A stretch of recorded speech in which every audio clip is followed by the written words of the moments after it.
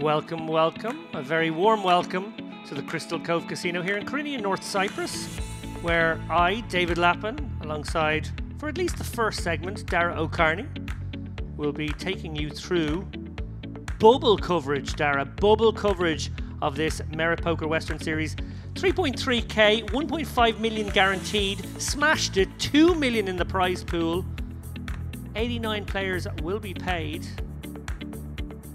Couple of short stacks, as you can see here on this table, as we go to blinds 10k, 15k with a 15k big blind ante. Mustafov there at the bottom definitely needs to do some work. He is very, very short. Needs a little bit of an old-fashioned spin, get himself back above water as we approach this bubble. It won't go immediately. I reckon it will go at the end of this block, maybe early in the next block. That is my prediction. But who better to be alongside, really, in a situation where we have bubble coverage than Dara O'Carney, the ICM maestro? I thought you were going to say the perennial bubble boy. Yeah, it's a really exciting phase of the tournament, and it's the one time where your stack really dictates your priorities and your strategy. The big stacks don't really have to worry too much about the bubble. They're going to love the bubble. They're going to love. They're going to want to really put pressure on, increase their stacks, come to the bubble with a very big stack, irrespective of what cards they get. The cards really don't matter for them at this point. The short stacks, they're really going to be wanting to try and get to the money. Just how short they are will determine the strategy. Now we can see Mustafov, who was the shortest stack that we saw on the table, he obviously can't fold into the money, so he has to take any spot, and he's found one straight away with the ace-7. Everybody's scared, huh? TV table. Yeah, not the greatest draw in the world for Mustafov. Obviously under the gun, the big blind and big blind ante. We're going to get him the next hand.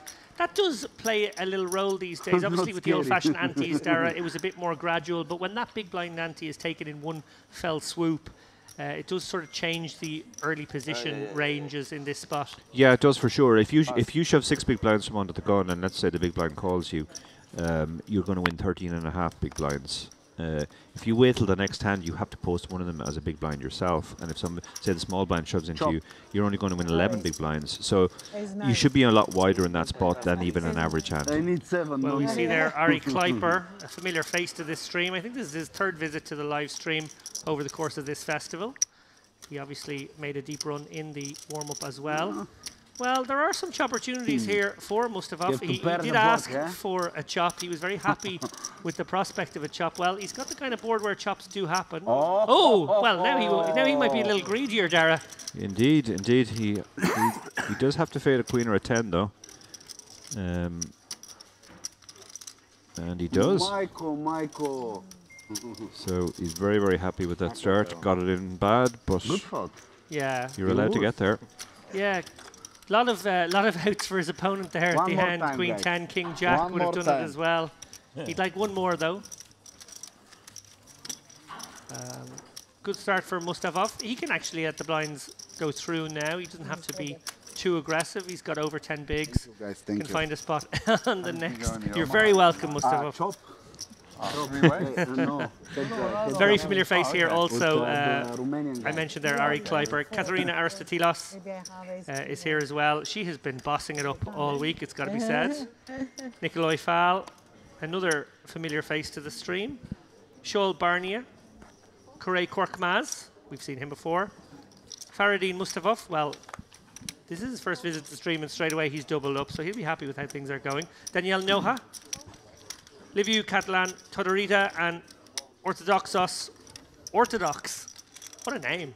That's a very remarkable name, yeah. I wonder if he plays Orthodox. Orthodoxos. So good they named him twice. Although we were talking about Neville. Neville, yeah, the father Neville brothers. Of Gary and Phil Neville.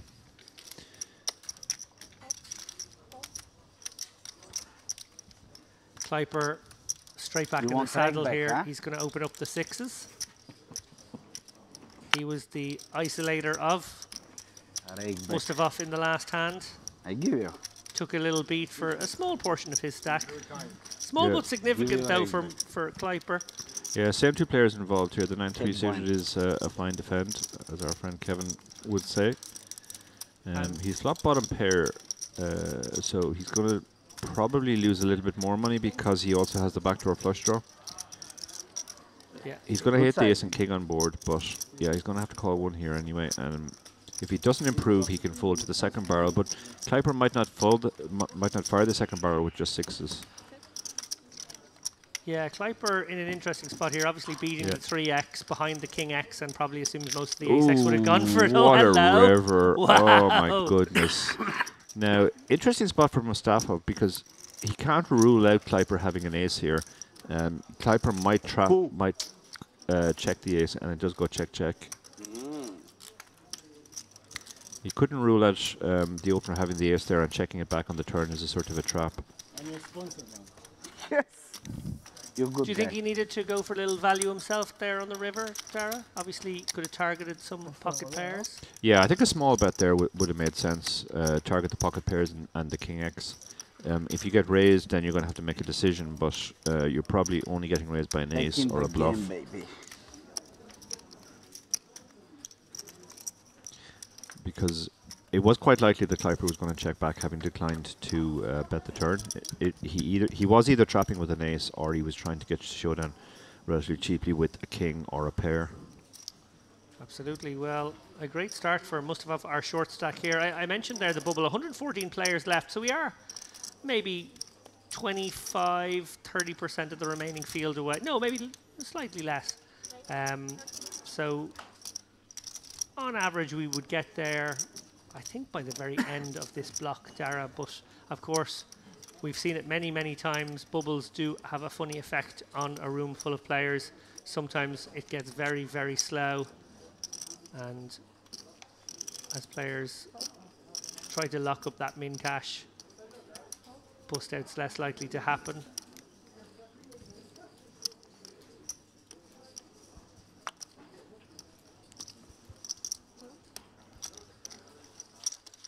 Orthodoxu bumped this one up with a suited connector. He's got one of the bigger stacks at the table, so a bit like Dara said there earlier on, very keen to continue the onslaught, if you will. A lot of medium stacks at this table are forced to be somewhat tighter, bubble adjacent as we are. Maybe you win, yeah. With Good every luck. bust out, the risk premium creeps up here. And Kleiper again in the action here with the pocket eights. Won't love that board, but probably has to stick around for one bet. Yeah, it does have a backdoor straight draw, specifically 7-5, which will embolden him. He's basically drawing here to either improve or his opponent to check the turn. Well, a very good turn for the opener's range. Not his particular hand in this instance. He does go for the bet. I like that bet, Dara, I have to say. Yeah, it's still his board and it's his card as well. So he did well there. He ignored the hand that he had and just played his range. Yeah, some orthodox stuff from Orthodoxu there. Yeah. GTO approved. As Dara and his fizzy drink cause him some discomfort here beside me. Don't know if that sound effect was heard by all. It was heard by me. I'm pretty sure it was heard by all. Yeah, sorry about that. Was that fizzy water going up your nose? No, that was the glass scraping against the microphone. Your ace.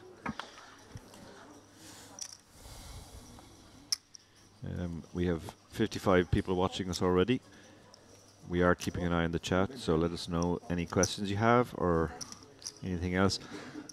This lady's been a real star of the streams, I have to say. Maybe the star of the week so far. Really enjoyed watching her play. Yeah. And just watching her at the table.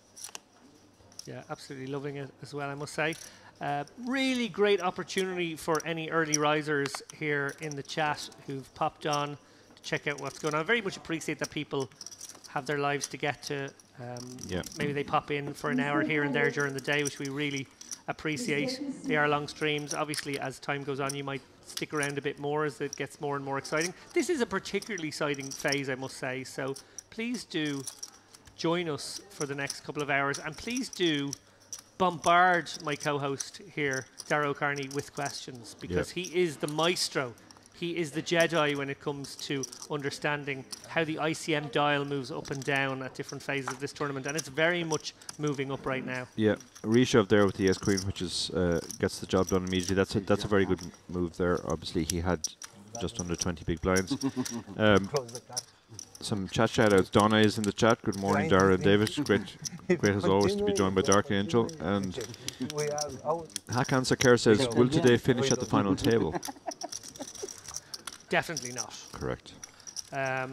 If I had to take a guess, I would say we'll get down to around 20 players. That sounds about right, yeah. Maybe a few more, maybe 22, 23. Yeah. But something in that region. Something between 20 and 25 is probably where all the smart money goes. Yeah. So the lady we were just talking about, Aristoteles, opening the ace-jack. Foul, let's go the dominator, jack-10 off. I always think jack-10 off is probably the most overrated hand in poker. A lot of people like playing that hand, but actually it doesn't have that much going for it. It's very easily dominated by opening ranges. Interesting to see Korkmaz willing to flick in a call here with the ace-3 of hearts. I quite like this if it was maybe the button. From the hijack not closing the action seems a little speculative. Yeah, I don't really mind it. He's relatively deep. He's in position. You could also 3-bet that hand if you wanted to play it that way. But it's a hand which flops well, and you don't really mind too much if lots of people come in. Well, both players have missed. Aristoteles, even on a wet board, middly card such as this, never one to be a shrinking violet here. She is going to fire out a probing 15%er. Korkmaz with the backdoor flush draw, 1-over card. Doesn't have a lot going on, but for that price, for that price, yeah. Really, we're playing limit poker right now. Yeah, he is in position as well, so he gets to see what she does on the turn. Well, he has more 8x than she does, but neither player will really have that many. Yeah, he's now picked up a bad gut shot. It'd be interesting to see if he fires out now, recognizing that she tends to auto c-bet and then not bet the turn when she doesn't have it.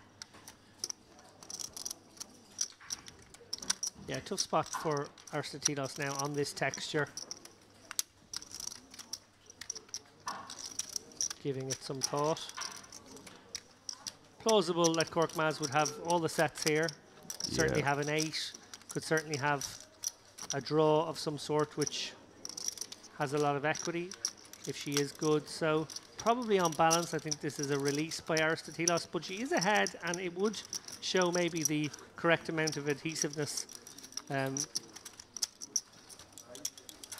think her face really, let's see what she's thinking here. She does suspect larceny here. This is the kind of board where he can be betting just because it's his board, but at the same time you're in an uncomfortable spot because he's probably going to fire again on the river, and do you really want to call down with jack, ace-jack? Looks like she is finding the call, Dara. This is very bold. Yeah, I mean,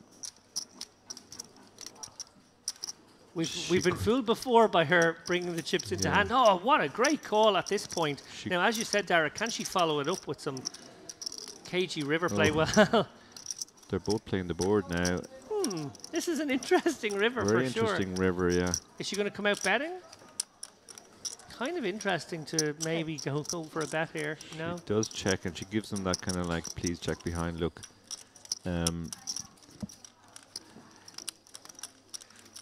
Her hand actually probably makes the best possible bluff catcher, blocking as it does jack 10 and ace 10. Oh, he's going big, Dara. But he is going, yeah. Once you're checked to on these spots where either a 5-card flush or a 5-card straight gets there, you kind of have a free roll on the bet big to try and get somebody off a chop, because it's very unlikely that they would check themselves. Horrible to be calling knowing you're only ever chopping. Yeah. Carving out what is half her remaining chips here for a call. Basically went pot size. Yeah, this is because you're calling for a chop here, so. I guess she's trying to figure out what 10x would have bet the turn. That called the very small flop bet and not raise it, and then fire the 1/3 bet turns, piecing that together. Pocket 10s, I think, might play like that. Yeah, pocket 10's a good read.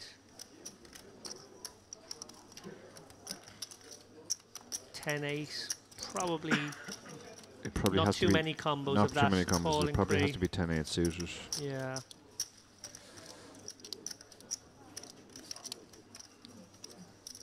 Unlikely that he goes this sizing with a set, but maybe. I think it's unlikely though. Yeah, she really does look suspicious here, but this is a horrible spot to be in. Yeah, and rightly so. The line is a little fishy, it must be said. There are hands that would take this line, but there aren't many. So I think she's sort of calculating that all in, also realizing that, you know, she's only going to get 100 back. Yeah. Yeah, the risk to reward here is poor because you're not trying to win the entire pot, you're only going to get half the pot. No open. Yeah. So you have to be good 66% of the time here.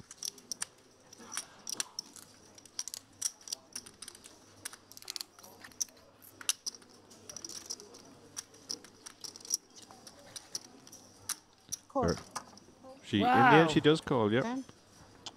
No, he shows the hand she chops with, so Yeah. a good read on the situation, but that was I love the heart and mouth I stuff. love the Dara. hair flick afterwards there, yeah. She was Yeah. very, really... Yeah, she was really in the agony, but she was staring at him throughout, so it was basically... she sized up the player, decided he was going to be doing that without the 10 too often. And, yeah, great call.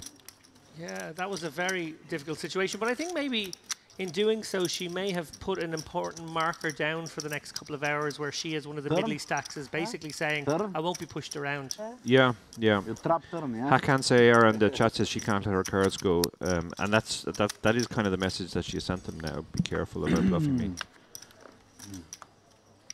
Good morning to Katie Swift in the chat. Great to be joined by Katie. Katie's always such a busy lady. Katie's, I assume, in the gym while working on a business project, while Yeah. playing two-tabling poker on her phone And watching us. and watching us.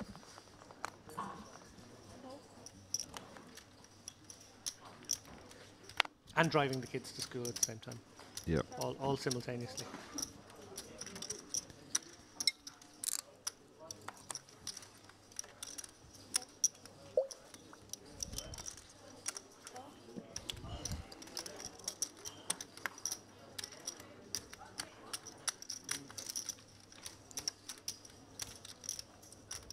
Korkmaz straight back in the saddle here with the 10-8 suited. So it's opening liberally here, but Orthodoxu picks him off here with the ace-queen. Yeah. Kind of here the hand we were speculating might play like that. If you shove, she fold. The previous hand. If you shove, she fold. What a great rub down Just a that little is. needle. Yeah, you missed the spot there, mate. Yeah.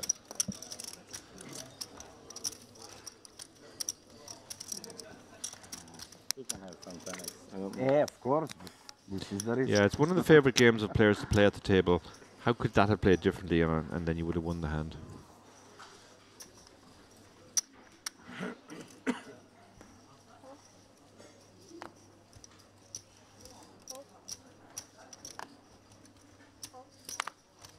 I think 10x maybe bet the river. So while people from the UK and Ireland sit back, have a listen to us over their morning coffee, Alright. we, with a 2-hour time jam. difference, Dara, had our morning coffees, Don't jam. the sun shining in on us while we cast our votes for GPI. Yeah, the GPI long ballots were sent out yesterday. First time I'm playing. Some of the lists were very long. So Long lists they Yeah. were. A lot of talent out there. in Bit of fairness. controversy about the Twitch category. Oh, tell me. Next time. 38 no people were most listed, of the not a people, single if you woman. have straight and No bet way. the river, Yeah, bet which the river. that seems like a scary major for oversight. There are There are at What do you least think 5 in the female Twitchers There in are poker some- space that I can there think are of. some very good female poker twitchers out there. Dude. Obviously at Heads up. Unibet, we know Risk for a Biscuit. Emily is up for some other awards, but not that one. Not bad. GG have You called lost the flip. Malaysia and You lost the flip in the end. Stars of Yes. JG Reggie. Stars of JG Reggie. Poker Bunny has also done some twitching. Yeah, it seems like a major oversight. No, I was just saying. Sure does, Dara. Yeah. Well, hopefully the guys will rectify You that. bust me. I bust. It's possible they could. Well, there's write-ins as Well, well. So, Blair. guys, if you are out there and you do get Yeah, we ended up noticed that. writing No, in you weren't good, some females, but yeah, it's quite the oversight. I enjoy that event. Good So fun. many awards you up for, David? I won that. All of them, I think. I was best Oh, trophy. down. I think I was best trophy Makes you husband. play a lot. Yeah. Yeah. 12 Yeah. bounties. You have to run it good. Best trophy.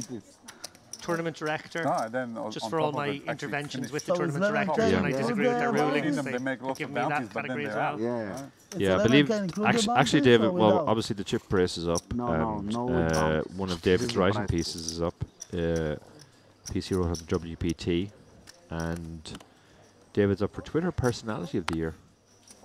That's the bath picks there. I'm pretty The sure that's bath the bath picks, picks. yeah. Bath picks took it over the top there. Yeah. People were just like, wow. Keep them coming. Slide into my DMs. Have I missed anything? Oh, you're up for Broadcaster of the Year as well. You're very modest there because I think you're up for every single one of those categories yourself. I'm not up for Twitter Personality. Clearly, I have no personality. I You think have lots of personality, just obviously not in I just cyberspace. don't express it on Twitter. Yeah, you keep it for the real world. Yeah. So we have a hand here, blind on blind. Aristoteles has raised and 3x. No, she's just min raised actually, which is quite interesting with small blind. I mean, Fal can't really fold for this price. He does cover her as well, so he can actually put a good bit of ICM pressure on her here if he wanted to. But given how sticky she proved last hand, she played. He's decided he's just going to call and see what happens. And it's a very nice hand to play in position, actually. Yeah, no 8-7 suited. Now they both hit the 7. He's in trouble with his kicker. Obviously, he does have some ways to improve apart from the 8-5-6 would make him a straight, but One orbit penalty, Misha. there's no real reason for him to raise here, I don't think. Nothing. No, I imagine he would have used some board textures to try and take it away from Aristoteles, but now he seems to have gone smack bang into the middle of his hang-on range. Yeah, now he has improved in the sense he's picked up a gut shot here. The board looks a little bit scarier for her. In her spot here, do you go for another small bet or do you go for a check call there? I think I go check call now. I'm not sure there's enough worse hands that can call us I don't know. the second time. It'll be a long bubble, And I think. particularly with the ICM, I think. Yeah, but I do like this bet. I love this river Yeah, bet. this is a great bet. There's not This many is short just bets. basically a blocker. Yeah, she's targeting weaker 7s and 4x. Also, maybe, just maybe, a 6 makes sense as well. He could be in there with the 6-5, the 6-3 Yeah. as a float on the flop. Yeah, so I think once there's he enough to once he target. checked behind, she realized, well, he'd never check a king, so he probably most likely has a 7 or a 4, since he called the flop bet, or he has a draw, which is not going to pay anyway. So might as well get value from the 7s and the 4s. Yeah. And some of those draws contain a 6 Dara, which now might get tempted Yes. too. Yeah, and if she checked, he might bet big with his missed draws. So this bet is dual purpose. It can get called by worse hands, as it looks like it's about to, and it can stop him from bluffing big when he's missed his draw. And absolutely no doubt of where she stood in the hand. She Yeah, slaps no, that she down. knew she had the best hand there. Really well played. Yeah, I think she's a really good hand reader. She's very, very good at figuring out what the likely holdings are. Yeah, a formidable lady, it must be said. Enter pots against her at your peril. Yeah.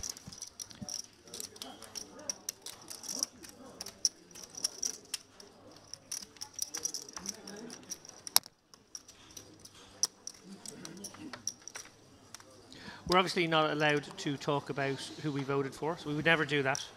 But do you have any favourites in any category this year? Just somebody who really stood out to you this year as a sure thing? Angela Jordison is mine for breakout. Angela She's been a Jordison star. seems fairly obvious breakout. Caitlin Comiskey is up for a couple of awards as well. Great shout, great and shout. I thought she absolutely, yeah, she was amazing this year.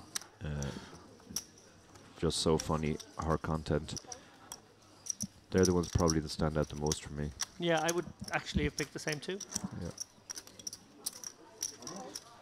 Oh, trouble on the horizon Oh, for Lord. Noah here. Oh, Noah's going home unless he finds a queen. Yeah, he's 4x'd here. Obviously, gone for the larger sizing. Kleiper looks down at the big ones. Yeah. And I'd like to see a call here. There's enough of the stack in already, I think. and he might induce somebody in behind, but he has gone for the 3-bet. Yeah, I like the way you're thinking there, Dara. I mean, she's definitely not playing the 5-3. Let's see if there's any hand that might have been tempted if he had just flatted. I don't think it would have made any difference. No, the hands behind were all very mediocre. So, Noha is going to need Has he to gone see all one in? of the red ladies here. Has he gone all in? Yeah, no, sorry. He had, well, obviously went all in because he was 3-bet. And he's going to get the very bad news that he's up against the aces. Yeah, rough spot here for Noha. No spot. He would have been looking down at those queens thinking, oh, finally an opportunity to get back into this tournament. And, well, that's all but shut the door here, running King 10. King 10, that's it, or Queen Queen. 10 king. Oh yeah. Oh, Okay. so you're saying there's a chance. Little sweat. I'm saying there's a 9% chance. Never easy. Never easy. Until the river. Never easy. I wonder if No. that kind of situation will arise at the poker table Thank and Thank you. nobody at the table says never easy. I feel like You want help? It's that- it's that just it has to be said. Must be Yeah. done. yeah. So that's pretty cruel. You pick up the queens and you run into the aces. But it does bring us one player nearer to the bubble. And you pick it aces. An icy bat for Noha there. We will try to find a new player to join us here on the feature table. Hey, you forget this 100K one. For the moment, though, we will play 8-handed. But you take this, yeah? This hand. I want to move chips, so it's okay.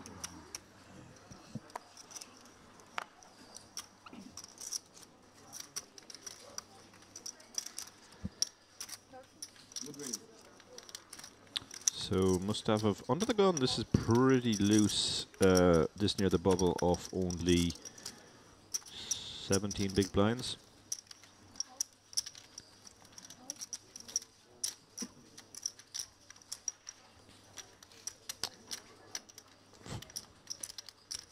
Val has a tempter with ace-5, but he lets it go. It doesn't play great against an under the gun opening range. And the ace-6 in the big blind, comfortably covering the opener. He can call here and just put a lot of pressure on post-flop. No real reason to 3-bet this hand. It would play terribly against the get-ins. So the king-jack outflops him. But it is the second pair. Part of the problem of opening king-jack with ICM being a big problem is when you get this type of flop, it's tricky to know how to proceed. But since his opponent has absolutely nothing, it's going to work out on this occasion. But if you get called there, then you can suddenly find yourself with quite a big pot and you only have second pair and the bubble is not that far away.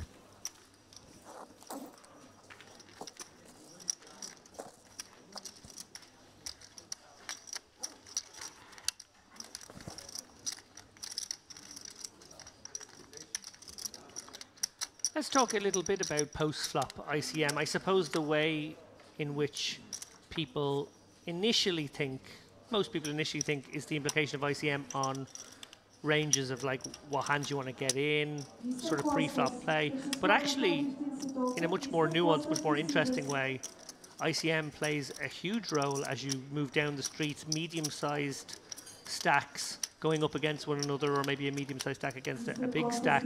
That medium-sized stack can sort of be put at risk by the river, not initially, but absolutely put at risk across 3 streets, and that changes the strategy immensely. It does, yeah. I mean, the simplest concept, I guess, to get is that when the final bet goes in, that's all in. The risk premium that applied pre-flop still applies post-flop. So in a spot where you ordinarily might only need 40% to make a call, you have to add whatever the risk premium is to that, so it might be 50 or 60%. When you step back from that, that actually impacts the way the whole hand plays. If you can't call the final all in unless you have a very strong hand, then there are certain hands that you can't bet because your opponent would be able to put you all in and you would have too many hands that you'd have to fold in that spot. So you end up having to play much more passively as well. And one of the common heuristics, particularly with the short stack or short effective stack, that myself and Barry identified when we were working on our ICM book was what we called min or all in. There's a lot of spots where if you're going to bet, there's only two sizes you can use. You use the minimum or you move all in yourself, so you don't have to face the all in decision. When two big stacks play against each other, it's much less of a factor because really the stacks have to be threatened by the end. If they can't get all in normally, then there's not that much difference. Medium stacks against big stacks, often the big stack can threaten by sizing up. When the big stacks play against smaller stacks, they will get more folds to small bets. So all the situations are really complicated to the point that myself and Barry will write a whole book on them at some point. But it's so complicated, and there's so many sims you have to run to try and identify the heuristics and the patterns that it's going to take us a while. So we've kind of kicked it down the road a bit. Well, interesting spot brewing here. Dara Aristotelos from early position has opened up the ace-queen offsuit, and Todorita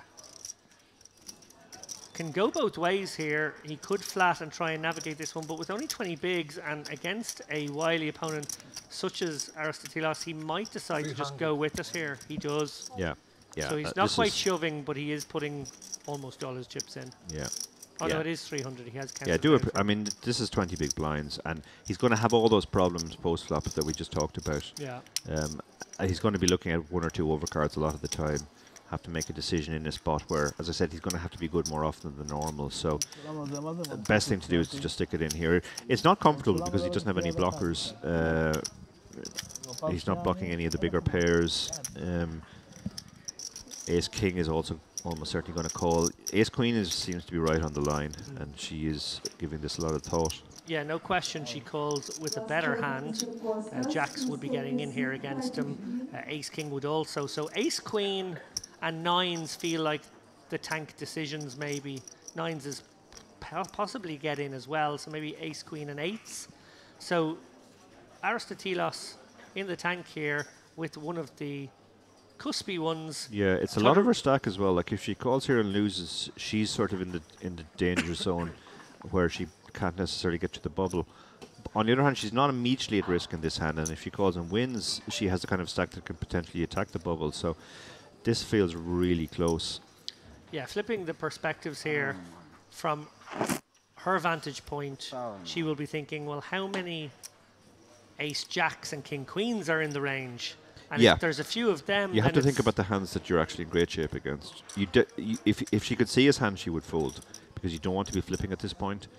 But she's hoping, she's considering the possibility he could have ace jack here. Yeah, that's why she's made the call. Could have ace jack, could have ace 10, could have king queen.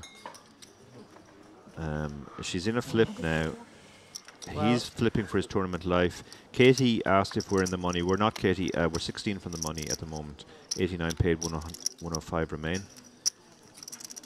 You can see she's not actually happy about the situation. It's a huge moment for her now, and I have to agree with you, Dara. On balance, I think I might have let this one go, feeling like it would drag me into the danger zone. But she has hit her queen, so he's already taking his microphone off. This is neck level stand up. Wow, well, I think if he hits his 10, they're going to have to mic him up again. He has to break our stuff, and then maybe he goes a step further at that point. Yeah. No, very unlucky there. Very unlucky. Yeah, I mean, he got it in well ahead, 57%, but can't really blame the call. It was very close. I think the deciding factor was she decided there were enough hands she was dominating. Yeah, definitely a big factor there comes down to your perception of your opponent, maybe something you've seen before.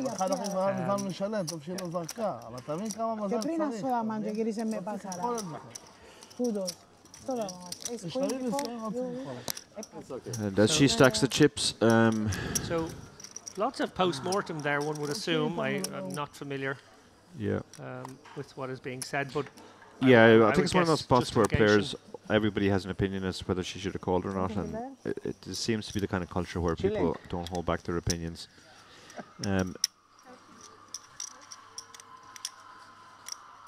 Ari Kleiper is going to bump this one up under the gun. Perfectly reasonable with this holding, but wow, Barney right in behind here with big slick.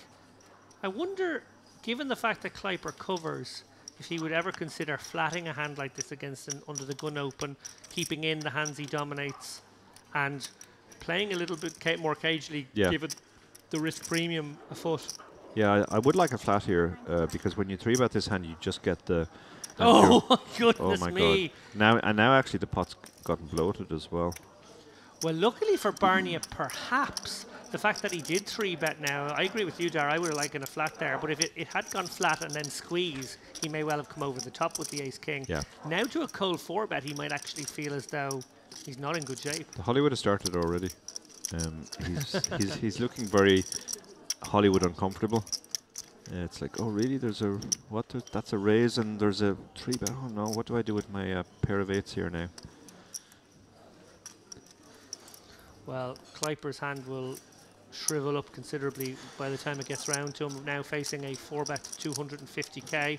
Korkmaz putting in a full third of a stack here, clearly meaning business. Barnea will have a decision too. I think when it gets back to him, he might feel as though he is flipping at best versus the range. Not sure ace-queen does this too often. Oh, But the ace king he is does. just snap, He's just snap goes all in. Snap moved all in, and No other race. Yeah. Would I like him to give that a bit more consideration? I got to say, Darren. yeah, that seemed very, very. I'm not folding this hand. I'm all in. He will be left with 100k if he. No, he won't. He's covered. So Chilling, huh? he is in bad shape here. Yeah, very bad shape. Korkmaz did cover by about 100 3% chops if it comes running straight cards, but that's it. No, he's dead now, and that was. Not an easy situation to navigate from Barnea. I wonder if a lesson will be learned there about the relative strength of Ace King I against a think he 4-bet was in that already spot. learning it there. That seemed very rueful, whatever he said. They're going to count them They're down kind of here. down, so it's not even clear to him that he's out yet. Meanwhile, in the chat, Katie says, "Great to have the commentary when I'm recovering." Sorry, I didn't realize you were sick or injured, Katie. Hope you're doing well. Well soon, Katie. Patrick Winterbottom says, "Good morning, David and Dara." Good morning, Patrick. Patrick is on the way to the Bahamas. He's one of the platinum pass winners that I'm coaching. So exciting week ahead for him. Yeah, so he gets the bad news there. He was covered. Aces here, aces, magic. I would have liked to see a little bit more time taken there just to consider the spot. Because it was early position open, 3-bet, and then the guy just behind 4-bets. Proszę că don't you know vexează când ora. Leoneții behedigo. Chilling. Aces. Now it's your turn. You have aces. I take queens also.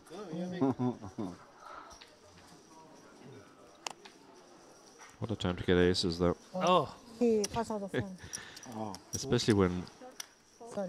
That's the player is opened has voted one of the kings. excited. indeed. It's okay. And one of the I'm queens. excited. which And might one of the have helped queens in as well another for the way. straight card. Yeah, it's literally the dream hand.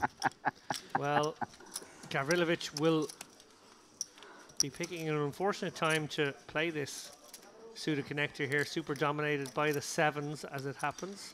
Vezi, tu n-acceptă. Looks like he's gone for a raise. So bumps up to 90k here, making a move here against Fallon. The 7s in Orthodoxu with the ace king lurking behind. Wow, well, look at this.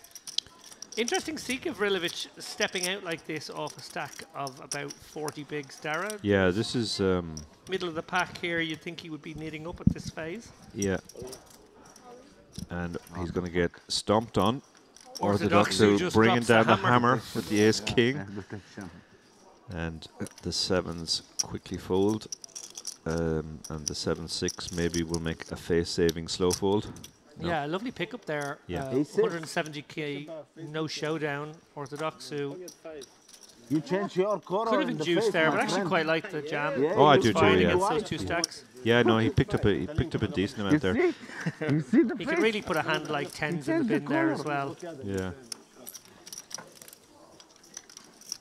Yeah, you admire the ambition and optimism of the 7-6 suited, but this near the bubble, you know, maybe it's time to just not It's not take those necessary spots. to why I see after. It's TV table.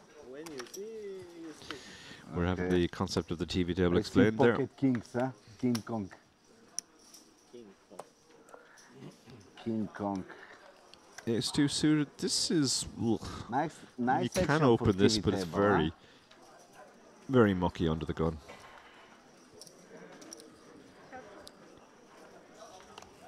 So it looks like a new player will be joining us. And another hand for Orthodoxu. Pocket sevens. Yeah, definitely like flatten this one in position, Dara. Yeah. Tapping into what you said earlier about the ability to use post-flop ICM. Definitely a situation where that could become a factor on a river down the line.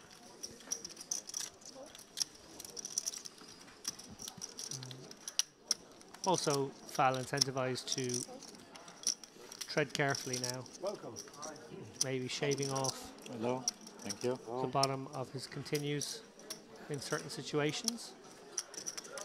Aristotelos flicks in the call from the big. Seven still best here on the King 9-3 rainbow. Fal has backdoor, wheel and flush draw possibilities. Aristotelos, well, she does technically have a backdoor, but that will feel very disconnected from you. Yeah, with the one high card there and the back doors, that's enough for Fal to come out betting, try and get some folds. He's gone very small too, which again I like. He's just trying to fold out the nothings here. He won't get sevens to fold, but you know, he could have folded a 7-6 and an 8-7 suited type hand. Yeah. Now he probably wants to turn equity or hit his ace. That's good too. I'd probably check it now. I would Dara. check now, yeah. We have the worst ace, so we really have a bluff catcher / one street hand. Yeah, it's a situation that if the positions were reversed, I might go for the advanced blocker, bet the ace here on the turn sometimes. Yeah, but there's almost no draws. There are, in fact, there are no draws here. No. There's no flush draw. There's no open ender. So Fal very happy to target the King Jacks of the world. Orthodoxu definitely can find a lot better hands to call a second barrel with, so I think this one can be thrown in the bin. Yeah, good fold. Recognize that the ace was too bad a card. Improved almost everything he was ahead of going to the turn.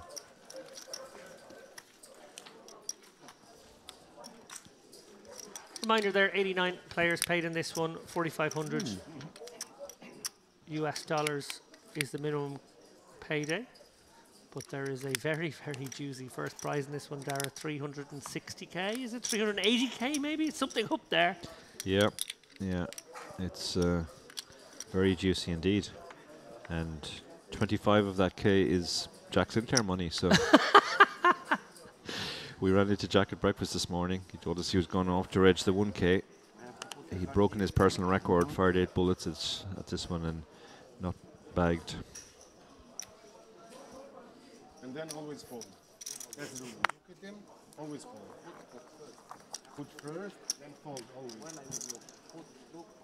Doesn't matter. As long as you fold, doesn't matter.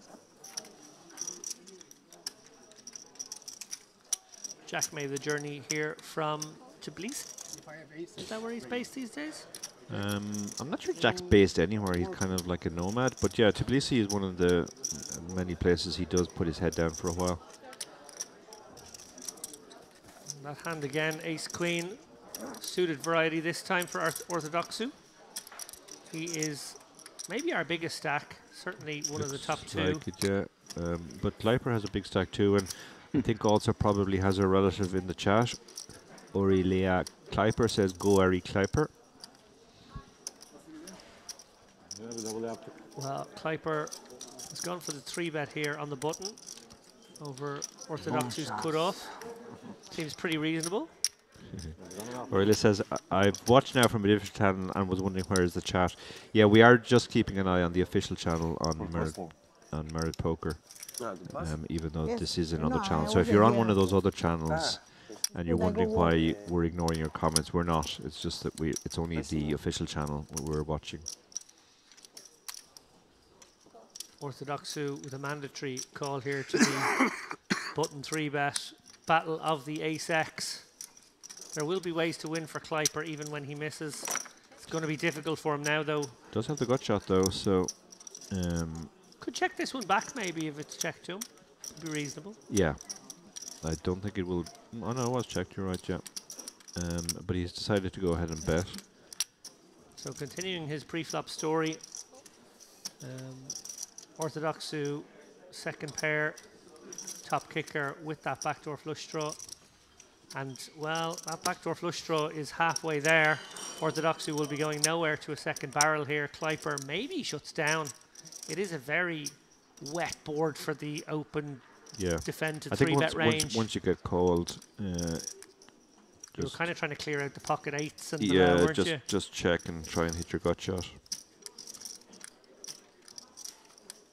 Kleiper wheels spinning here, wondering if there's a decent number of hands he could get to fold to the second barrel. There are some. There are some, yeah. But he does check, which I like. Oh, and he gets there. And he gets there in a way that has also got Orthodoxu there. This spells trouble. Oh, this spells big, big trouble with that check.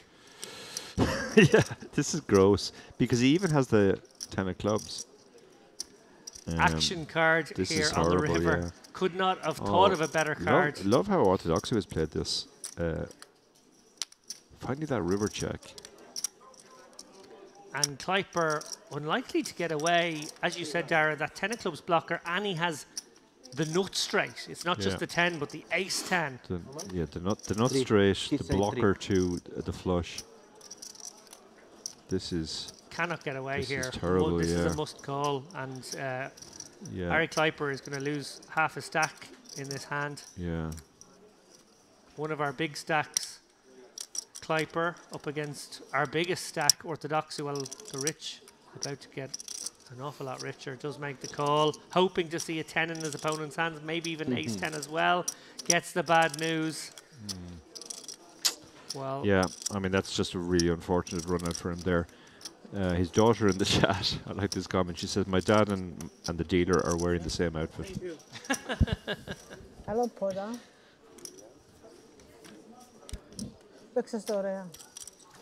Well, Kleiper now Good forced TV table, huh? into one of those stacks that will find the next hour and a half a little bit more uncomfortable, Dara. We're now Amazing cleaver. about 10 people away from the bubble. Ace 10, huh? Yeah, now he's gone from sort of cruising to the bubble to now.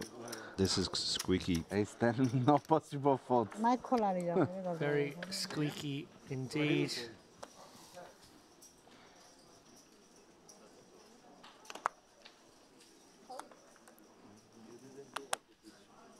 There you see 100 even, so 11 from the money to be exact. It's not going to discourage Mustafov opening up here from +1 with the Queen 9 of diamonds. He's going to stay active. This is very loose open off his stack. I got to agree with you there. 17 big blinds.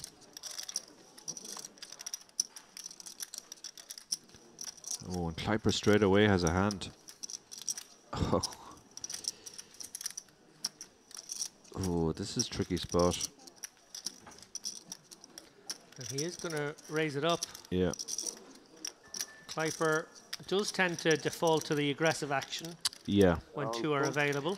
Yeah, he's obviously not going to play scared just because he's taken that hit near the bubble.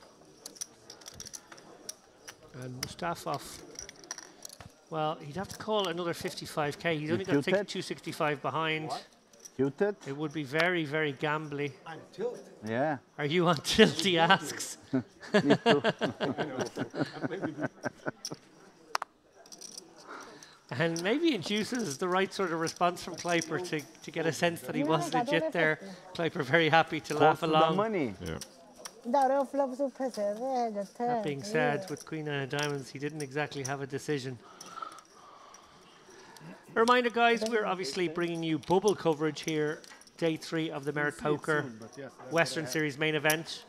We will be bringing you final day and final table coverage tomorrow, and then there is talk of a possible cash game on Thursday.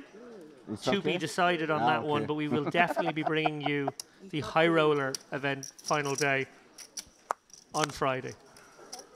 I imagine we're going to have some beasts in the field for that one, so do check that out. Indeed, yeah. Question from Katie in the chat: any UK players still left in? Good question, Katie. We did actually get here pretty Maybe close to after, start okay. time, so I didn't get to have a There's scan two around more the green field. after, yeah? No, I'm just looking at the list we were sent of the top stacks, which are not Nobody's all of the smiling stacks. Only you. But it is a lot of stacks. There's about 60 people on this I list, don't know. and none of those people are UK. So we can say with absolute confidence that there's nobody with an above average stack Nobody's smiling. from the UK. We heard about quite a few best starts yesterday. Jack obviously bust 8 times. Ryan Mandara bust as well outside the money. So For money also, but I enjoy also.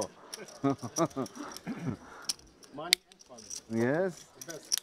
Fight. Yeah, I've actually got up-to-date chip counts courtesy of the lovely people over at Poker News. I'm going to give a bit of a rundown here of any notables I spy.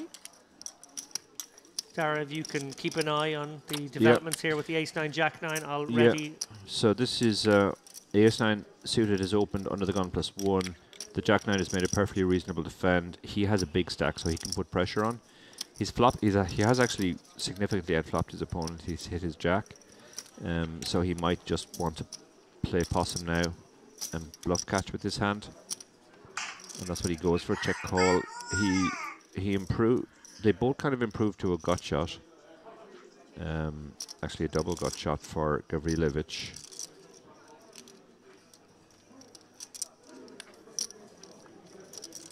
And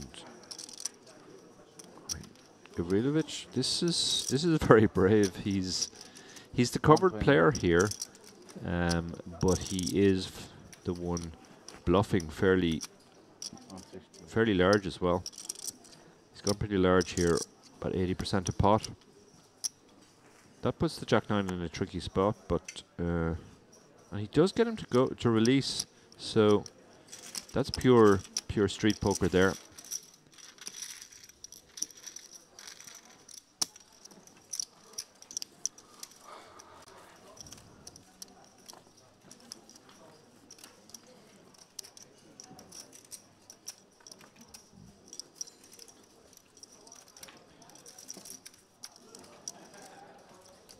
Για να σε κολλάρει, βάστα μόνο του 10 σπαθήν, ρε. Δεν βάστα να σου πω.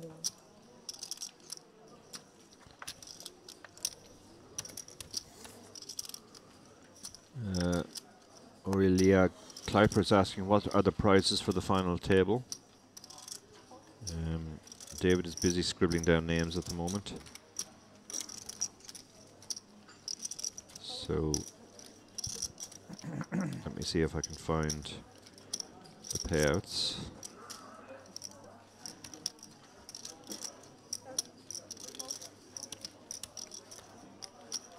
Okay, so I've got a few updates there. I just ran around the room, Dara. Yeah, I literally sprinted. You ran around the room. I ran out of the body. Virtually. It's a shame there's not cameras in this room to prove me right here. I sprinted out there.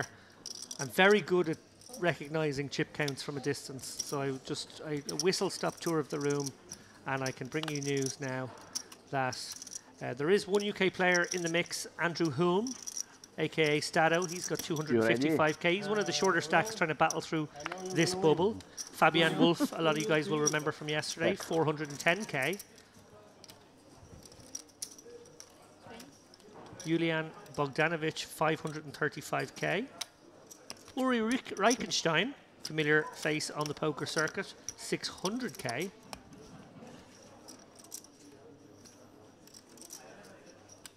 Michael Lech of the USA.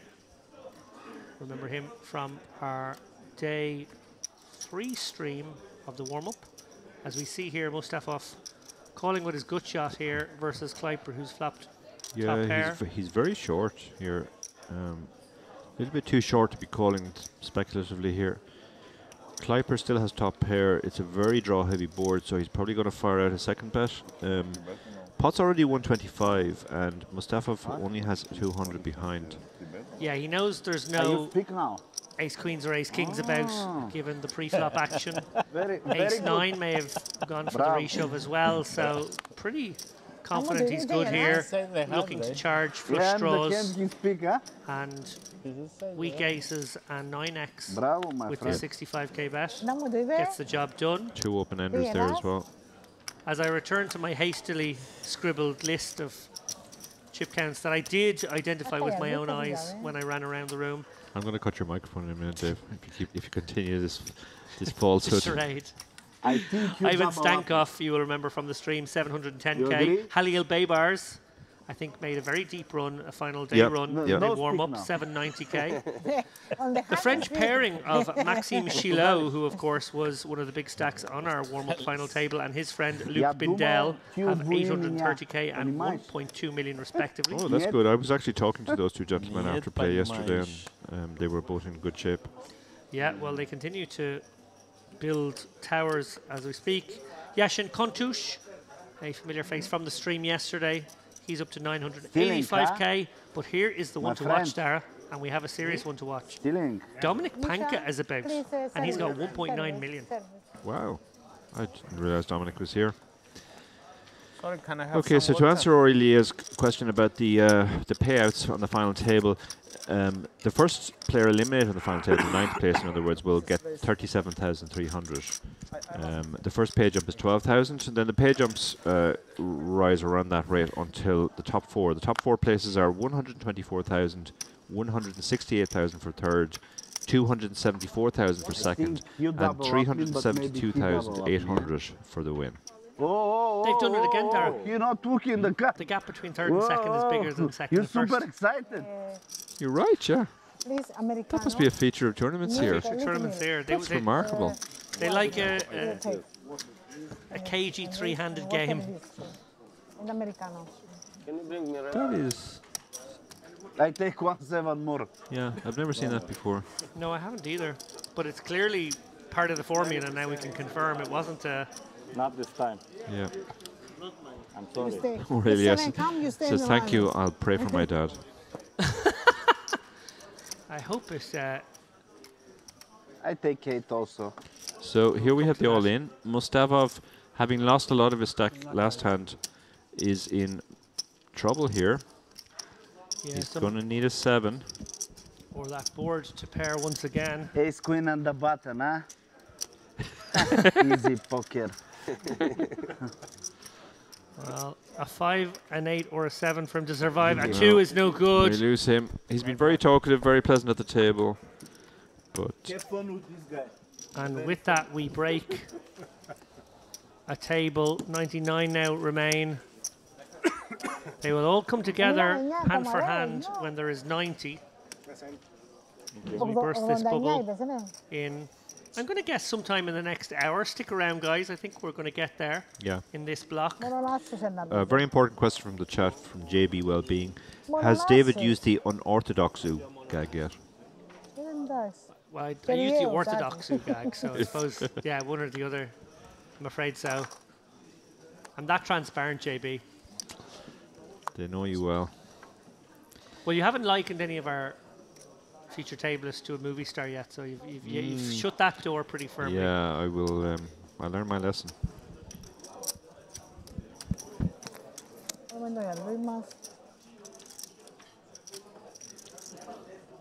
Seven seat looks a bit like what I imagine Joey Ingram may look like in years to come. I'm going to go with that. Seven. Okay.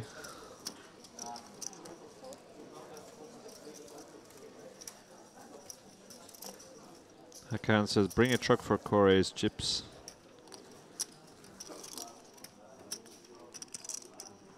Korkmaz here on the button.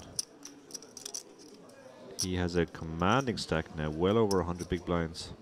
This is a great time to have that kind of stack. 9 from the money. People looking up at the clock, thinking just have to survive 9 more people. Come on, you've got to see it as well, Dara. Look at that. Joe Ingram. I do see it, yeah. No, I definitely see it. Joe Ingram in about 3 years, maybe. Joe Ingram, if he just keeps going with those late nights. Yeah. So what's Gavrilovic Joe Ingram going to do here with the 7-6? Papi Gavrilovic.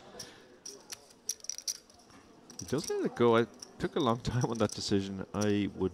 Pre-stalling. There's early stalling going on. this is a good point. I completely missed this thing. This is what David is here for. The stalling analysis. There's no bigger expert in the world on stalling. They pay me the big. They pay you the big bucks to come in and talk ICM around the bubble. They pay me the big bucks to come in and talk about all the angles. All the stalling. It never even occurred to me that was stalling, but that's exactly what that was. I was surprised it didn't start 20 minutes ago, to be honest. Question from Riding Round in the chat. What's the min cash? The min cash is $4,530. So comfortably over a buy-in. What's the most gratuitous stalling you ever saw? Chat. Tell us the story of the time that somebody was the most obnoxious with that particular strategy.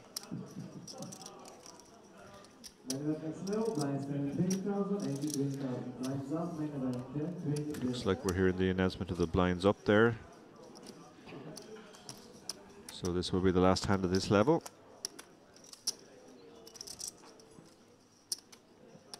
Jack 9 in the hijack with 24 big blinds, soon to be less.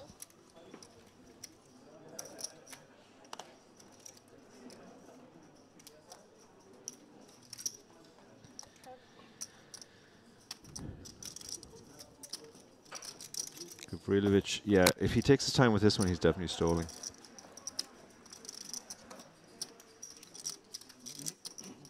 Yeah. This man knows there's a bubble about. I think we need at least maybe 25, 30 more seconds. I think we need to ask for a count, actually. I think that's probably the next David's thing answering Aidan Quinlan's question without it even being asked. Tell us the secrets of the dark arts, David. Oh, look. Yeah. Oh, wait, hang on a minute. What? He's made a liar out of us, Dara. He's 3-bet. Wow. He has made a liar out of us. Gavrilovic. This is ballsy. He has Jack 9 off, and the chip leader has opened. Wow, and it's going to work. I mean, it looks super strong. Oh no! If I'm Corkmaz, I'm shoving it in his eye here. Ace-5 suited. Strong though off this stack. No? It does look strong, yeah. But well, we're about to find out. Gavrilovic. Yeah, he's all in. Oh, Dara O'Carney knows all the tricks. Yeah. He can put him in the blender here, Gavrilovic. Let's go. And let it go quickly as well, which again, you would have liked to see a long tank there, I think. Well, I've now decided he's not tanking. And yeah, he's clearly not tanking. tanking. The fact that he went for that No, he's clearly not tanking. We take it back. Apologies to Gavrilovic. I think he's one of those guys who doesn't like being pushed around on the bubble, and he just thinks that the chip leader is at it. Yeah, Papi Gavrilovic. I take it back. I will fill out the apology form. You were not. Thank you. Bye. Okay, Orthodoxu, 100 big blinds. What a spot to be in right amazing. now. 2 million chips. Corkmaz, as we just Korai saw. playing absolutely superbly. Really good. Yeah. Absolutely loving it. Katerina Aristotelos, bit of a star again on this feature table. She won the big flip there with the ace-queen against tens. She made the hero call when only chopping at best, but she was right on both occasions. Won those pots, 835k. Nikolai Fall, 820k. Ari Kleiper, 720k. He obviously took a bit of a body blow, but immediately got back on the horse and won the next pot. Gavrilovic, $500,000. Well, he just lost 100 of that. Just lost 100 of that. 500k and anyone lower. Really, they don't have to get involved.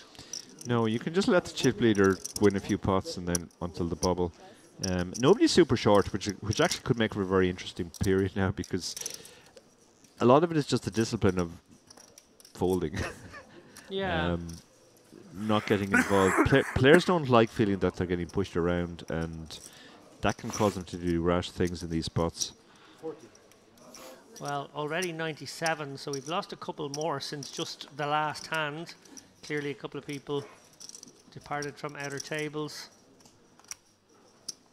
We are going to be down to this actual bubble. Obviously we're bubble adjacent right now, but the actual bubble I predict within maybe half an hour at this rate. That sounds about right, yeah. It's going a lot faster than I would have thought, but from this table we see that it might be a cultural thing here. Players are not as concerned about the bubble as they might be in other places.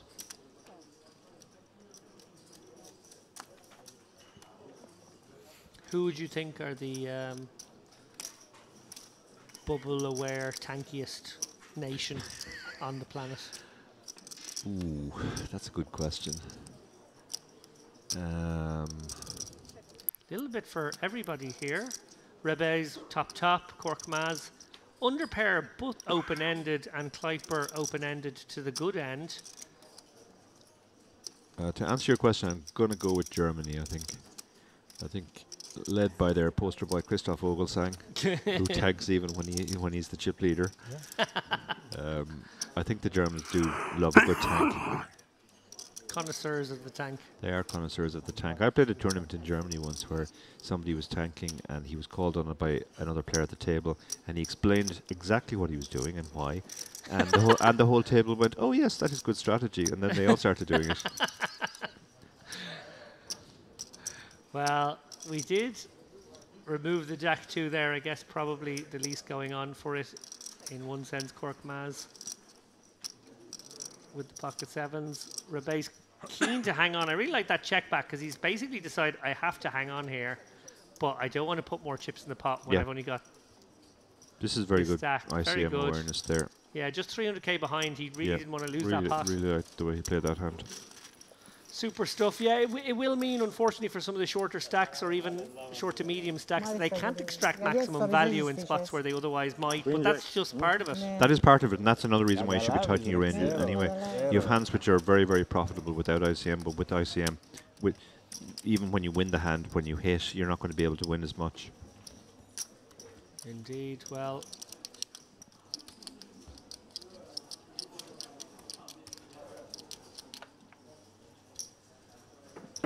there are two very big stacks at this table. They will be looking to increase their wealth over the course of this squeaky bum hour of poker coverage. We've lost another on an outer table, so we're down to just 7 from the money now. 96 remain here. Price of poker having gone up there a couple of hands ago too, putting a little additional pressure on these shorties. See there, Juma, just 18 bigs. He's going to have to proceed cautiously. Gavrilovic is going to open regardless here. This definitely a hand I would have shaved off the bottom of my opening range given the context, but Gavrilovic we saw there with the Jack 9 3-bet. Happy to keep battling here. Rebes looks like he's going to just flat the 9s here. I'd quite like that as well. Like what we've seen from Rebes. Kleiper getting a small discount. Aristotelos with the bigger discount. She does let it go. And Gavrilovic. It's a loose open here, Dara, I feel, in this context. Yeah, it is off this stack.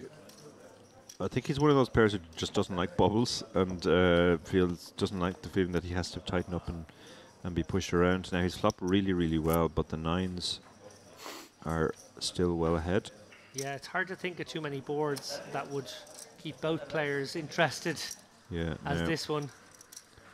Rebes is going to play this one the way. Oh no, he's raised this time, has he? Interesting. Interesting, well, this opens the door for Gavrilovic to make a big semi-bluff here for all of it. Puts him in a horrible spot, and though. Rebes can be put in a very tricky spot as a consequence. Yeah. Obviously behind all the overpairs, drawing incredibly thin to all the overpairs. Very much in a guessing game. I would have liked a flat here.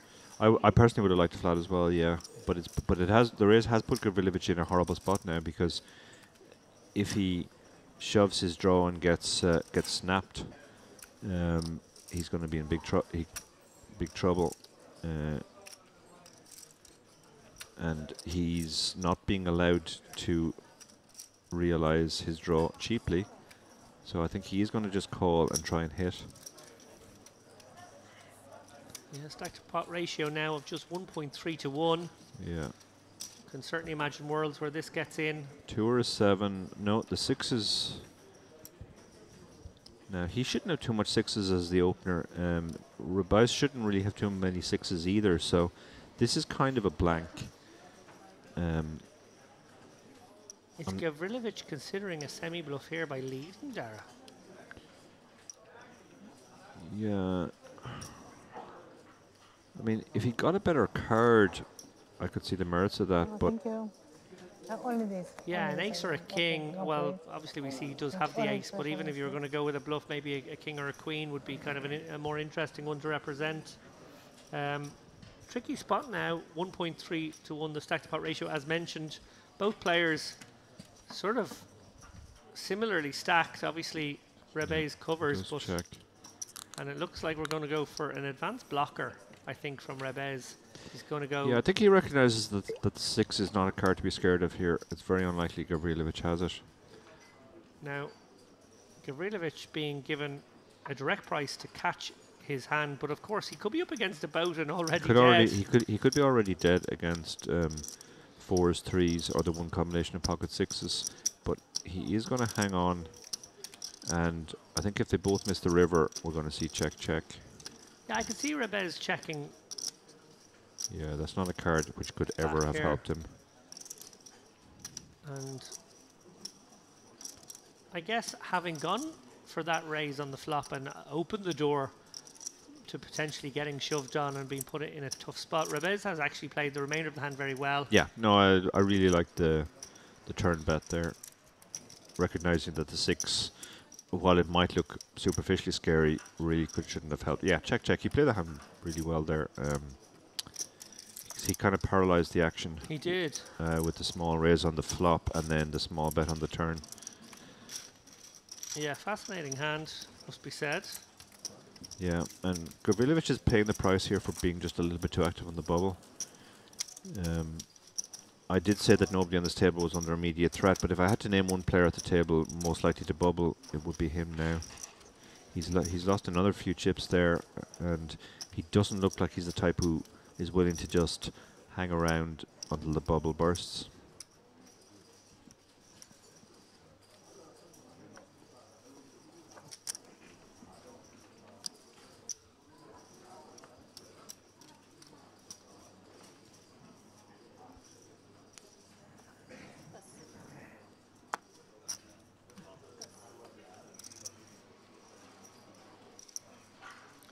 So as we approach this bubble, our expert team here, Sharehand, going to do their very best to provide some roving coverage of the outer tables. Obviously, what happens on those tables right now becomes particularly significant and relevant to proceedings. We want to try and capture as many of those all-in showdowns as we can as we eliminate people close to this money bubble. Down to 95 now.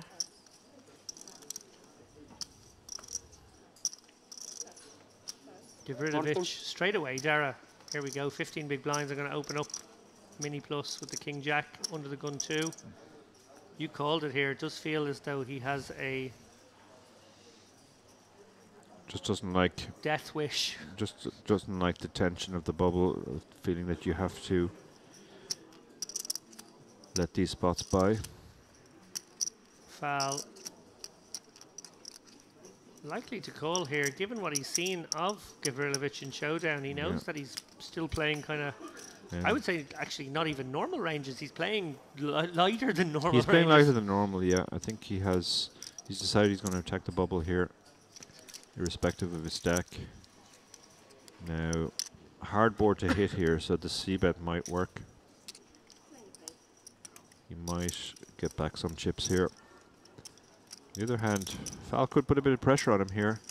10-9 is, he has absolutely nothing going with his hand. He doesn't have a backdoor flush draw or straight draw or anything. The only thing he has is his stack.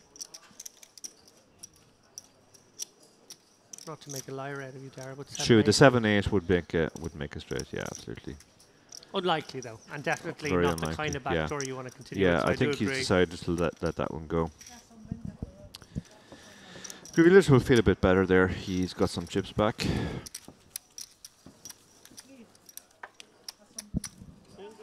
Yeah, unusual to see a short stack driving the action at this Yeah, point in yeah. the The others tournament. are all playing very, very snug, and it's the impatient short stack who is the one driving the action right now.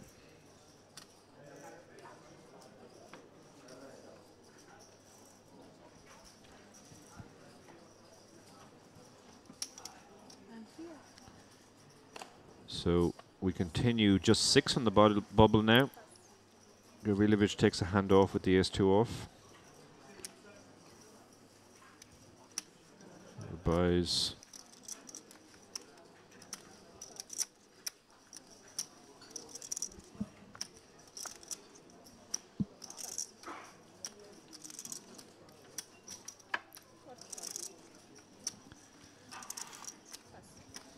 Kleiper getting in the mix here with the Queen 8. He's only playing 30 bigs. Yeah. He's opening into some shorter stacks. Just the one larger stack in Fal. Actually, Aristotelos has a good stack as well, but clearly Kleiper feels like this is a spot to try and sneak one through. Yeah. Yeah, this is reasonable, I think, given that they're shorter stacks. Does Yuma want to defend the 8-6 off with 16 big blinds? Well, this is a great example of a hand that you should defend in normal circumstances, but should definitely not under these. Yeah. Yeah, all the thing we talked about. Yeah, he finds the right decision in the end. All the things we talked about earlier about the post-flop problems when you're covered, they just mean that you're not going to be able to realize your equity post-flop. You're going to have to fold to small bets. When you have something small, you're going to have to just give up more post-flop.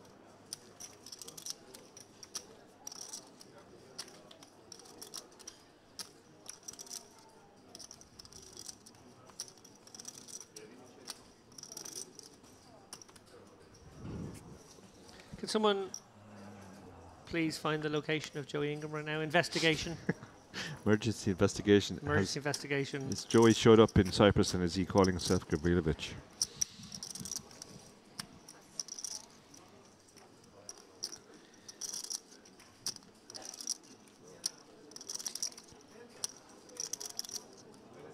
Might be a little bit of stalling going on here. Just a mini stall there. Yeah, nothing gratuitous. Kleiper with the 7-3, letting that one go. She's definitely playing this one. She raises, min raise. This should work quite a bit, although it is Gavrilovic's big blind she's going into. She's Yeah, a very brave woman.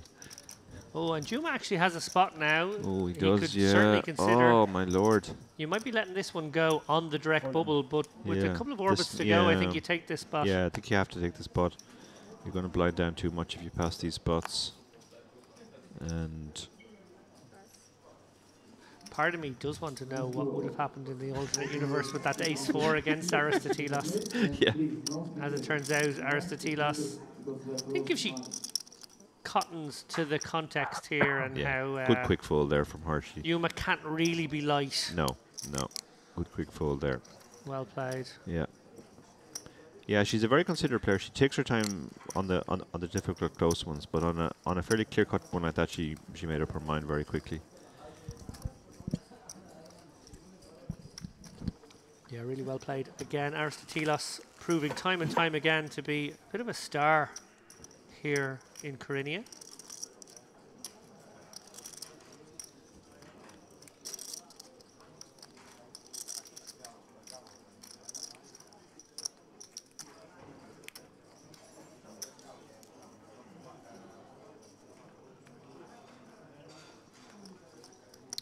Oh, and Rabiz, well, he will have to open this one up, one feels, but obviously a tricky hand to navigate into the entire field, some of whom have very big stacks and are keen to wield them.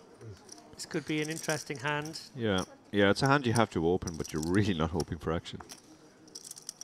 Yeah, and maybe that's part of the reason for that extra 5k on top, just a little discourager. A little bit. Slightly worse price to the big stack than the small blind in particular. Round to Yuma again. Does he have another hand? He does, you know. Oh my lord. Different situation though, coming up against an under the gun opener. Yeah, he has moved all in, so again. Well, this is maybe going to be a call. You're not loving it. You're not loving it, but it's not all of your stack. It's about half your stack. It's the guy who shoved last hand as well. That is part of the equation, isn't it? Yeah. The guy who shoved left hands is maybe the guy. Oh, he does let it go. Yeah, Okay. it just seemed that once he picked his cards up, he'd made his mind. I'm not going to flip for half my stack. Yeah. And I can see why. Yeah, absolutely. We did somewhat foretell how the 10s under the gun was no clear-cut situation there as he opened. No, it's one of those horrible spots. Dan Harrington talked about it once in one of his books, how even queens under the gun, it's not clear that in certain spots it's great, because if the ranges behind are very tight, when you get 3-bet, it's really not a good spot. Dark Angel in the chat says, Joey is missing in action. Sent him a message, but nothing back. We were joking, Donna. I don't actually think Gavrilovic is Joey. Just in case that wasn't clear. Tara's in convulsions for some reason now. Mr. Nader, booking among 5, 10, 5 cards is open. Mr. Nader. Any Swedes in the field? Yes, I think there was one. I think I spotted one on my travels. When I ran around the room there was one guy wearing Run a around Swedish the room there and ask if there's any Swedish There's lads. one guy in an FC Gothenburg jersey. I thought that might be a Swede. Probably Swedish, yeah. Yeah. Well, guys, just to give you a few updates here on the chip games, there's actually one player in the room with 3 million chips right now, Sergei Efimov. Why do you keep qualifying one player in the room? There might be players outside the room who have chips. Yeah, well, or in other rooms. There's players. Yeah, Dominic Pank is right up there. Or maybe because we're not in the room. We're not in the room. We've been pushed away. We've been pushed into the broom closet. Yeah. But they do tolerate you, like, leaving the broom closet and running around the room sometimes. Right. It's free range here at Merit. All access. So we have some action here. Button versus blind. Byers, who has been the most active player recently, largely because he's just got hands. He should be check folding here. Yeah, the ace queen 5 board really is not what the big blind wants to see. No time cards yet, Daniel. They come in later in the tournament. Yeah, they were a final day feature. So Yeah, just on the last day. final day. So probably last 24 players or so will be just an extra level of sportification. Yep. It was interesting to when they brought in the time cards. If anything, it actually slowed things down because everybody was using their full 25-30 seconds. You can see even here, like, nobody is actually stalling, much to David's horror. We accept.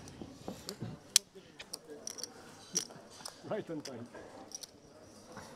They're all playing really fast, actually. Well, I think that might have been a bum deal, that one. Don't think we even got cards that time. Yeah, but I mean, in general, they are playing really fast. Speaking of moves, if you can induce the bum deal, if you're in the under the gun spot, you can punch the first card. Or the dealer. If you see that card coming, you give it a punch and it flips over. You can get the bum deal, and that gets you an extra 45 seconds. Next level tip for you guys out there: Ace you bubble. navigate Ace your bubble. bubbles. That's good, bubble. Ρε μα φούρνος δάμε ρε. Εμπειρά πολύ. Peter standing up here, are we going ahead for a hand? Well, we are going to an outer table for some roving coverage of potentially. Yeah, it does look like there's been a general stall, so we must be going hand for hand a little earlier. That's what happened. Okay. So yeah, maybe we had a little cluster of bust outs all at the same time, and the floor staff panicked that things might be happening a little too quickly. Let's get some manners on Do you this. see a few people running around the room, but not David, crucially. Hand for hand, it has been announced. It is official. I think we have gone a little early, maybe 3 or 4 from. We'll let you know exactly when our staff sort of 92. 92 so yeah, remaining, there was a cluster of bust outs there, and actually you can imagine that happening if it suddenly goes, all in a call, player out, Absolutely. out. You go, oh, hang on. Again, what I was saying earlier, the players are playing very fast, so you could very, very well get a bunch of bust outs very quickly on different tables, given that almost nobody seems to be stalling. Well, it's official. We are 3 places from the money. 3 of the people in this room will walk away with absolutely nothing, while the other 89 bag up at least 4.5k. It looks like we have an all in We actually here. have an all in, Dara. Yeah. So with 92, we might be about to go to 91 here. Pocket 9's got it all in against the ace 5. And the board KO, it ran out 6, 7, 4, 3 jack, Dara. So the ace 5 cracks the 9s. We lose one there. We're down to 91 players now. Do we have another all in? We might have another one, Dara.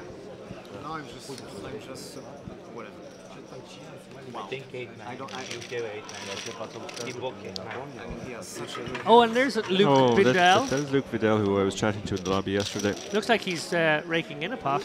Yeah. The rich get richer.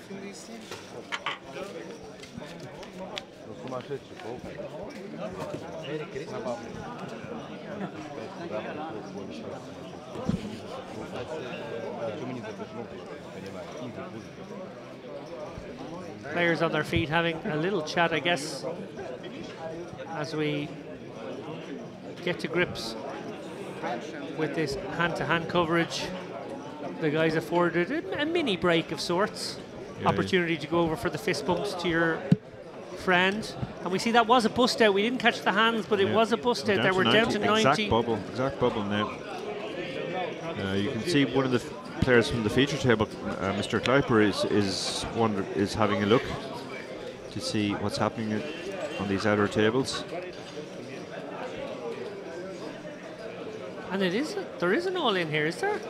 Wow.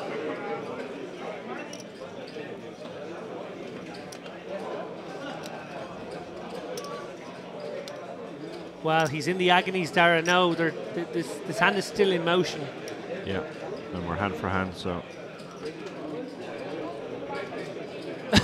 Aristotelos surveying like a vulture I love the way she just slid into the picture there. the possible bubble boy.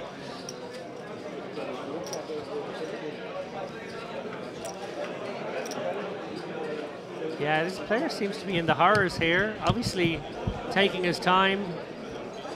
Hands on other tables have already been played, so this would be the absolute bubble moment here. We see the board Jack 9-5 by the looks of things. Jack 9-3, Jack 9-5. That's Dominic Panko, right? Or is it? The villain? Not this gentleman, obviously, but the batter.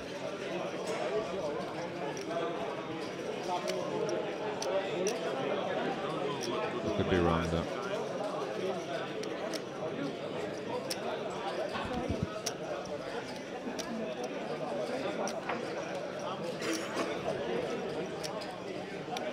I feel as though he might let this one go, clearly letting time tick away.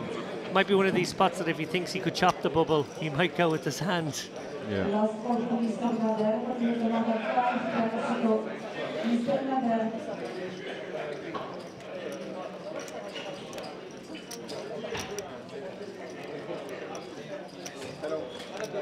Yeah, one can only assume that player left of screen here has a very, very close decision, one which might be tipped towards committing chips should more players be at risk at the same time. More time. Clock has been called though, Yeah. pretty reasonable. You don't want to give the guy infinite time here, and that will mean a 1 minute countdown when the floor arrives.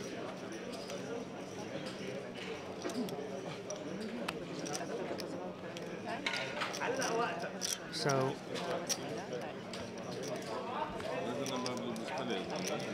you might see a very tight fold here from a hand that would otherwise get it in, Dara. Yeah. Bubble Yeah. factor. This is, I mean, very high bubble factor here. The shorter his stack is as well, the more his bubble factor actually is.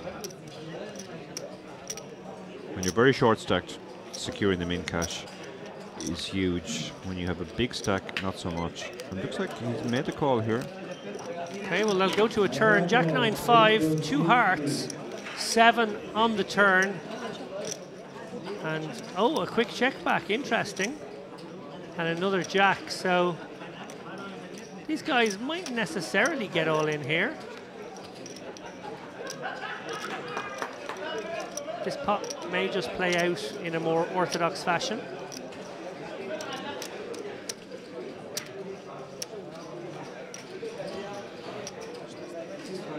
Actually going to consider going for value here, Dara.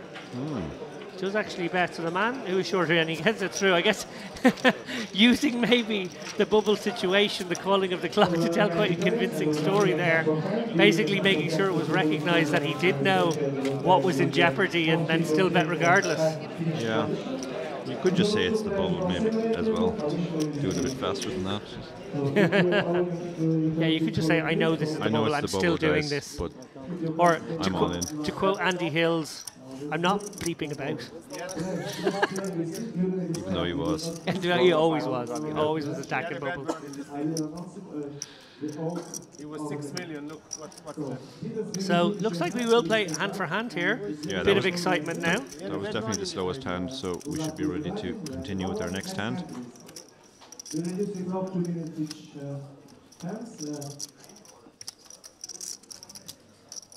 So normal procedure in hand-for-hand play is we will take 2 minutes off the clock for every hand. We won't let the clock keep ticking down because obviously some tables will play quite a quick hand and some may take 5, 7, 8 minutes. Wouldn't be weird. So we don't want to really wreck the structure playing hand for hand under those circumstances.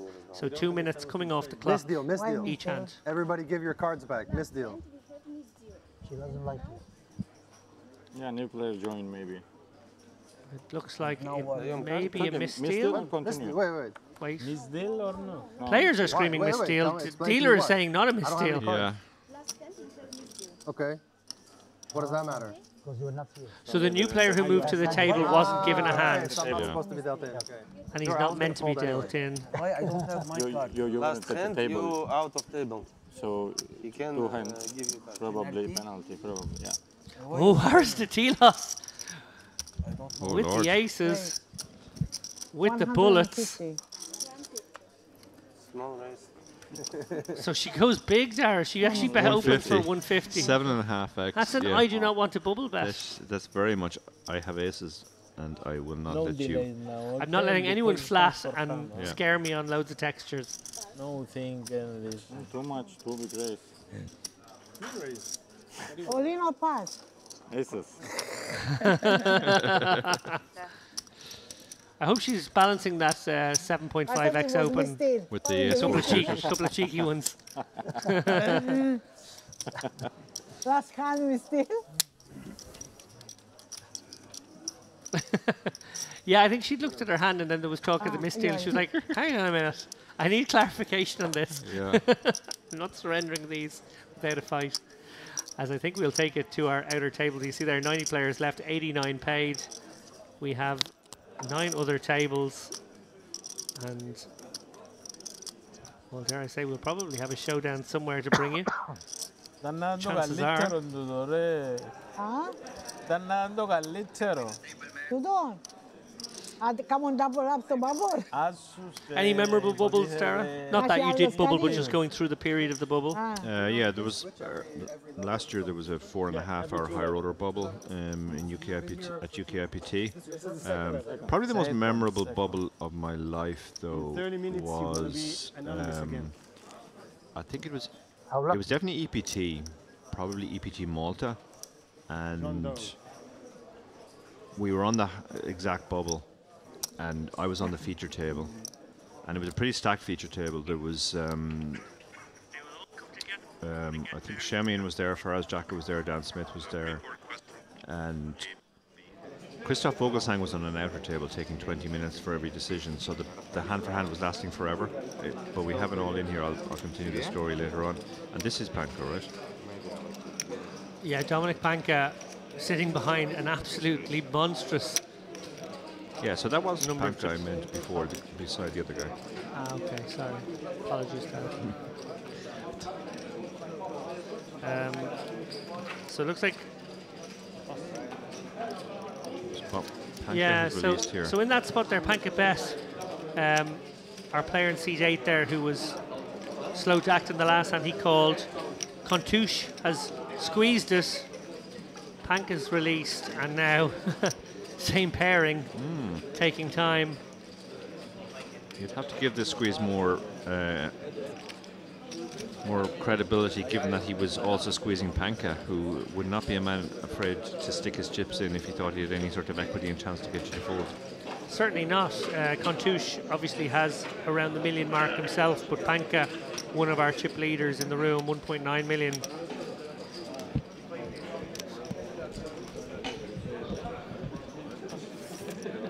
And he does fold, so we're on to the next hand, it looks like.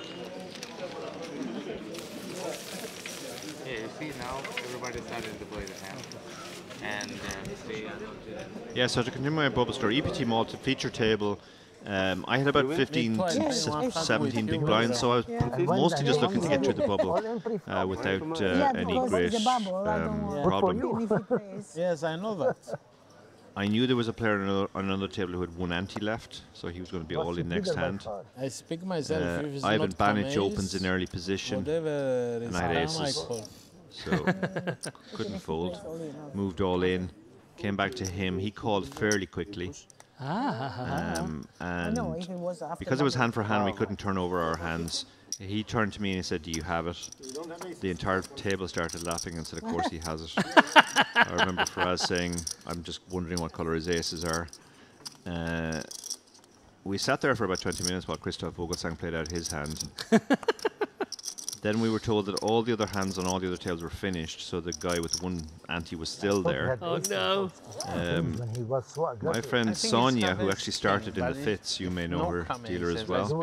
She was dealing, and she was looking at me. She was terrified she was going to put a queen up there. Her hands were actually shaking as she dealt. I decided I was going to watch her for her reaction rather than look at the board. So she dealt a flop and she looked very relieved, and there was no like, oh, so I thought, okay, well, it's obviously a safe flop. I looked down at the flop, it was completely safe, no queen, no ace, no straight draws or anything. And then, again, there was a long delay before the TV producer told her she could deal the turn. And then she was told to deal the turn, and she turned it over, and I remember she kind of winced at the card, and then she looked at our two hands, and I thought, okay, well, what's happened here? What it was it was a third diamond, and Ivan had the queen of diamonds, and I didn't have a diamond, so he picked up the flush draw. And another long wait while the TV producer allowed her to deal the river, and I could see she was really nervous now. Her hand was shaking as she dealt the river, and she looked at it herself before she revealed it to the rest, and she flinched. So I thought, oh no, it's the diamond. But then, so I looked at the card and she turned it over, but it was a heart. So she'd obviously seen the colour and thought, damn, this is a diamond. So she reverse slow rolled you with the She reverse slow rolled me. She didn't know you were watching her. Yeah, I was convinced I'd lost the hand and bubbled. And then the bubble did go the next hand, I believe. Very good. And the whole thing was on feature table. I remember watching it back afterwards on like PokerStars Russia or something, and the commentary was in Russian. So there was a long stream of Russian, and the only words I recognized were my own name and ultramarathon. Oh, okay. So they did their homework. Yeah. As we wander off to one of the outer tables here, we'll try and find someone playing a hand for you guys. Yeah. Which table are we zooming in on? I love this. It's such a good crane shot, isn't it? It's amazing, yeah. It's very, very artistic. I feel like like a slow bird. Yeah. Swooping majestically. It's much better than Michael Lech there, centre of shot. Yeah. Looks like his table and he himself is up to some mischief here. A lot of chips committed there. We see cards in front of him. I wonder if the expressive face of his. So looks like it's an all-in and call situation. Michael not at risk by the looks of things. Michael trying to take out our bubble boy. He's on his phone, sure, why not? Yeah, well, I guess there's nothing else you can do now. Just texting his friends, yeah, I'm all in here, but we're all so good. It is possible that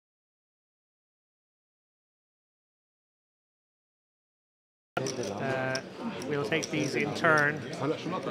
One has to assume premiums here, Dara, in both cases.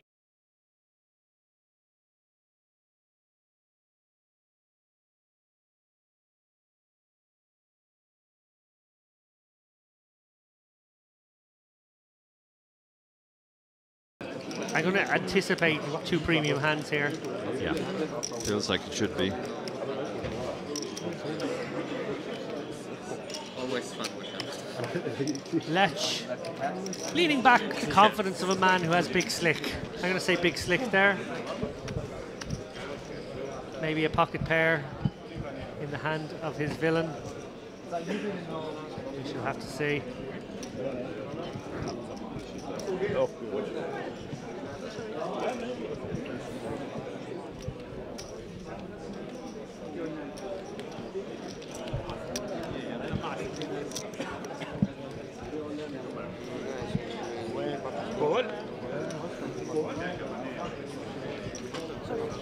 So Aristotelios, she loves a wonder. She does, yeah. She looks so happy as well. Wakes up with aces, 7.5 X's, get the job done, and then over to every other table that might be Yeah. showing action. We do have an all-in now. We see that. Yes, I was right actually. Michael Lech with ace king. He's up against the ace queen. We might be saying goodbye to the man with ace queen here, Dara. Yeah. As the players swarm the table. There's 2 queens! Not 1, but 2 queens! He doffs his cap. Lech has gone from 70% to around about 5. And that will do it. 6 on the turn. We're about to see a irrelevant river. And hugs all around for the man who just dogs Michael Lech to survive in this tournament on the direct bubble. Would you believe it? What a heart-in-mouth moment. When he saw Lech's ace-king, he must have felt sick, hoping to see maybe jacks, 10s, something closer to a fair fight. In the end, 2 queens on the flop will do it. Well, we are going to play another hand. Yeah. Back to the feature table. Back to Has the sedate Aristotelios world. made her seat? She has. She's back. She has. Oh, she's a hardened pro at this point. She might get aces again.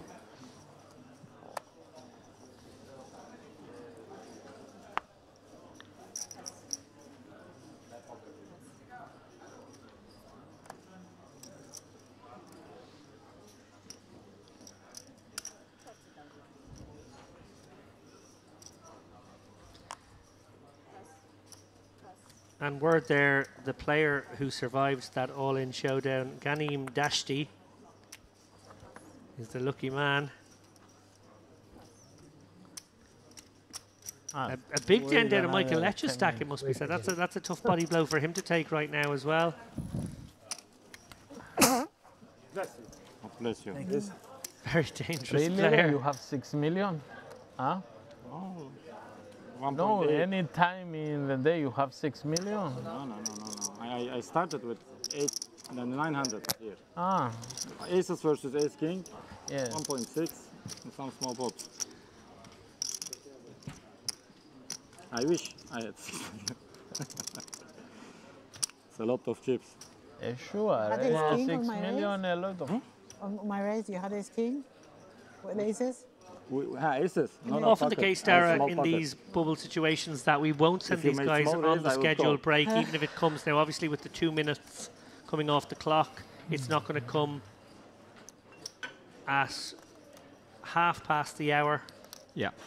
As we anticipated, will probably be much closer to top of the hour. Yeah, and the break and the bubble is also actually slowing things down because, as you say, they have to stop the clock, just take 2 minutes off every hand, but each hand is taking more than 2 minutes. So It is indeed. And do you think they will just burst the bubble before sending the players a break, or do you think they will take the break? I think if they get to the end of the level, they might just send them on the break anyway. Well, off we go, looking for some hands of note from our outer tables. Aristotelios, she's just going to take it handy now until she hears the magic words all in her call, maybe? Yeah. She's conserving her energy for when she needs to run over to another table to rail.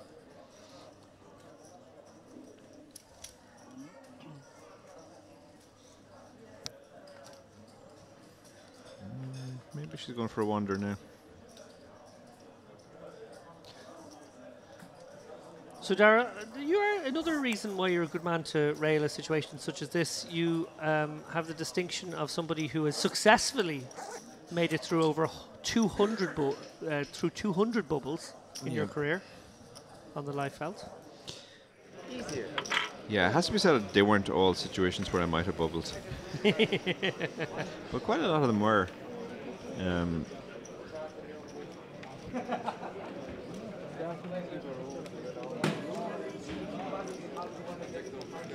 Well, hands on table 7 are complete. Hand on table 8 is complete. What a great shot! I'm loving this. This is amazing. Can we just do this for the whole day? This is so much better than this. lads running around with cameras on their shoulder, knocking people out of the way. Yeah. Or being knocked out of the way. Shout out to Jack Effel at the World Series of Poker.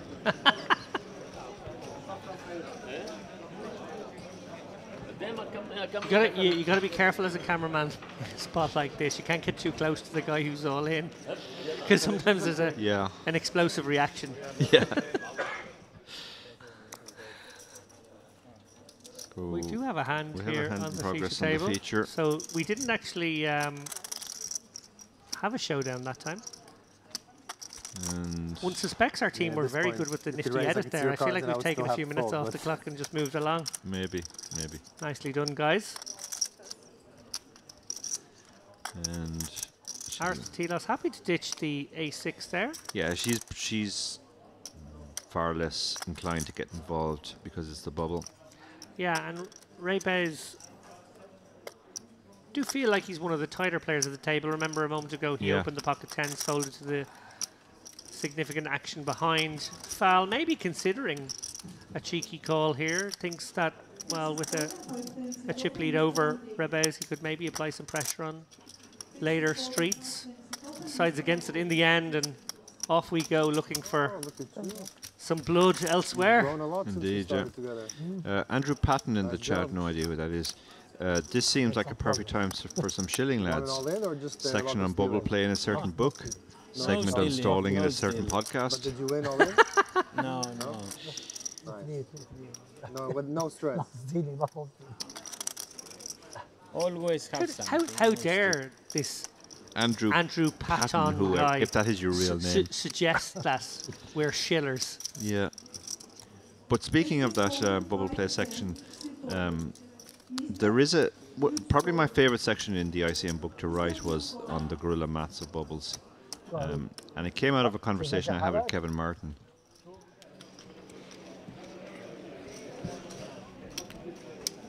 As we swoop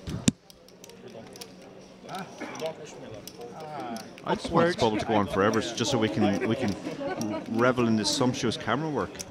Yeah, I agree there. It's the best camera work I've ever seen in a poker room. Now, it does appear that we're not fully committed in this pot. I think we've got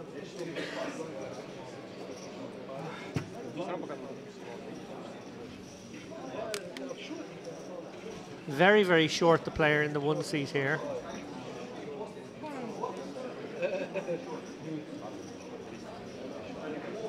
I don't know my hand. Hold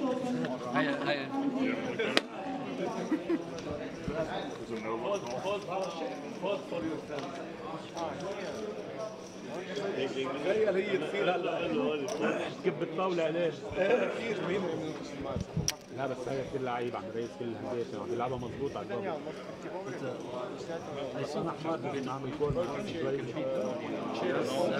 لان عارفه بده يعملها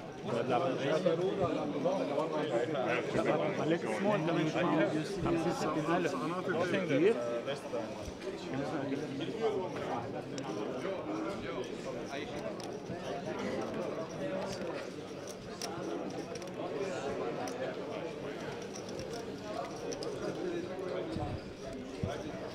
As we turn our attention to table 6, it appears we are on the flop.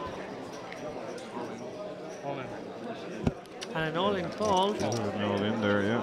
on the king. And it's our friend again. Four gets the job done. Yeah. That's a fold.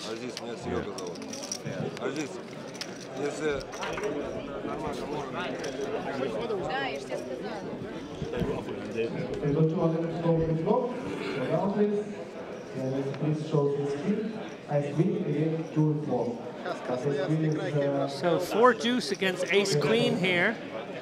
It looks as though the player didn't look at his hand, he's saying. So he goes for the reshove into the guy without looking with the 4 deuce. He's up against the ace queen. There could be some sickness here, guys. Yeah, sick amount of equity with the 4 deuce here. Flop comes ace queen 3. Oh my god, that's pretty sick. Is there a 5 ball coming? This would be nasty. Jack of hearts and a 9 of clubs on the river. We play another hand. Well, that was a little sweaty.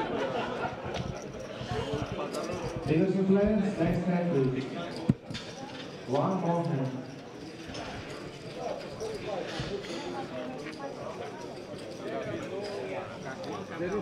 Amjad Nader, the player who survives. And it looks like we're going to play another hand. So, but Nikolai never die. Sure. A few sweaty moments there for the shorties who survived. Very sweaty, yeah. You feel fairly sick when you see the hand and just how much equity it has. Indeed you do. Reichenstein here as they picked up the kings. Uri Reichenstein, one of the best players left in this tournament, it must be said. Oh, and Rebez, this could get him into trouble. Tempter. I ditched this one immediately, I have to say, Dara, in this context. Yeah, you're a coward. he covers Reichenstein, so he can put on pressure post flop. There's a lot of players deck behind. I am a coward. I will admit that. I do ditch that one, I have to say. I call the flop in almost any situation and see what he does on the turn. Yeah, well, that's a nice way to go about your business as well.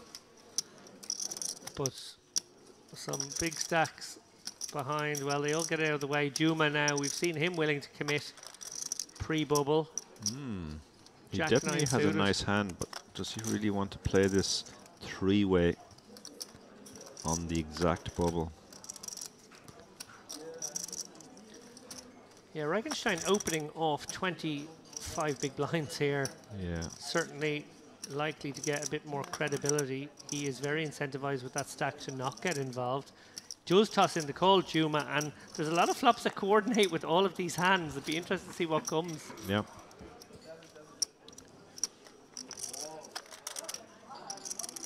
Well, bad news for Reichenstein. Jack 9 has lost interest. Reichenstein is like, oh really, there's an ace there.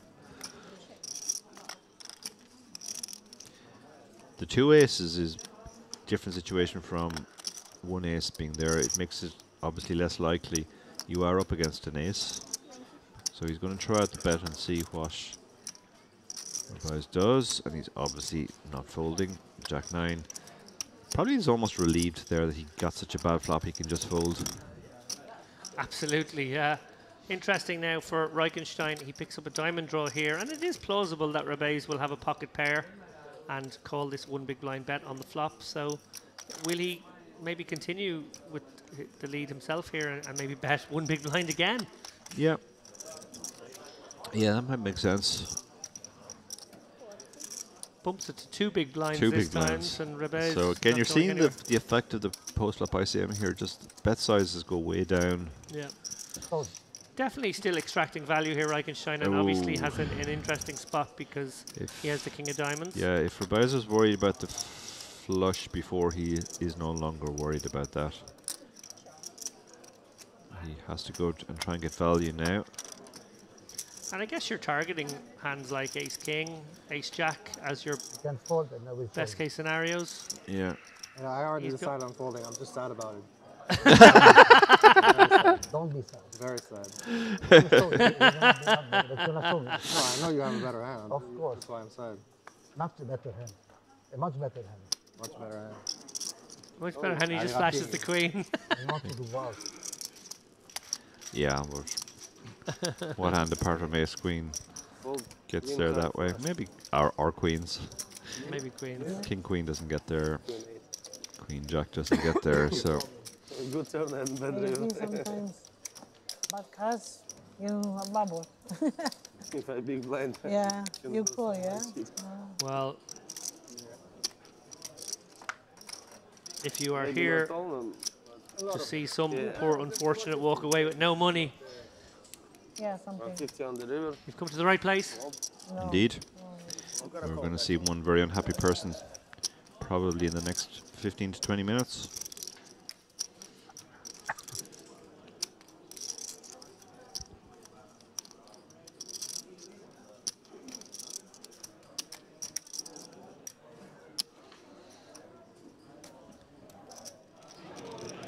And we do swoop our way through the field here. And I can tell you, we do have a couple of hands in motion.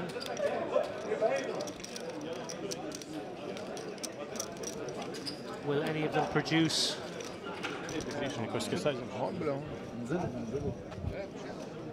that crucial elimination?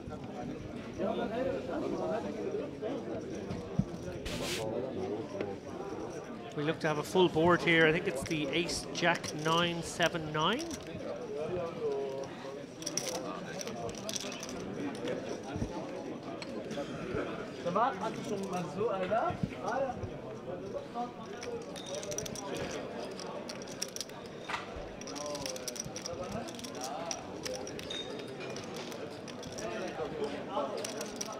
Smush there. Sending your picture right now. We remember him from last night's coverage.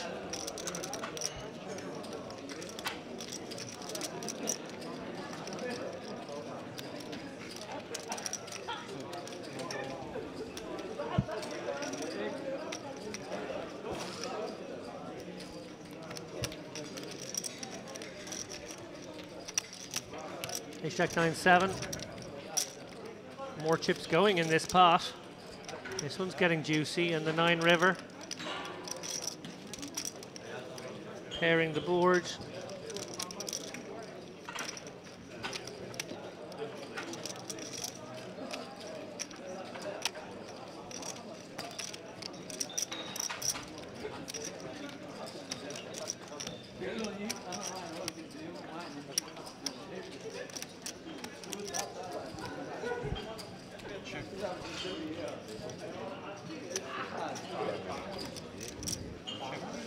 And it goes check, check in the end. Ace queen shown.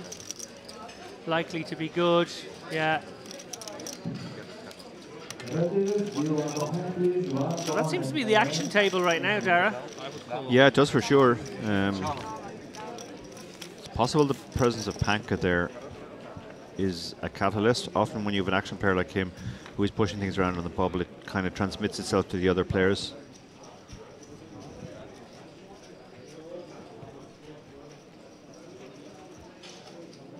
And I'm hearing word that we might have a prop bet taking place. Tell me more, David.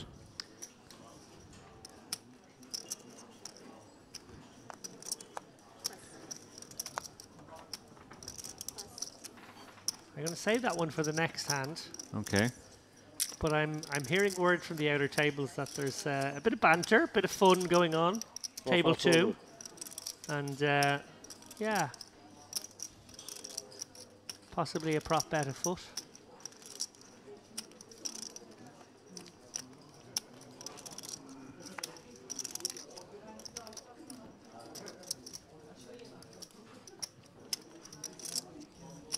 Oh, sorry. Sorry. Sorry.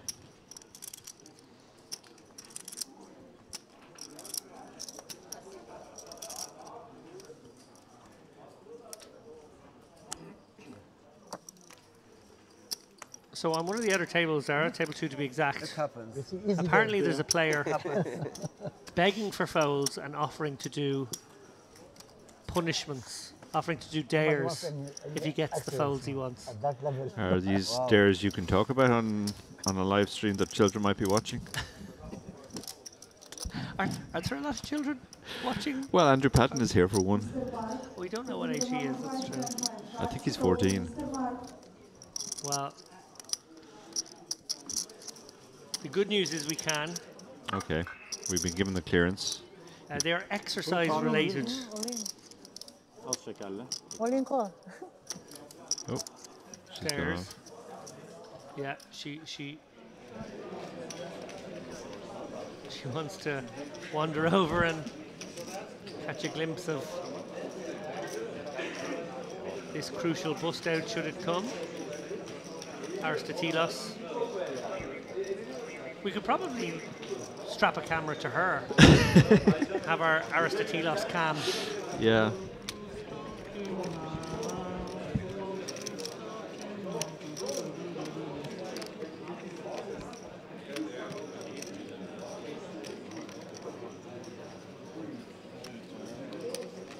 And this is our table too. These are our players.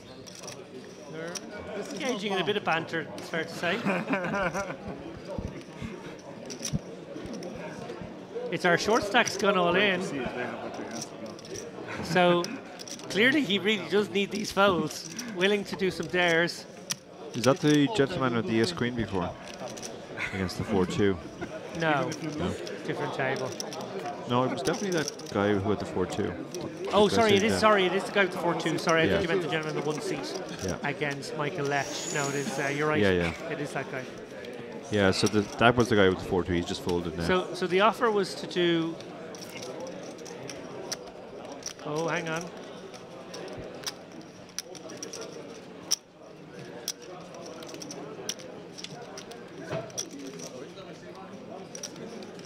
And if you fold, I will do 10 push-up. There you go. So he's added. So he's offered 20 already to the other players to fold. He's added another 10. So he's now he's up to 30 push-ups if he gets this fold through. Now he's going to have to do the push-ups. Here we go. Here we go. Yeah. Clear the Clear the area. area. Push-ups. 30 push-ups in exchange for one set of blind and antes. Oh, there's a man who knows how to do push-ups. This is no bother. This is no punishment at all. Yeah. 12, 13, 14, Yeah, he's slowing a bit. 17, 18, 19, 20. The extra 10 now. Let's see. 23, 24, 25, 26. A very strange 5 more. passage of play. I do feel like 50 would have been interesting. Yeah. 30 was a cakewalk. Poker is a sport, he screams. Great to see a bit of fun and games taking place there. Obviously, those 30 push-ups promise were binding. Yeah. And like any good poker player, a man of his word. Action is binding when you have cards in front of you. Well, we have not burst this bubble yet. It sometimes goes quick, it sometimes doesn't. Push him, just 100,000. He had a card. I mean, why is that calling? He doesn't have to be afraid.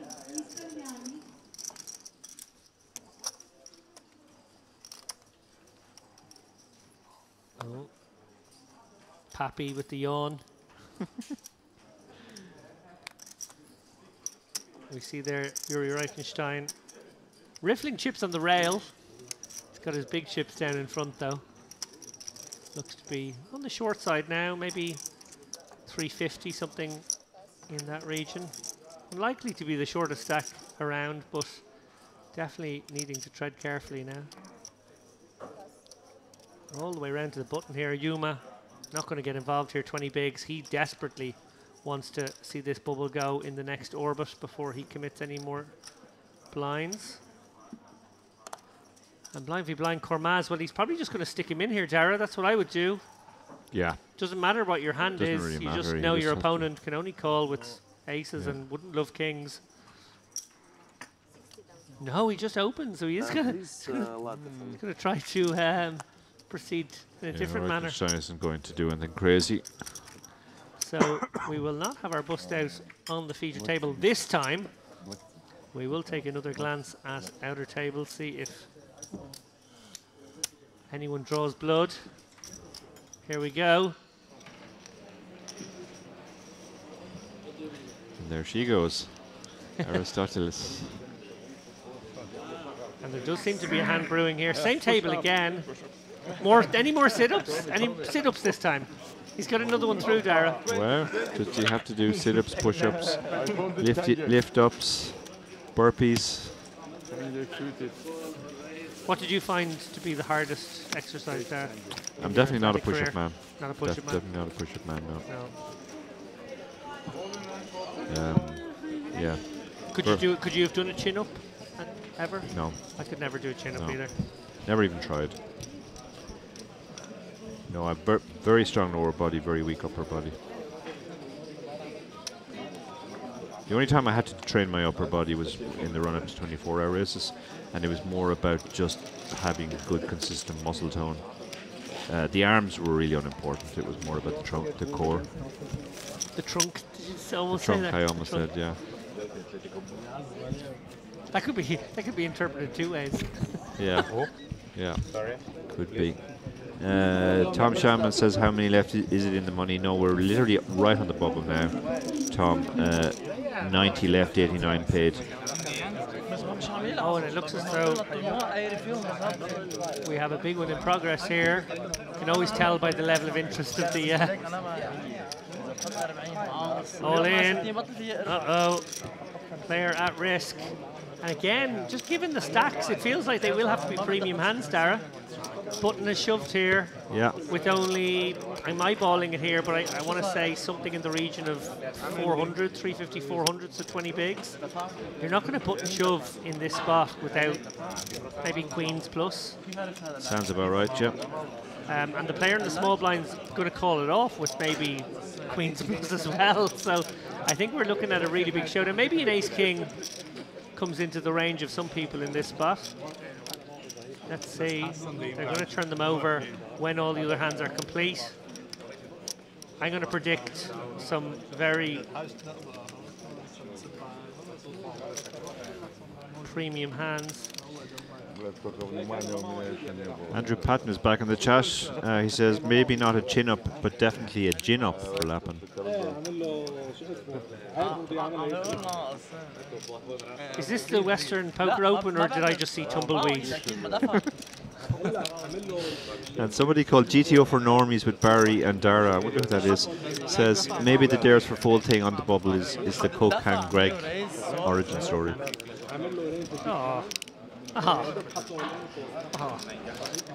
No need for it. I won't be touching that one. No, yeah, well. Nor would anyone else. That's what she said. That's what Veronica said. So, yeah, it does look to be more in the region of 300k. He was very incentivized to play no more hands. I think this is going to be a battle of the aces, kings, queens, things of that variety here. Our bearded gentleman who's all in there, does he look happy? Does he look like, oh no, I didn't want to get called? Or not that you ever want to get called, but he looks okay. He looks chill to me. His opponent looks more pained. I wonder if they've whispered in each other's ears. Probably told each other. How what they have. He's whispered, do you have it? And he said, of course I have it. Of course I have it. Ask for Jacka. Another all in over here, or at least a lot of chips committed. A lot of chips committed. I haven't quite come to terms with that one yet, but we'll have a look at that in a moment. Don't know who's going to go first, actually. Looks like we have a full board out, though. I can read it for you. 9 of spades, 5 of hearts, 7 of clubs, 6 of diamonds, 6 of spades.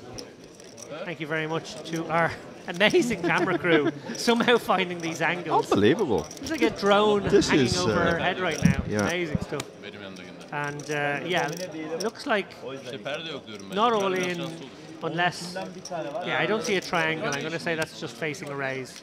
I'm going to call it now. Forget GPI awards. This camera work is worthy of an Oscar. Yeah, yeah. This is the best camera work I've ever seen at a poker tournament.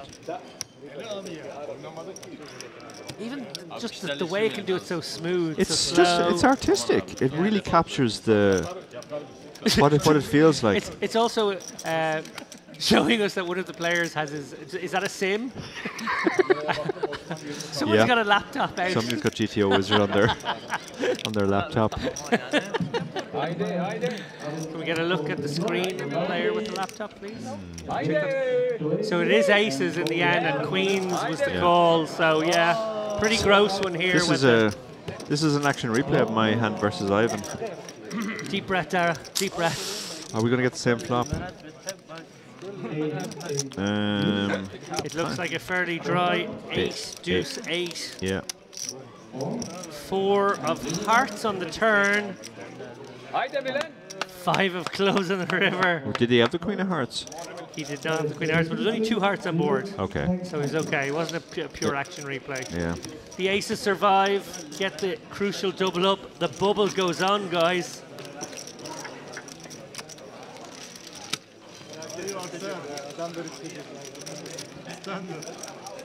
I actually thought you had like ace 7 up or something from this direction. Looks as though action is complete on that other table where we saw the 9, 5, 7, 6, 6. So another hand will be dealt. Of course, that wasn't an all-in on that other table. It was just we were waiting to see if the player who had been raised was going to commit more chips. As we turn now.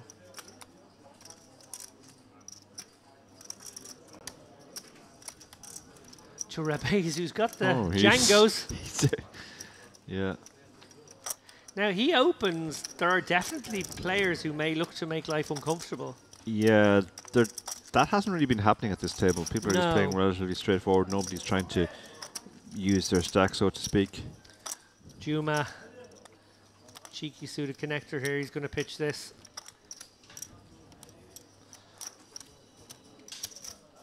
Yeah, this isn't really the time to get involved. Yeah. More interestingly, around to the big stacks. Yeah, again, like cards less important. Yeah, there are players there who would play almost anything just to put pressure on, but that just hasn't been the way this table's been playing. Yeah, and the Django's and the 3x do the business there, and we will look to find you a hand elsewhere of note. He's told everyone he has kings.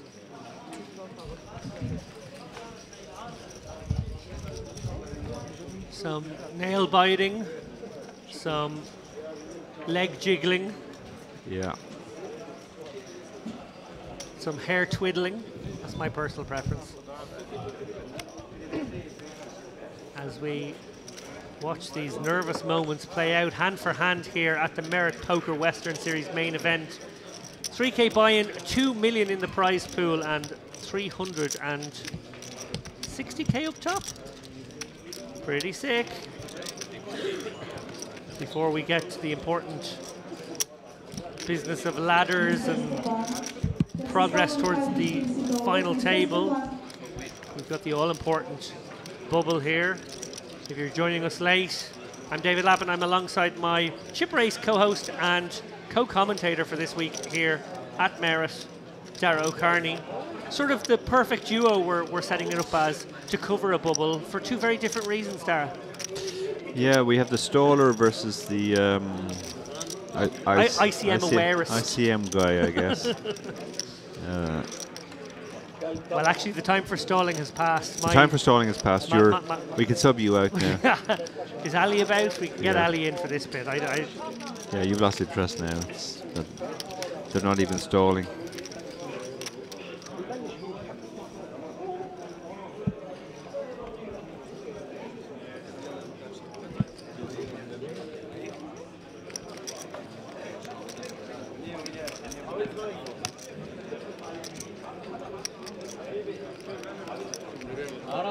طلعنا في واحد شو طلعني انا نزلت ما معي شيء مليون ولا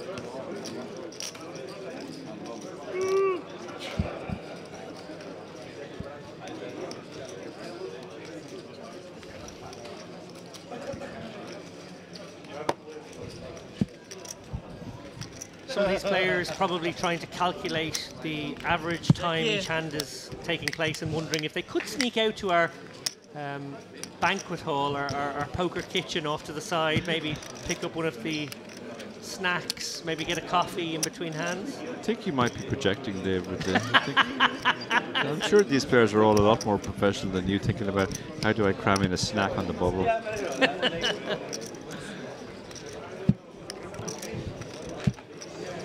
So we have 232 people watching us on the official channel now, as we have reached this really exciting portion of the tournament. I mean, it doesn't look exciting because everyone's just kind of standing up and talking, but the reason for that is we're on the direct bubble, and we are hand for hand.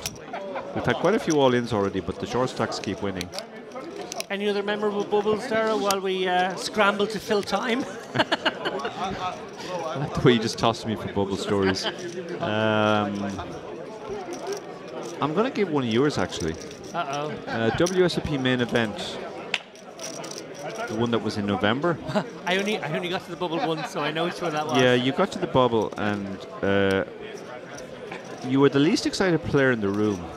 Everybody else was running off to doing Aristotle, looking at the all-ins, and you were just lying back, chilling, almost falling asleep under your sunglasses. Somebody got a photograph of it. It's an iconic photograph, fair to say. Should have a GPI award-worthy photograph. Yeah. Taken by Kneep. Great guy.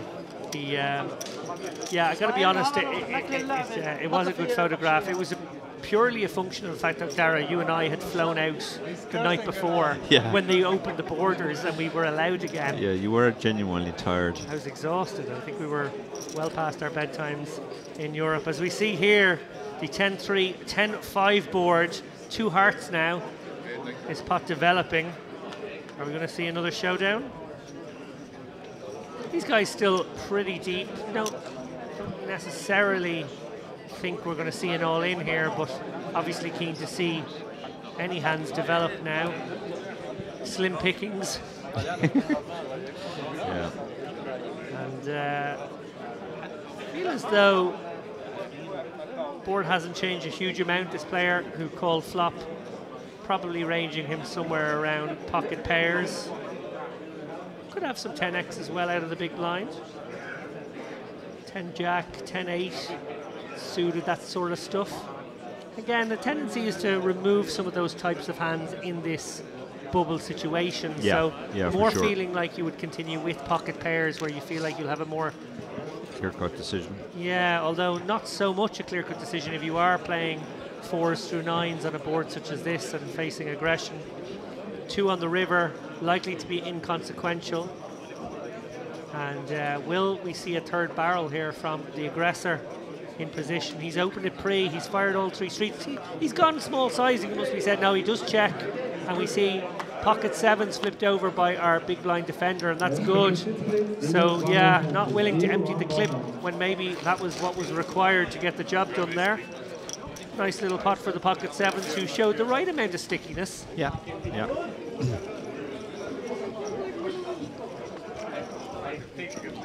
But yeah, quite the contrast in that photo, Dara, of I think the bubble was about to burst on the table directly behind me. There were about 200 people around the table. Everyone was pointed in one direction, and I had my sunglasses on. You had your sunglasses on, you were lying back, sleeping on your chair. And I was kind of taking those little micro naps that I've seen you do from time to time. Yeah, you've got to get, as you get older, you need to learn how to sneak in those micro naps. Oh, Kleiper has a hand here, but he just lets it go quickly. He doesn't want to get involved in the bubble. Yeah, these players are not stepping out of line at all. They're waiting for the bubble to pass. And she's off. And she's off. She's off already. She's not waiting for this. It'd be funny if the bubble burst on this end on table and she was gone off to another table. Maybe she's doing what you suggested, running off to get a coffee and a snack. Like, you do have enough time. Bathroom break. Oh yeah, you've already seen that. Cup of coffee. Each hand is the taking food's quite a just while. there as well. There's a brilliant thing the about food Merit. is right next it's door. Just Yeah. There's yeah. biscuits. There's cakes. There's actually a dangerous number of desserts. Yeah, and it's all inclusive, so you can just eat as much as you want anytime you feel like it.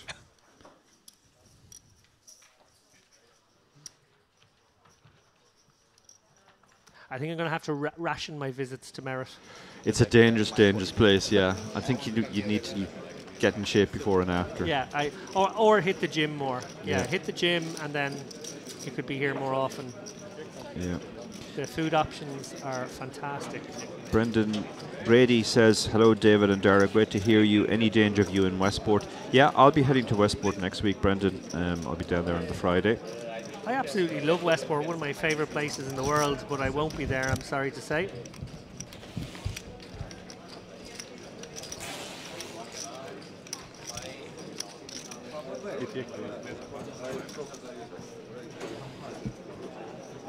Best of luck to anyone playing poker all around the world, whether it's online or live right now. Obviously this weekend, it's going to be a busy weekend for poker. Katie Swift says, I love that photo of you, David, so great.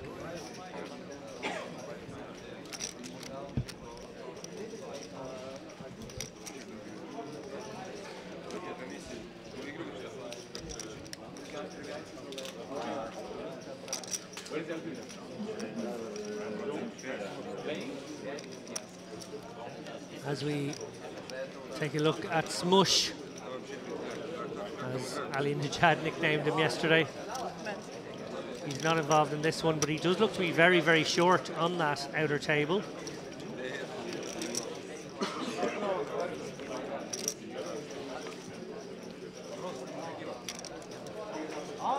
And same player who had the pocket sevens in that last hand now looking to maybe be sticky once again.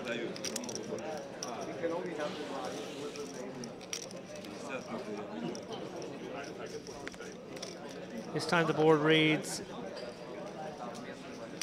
King 9-8 Jack. And a relieved player takes one down. And I think we play another hand, Tara.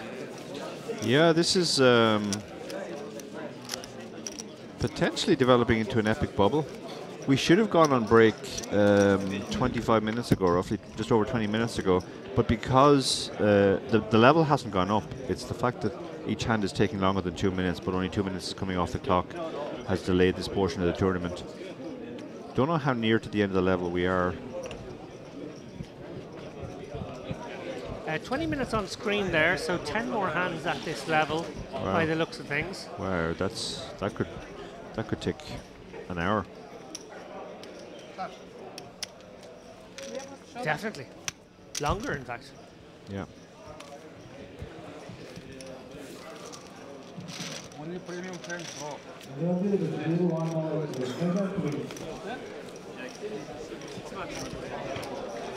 Interestingly, no incredibly short stacks about.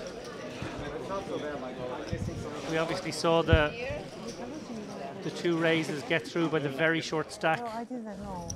On our table is the man who was willing to do press-ups if necessary to get the job done. Back to our feature table. Aristotelios retakes her seat. Harry Kleiper not going to get involved, nor is Aristotelios. None of these stacks incentivized to get in the mix really, unless they look down at some premiums. Very big stack releases here, making way for Reichenstein. Papi Gavrilovic, 15 bigs here on the button, lets it go. So Rabiz, who's been more active than most, mostly a function of hand distribution, is gonna raise it up here. Into the very, very, very, very stacked Orthodoxu. So Jack 10 suited of Rabiz sort of mini raises into the enormous stack of Orthodoxu, who has ace-4 here. And, well, Rabiz may well fire a little c-bet in this situation, feeling Orthodoxu would maybe call his entire range to that sizing. Orthodoxu unlikely to go into bluffing mode, trying to lean on his opponent when he does have a hand of showdown such as this one. Oh, and a heart is very interesting here. Rabiz improves to flush draw with the gut shot. Certainly likely to call a bet here from Orthodoxu. 100k though it's going to cost him. He is 835. By playing pot control here and going for the check call with his uber draw, he has probably made the likelihood of having to commit his entire stack at some point in the hand almost down to nil. Yeah, Orthodoxy now has to decide what he can really get value from. In the end, he decides there's nothing there. Yeah, I do like that ace king. Certainly possible.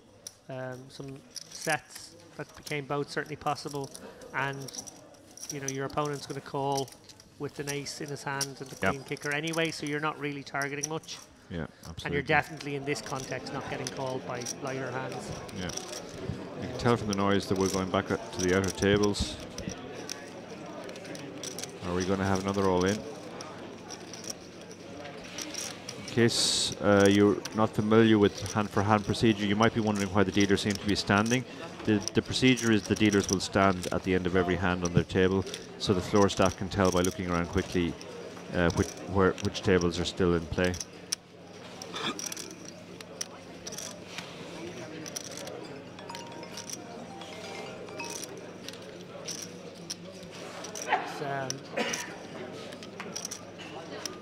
A signal from God there to the all-in player that everything's going to be all right as the phone jingles. And now the message jingles.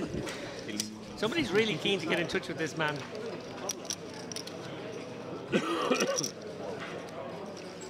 Looks like quite a big shove here. It appears to be a blind versus blind situation, limped in and just a shove from the big stack.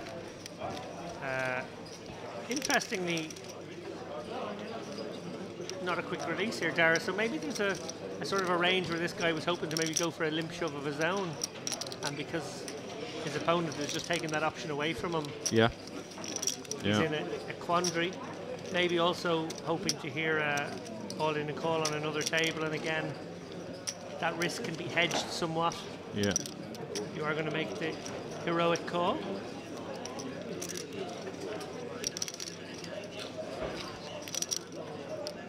Oh, we do have an all-in with an incredibly short stack on another table. No, sorry, that is the same guy. Oh, they fooled me, Dara. They fooled me with a close-up. Oh, the camera They got fooled me with a you. close-up. I thought there was a shorty and put a stack in somewhere else. Ah. You guys. What? Yeah, he has decided that the ace-king was going to go for the limp shove hand. I've gone instead for limp call. He's in great shape, but he's still going to bubble a significant percentage of the time here. Ace king against king 4. Big pot, this one. Big one, yeah. Maybe 1.5 million, something of that nature. No Flop is safe. Oh, 5. No. So, got shot. Got shot for the 4. And the ace-king. Fortune favours the brave, Dara. And Yeah. a player there with 700, maybe even more than 700k, now going to double it to 1.5 million. Give himself a real shot now when this bubble finally bursts. Yeah, the fact that he wasn't super short there made it better for him to call off, because the upside was fairly big. He now has a really good stack, good chance to push on. If he'd been super short, he would have been better off just securing the min cash. But when you're the medium to big stack, you can play a little less prudently, let's say, or prudiciously. Your new word. My portmanteau. Patrick Winterburst asking, do you like the king 4 shove? Can discuss with her and she's open to me like first. It's very villain dependent. I mean, it's for a lot of big blinds, so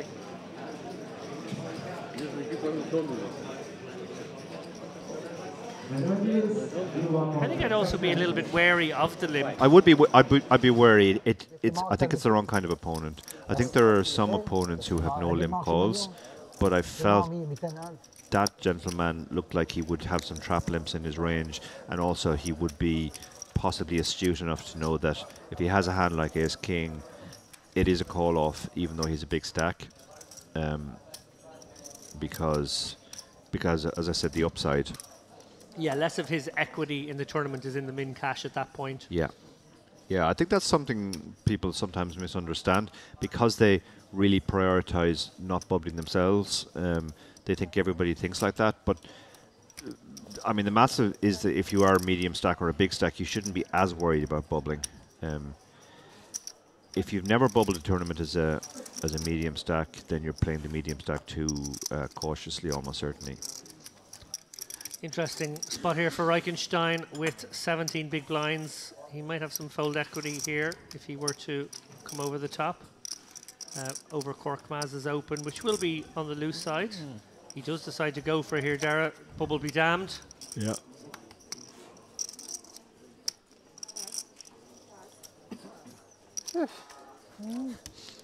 You're saved.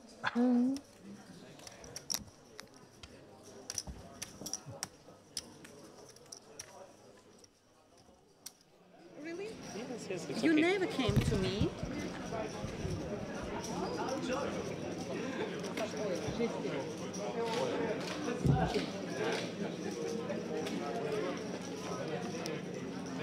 As we swoop once again around the outer tables here, we see plenty of tables having finished their business nice and quickly as well, but one or two still in motion.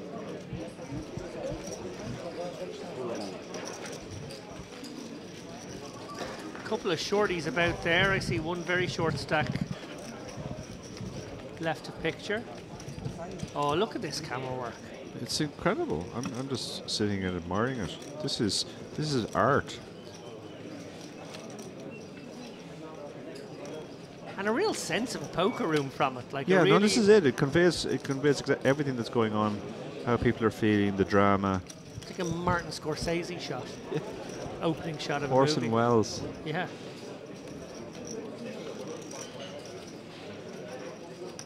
Gonna pinch my eyes here and try and locate this board for you.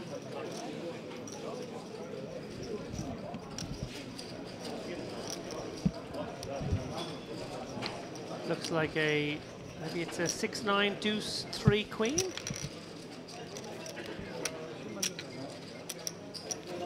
I want to say 3 spades are out there.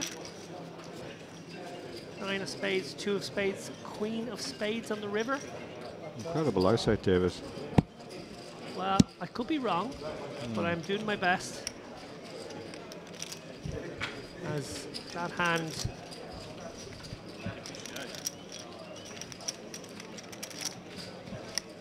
progresses, we move to the turn spot over there. Again, we're just going to go with the mood vibe here. Swoop around. Swoop around. See, catch Aristoteles, the most frequent character at this phase of the tournament. I think she might be moonlighting as a blogger for Poker News. I think that's why she's up. I feel like they could go to almost any table and she'd be there.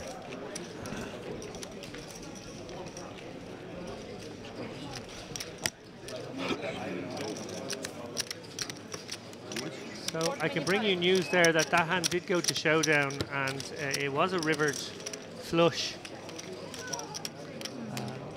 There it is.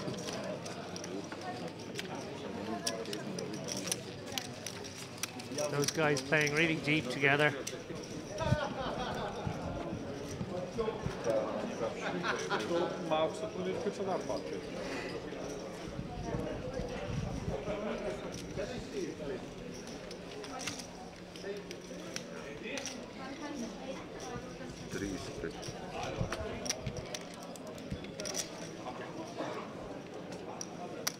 I feel like it's an online bubble, and I've opened up all the other tables. Yeah, and you're watching them all. I'm swooping from and you're above. like, oh, they're finished, they're finished. Oh, that guy's short.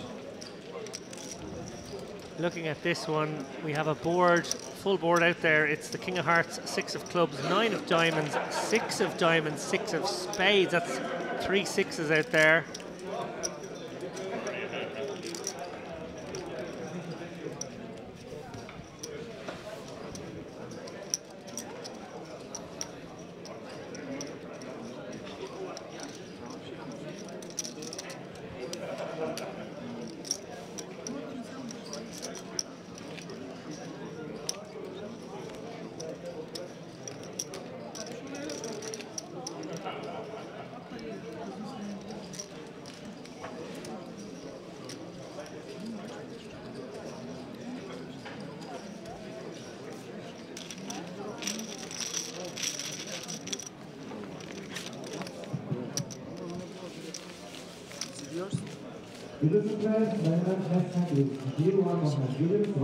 One more hand, the TD announcing there.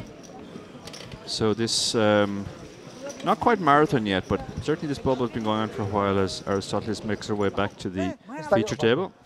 يعني يا بدي فل يا بدي اطلع الاول. خلصت. You see, they don't leave. You're big. I'm big.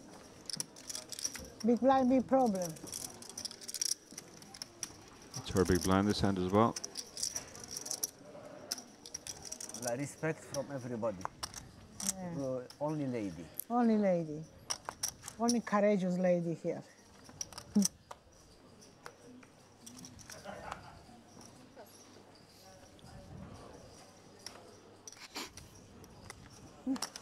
Respect.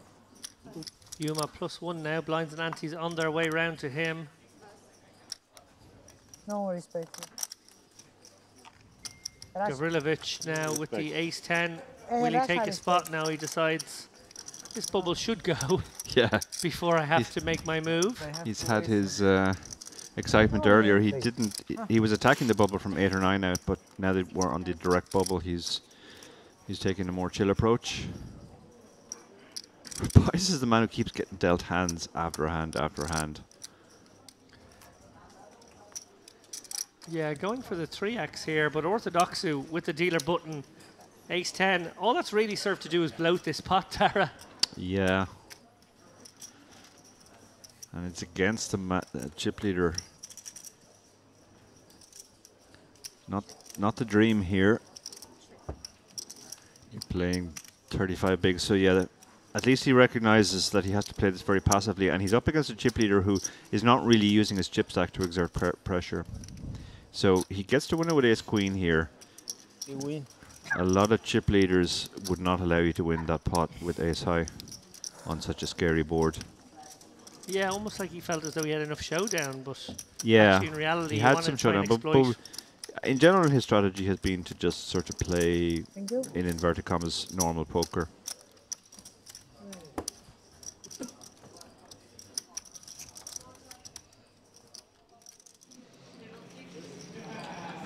And now we go once again to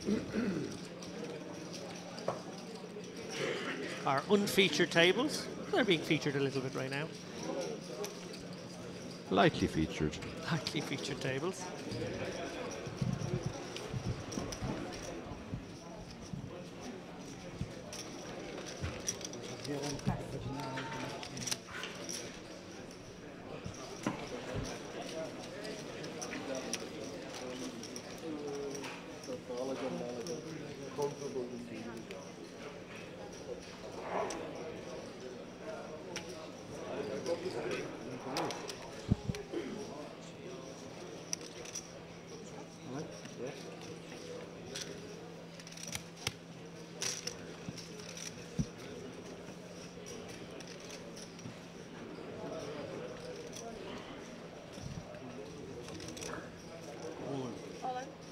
Oh, and we do have an all-in. We have an all-in now.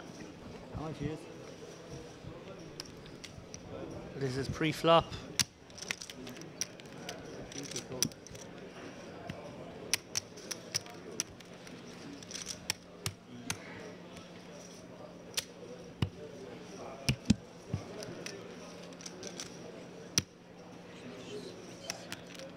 We get a close-up of another all-in situation here. The board reads 9 of hearts, 6 of spades, 2 of spades, jack of diamonds. Diamonds, I believe, yeah.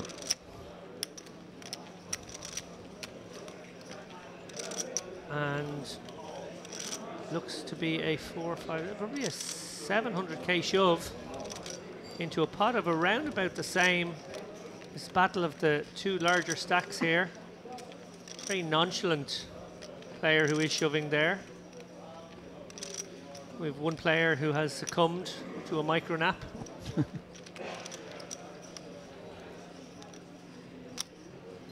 it looks as though the effective stack is something very similar. So this is an all-in, I think, for the player in the tank, should he wish to call. Always harder to make the all-in call, and it does get the job done. Those two guys both very similarly stacked. Looks like a chunky one to the aggressor. And we scoot back over to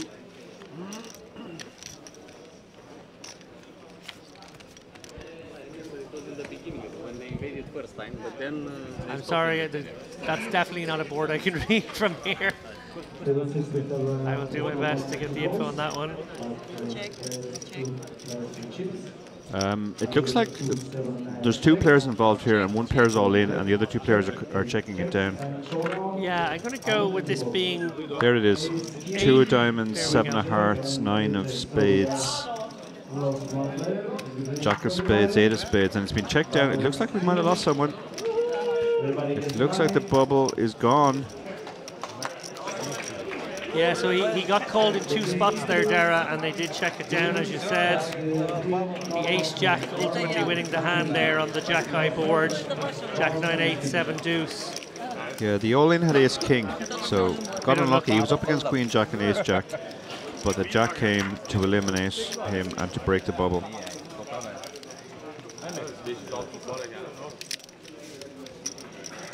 So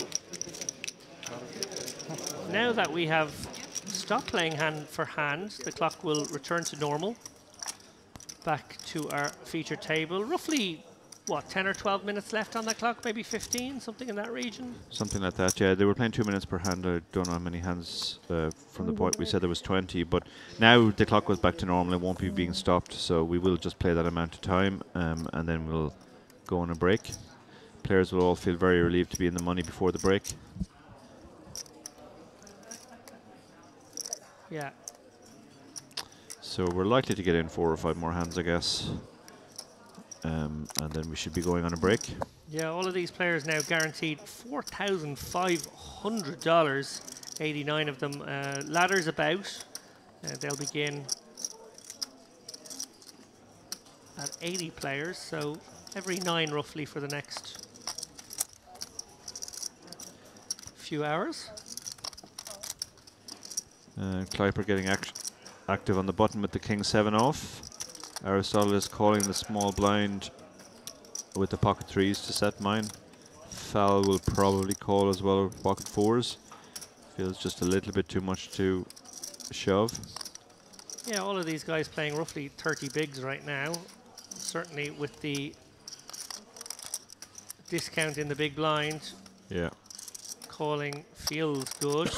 So he counted out a stack and then decided that it was too much to shove, and certainly didn't want the 3-bet call or 3-bet fold, so call it is. Oh, and Aristotelos. Oh, and she looks so cool there. She doesn't look like a woman who just hit a set. She certainly didn't. Well, it No, checks around. she's going to have to start doing her own betting. And she will. 75,000. And a little unlucky no one has connected here. She's going to just get the job done. One set. One set. I have 4, turn 4, and... Yes, I was problem. 5?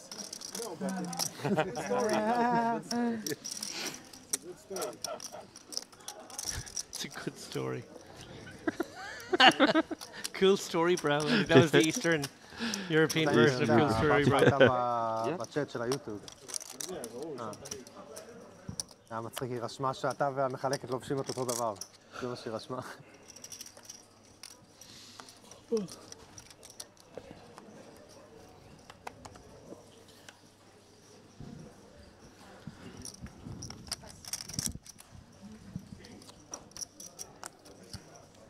Sorry. A fascinating period of play there, Dara. Obviously a lengthy bubble. Bubbles can be a little bit tense, but when they go on that long, they can almost become irritating for the players who you're only just want to get on with it.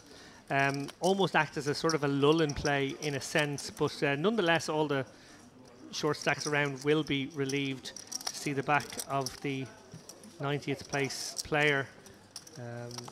They can go about their business now. We often see what some term to be a post-bubble bust-out bonanza. Yeah. That's kind of a thing. We didn't see it in the warm-up so much. It just didn't really materialize, but it is normal enough to see people sort of now decide, okay, I'm going to take the lower portions of my range and gamble with them. Yeah, I think it's less of a thing than it used to be. I think people kind of realize even if you have 8 big blinds, you don't necessarily have to lash it in next hand. It's also, I think, a function of how long the bubble goes on. When the bubble goes on really long, you typically have a lot of people who just scrape through the bubble with a small amount of chips. We had a more normal bubble, let's say, here. Didn't seem to be too many guys hanging on with 1 or 2 big blinds. You're right. As Pappy reaches for the banana, Rebez contemplates the merits of flatting these 6s against the dangerous Aristotelos. This pot very bloated now, 290k in the middle, stack the pot ratio just over 2. Neither player with a premium, both sort of working with the lower portions of their range. And both missing this ace, 9, 8, 2 spades board. Yeah. Aristotelos with the king of spades and the betting lead and a board she can better represent will probably go something in the region of a quarter to a third. Yeah, yeah, that sounds about right. I think you can pretty much range bet this board as the pre-flop. And I love that she even went smaller, Dara. 20% in the end, her choice. I love that. Yeah, I think that's absolutely brilliant, to be honest. I think she recognised that that type of hand, 6s, will fold to any size. ברור, זה כיף. כן. צריך עכשיו לשמור את הקצב, אתה יודע. And we look at what will be our next feature table. Well, we saw a little bit of them during that bubble period. They were in action quite a bit. Basil Kapazet, Milan Stefanov, Vladislav Ivanov, well, we remember him, Alper Karim, Nuri Hadioglu, Boris Smushkevicius, or Smush, as we decided was prudent to call him, Matin Krakow and Zeki Zuriagaz. 3 Turks on this table.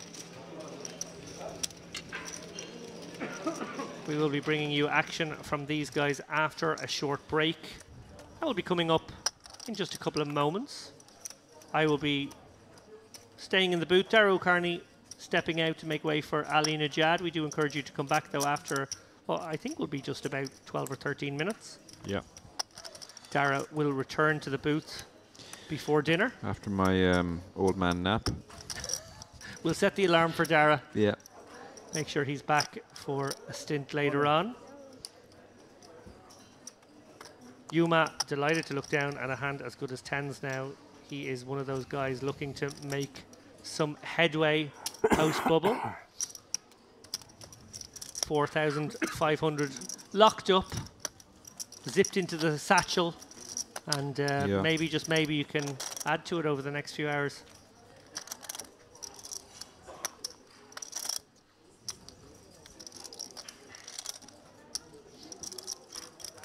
Got any nice plans for your little break, Tara?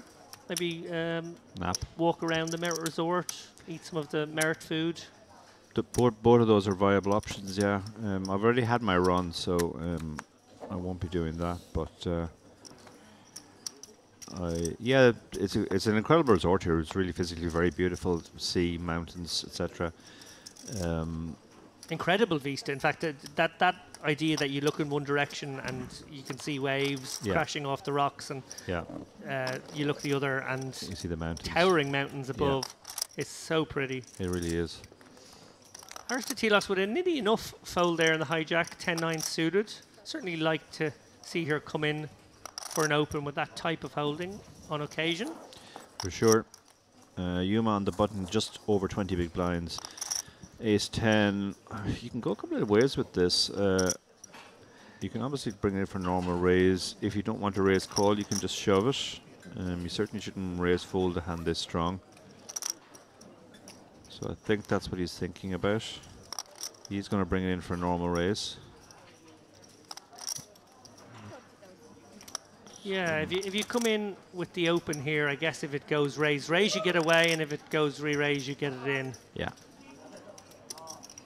And of course, you get to proceed against a big blind defense range with a pretty decent hand. And yeah, Reichenstein has approximately the same stack. This is a rather ugly hand. Do you think he's considering the light shove here? I think he might be. This is just such an ugly hand. If you shove, even if you get called, you get to realize your equity. Playing a hand king like king 5 off out of position is going to get you into difficulties more often than not. He might also just go for a clicky. Wow, that is what he's done there. He's gone for a clicky 3-bet to 110k. Yeah. This is quite good, because if he can fold this hand and he's given up very little if he gets shoved on, it looks very strong, and it's not going to get flatted very much. So yeah, this is interesting. He's basically kind of using the king as a blocker there. Yeah, some wily short stack attack here from Reichenstein. Now he'll quickly fold his hand. Yep, he knew exactly what he was doing there. He risked 110 to win 40, 80, to win 90. So if that's going to work even half the time, close to. And he had 20 of it committed anyway, so it was really 90 to win. Yeah, true, 90 to win 90 actually, yeah. So it was exactly, if that works more than half the time, it's a profitable play. And it looks very strong. It just looks ridiculously strong, yeah. And there is a lesson there for people. Like, I sometimes hear people say, oh, well, I folded because they look ridiculously strong. Good players will make weak hands like king 5 look ridiculously strong. That's the job. Yeah, don't overfold.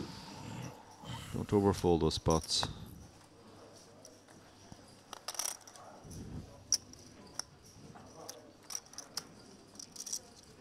So we probably have 1 or 2 more hands left before the break.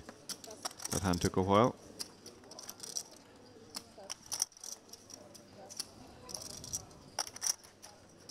After we move from here, Aristoteles on the break we move. asking the floor staff if they'll be moving from the feature table, and as David said earlier, they will be, because a new feature table will arrive.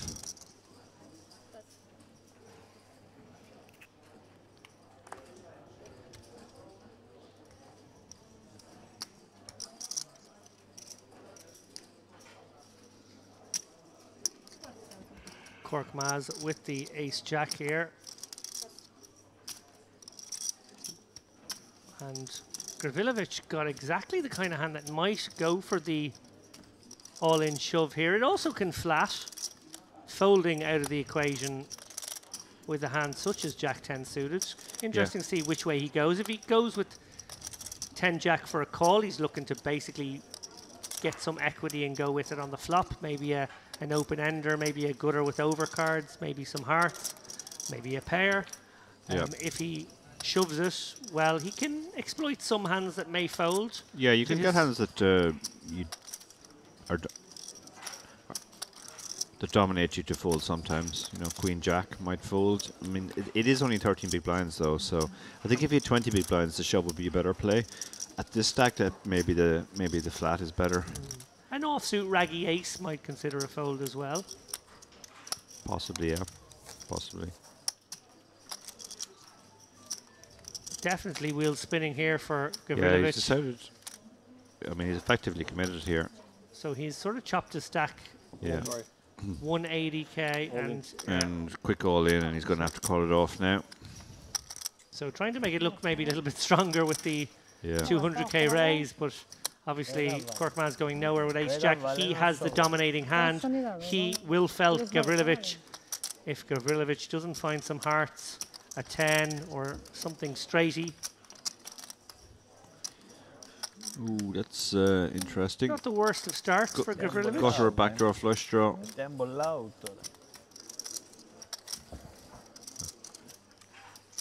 That's a bad one. That's a bad one, yeah. Are we about to say goodbye to Papi Gavrilovic here in 84th place? Needs a 9 or a 10, and we will, and we do indeed. We lose Gavrilovic. He played the pre-bubble phase very, very aggressively. Didn't really work out for him. He ended up being short stacked and having to get through the bubble. That was a reasonable spot to go with. Did absolutely nothing wrong there. Everything is about time. But we do lose him.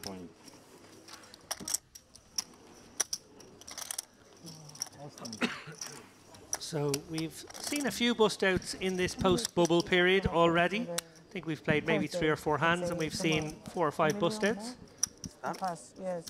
Expect the attrition rate to be high I mean how much more for the next couple of hands and obviously for the next level or so. The average. I mean. Dara and I predicting we get down to around about 25 players, something in that vicinity today. Maybe a little bit more. Maybe we'll get down to 20.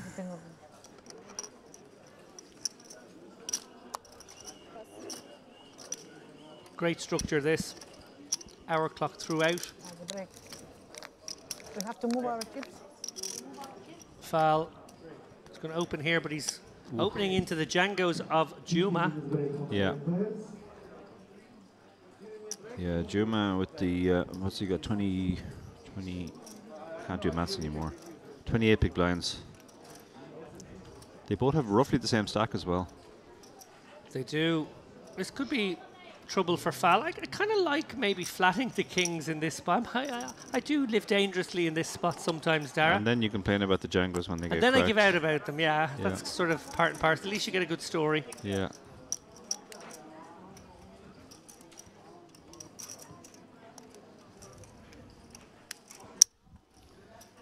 Rabe's facing a 3-bet here. Yeah. The ace-8, certainly nothing to write home about. Yeah, that's one of the advantages of the 3-bet. Had he flatted there, the ace-8 was coming in as well. So awkward here for Fal facing quite a small 3-bet. I like the sizing with kings, obviously. Also with this stack, it's kind of fun. Yeah, he can go. All three options are in play here. I mean, the fold would be quite nitty, but if you think the opponent is on the tight side, you can certainly let it go. Flatting just to set mine and see what happens is also an option. And shoving wouldn't be terrible either, because if you think your opponent has light hands that he will fold, and you add that to all the times you know you get to flip against ace king, ace queen, and then even if you run into kings, you'll get there some of the time as well. So all of the plays are viable. He's gone for the middle one, let's call it that, just calling. Yeah, 250k in the middle now. Stack to pot ratio roughly 2-to-1. And the kind of board that will keep Fal interested here. He has a good shot, straight flush draw. He has a pair just under the 9. Yeah, he actually has a gutter to a straight flush. So this is as good a flop as he could possibly hope for without having hit his just all set. in, interestingly, so an overbet of the pot, 2x. So obviously Juma just hating that texture and just thinking, I want to shut this one down. Yeah.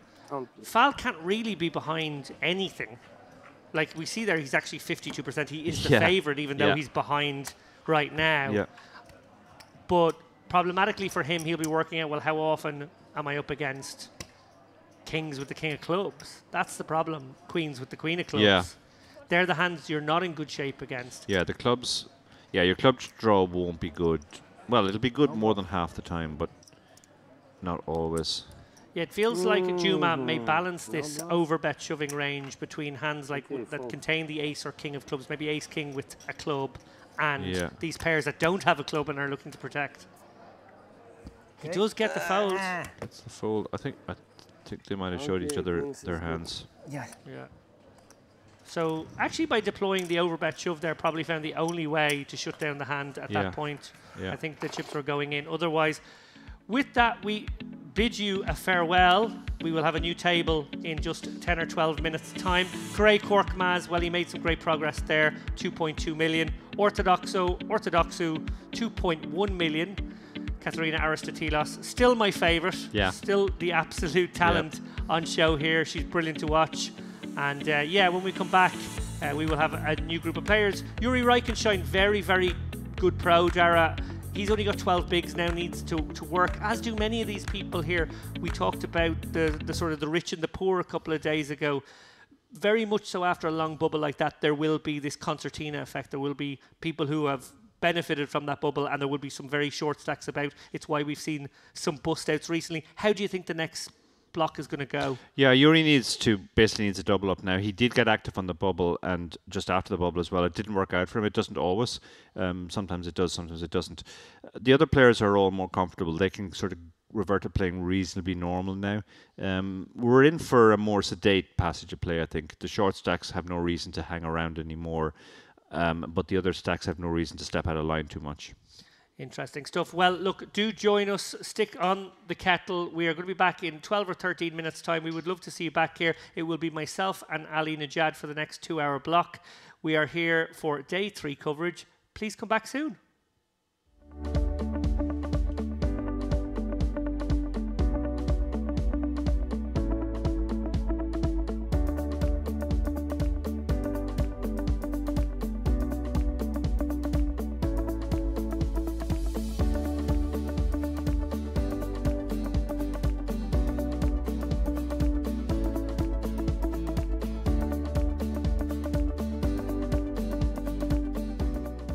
it that way. But it's a hand which flops well, and you don't really mind too much if lots of people come in. Well, both players have missed.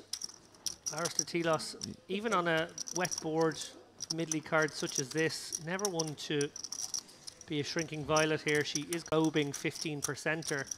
Cork Maz with the backdoor flush draw, 1 over card. Doesn't have a lot going on, but for that price. For that price, yeah. Really, we're playing limit poker right now. Yeah, he is in position as well, so he gets to see what she does on the turn. Well, he has more 8x than she does, but neither player will really have that many. Yeah, he's now picked up a bad gut shot. It'd be interesting to see if he fires out now, recognizing that she tends to auto c-bet and then not bet the turn when she doesn't have it. Yeah, tough spot for Aristotelos now on this texture. Giving it some thought. Plausible that Cork Maz would have all the sets here. Certainly have an 8. Could certainly have a draw of some sort, which has a lot of equity if she is good. So probably on balance, I think this is a release by Aristotelos, but she is ahead, and it would show maybe the correct amount of adhesiveness. I think her face really, let's see what she's thinking here. She does suspect larceny here. This is the kind of board where he can be betting just because it's his board, but at the same time you're in an uncomfortable spot because he's probably going to fire again on the river, and do you really want to call down with Jack, Ace Jack? Looks like she is finding the call, Dara. This is very bold. Yeah, I mean, we've been fooled before by her bringing the chips into hand. Oh, what a great call at this point. Now, as you said, Dara, can she follow it up with some cagey river play? Well, they're both playing the board now. This is an interesting river for sure. Very interesting river, yeah. Is she going to come out betting? Kind of interesting to maybe go for a bet here. No, she does check, and she gives them that kind of like, please check behind look.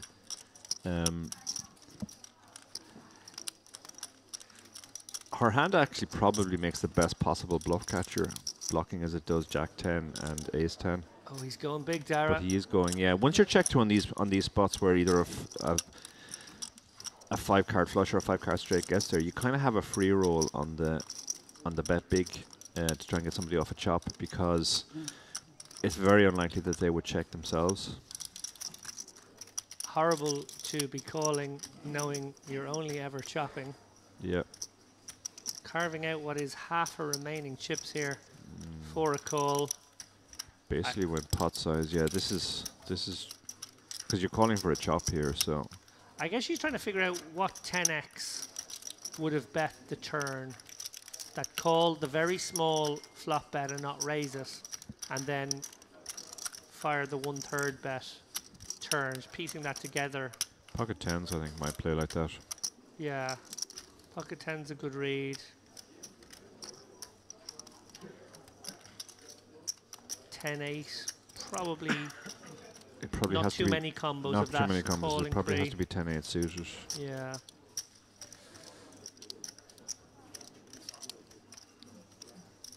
Unlikely that he goes this sizing with a set, but maybe. I think it's unlikely though. Yeah, she really does look suspicious here, but this is a horrible spot to be in.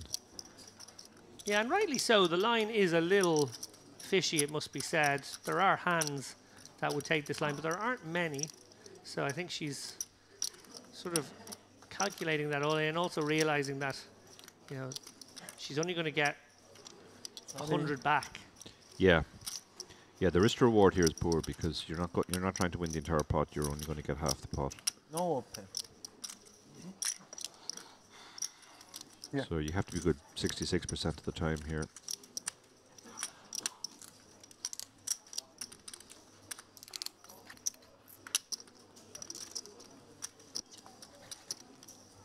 Call. In the end, she does call, yeah. No, he shows the hand she chops with, so a good read on the situation, but that was I love the heart and mouth stuff. I love the Dara. hair flick afterwards there. Yeah, she was very really. Yeah, she was really in the. One of David's writing pieces is up. Piece he wrote on WPT, and David's up for Twitter Personality of the Year. That's the bath picks there. I'm pretty The sure that's bath the bath picks, picks. yeah. Bath picks took it over the top there. Yeah. People were just like, wow. Keep them coming. Slide into my DMs. Have I missed anything? Oh, you're up for Broadcaster of the Year as well. You're very modest there because I think you're up for every single one of those categories yourself. I'm not up for Twitter Personality. Clearly, I have no personality. I think You've lots of personality, just obviously not in I just cyberspace. don't express it on Twitter. Yeah, you keep it for the real world. Yeah. So we have a hand here, blind on blind. Aristoteles has raised and 3x. No, she's just min raised actually, which is quite interesting with small blind. I mean, Fal can't really fold for this price. He does cover her as well, so he can actually put a good bit of ICM pressure on her here if he wanted to. But given how sticky she proved last hand, she played. He's decided he's just going to call and see what happens. And it's a very nice hand to play in position, actually. Yeah, no 8-7 suited. Now they both hit the 7. He's in trouble with his kicker. Obviously, he does have some ways to improve apart from the 8-5-6 would make him a straight, but One orbit penalty, Misha. there's no real reason for him to raise here, I don't think. Nothing. No, I imagine he would have used some board textures to try and take it away from Aristoteles, but now he seems to have gone smack bang into the middle of his hang-on range. Yeah, now he has improved in the sense he's picked up a gut shot here. Board looks a little bit scarier for her. In her spot here, do you go for another small bet or do you go for a check call there? I think I go check call now. I'm not sure there's enough worse hands that can call us second time. And particularly with the ICM, I think. Yeah, but I do like this bet. I love this river bet. This is a great bet. This is just basically a blocker. Yeah, she's targeting weaker 7s and 4x. Also, maybe, just maybe, a 6 makes sense as well. He could be in there with the 6-5, the 6-3. Yeah. As a float on the flop. Yeah, so I think once he target. checked behind, she realised, well, he'd never check a king. So he probably most likely has a 7 or a 4 since he called the flop bet. Or he has a draw, which is not going to pay anyway. So I might as well get value from the 7s and the 4s. Yeah. And some of those draws contain a 6 Dara, which now might get tempted too. Yeah, and if she checked, he might bet big with his missed draws. So this bet is dual purpose. It can get called by worse hands, as it looks like it's about to, and it can stop him from bluffing big when he's missed his draw. And absolutely no doubt of where she stood in the hand. She Yeah, slaps no, that she down. knew she had the best hand there. Really well played. Yeah, I think she's a really good. In any category this year, just somebody who really stood out to you this year is a sure thing. Angela Jordison is mine for breakout. Angela Jordison seems fairly obvious breakout. Caitlin Comiskey is up for a couple of awards as well. Great shout, great shout. I thought she absolutely, yeah, she was amazing this year. Just so funny, her content.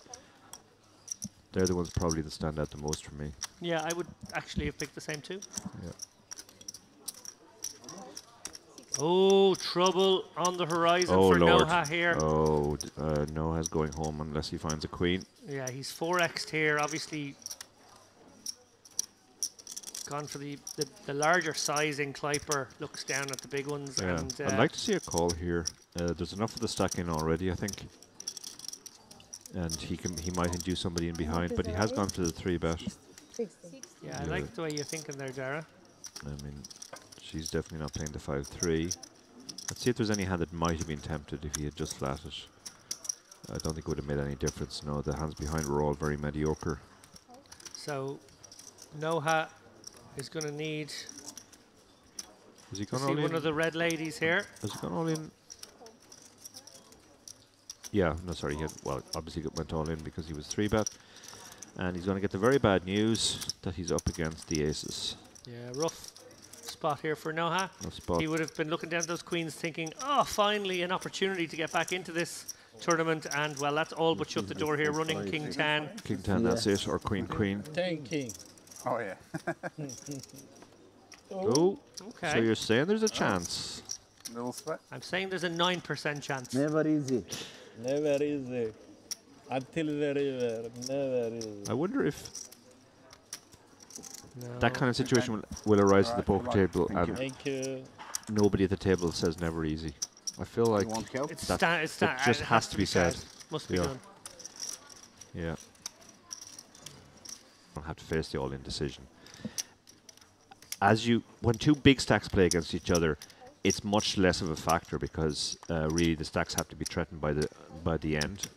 Right. If they can't get all in normally, then there's not that much difference. Medium stacks against big stacks, often the big stack can threaten by sizing up. When the big stacks play against smaller stacks, they will get more folds to small bets. So all the situations are really complicated to the point that myself and Barry will write a whole book on them at some point. But it's so complicated, and there's so many sims you have to run to try and identify the heuristics and the patterns that it's going to take us a while. So we've kind of kicked it down the road a bit. Well, interesting spot brewing here. Dara Aristotelos from early position has opened up the ace-queen offsuit, and Todorita can go both ways here. He could flat and try and navigate this one, but with only 20 bigs and against a wily opponent such as Aristotelos, he might decide to just go with it here. He does. Yeah. So he's not quite shoving, but he is putting almost all his chips in. Yeah. Although it is 300, he has counted. Yeah, do it. I mean, this is 20 big blinds, and he's going to have all those problems post-flop that we just talked about. Yeah. He's going to be looking at one or two overcards a lot of the time. Have to make a decision in a spot where, as I said, he's going to have to be good more often than normal. So the best thing to do is to just stick it in here. It's not comfortable because he doesn't have any blockers. He's not blocking any of the bigger pairs. Ace-king is also almost certainly going to call. Ace-queen seems to be right on the line, and she is giving this a lot of thought. Yeah, no question she calls with a better hand. Jacks would be getting in here against him. Ace-king would also. So ace-queen and nines feel like the tank decisions maybe. Nines is possibly get in as well, so maybe ace-queen and eights. So Aristotelos in the tank here with one of the cuspy ones. Yeah, it's a lot of her stack as well. Like if she calls here and loses, she's sort of in the danger zone where she can't necessarily get to the bubble. On the other hand, she's not immediately at risk in this hand, and if she calls and wins, she has the kind of stack that can potentially attack the bubble. So this feels really close. Yeah, flipping the perspectives here from her vantage point, she will be thinking, well, how many ace jacks and king queens are in the range?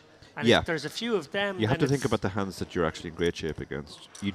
If she could see his hand, she would fold because you don't want to be flipping at this point. But she's hoping, she's considering the possibility he could have ace jack here. Yeah, that's why she's made the call. Could have ace jack, could have ace 10, could have king queen. She's in a flip now. He's flipping for his tournament life. Katie asked if we're in the money. We're not, Katie. We're 16 from the money at the moment. 89 paid, 105 remain. You can see she's not actually happy about the situation. It's a huge moment for her now, and I have to agree with you, Dara. On balance, I think I might have let this one go, feeling like it would drag me into the danger zone. But she has hit her queen, so he's already taking his microphone off. This is neck level stand up. Wow. I think if he hits his 10, they're going to have to mic him up again. He has to break our stuff, and then maybe he goes a step further at that point. Yeah. No, very unlucky there. Very unlucky. I mean, he got it in well ahead, 57%. But it seems to be the kind of culture where people don't hold back their opinions.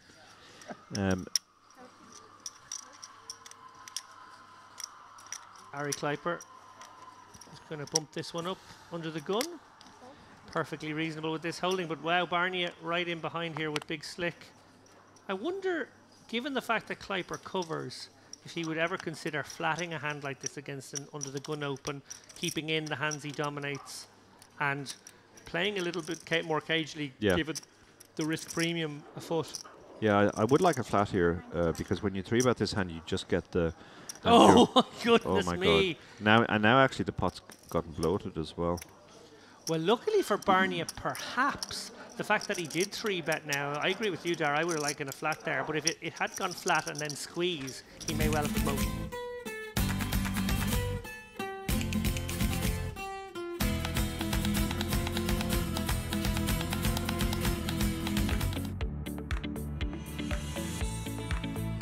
And welcome back to continuing coverage of the Merit Western Poker Series Day 2, where a very protracted bubble finally burst We are live from the Merit Crystal Cove Hotel, Resort, and Casino. Did I mention that already, David? I like to be a little redundant when it comes to plugging the property, given that I spent this morning enjoying all that it had to offer before coming into work. Ali Najad alongside David Lappin, and here is your feature table with blinds of 10 and 25,000 in this $3,300 buy event.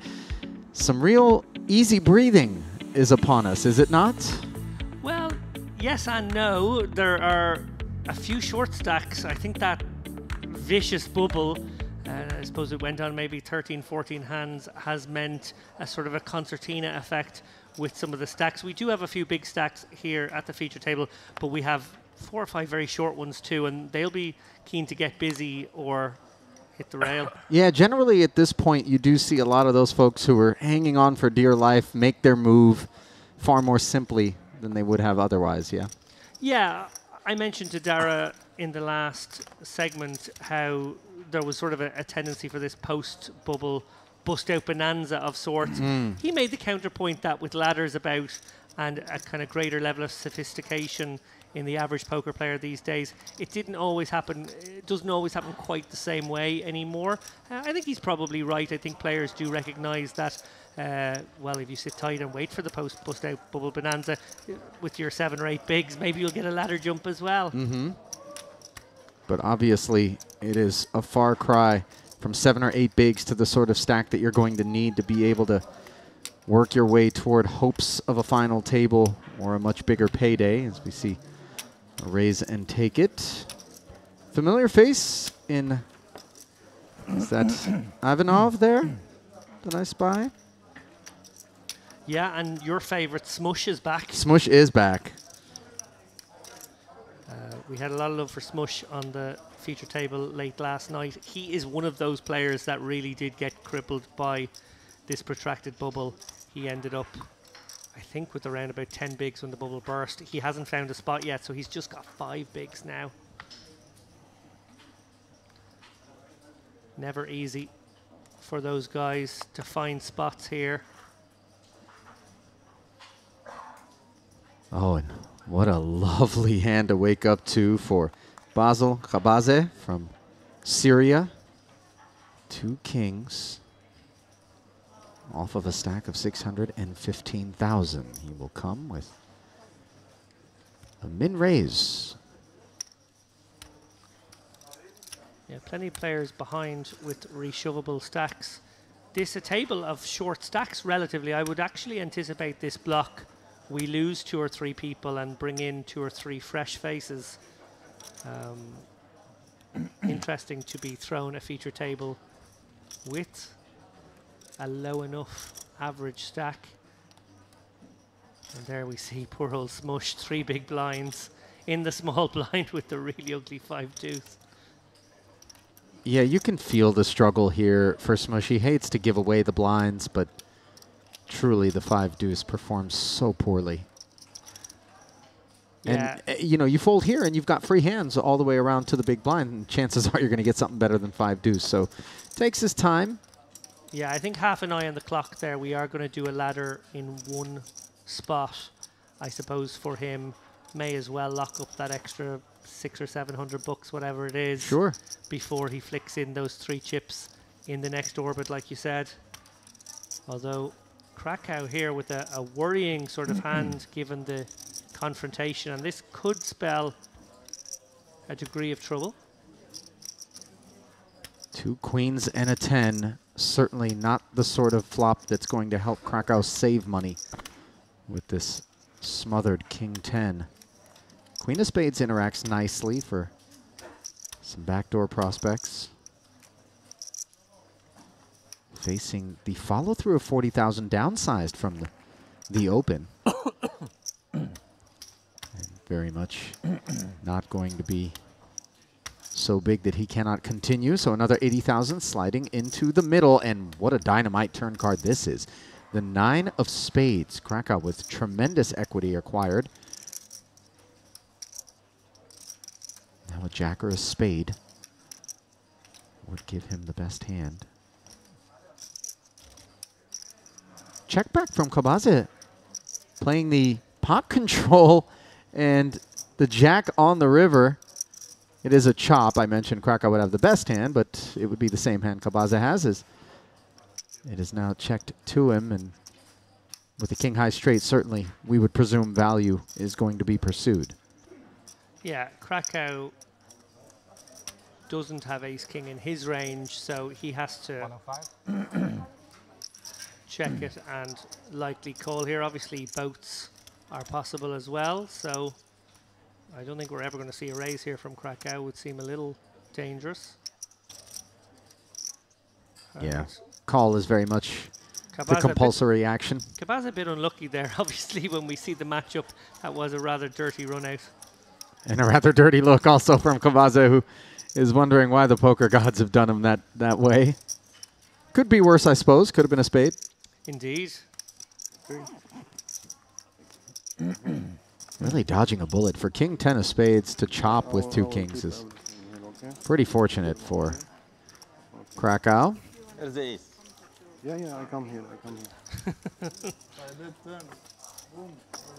Matan Krakow hailing from Israel. Would have been jack of spades for a straight flush. Good luck.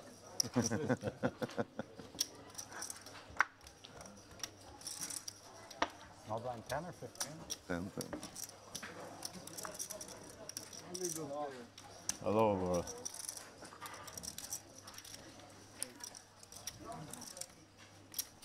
I'm always fascinated by the stark contrast between those who make it to the inside of the bubble and those moments leading up to the bursting of the bubble in terms of the weight that gets lifted off of the field, regardless of how deep your stack is. Obviously, you're not necessarily concerned about not cashing when you're deep, but there's also just that serious phase that kind of creeps up and then dissipates a bit, and then back to work we go once a lot of these short stacks determine their fates, whether they spin up or exit stage left.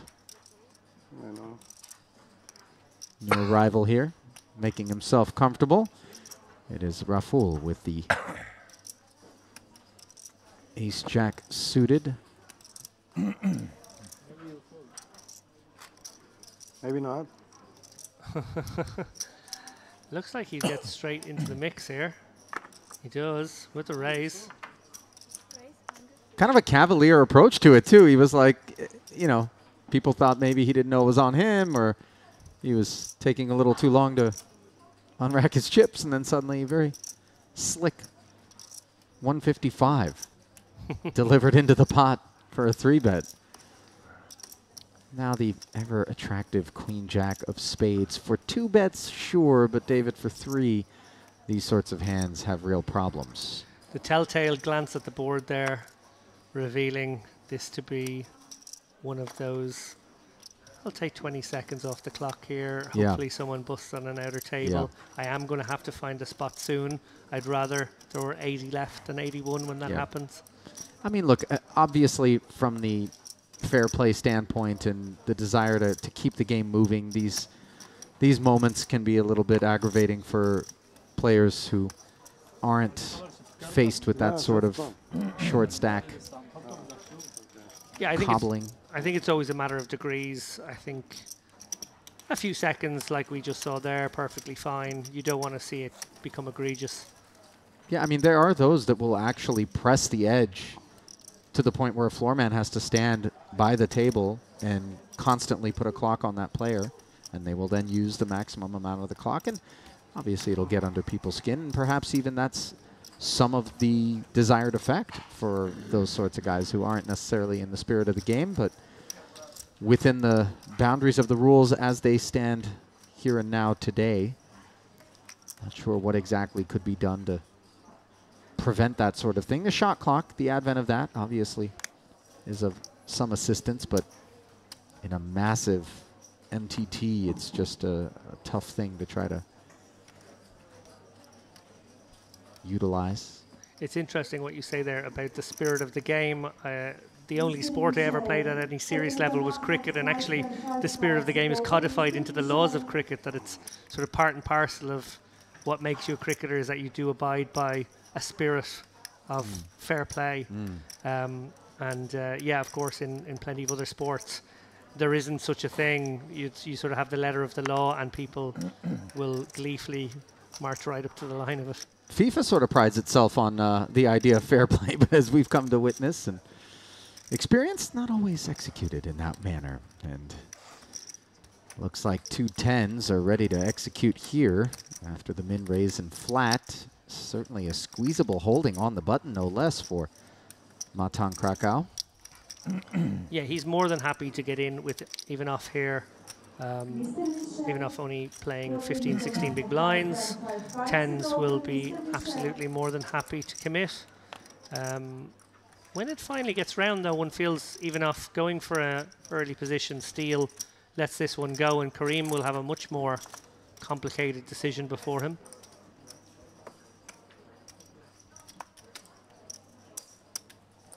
Ivanov. Oh, quick fold. Very readily folds his ace-10, and yeah, the 2 9s didn't make a meal of it, did they? No, not at all.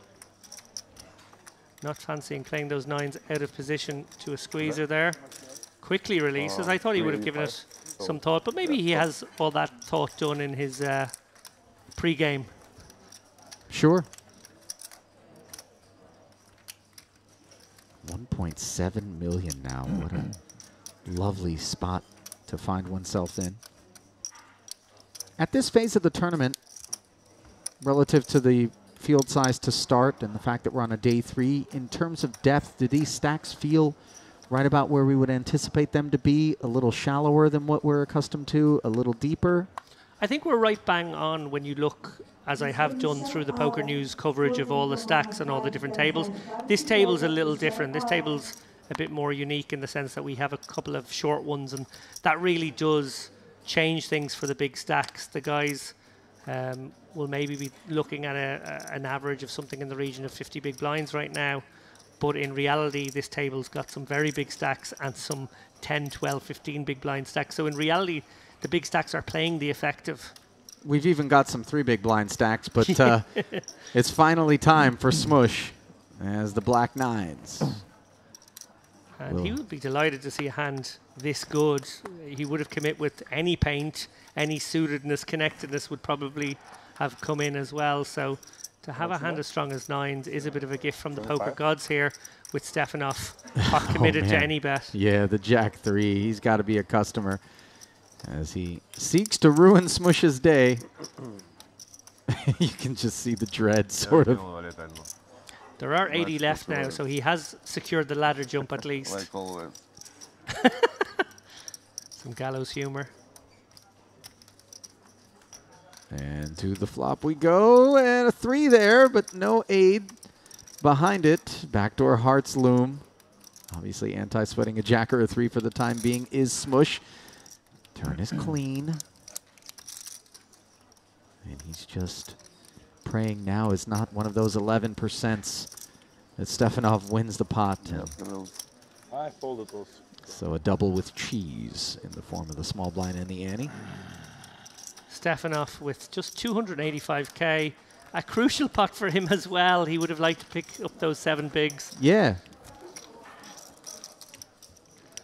Kind of lost in the, perspective, the angle that we took on it from Smush's side is Stefanov really same blind. Not being so deep that he could disregard. But as you mentioned, he was priced in. Now finds himself the second shortest stack behind Hadioglu. Smush still at the bottom in need of some help. 2 7-figure stacks in Krakow and Raful, the newcomer. That slick little 3-bet picked up a pot for him upon arrival.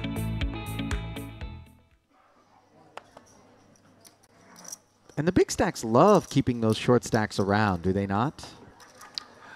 Well, yes and no. Obviously, with short stacks trying to outlast one another with pay jumps looming, yes, it is in their interest. But actually, they're a little bit irritating, I suppose is the best way of putting it, because they would probably prefer to get about the business of playing some 30, 40, 50 big blind poker, but they're not really able to do that on a table such as this one. very much forced to play the effective stack of the majority of the players who have 20 big blinds or less, and therefore they're in a little bit of a short stack ninja affair. Ace King for Kabazet on the button.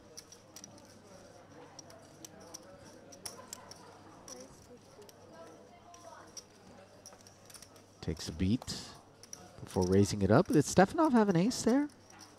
I think he the did. Small? Looked like a baby ace. Even off, really looking to see a flop here and flop equity, but 2-3 is going to be the kind of hand that gets you into trouble with that one. You're only going to flop bottom pair and bottom ends of straights, that type of thing. A good release, even in his perilous situation. Yeah, there's just not a lot of flops where you can feel very comfortable, you know, bar trip deuces or threes or a wheel. Even two pair has some real vulnerability to it.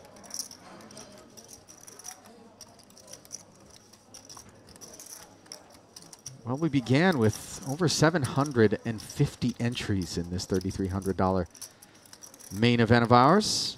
Down to just 80 players. Current payouts are $5,150, a $620 pop from the 88th through 81st payout band.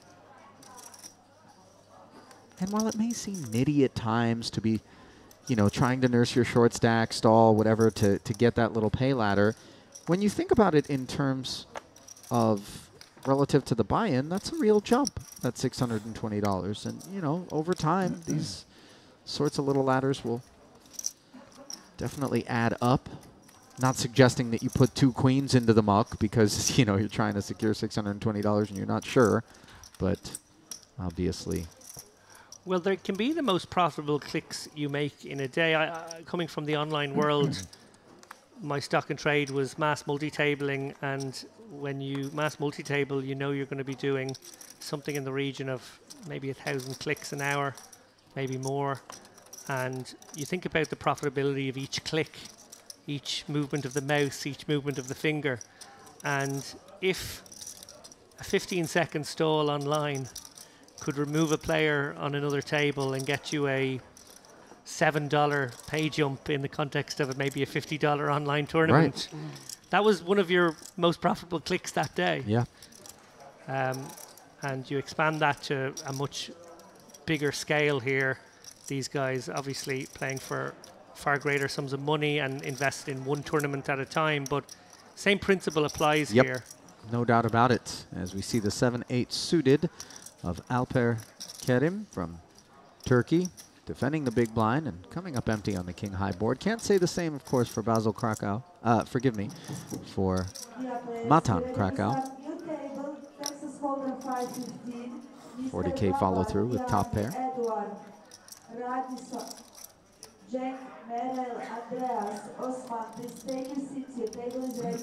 And that's that.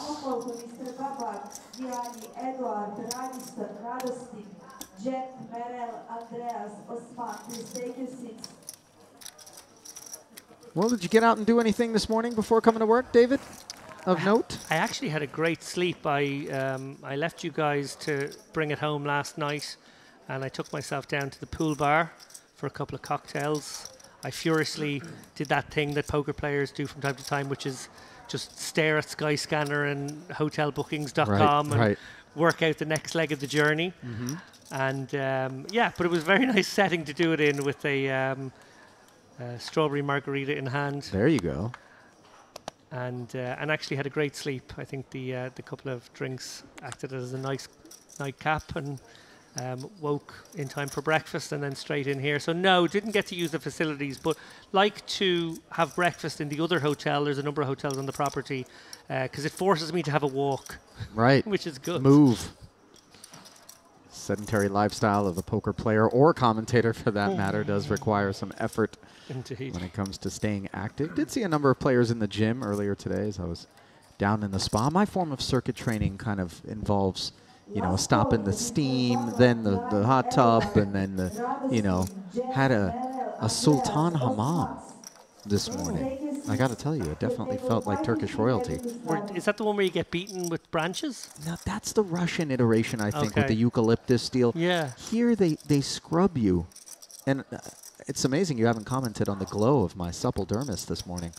Or afternoon, I should say, because I was well scrubbed before I came into the booth here. This is the one that they use an egregious amount of suds then, is Yes. it? Okay. Egregious is, you know, come on, it's all perspective. David, I felt like it was an adequate amount of suds for someone of my stature. I have had this done once, actually, now that you mention it. It is ringing a bell. It really is cool. I wonder, you know, way back in like Roman times, we see Krakow raise and take it with the ace-deuce suited, if I wouldn't have flourished just based on the bathing rituals. Those were tough times, though. You think the bubble's rough. You're having to be a gladiator. My missus was on to me about 4 years ago. I joined a gym nearby where we live in Malta. And I used to go to that gym diligently, on a daily basis. And she noticed no meaningful change in the shape of my body after about 6 months. Finally, I had to acknowledge that. I sometimes use the bike for a little while, maybe a little bit of light weight training, but pretty much lived in that jacuzzi and that sauna. Oh, yeah. Weird how that doesn't amount to any weight loss. Do they have a smoothie bar as well? You can live at the smoothie bar. That'll get you in trouble. Jack 10 suited here for Khabaze, and he may have a customer in Stefanov who has 2 red 7s here. About, what do we call it, 15 bigs? Yeah, I think this might get in here. No, this is 12 bigs. And sure enough, they are all being sent into the middle. Pretty annoying for Khabaze because you really do want to take flops with a hand like this, but at the end of the day, you also recognize off of 580,000, Jack high is Jack high and belongs in the muck, which is exactly where he puts it. Little rebate for Stefanov after doubling smush. Great result. Irksome one for the 10 Jack suited there, which has very close to the right equity against the reshove, but very much puts you in that spot where, you know, committing those chips and yes, maybe almost getting the right price, maybe getting the right price against some villains to do so. But if you lose that one, which you will often, you're right in the mire and yeah, preferring to keep the weapons afforded by his current stack. Lets it go. Talked a little bit about that yesterday with Darrow Carney about how certain stacks are easier to play and actually are more advantageous to play in a tournament context. And yeah, very much part and parcel of the consideration when you think about calling off for a portion of your stack is what weapons do you get if this goes well and what do you lose if it does not? Sure. I liken it to being the general of an army, each one of your chips being a soldier, and do you really want to send them into this battle? Do you think that they're going to come home or not? King 9 suited for Matan Krakow. Up front. Perhaps demonstrating some of the luxury of having that 1.8 million to operate off of.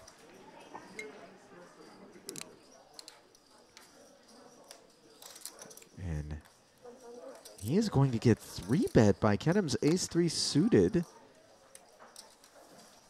Showing a nice amount of game here with the 30 big blind stack, trying to leverage against the big stack here, who will be aware that he's raising off 30 bigs. Smush looks pained every time he has to fold, doesn't he? He's got that just, give me something. Suitedness and connectedness make this tempting, but yeah, pretty low down on the opening range to begin with. I like the fold. And Kedem's not exactly on a short stack here where you can kind of afford to hit a piece of the flop and then go with it. He's got almost $1 million to start the hand, over $1 million rather.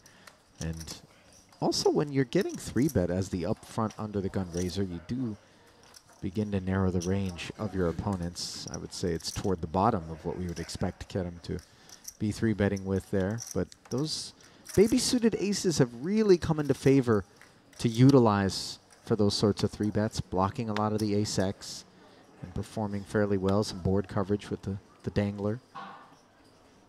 absolutely the right category of hand if you are going to pick it there. You want to go with the fairly polar range with your 3 bets in those situations. Doesn't serve you well to depolarize. You want to have the blocker, you want to be blocking the 4 bets. And if you do get called, as you said, Ali, the suitedness favors.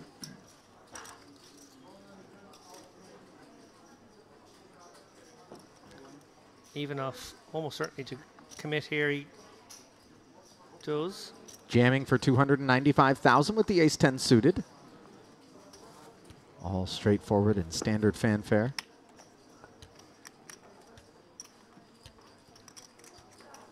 And Smush again. How painful the queen-9 is for Smush. Not very, it would seem. He's wearing his heart on his sleeve, or maybe on his mush. His smush. Every one of these little pickups for the blinds and antes buys you an orbit's worth of breathing room. Let somebody else cover the cost of your stay.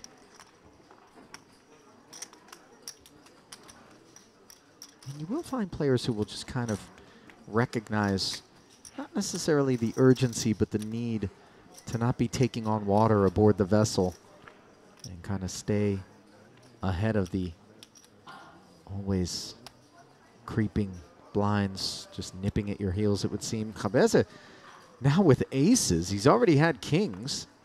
Did have to chop that one. I like that moment where we know before he does. Oh, yeah.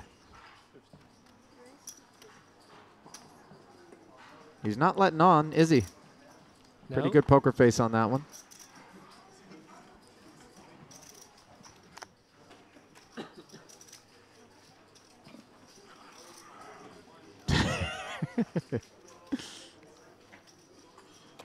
How do you like 9-4? Yeah, Smush is like, come on, anything. Uh-oh, real problems now. Yeah. Well, Zeki Soyirgaz. there's precisely no escape hatch here.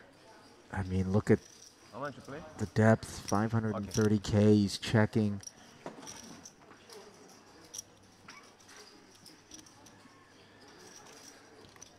Surgaz is going to have8%, 7% to survive in this tournament.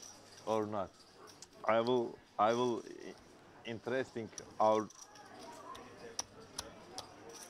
Is that Smush in the background? Certainly not the focal point here, as Soyirgaz looks to chart a course. And he is going to jam. Obviously a snap call from Cabeza, and the worst of news is going to be delivered. Yeah, an audible groan there by Surgaz. Yeah, can't blame him, can you? You always think to yourself, aces and kings aren't out there. Maybe queens. Suits are live as the one silver lining. Yeah, that's going to be irrelevant on a queen high rainbow board, unfortunately. And just 2% from this point forward is Zeki Soyirgaz. The 3 of clubs on the turn, ices it. He draws dead against the aces, and just a defeated feeling there. But hold your head high, sir. Didn't do anything wrong. No, absolutely not. You would have gotten in a far worse hand than ace-king for all the cheddar there. Very unlucky to run into it in that occasion. They're going to do a countdown here. The stacks are close, but we don't usually get these things wrong, and we think he's covered by one big blind. Yeah, pretty certain that he was. But it does give us an opportunity to look at the updated chip counts, and we see Cabeza joining the 7-figure club with almost 20% of the chips here at this feature. Things kind of coming into focus. Smush is definitely going to need to do something sooner than later. Obviously, we're far from a final table, but some of the concepts do still sort of apply to each individual table in terms of procedures. Yeah, we talked about the creeping ICM factor in the first segment there. Obviously creeping all the way to a very significant moment at the bubble. The air is somewhat let out of the risk premium considerations once that bubble is burst, but faster than most people recognize or realize, they creep back up again ever so slightly each and every bust out until we get to the final table bubble. It's always a factor. ICM is always, always, always a factor in tournaments. It can never be disregarded. It's never going to be a cash game until it's heads up. Right.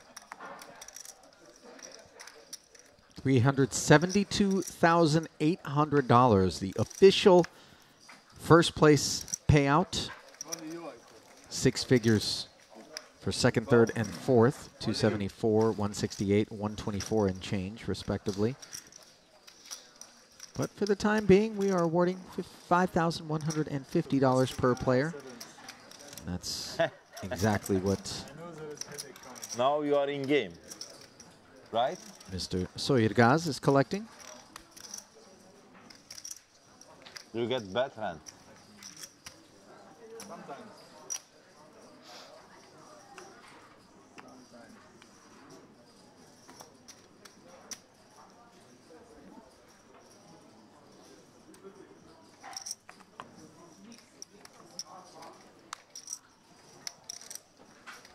Nothing interesting around to Dioglu, who has an ace-5 in the hijack.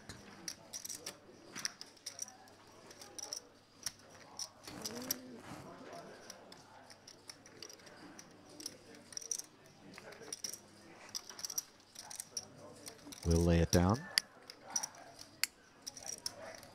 Smush! He doubled with 2 9s, now he's got 2 10s. Yeah, and very likely to get called again, shoving just 5 bigs. So maybe, just maybe, the hangdog exterior of Smush is going to see a happier day on the horizon.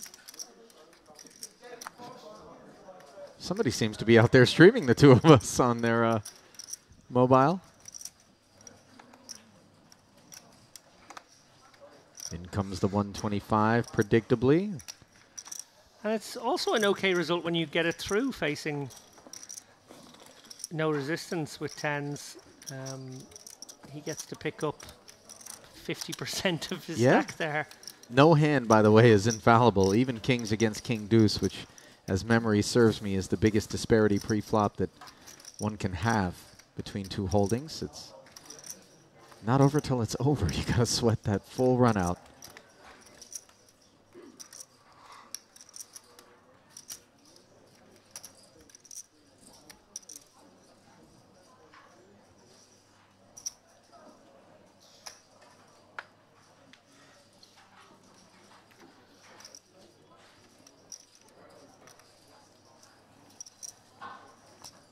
$77 remain now.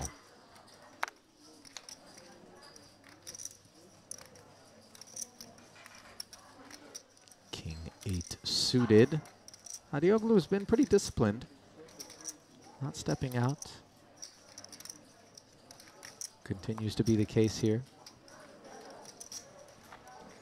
Back to the doldrums for Smush.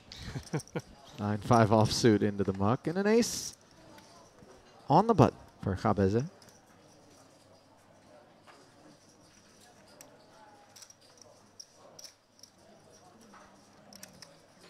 think he wanted to peek there at Stefanov's stack depth before deciding how much to open to. He goes with 50. Suited connector here for Ivanov. Price seems right to me off of 305,000. Oh. Did he say all in? Wow. Yeah, deciding to use the fact that the suited connector in this sort of middle portion of the board will almost never be dominated. So if it does come up against the ace-king offsuit, ace-queen offsuit, that call, he will have 40%.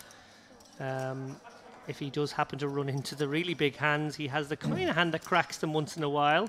So decides to go that way. I agree, Ali. Slightly surprised. I thought he might just flat and try and make a piece, but deciding to go the other way here. Yeah, taking the aggressive line. Unfortunately for him, Kabaza is just too deep to start folding the ace-9s, and even further misfortune on a 9-high flop. Only one heart out there.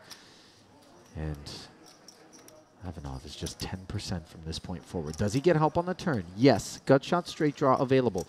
So 4 5s in the deck. One of them are going to need to show up on the river here to keep the Russian alive. And they don't. The Jack of Spades spells the end of the road as Kabaze continues to compile chips and claims a victim in young Vladislav Ivanov. Played well during the time that we watched him out there. David was rather impressed. Showed some gumption there with the 6-7, taking the initiative. I don't think we would regard his choice there as a mistake, more a function of his discretion. Yeah, I think it depends on the button opening range. If you feel like you're up against a tighter guy, I certainly think flatting is the better way to go. If you're up against a looser guy, obviously there would be a bigger gap between the raises and the calls. So going for it with the 7-6 would make more sense. Yeah, definitely could go either way type of spot. Oh, it's gone. Okay. It's funny because a lot of times I assign a looser opening range to the big stack at the table. It's too expensive. And as such, I think to myself, okay, we can target. But then you forget they're the big stack at the table, and they can kind of afford to maybe be a bit liberal in terms of looking you up.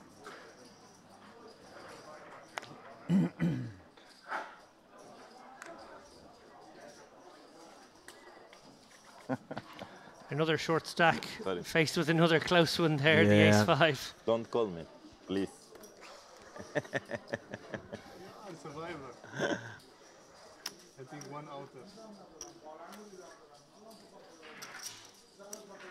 Smush might want to just savor a few tender moments with this king-9 offsuit before, I imagine, sending it into the muck. It's quite a bit better than most of what he's had to fold. There it is.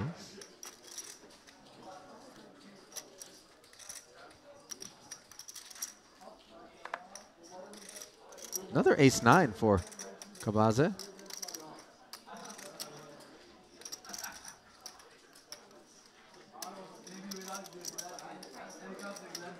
Makes it 55,000 to go.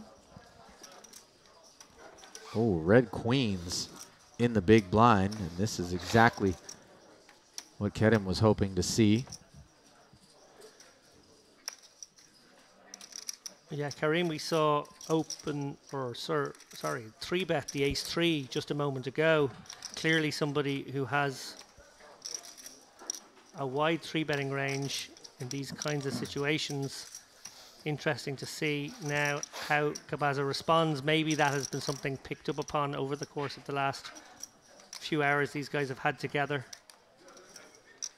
Kabaza obviously has a big stack here, but it's tricky with the ace-9. That 9 is a little bit pesky.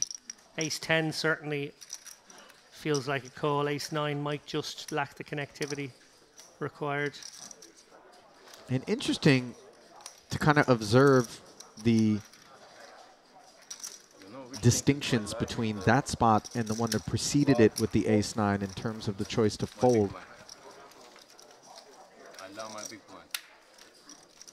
I love my big blinds. Little marker put down there. Benim yaptım. Zorluğun masasına gittim. Ebem sikildi. 500.000 çip verdim. Başka birine şurada. İyi onun durumu fena değil. So, as predicted, Ali, this table providing a lot of short stacks at the beginning was almost certain to produce some bust outs and some new faces thereafter.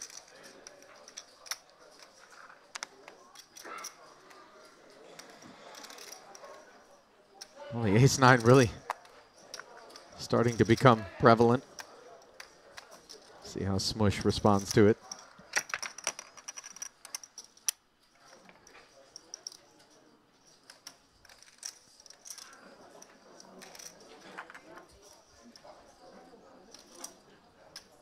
Looked for a moment like he was going to deploy.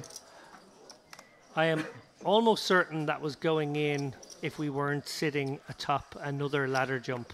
72 left, 71, I think, is the next jump. Efforting a definitive response for you here. And The next pay up end is indeed 71 to 63, where players will earn $5,975, so an $825 ladder is available. yeah, the direct impact of that is in this exact moment, and maybe for just the next 5-10 minutes or so, there's an immediate reason for Smush to maybe carve away, shave off the worst hands he would be willing to shove under no additional ICM pressure. I'm pretty sure ace-9 is a shove in that situation, so that is the reasoning, I believe.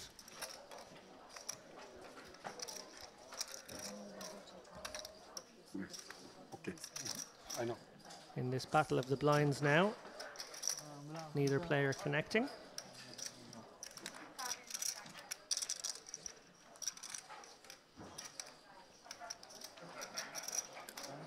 Ace-10, 6, 2 clubs. Queen high is best. Board pairs on the turn. Club draw obtained for Kerim. He also has some showdown here with the queen in a limp pot. Interesting to see if he'll go for an equity denier. That's what he does.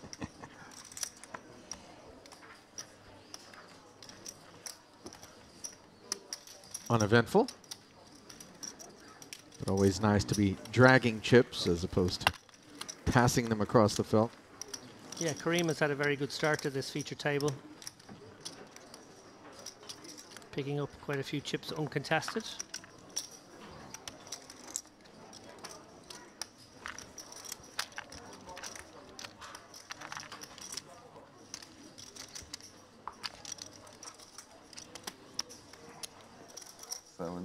Page jump arrived, yes, can we show? And a direct acknowledgement that the pay jump has been unlocked there by Smush. Big money. Yeah, he's keeping a real eye on those ladders, isn't he? He definitely factored that into his ace-9 fold in the last hand. Turns out he could have maybe spent 30 seconds and then gone with it and made that ladder jump. What will the poker gods bring him in this crucial next orbit? Look. They've offered a modicum of salvation on a couple of to the short stack Smush. So we see And Stefanov with the king-jack offsuit is decided to draw a line in the sand. Yeah, I like this shove. He has a good bit of fold equity here with 14 bigs, 13 bigs.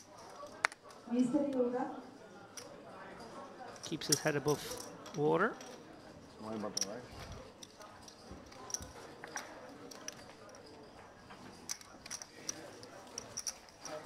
Roughly $1 million the average stack now. I don't think we have more than a couple of people rocking that stack on this table.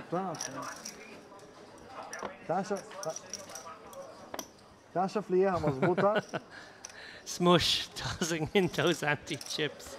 A large proportion of his remaining stack. Great character, Smush. Excuse me? Really is.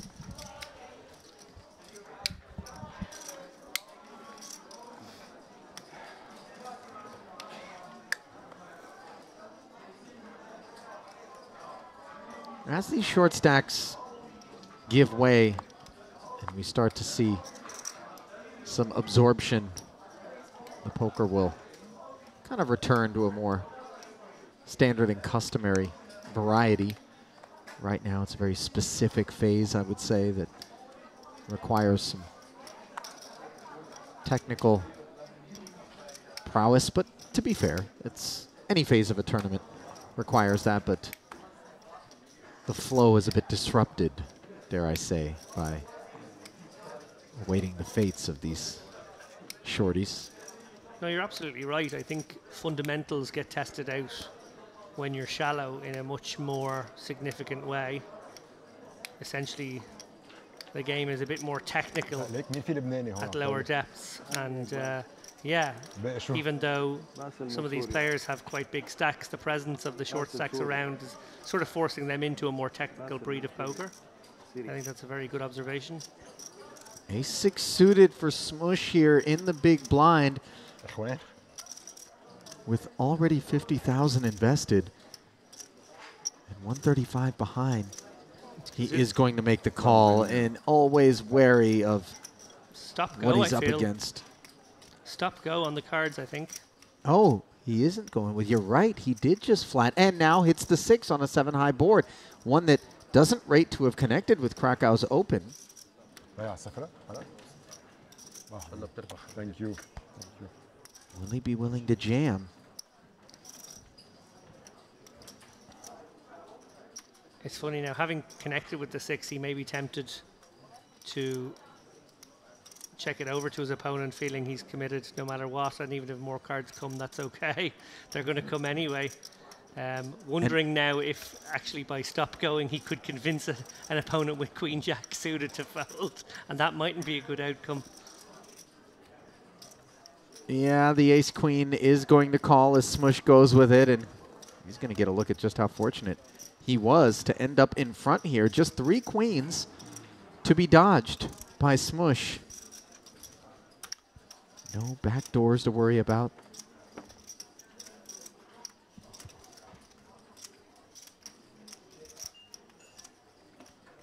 Oh my goodness. I almost feel personally responsible for this. Smush now needs a 6. No! Oh, and it comes in! You gotta be kidding me! Wow. Incredible. I love this game. We all do. Wow. What a run out. Any good 3-outer deserves a 2-outer in response, does it not? I think I put like 6. Wow. Yeah. What was that? Wow. Малышка. Будем дружить дальше.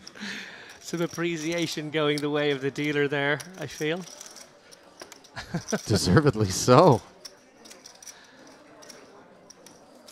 She found a heart-stopping way to deliver the good news. Didn't to she? Smush.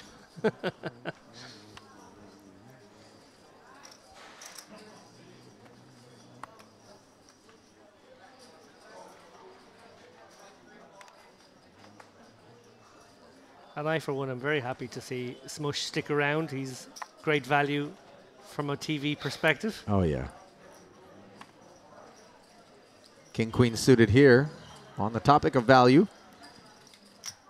Certainly one to go with for Kedim here. 55K.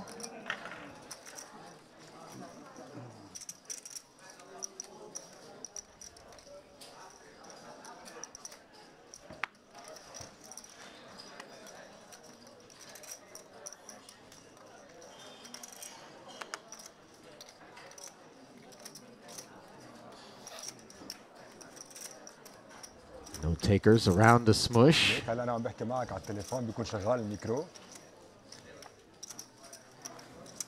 Smush has the trappings of a man who really has been through the poker ringer. He's run the gauntlet. Grizzled, weathered. Seen it all.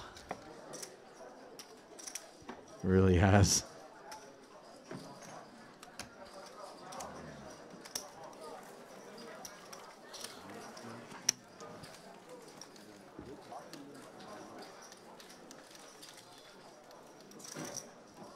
I love this game. So good. Well, who wouldn't after that? Big, beautiful 6 was produced.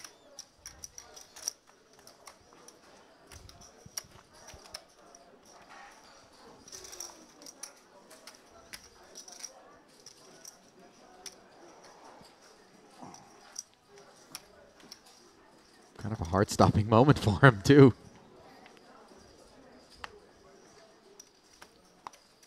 Giving you an update on the largest stacks remaining in this field, which is 71 strong, David. Alexander Chernikov has 3.7 million. Wow. And he's not alone. Sergei Efimov, who we actually had a chance to observe at one of our featured tables, also with 3.7 million. Newcomer to our featured table with ace 10 is Aksu, who makes it 60,000 to go. A little north of the generally adopted 50 or 55. And Raful with the king-queen suited.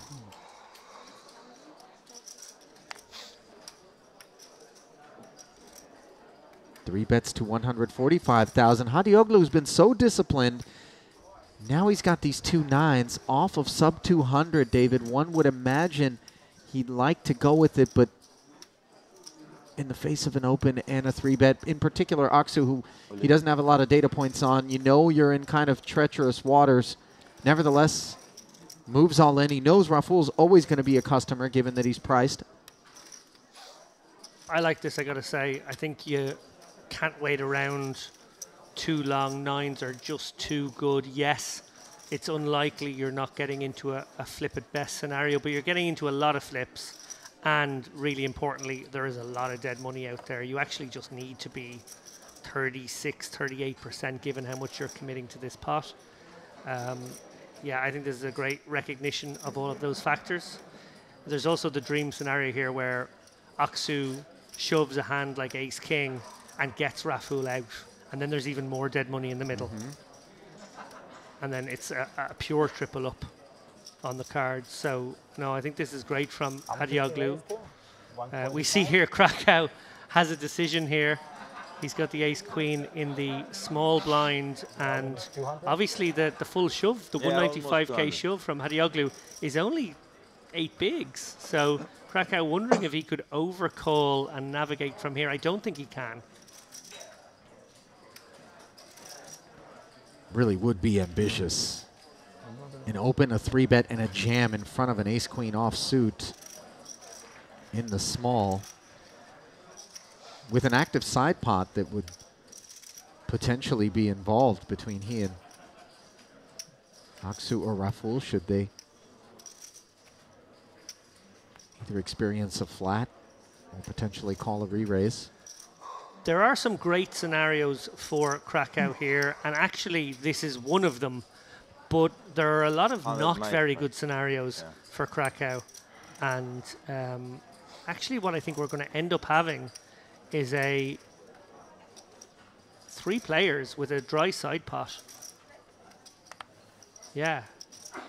Aksu out and Raful utterly priced in. Yeah, Krakow just flatting, though, is clearly of some concern to Raful. The hand class in the range that we would expect him to do so with really skews quite mighty.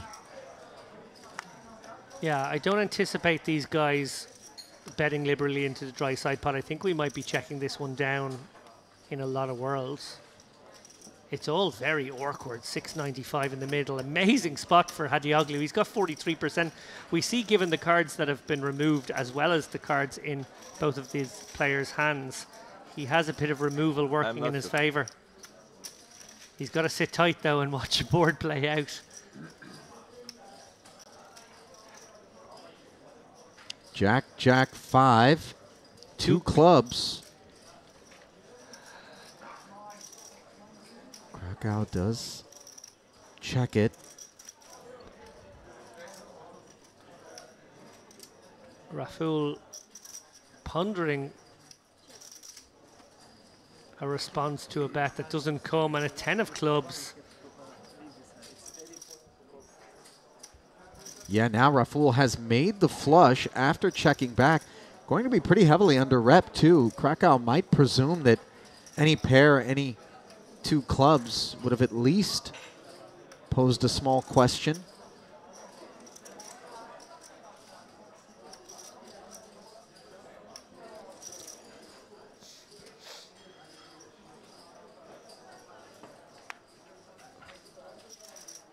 Interesting spot for Raful, whether he chooses to juice up a side pot here to bet on at the river, or if he decides to play a little trappily, just check it back. I think he has to put some chips in. I think he has to probably put something around the 150 mark, something small.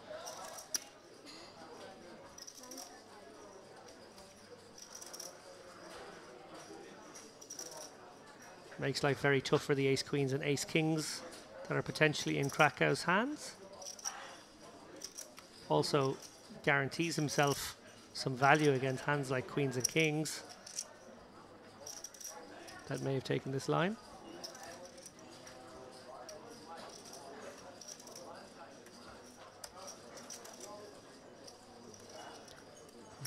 Sort of overlooked here is the fact that Hadioglu's 2 9s is really in dire straits. Needs a jack or a 9 on the end.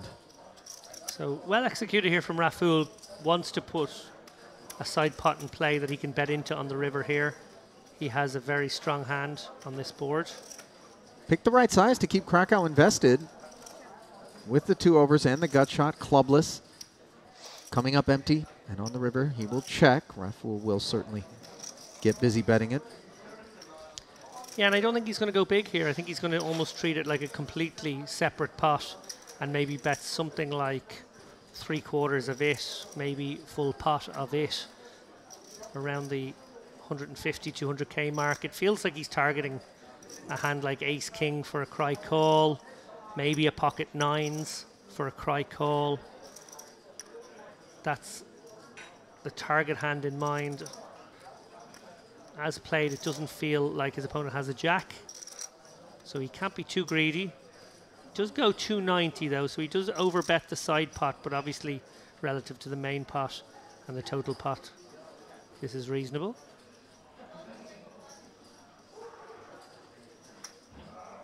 Krakow created a very wonky spot for himself here. Hadioglu, when the hands are shown down, will be very sad had the ace-queen isolate shoved in that spot. He'd have got out the king-queen, yeah, and he would have held. So good luck, everybody. Collateral damage if that play is the absence now. I mean, the fact that Krakow even flatted was probably less frequent than folding, so the isolation 4-bet was really going to be with minimal frequency deployed by Krakow there. Hadioglu, the casualty of that particular battle and the beneficiary, of course. 1 king, queen suited as the late arrival to this table, really making his presence felt.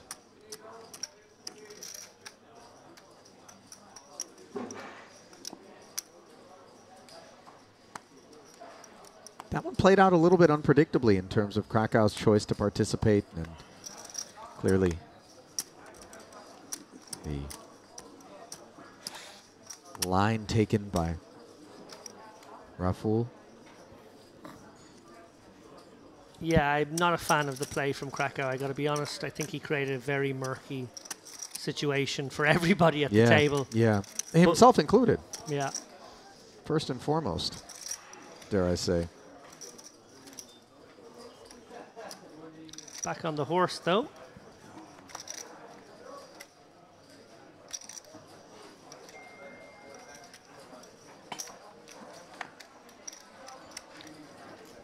We've been stretching, Ali, for some Western phrases, trying to incorporate some famous Western movies into the commentary where possible over the last few days.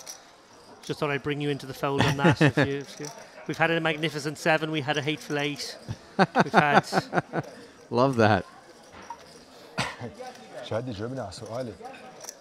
We had players walk away with fistful of dollars. Sure. And a few dollars more.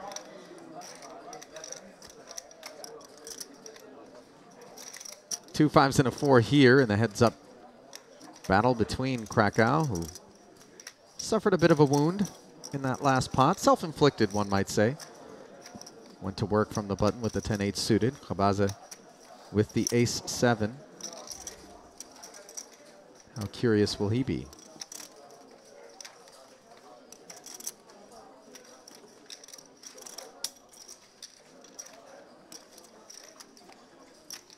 And answer is somewhat, as the Jack of Diamonds is a welcome sight for Krakow, who would have preferred to have taken it down on the flop, but now has enough equity to potentially put some more out there. Yeah, good semi-bluffing spot here. Obviously, Krakow betting that flop with a view to getting folds from a few better hands, a few queen high, jack highs that might have let it go. Also aware that there were barreling cards. This definitely one of them.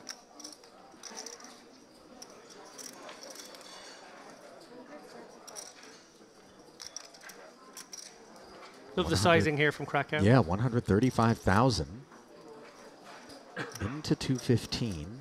A7 really in the wind.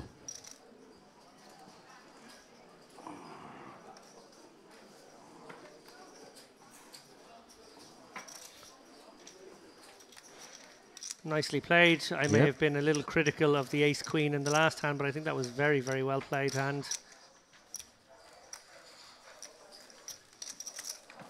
Redemption. Coming obviously through a proxy. Must be a Western called Redemption. You must have got one in there. Oh yeah, inadvertently. So a look at the chip counts as the blinds creep up to 15 and 30,000. Makram Habib, newcomer.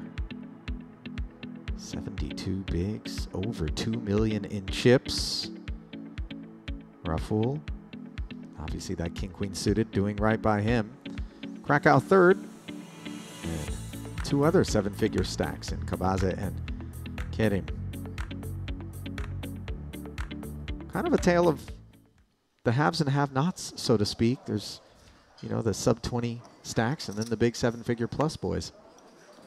The good, the bad, and the ugly. Oh, yeah, I see.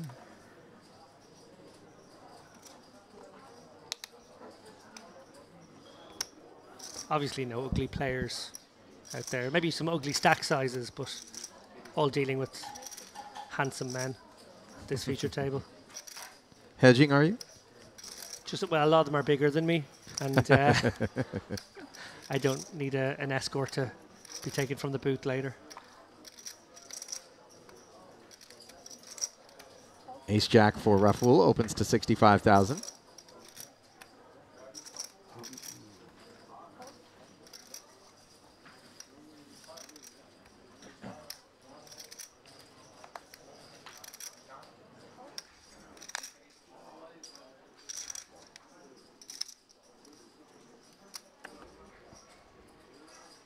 Stefanov in the big off of 325K. Ace-6 really would be ill-served to get sticky there.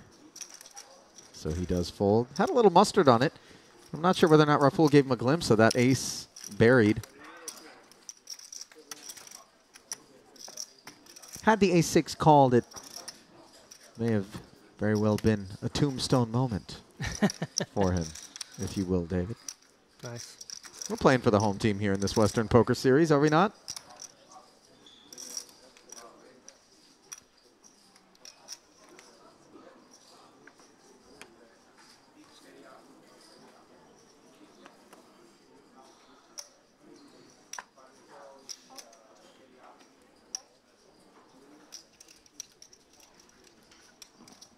Queen 10 up front for Smush.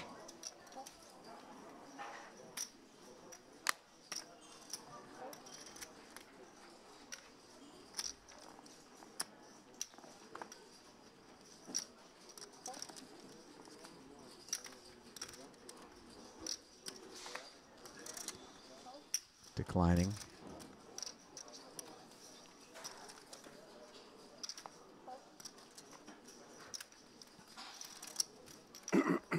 Aksu will accept the gift. Definitely don't want to be picking on the playground bully, so to speak, when you got that massive deep stack in the big blind.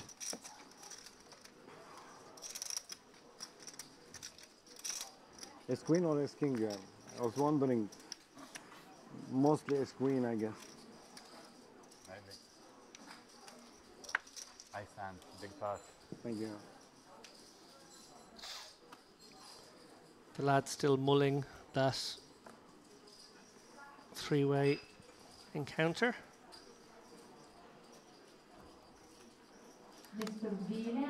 Smush, 11 bigs, remains patient.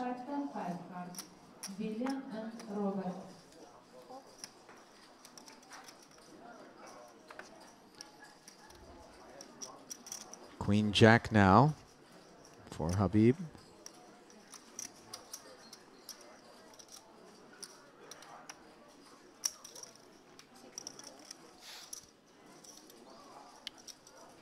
Hello. Ace King for Khabaze, going to be the right kit to contend with this 65K Open.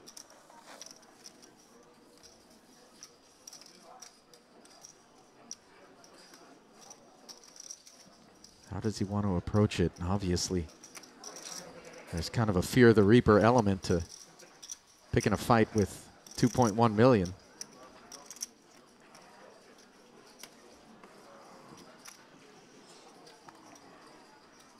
A very small 3-bet. Perhaps a function of the depth of Habib's stack? Sorry. It's definitely non-standard to go this small. He's basically clicked it. And I think Habib will be a little confused by that. Clearly priced in now with Queen Jack. Would have certainly expected to see something more in the region of 165, 170, given the stacks and relative positions. Wow. Ace, King, 10. Where on earth did we find this flop? It's the nuts for Habib and top 2 for Khabaze. Is there an escape in his future? Perhaps a club on the turn, a jack or a queen on the turn could save Khabaze, but if these guys choose to get a lot of chips in here on the flop, and Habib every reason to raise in this spot. Obviously, it's a board that favors the 3-better. He's considering whether he wants to lay a trap or whether he wants to spring that trap now and try and bloat this pot versus a deep stacked opponent who could, remember, have a hand like aces or kings with his line, even 10s. So not necessarily out of the woods with Queen Jack, but very much in pole position. What do you like here, Ali? You know, the 2 clubs and the lack of a club in Habib's hand is obviously slightly pesky, but I don't think we can fear monsters under the bed, David. I think here you really recognize that much of Khabaze's range, given your stack depth,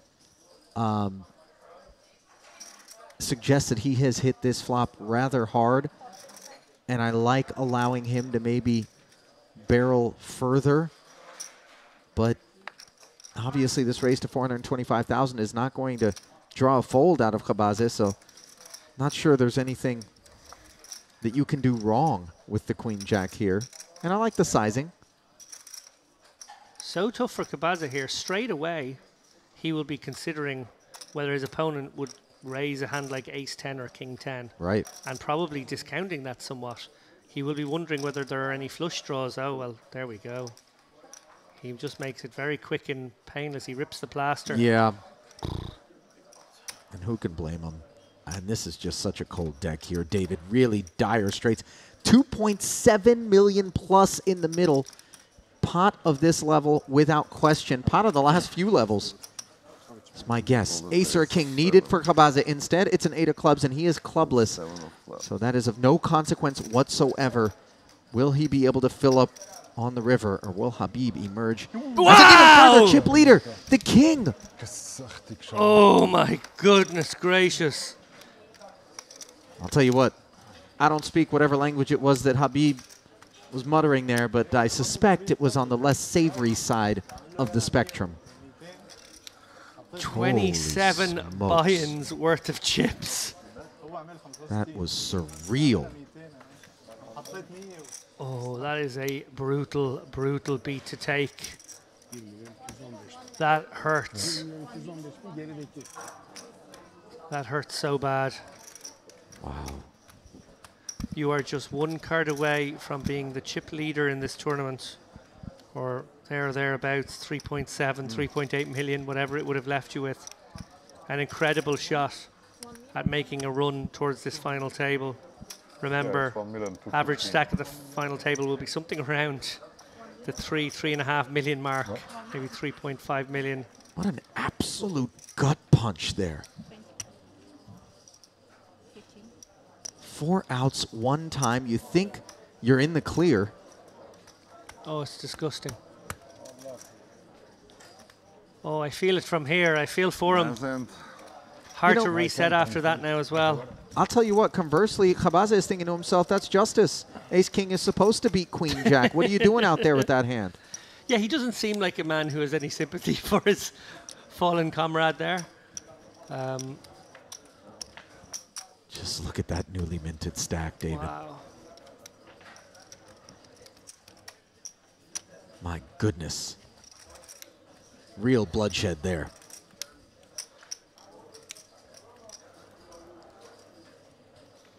Well, one wonders if the dealer will remain unforgiven.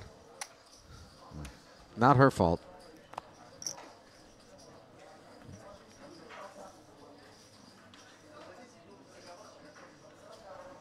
It's just dawned on me, Lappin, what you've done there.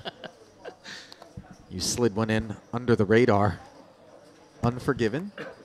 Classic Western. One of the best. One of the great ones. Contemporary, but classic. And Habib still reeling, no doubt, emotionally from the disappointment of flopping the nuts and then being showered on the river by a full house. 60. This is going to look steamy. It's going to look hot under the collar. There's just no doubt about it, especially given his affect after he lost the pot, standing up, taking a bit of a lap, clearly angry, rightfully so. But will anybody feel like tussling?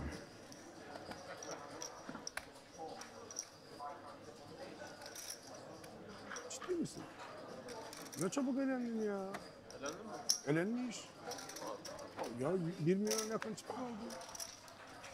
Raful Bazen şunlar going to take a spin with 3-5, flops himself backdoor hearts and a gut shot. Decent bit of equity against the ace-queen.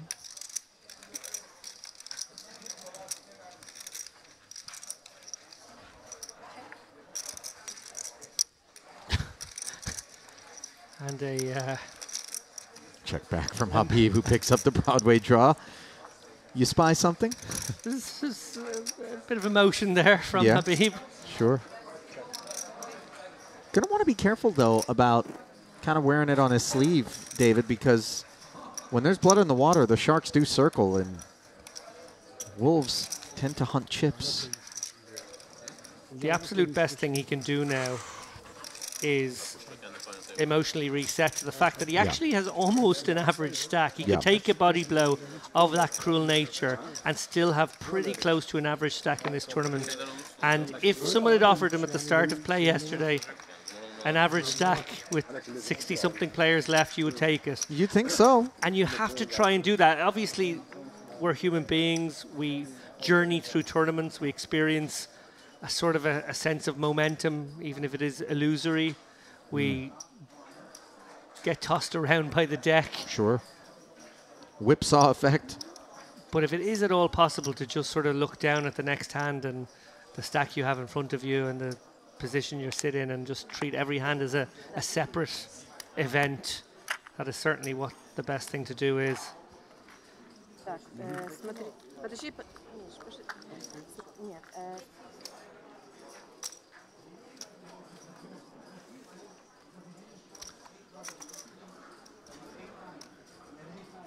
Khabaza, 10-9 suited, feeling pretty swaggy, but unfortunately, he's going to step in it here as Stefanov with pocket tens will be heard from. The full haul, 310K, 250 more for Khabaza to call, which is going to be less than 10% of his remaining stack. He did make that call with ace-9, but that was button big blind, different scenario. Yeah, I don't think he'll be considering Stefanov likely to be light here, I think he'll be considering the number of ace jacks, ace queens, and ace kings that actually 10-9 is in pretty good shape against. It's a very, very good price. Poor old Smush here, obviously eyeing up that 62-player pay jump, as he's been shamelessly acknowledging of. This is close. This is actually fairly close. Yeah, Khabaza sizing it up. I think if this was 9 bigs, it would be a call. I think 11 bigs is a fold. 10 bigs, it's actually pretty tricky. Oh, but he's going to play some roulette here. Great result for Stefanov. Yeah. I mean, just look at the disparity in terms of equity going in to the flop. Dreamy for Stefanov.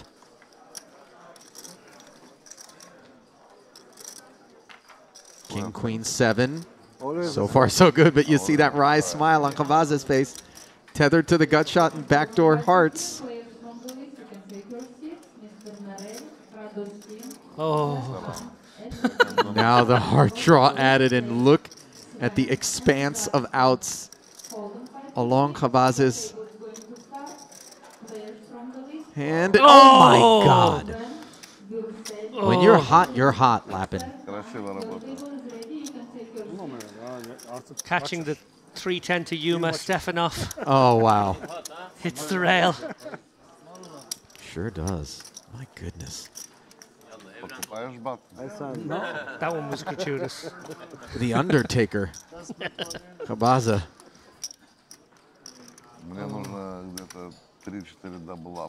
310 to Yuma was low-hanging fruit, but I liked it.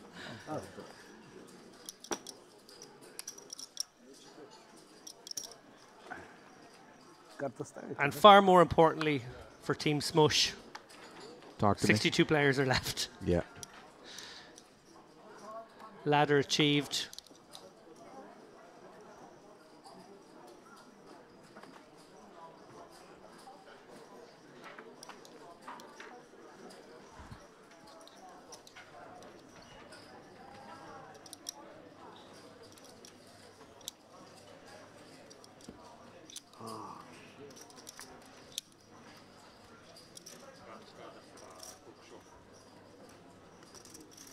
Nine five suited as the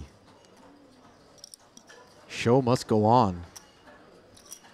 Not even a moment to eulogize Stefanov's 210s there. Kid him shoots it up from the cutoff. Raful feels like he smells something afoul. Strangely enough, Raful's name does contain a foul. As we see Smush waking up with 2 aces. Patience really has been rewarded for the Lithuanian. Wow.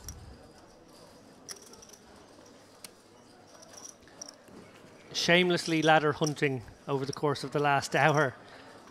The poker gods have kindly delivered 9s, 10s, yeah, a 6 in a spot where he was dominated, and now pocket aces.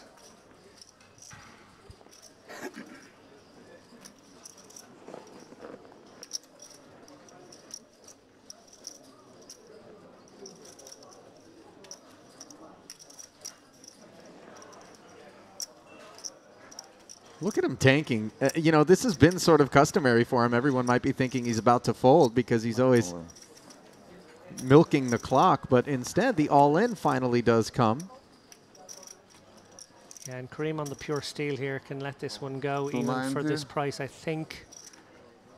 Smush did a fair job at selling that maybe he was at the lower portion of his range. Sure. Maybe a pocket 2s, 3s, and 4s representation would serve him best in this situation.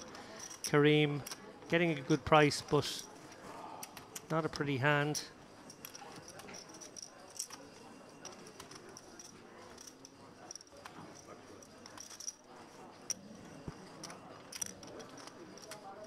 Mr. Sir Khan, Sven, Needs to be about 35% with no risk premium, so you could suggest maybe that number would be a little higher, 37 maybe, given there is a little ICM about right now. I mean, he knows Smush's hand has got this 9-5 absolutely smashed.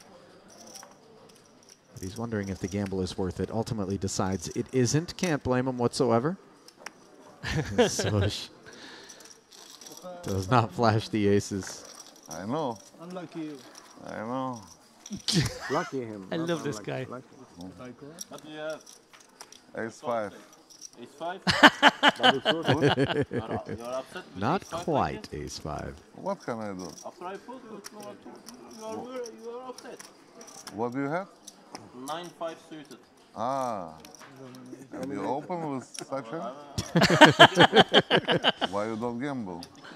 Well, no sooner did we talk about the big stack in the room, Alexander Chermanov, than he shows up here at the feature table. A number has been called, and that's going to be a rather unwelcome sight for Khabaze, who you can see it in half an hour. Was kind of playing bully all alone after winning 2 massive pots, but now stands in the shadow of the cardigan. It's a nice cardigan. Looks cozy. I like the patches, very professorial.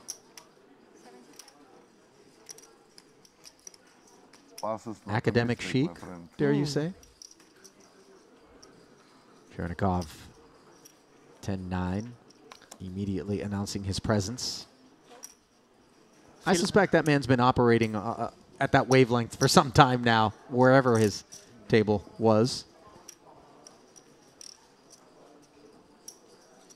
Habib with the ace-king flats him. So immediate acknowledgement, perhaps, out of the big blind of that boss stack of Chernikov. Deference and respect being shown. Both of us a bit surprised, though, especially considering Habib felt a little steamy after losing that big one with the flopped nut straight. Possibly aware that Chernikov wouldn't have seen that, and decides in this instance to keep in all the weaker hands. Maybe felt like there was too many folds if he was to have 3-bet. And there's just a beautiful display of Chernikov's luxuries as the big stack. Flops the open-ender. The ace-king simply check folds. Yeah, played as a trap hand there out of the big blind ace-king. Certainly is a low-frequency way to approach a hand of that nature. Clearly keep in the dominated hands of his opponent. Be very under-repped, basically be able to have parts of the board unexpected. But then when you do get the board like the Jack 8-6 or whatever it was, it's hard to continue. And I suppose credit to him, he didn't get married to the hand's value. No, sure in any way, didn't. shape, or form. Fought clean, so to speak.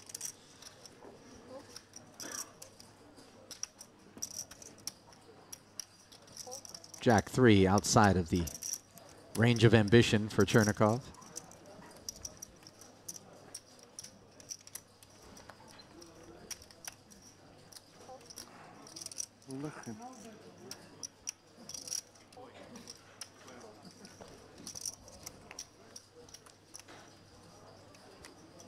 Yeah, good. No bad. Khabaze. Got a walk there, did he? Oh. He did. Very nice. Maybe no more. I don't have. What kilo? Потом разберемся.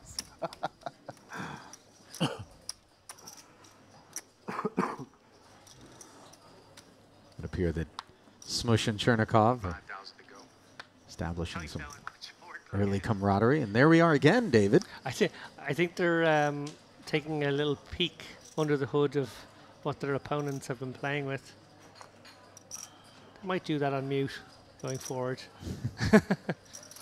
Just in deference to us having to listen to our own voices. Yeah.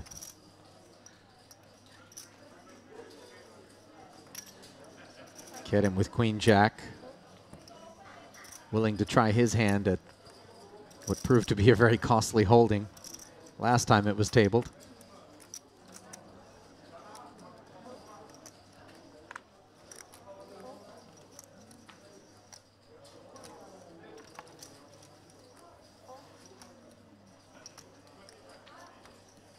Baby suited connector out of the small blind here.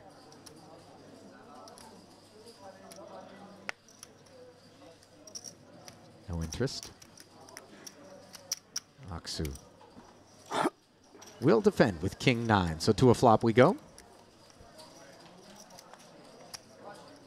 9-9-8. Beautiful stuff for Aksu. And 2 overs with the gut shot along with backdoor diamonds could very well find Kerem continuing to stay interested. Does not follow through though, David. And promptly hits the 10. Yeah, I like the idea, Karim, with the check back flop, obviously plotting a delayed turn bet. But now, well, bonanza.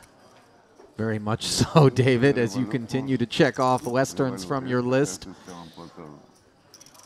Who can fault Aksu for leading for 85,000 here? Yeah. Once the raise comes in, though, you do begin to grow concerned about a hand that was so big on the flop that it wanted to check back. Stuff like 8-8, maybe even some 9-8 that was suited and getting out of line, and Kerim moves all in for 860. Was a snap call there? Sure was. Yeah, nothing they could do there. That turn was pretty cold for Aksu. And I think, barring a board pair or a king, we're going to say goodbye to Aksu. Does have plenty of outs. There's one of them. Indeed.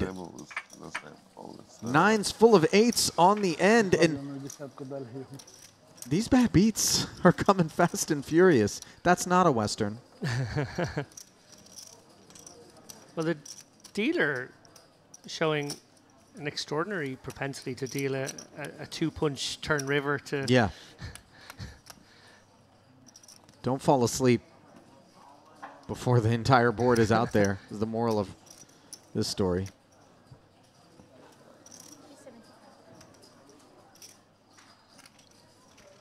This is something else. Do you watch any of these sort of true crime deals that's out there, really popularized genre of late? They've got that spray that they use to determine whether or not there's any blood spatter under a black light. Okay. Don't bring that stuff to this table. Tell you right now, there's some real trauma that has gone down on this felt. It's just blood splatter that is detectable by such a Well, light. David, I'm sure there are other, you know, fluids that it might react with, but I don't think any of those are present. Absolutely not. If we do see some sort of excessive jubilation, perhaps we'll speculate as to whether or not that enters the fold. If it made its way to the felt, though, I'd be greatly concerned.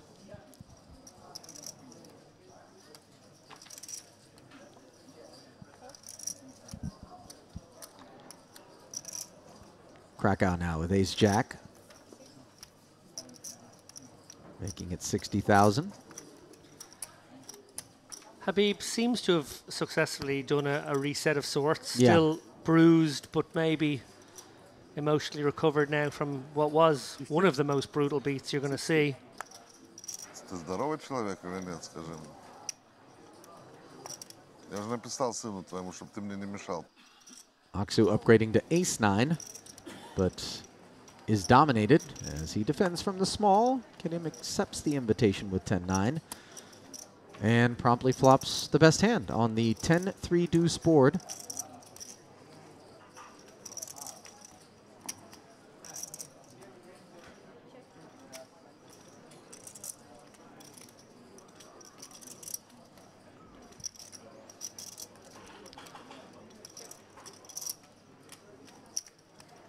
Action checked around. The deuce is a very welcome sight for 10-9. Doesn't rate to have harmed his prospects. 2-10 in the middle. And what sizing is he going to come with off of 395, 80,000? I like it. Just a little north of third pot. Unlikely to get any customers, though, as Krakow's ace-jack has got the added concern of Aksu behind him, although perhaps Aksu would have done his own bidding at this point if he had any of this from the small. Yeah, this can be an overbluffed spot by players in the big blind to such action, possibly giving Krakow reason to ponder being sticky there with the ace-jack, but we see there Karim did have a 10 and nice bet sizing as well. Indeed.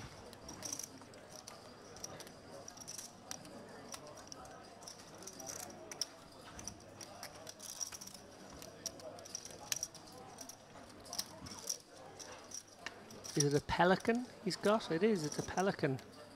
Maybe a Guinness drinker. It's not a toucan? Or maybe it's a toucan. And actually, sorry, it's a toucan that is How the many Guinness rainbow logo. billed pelicans do you know? Do you know what?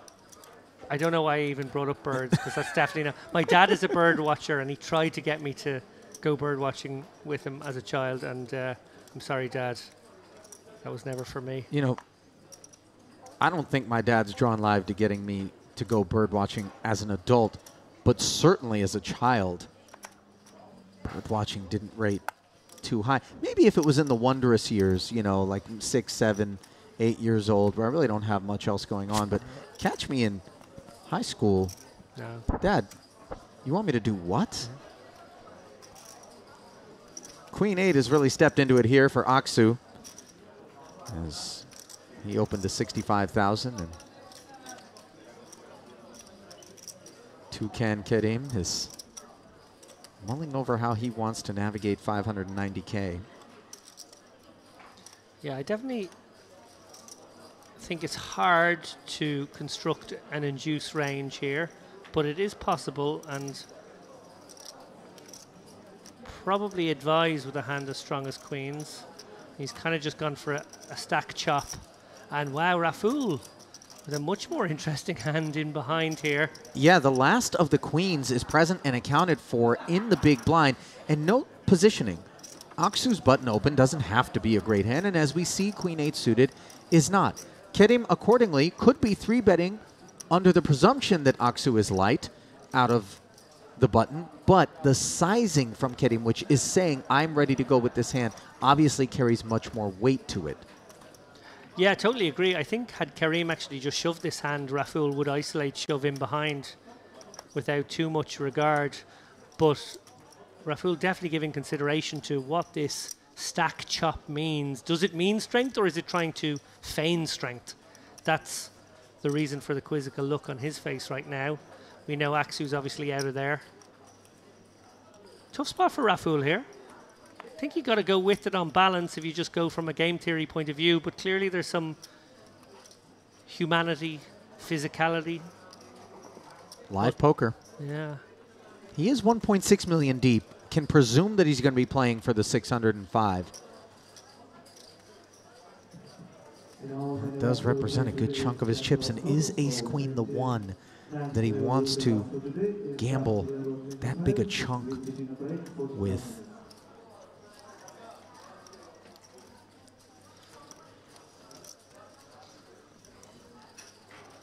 Again, this doesn't feel particularly close should Karim have just stuck it in here for 20 bigs. Obviously, in a button, small blind, big blind interaction, small blind would be looking for opportunities. And he does jam, David.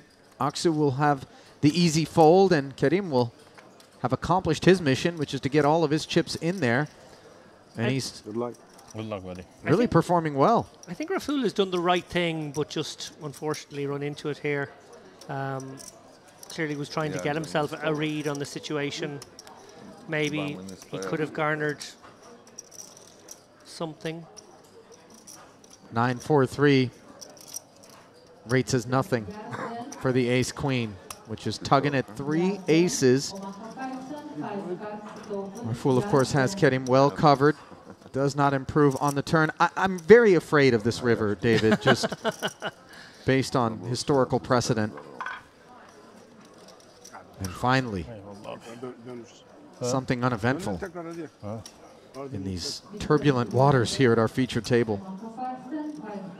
Some accounting will be done, but when the dust settles, Kerim will be doubling to 700,000, and Raful will certainly have a stack depth that is plenty playable, even after the carnage. How much? 35. Yeah, I honestly feel like that was pretty standard in the end. Raful coming to the right theoretical decision, gave himself a chance to maybe garner some physical information. Maybe there was none to garner and he had to just go with a sort of a solid theory approach of getting it in there with ace-queen.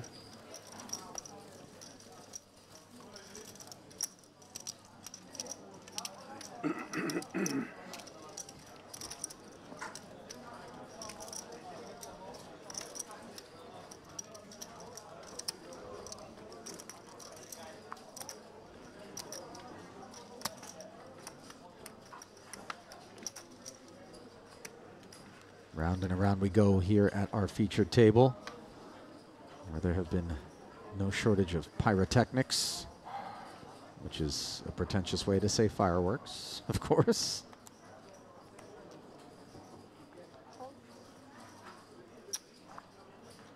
We have just got confirmation that we will be playing 10 levels today, and obviously the protracted bubble will mean we go somewhat late tonight. I would predict something in the region of 1 a.m. local time, 11 p.m. in the UK and Ireland, midnight in Central Europe.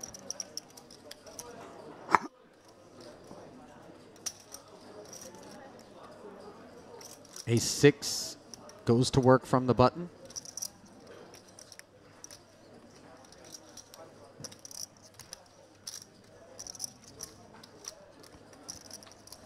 I presume you saw the film Slumdog Millionaire, Yes. David. You remember the game show host? Yes. I give you Raful as a doppelganger Oh. to said game show host. He's a very famous Bollywood star. Yes. I don't remember the guy's name, but I'm going to check that look a lot. Yes, I see what you... Yeah, okay. Kind of pretty similar look. Anyhow, the matter at hand is Chernikov, the big boss stack from the big blind, defending with Queen 9. Flopping effectively nothing on the paired flop where Kedem has an ace.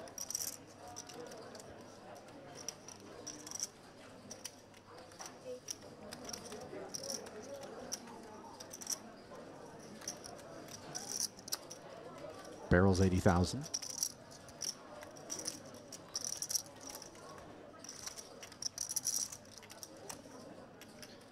Yeah, definitely reasonable to go both ways here. If you're Karim, check back or bet small.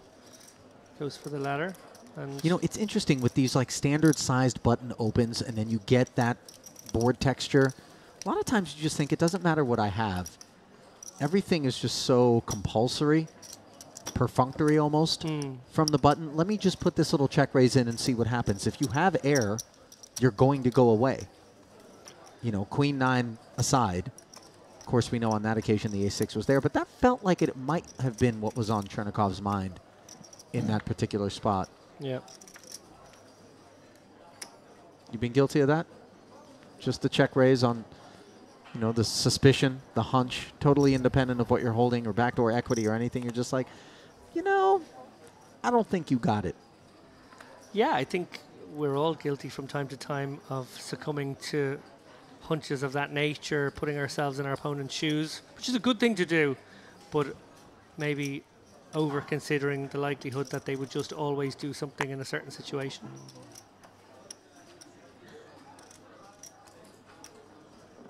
Jack 10 suited into the muck there in middle position. Surprised to see it? I think it's borderline. I think it's okay. Obviously not closing the action. Definitely a callable one. Cut off and button. Maybe in the hijack, not so much.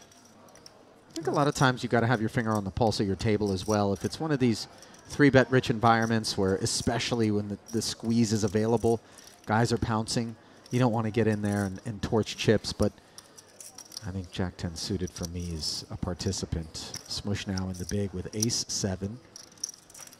Already a wry smile here as he contemplates his next action. I don't think he has enough chips to go for a raise here, so probably just thinking, oh, I'm calling, and do I want to hit an ace? And oh, this is all so difficult. Maybe I let this one go. I've already smiled and they've seen it, so. Yeah. Obviously, you're giving quite a bit away in that spot. Yeah. Should you choose to flat. Lucky. Smush has been so patient. This is the reality of this man, is that he was happy to blind all the way down to 3 bigs at one point. Yeah. Got back to 5 or 6, played that stack pretty well. There's a way to play the short stacks correctly. Darrow Carney, who was in the booth earlier on, bit of a maestro with the shallow stacks.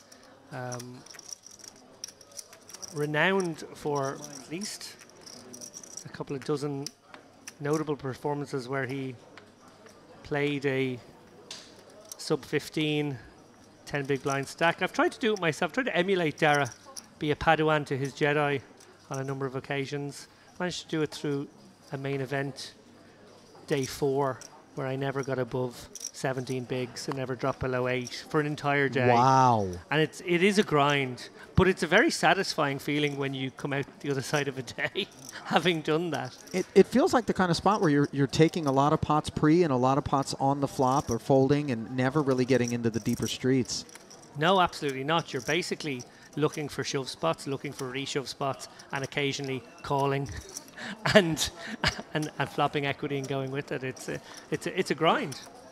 Here we go, ace-7 again. This time he gets in first. Well, it's a lot different to be opening versus calling off. Not that he was faced with a call off there. He could have just put the extra 30 in, but once he had his smile and a sigh, Ace start coming from your pocket. was always vulnerable. Ace, ace, ace. Every hand ace. You should call. Every hand ace. Only against you aces. Okay, I'm waiting for you. You should call. I had small stack. Now it's a very big problem for you if you lose. You made a good movie like a Hollywood star. Not wrong. I try.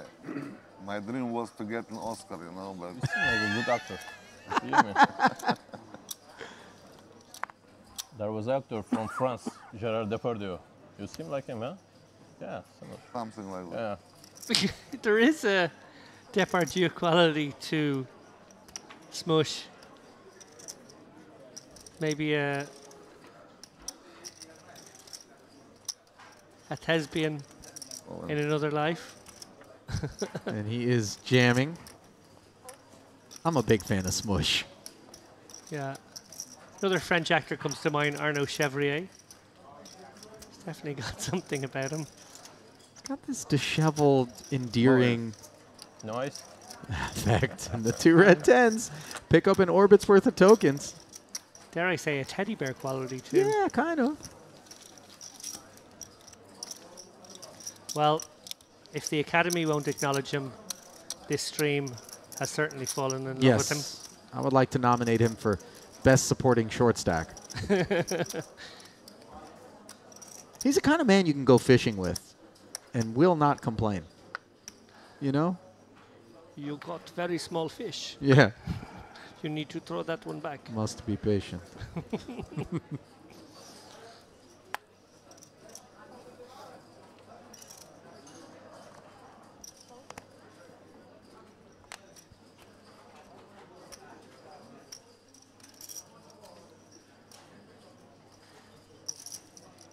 Pocket 6s for Raful. A little north of the min raise. Queen Jack suited, and now finally kind of an interesting spot because Smush is up to 485,000. The kind of depth that doesn't want to go sailing with Queen Jack suited, but might be adequate to take a peek at a flop. Yeah, I'm curious if he would consider shoving a hand such as this one if the positions were later. I think if this was like hijack button, he might go with it. But yeah, I like your line here, Ali, with a Queen Jack suited in this situation. He can actually navigate post flop with some newfound wealth. And maybe, just maybe, use position and a very sexy hand to good effect. Oh, not going to happen on this board. 3-3-6, a boat. No waiting for Raful. And mercifully for Smush, he is totally divorced from this development. Yeah, I wonder if he's putting Smush on some small pocket pairs so he'll actually bet this board, feeling like it's actually a good board for the 7s and 8s of the world to make a call. Luckily for Smush, he wasn't given an opportunity to see a free card that would have given him trouble. Yeah, certainly would have been a problem, but bet and take it down, as it were.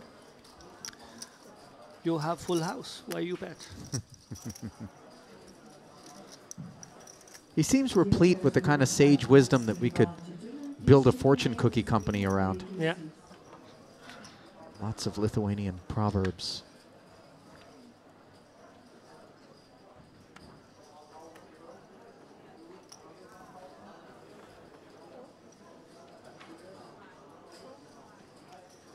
Ace King suited. Chernikov will activate. Up to 75,000. Smush with fives. Ooh. Now down to 14 bigs. Mm-hmm. May well consider this one. Obviously, Chernikov likely to be on the lighter side. Has juiced it up somewhat to 75 at 2.5x, so slightly better risk to reward. Yeah. Fortunately for Smush, who hasn't put a foot wrong, the jacks were lurking behind. Incredible. This could be messy. Yeah, Krakow off of 1.2 million. Deep enough to make a 3-bet. Not lost on him, though. Chernikov, controller of Krakow's fate, has the larger stack. The 3-bet to 210,000. And should Krakow be 4-bet shoved upon, he will certainly not love life. Chernikov could go either way. Certainly think a 4-bet shove is reasonable. All in is the decision.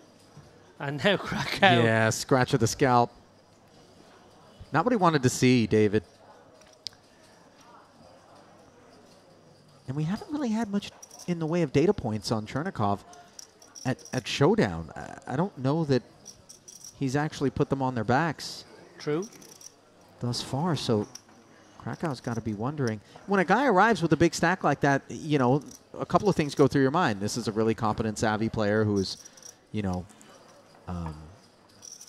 operating at a high level, or this is a guy who has just been getting into big pots with some reckless abandon and come out on the winning end of it. And might this be another example of him looking to spin the roulette wheel, and my 2 jacks are in great shape? I think you're absolutely right. I think that's exactly how we profile people when we don't know them and they just arrive to the table with a big stack. And I think that is the kind of internal monologue Krakow will be running through right now. Also wondering how often this is ace, king, ace, queen, how often it's 9s or 10s. Trying to put that into the computer.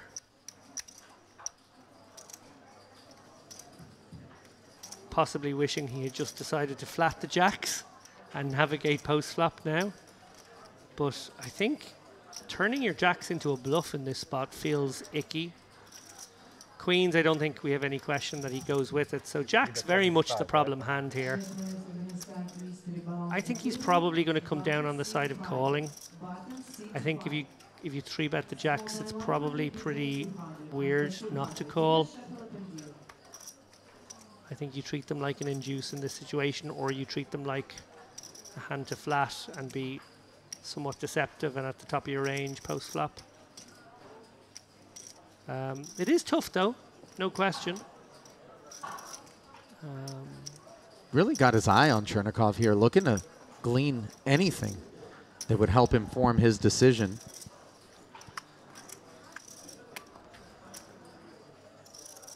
Queens, kings, and aces are the only hands that he falls to, but obviously, if we presume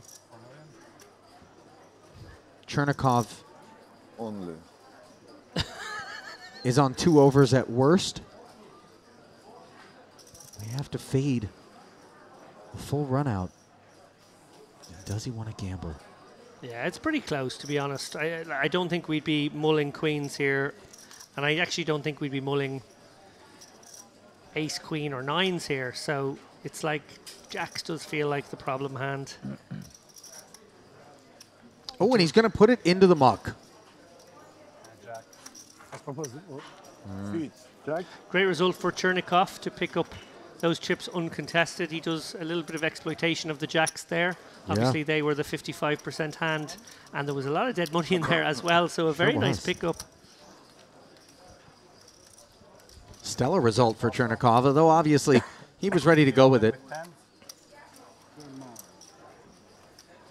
He made it with King 4. He made it with King 4. On a bubble. No, good fold. I would fold also. Smush providing some affirmation.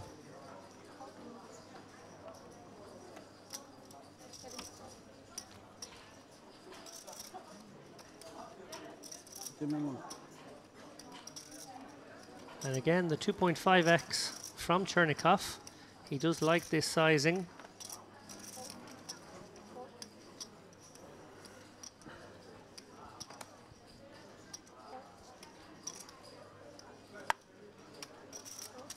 Ace 8, disinterested. Oops, sorry. Raise and take it. The sailing has been smooth for Chernikov It was this. since his arrival. I don't think he divulged that he had ace-king suited in the post-mortem there. As we get our first peek at what will be our new featured table on the backside of the impending break. It includes the likes of Denis Kapustin, Azizjan Rakimov, both players that we've had at the featured table already thus far. Sergei Efimov, also among the players. Yeah, and left of picture there, Luc Bindel, one of our 2 remaining French players in the field. Fantastic operator, Luc, traveling pro.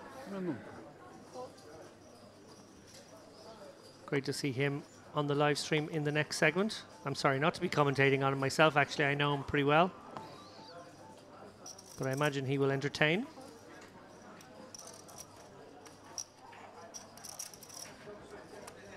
$75,000 to go, and at what point are these raises going to begin to feel like they're light? As you and I both know, they have not been. Ace-10, ace-jack, ace-king suited. But Rafool has his eye on his seatmate here. I love the interaction between the players at this table. I think there's a real, like a deep respect, but also a playfulness to these guys. Yeah, that's fair. They're having fun.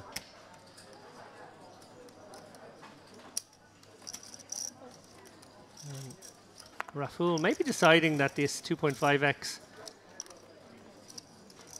needs to be met with some resistance.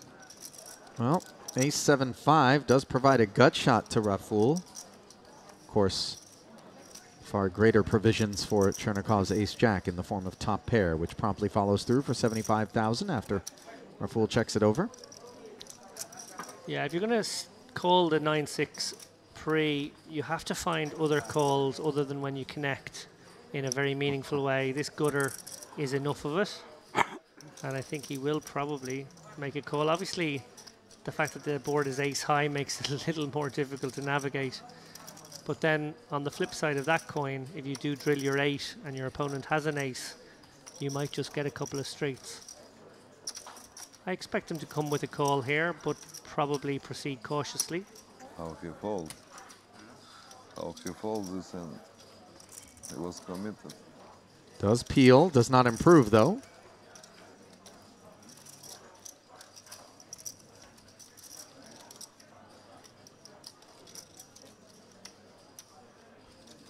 Checking a second time, and look at the comfort with which Chernikov promptly barrels. And I kind of like the decision to show this one, David, just to kind of leave the table feeling as though this isn't him taking a warhammer to the boys. I totally agree. Obviously, when it comes to the question of when you show your cards or if you should ever show your cards. I think it's probably useful to show your cards in situations where you're trying to maintain an image and you're not giving away any real information. Like basically all he's done there is say, when I have ace-jack, I continuation bet on the ace-high board, and I bet again when the queen comes fearlessly. That's what we would have all done, but he's just making sure we realise that he did in fact have it on that occasion.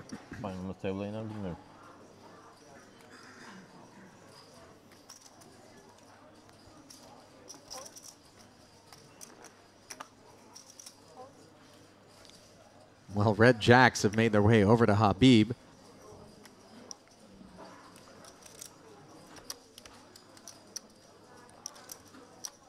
They didn't fare too well against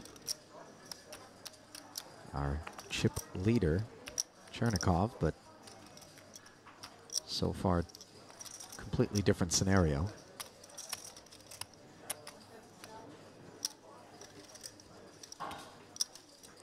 Oh, and a unusual large open here from Habib. Not going with the min-raise or min-raise plus, but actually 4xing. Actually 4.5xing to be exact. Yeah, I little bit head scratchy about this one. Don't know if that was an accident. Feels like it might have been. Haven't seen anything out of the ordinary like that from Habib before, so yeah. Bit of an aberration. You know, we've touched upon the idea that players do pursue larger sizing when they are true to form, looking to discourage participation behind them. And the jacks really are the sort of hand that ends up in a lot of murky water post-flop.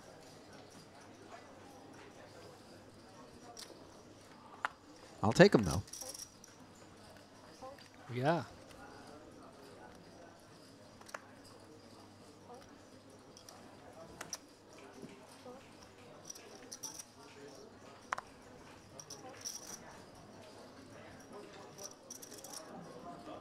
Queen 3 suited on the button for Raful, and he glances over to his left and realizes that while Smush might be a stack he could potentially target given how snug he's been, there is Chernikov between he and Smush to contend with. Nevertheless, ambitiously opens standard sizing. Chernikov doesn't hesitate to fold the king high, and should be an over and out with this 10-4. For Smush.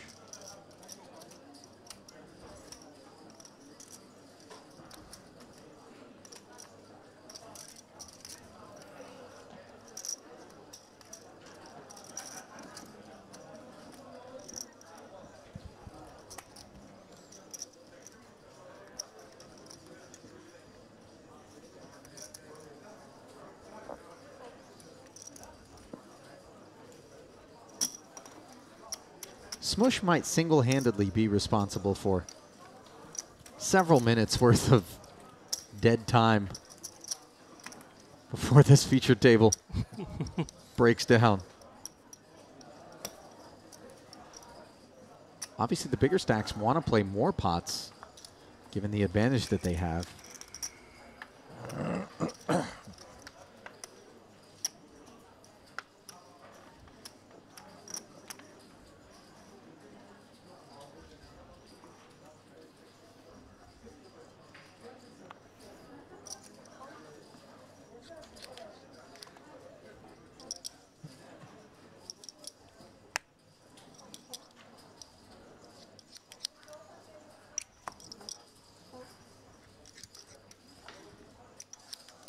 Folded around to Raful. Cut off Jack 9.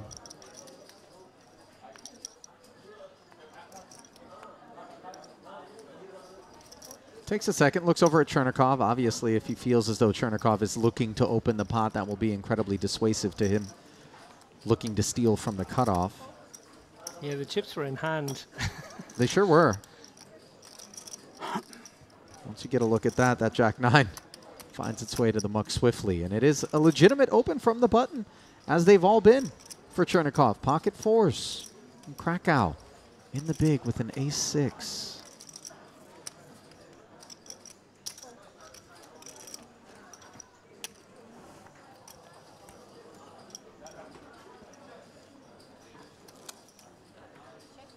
2 3s and a 7 after Krakow defended. Bunları çıkarıyor muyuz? Böyle mi çıkıyor? Evet, alacaklar abi direkt. Chernikov barrels for 100,000. The ace high on this kind of board, David, tends to stay interested, but we'll see whether or not Krakow wants to enter this dangerous affair. The answer is yes. You're nodding your head in affirmation. I think you and I both expect that the call is proper. Unimproved on the turn, though, is Krakow. Yeah, awkward one now for Chernikov. If check 2, he'll be aware that he is ahead of some ace high, but he'll also wonder if he should start telling a story to dissuade a 7 by the river. I think he can probably take his showdown. Krakow pausing here. Minimum defense frequency deployed here on the flop, but most runouts were going to be ugly for the a6. Maybe contemplating what he'll do on different runouts. The issue here, he's got 735,000. There's 395,000 in the pot already, and he's trying to determine how best to find his way to showdown. Would a block bet here and the river of hyper downsized nature be maybe the path if he feels as though he's going to have to call larger sizes but suspects that his hand is good? It seemed wildly unorthodox. I checked, yeah. Oh, he's actually checked. Ah, okay. In his mind, I checked. I checked a while ago. Yeah. We didn't pick up on that. Nor did Chernikov, who is very happy to take showdown now. We can see that. Yeah, the check back is a welcome sight for Krakow, and it gets checked all the way down on the river. So I think Krakow got the desired effect there after check calling on the flop. But I move them or you move them? didn't get the desired outcome, as we both know. So Chernikov continues to compile chips here as this feature table will find its way elsewhere in the room, and we will welcome in a new grouping. Smush with sub 10 big blinds, really grinding his way through it. The blinds will be moving up to 20 and 40,000 with a 40K big blind ante. So we welcome you back inside our booth. Ali Nijad and David Lappin. A couple of frames in the books under our belt together here. I know you're going to be checking out. Dara O'Kearney's going to come on in, but really entertaining table, wasn't it? And some real bloodshed. Yeah, I think it's been a story of the rich and poor. Obviously, we saw there Chernikov. He arrived late, but he made up for lost time in a sense. He got busy, managed to get that little exploitation in with the ace-king against the jacks there. We obviously saw Kabaza as well make some good progress through it. On the other side of it, I think the story was the resilience of Smush. Really, maybe dare I add one more before I go? The power of the dog. Oh, yeah. Okay. Well, check another one off the boxes. David is clearly in the lead on the Get Western movie titles into the commentary, which has become the theme of the afternoon. We will step aside, though, and return shortly with more coverage from this Merit Western Poker Series main event, Day 3. Keep it close.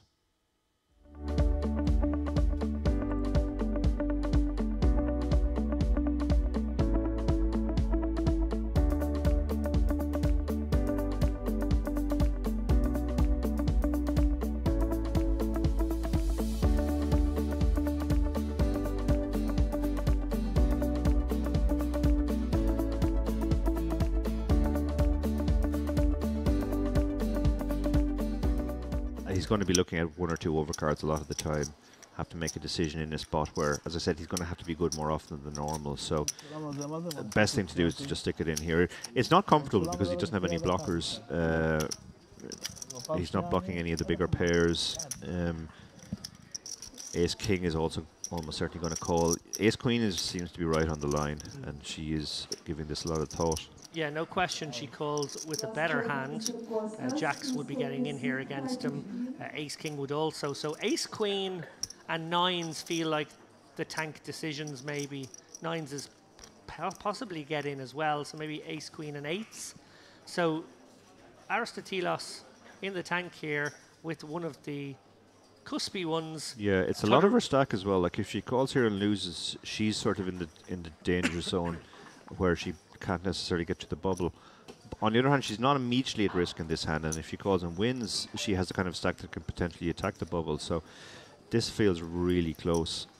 Yeah, flipping the perspectives here from her vantage point, she will be thinking, well, how many ace jacks and king queens are in the range? And Yeah. if there's a few of them, You have then to think about the hands that you're actually in great shape against. If she could see his hand, she would fold, because you don't want to be flipping at this point. But she's hoping, she's considering the possibility he could have ace jack here. Yeah, that's why she's made the call. Could have ace jack, could have ace 10, could have king queen. She's in a flip now. Well, he's flipping for his tournament life. Katie asked if we're in the money. We're not, Katie. We're 16 from the money at the moment. 89 paid, 105 remain. You can see she's not actually happy about the situation. It's a huge moment for her now, and Yeah. I have to agree with you, Dara. On balance, I think I might have let this one go, feeling like it would drag me into the danger zone. But she has hit her queen, so he's already taking his microphone off. This is neck level stand up. Wow, well, I think if he hits his 10, they're going to have to mic him up again. he has to break our stuff, and then maybe he goes a step further at that point. Yeah. No, very unlucky there. For Very unlucky. Yeah, I mean, Todorita. he got it in well ahead, 57%, but can't really blame her or not. And it seems to be the kind of culture where people don't hold back their opinions.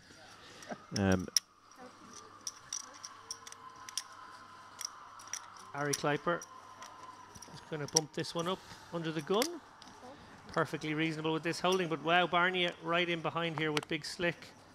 I wonder, given the fact that Kleiper covers, if he would ever consider flatting a hand like this against an under the gun open, keeping in the hands he dominates, and playing a little bit more cagely, given the risk premium a foot.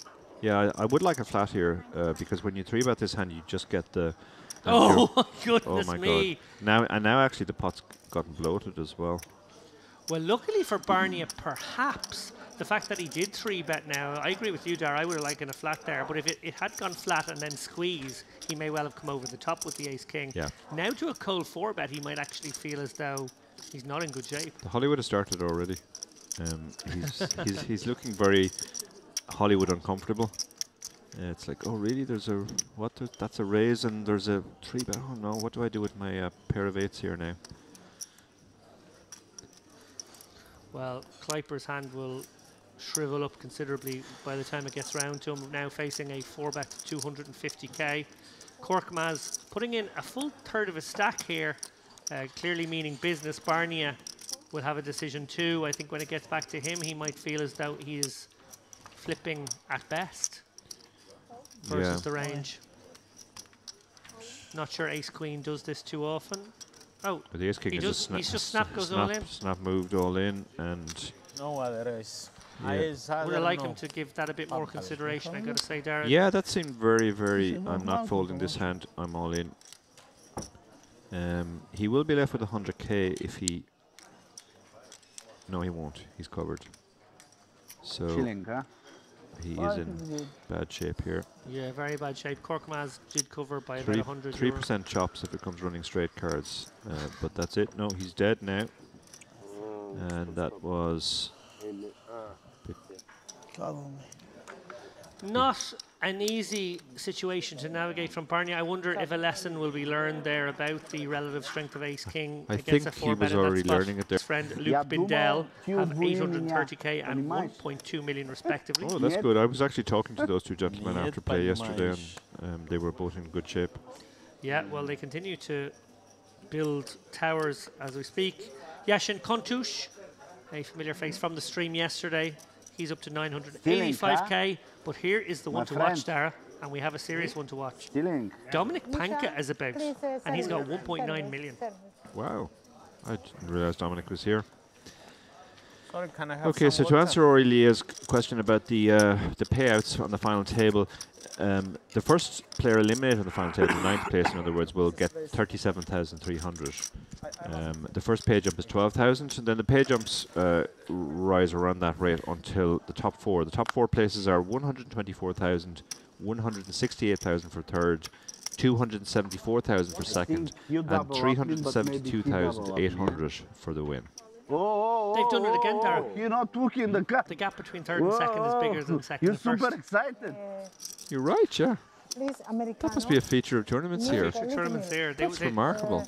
They like a cagey three-handed game. And Americano. Can you bring me That is... I take 1/7 more. Yeah, I've never seen that before. No, I haven't either. But it's clearly part of the formula. Now we can confirm it wasn't Not this time. Yeah. I'm sorry. Oh, really, yes. You stay Says, thank you, I'll pray for my dad. I hope it's... I take 8 also. So here we have the all-in. Mustavov, having lost a lot of his stack last hand, is in trouble here. Yeah, he's going to need a 7. Or that board to pair once again. Ace queen on the button, huh? Easy poker. Well, a 5, an 8, or a 7 for him to survive. A 2 is no good. We lose him. He's been very talkative, very pleasant at the table. But Have fun with this guy. And with that, we break a table. 99 now remain.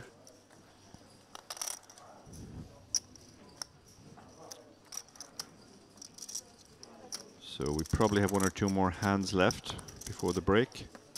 That hand took a while.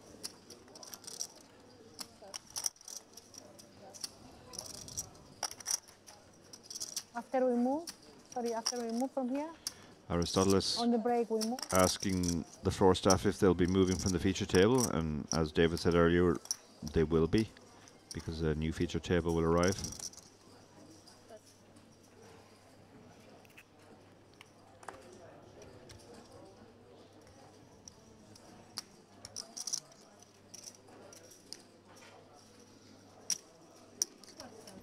Korkmaz with the ace-jack here.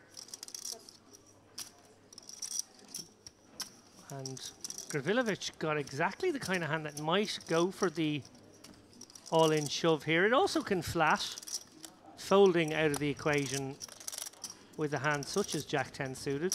Interesting to see which way he goes. If he goes with 10-Jack for a call, he's looking to basically get some equity and go with it on the flop. Maybe an open-ender, maybe a gutter with overcards, maybe some hearts, maybe a pair.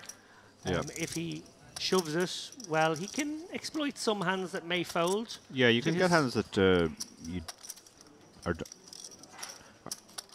that dominate you to fold sometimes. You know, Queen Jack might fold. I mean, it is only 13 big blinds though, so I think if you had 20 big blinds, the shove would be a better play. At this stack, that maybe the flat is better. An offsuit raggy ace might consider a fold as well. Possibly, yeah, possibly. Definitely wheel spinning here for Gavrilovic. Yeah, he's decided. I mean, he's effectively committed here. So he's sort of chopped his stack. Yeah. 180k and quick all in, and he's going to have to call it off now. So trying to make it look maybe a little bit stronger with the 200k raise, but obviously Korkmaz going nowhere with ace-jack. He has the dominating hand. He will felt Gavrilovic. If Gavrilovic doesn't find some hearts, a 10 or something straighty. Ooh, that's interesting. Not the worst of starts for Gavrilovic. Got her a backdoor flush draw.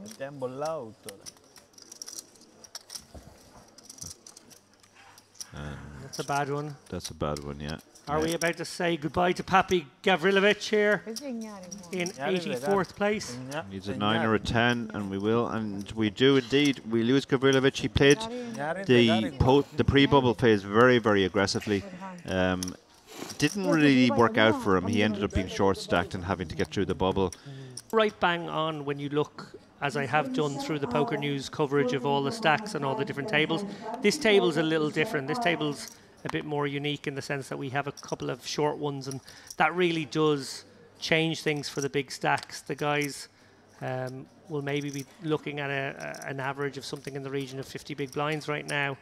But in reality, this table's got some very big stacks and some 10, 12, 15 big blind stacks. So in reality, the big stacks are playing the effective. We've even got some 3 big blind stacks, but it's finally time for Smush as the black nines. And he would be delighted to see a hand this good. He would have come in with any paint, any suitedness, connectedness would probably have come in as well. So to have a hand as strong as nines is a bit of a gift from the poker gods here, with Stefanov pot committed to any bet. Yeah, the Jack 3. He's got to be a customer as he seeks to ruin Smush's day.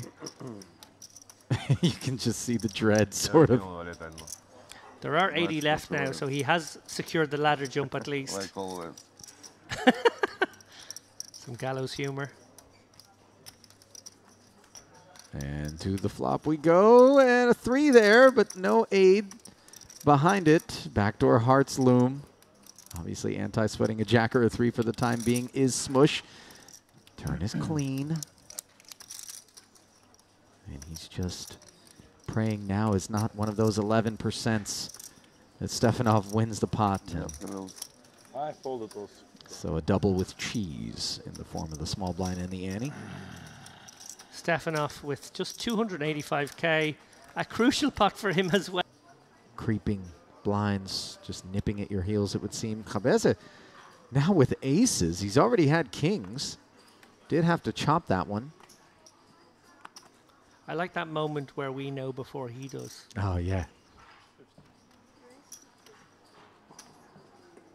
He's not letting on, is he? No. Pretty good poker face on that one.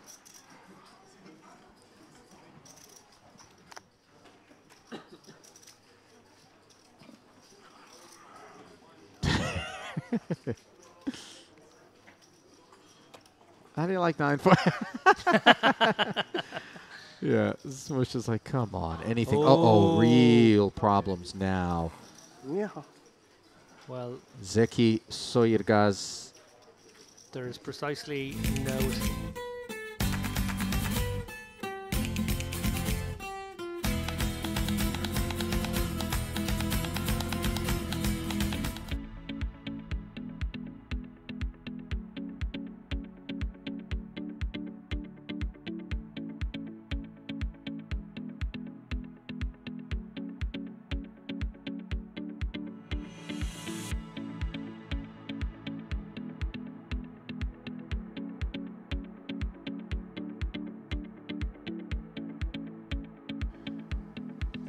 Hello and welcome back to day 3 of the Merit Poker Series main event.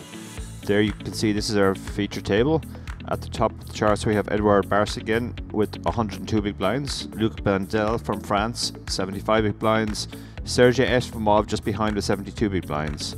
The other players at the table are Abraham Passe, Denis Kapustin, Hamoud, and we have 2 short stacks. My name is Darrow Carney, and I'm about to be joined by Ali Najad, and we will take you through the next 2 hours passenger play. RFID. Oh, where is it? Yeah, here, right here. Corner in this corner.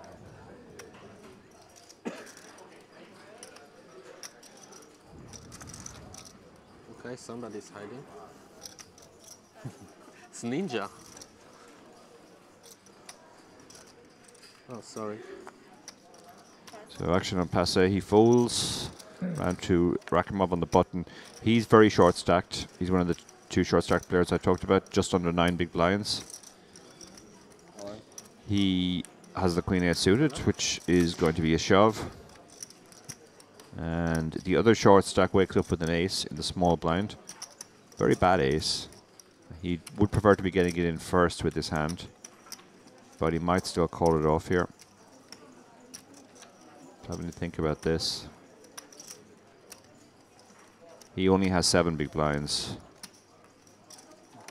He decides to let it go, and Luke in the big blind will let the 5-4 go. So good result there for the Queen 8. Picks up 2.5 big blinds. Same thing. I had a small pair. Overcut. I had a very similar. No, not a pair. I didn't have a pair. Just similar to what just happened before the A7. Less, even. Off. Maybe if they were suited, probably. Flip. Yeah.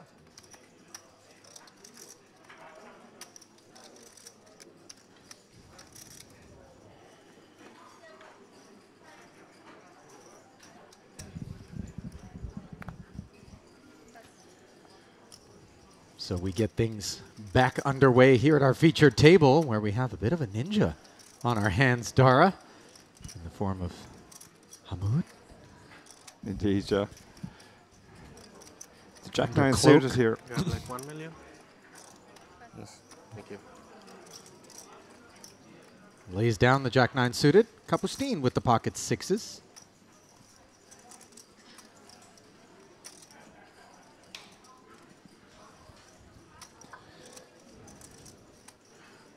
Surveys the landscape.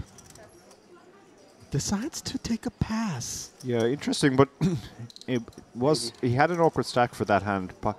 25 big blinds.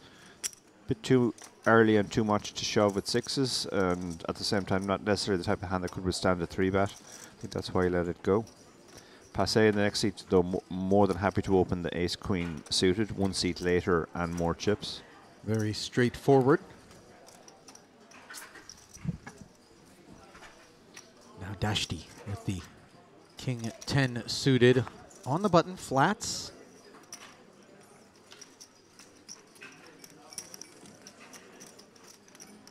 Efimov looks down at 10-7 offsuit, Dara. The price is right, but is the hand a qualifier? He decides no, was dominated. Does well. Yeah. Yeah, that hand plays much better heads up than three-way. Three-way, you are obviously twice as likely to be dominated. King Jack 5 here as the ace queen is turned into a Broadway gut shot and backdoor hearts. 195. Top pair for Dashti is well in front.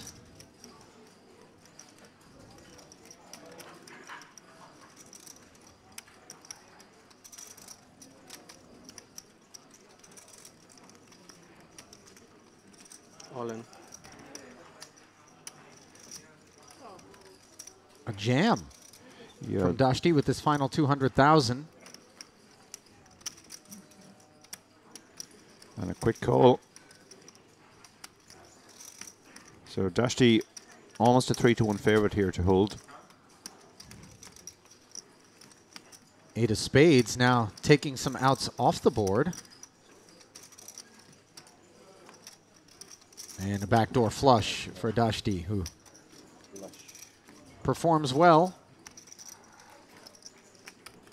And Passe will pass chips over.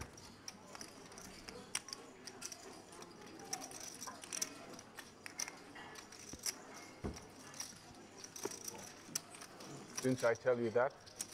Good faults. See? What did I tell you?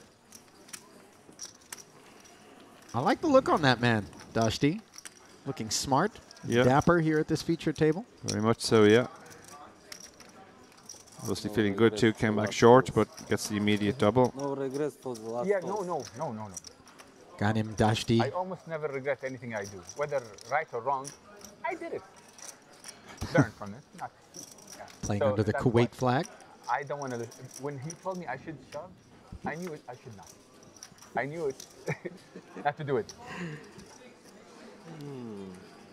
First opportunity I think I've had to cover him at one of our featured tables, though we do have some repeat offenders in Azizjan Rakimov and of course Passe, along with Mr. Kapustin and Sergei Efimov.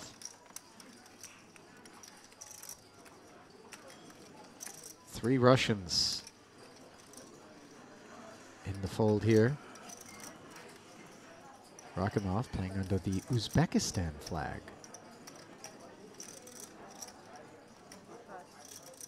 Now Luke Vincent Bindel. Not at all a stranger to yourself and David Lappin, the traveling French pro, as I understand it. Indeed, yeah. I was actually talking to him last night after we finished commentary, chatting briefly with him and his friend Maxine, who final table bubbled the warm-up, having been chip leader. Two very accomplished French pros. And Luke told me they both had big stacks and had high hopes for today, and Luke has added to that since then. Yeah, closing in on 3 million in chips. He puts 90,000 of his tokens out there on the strength of this ace-queen. Barsegian with queen 4 is dominated, but is going to defend.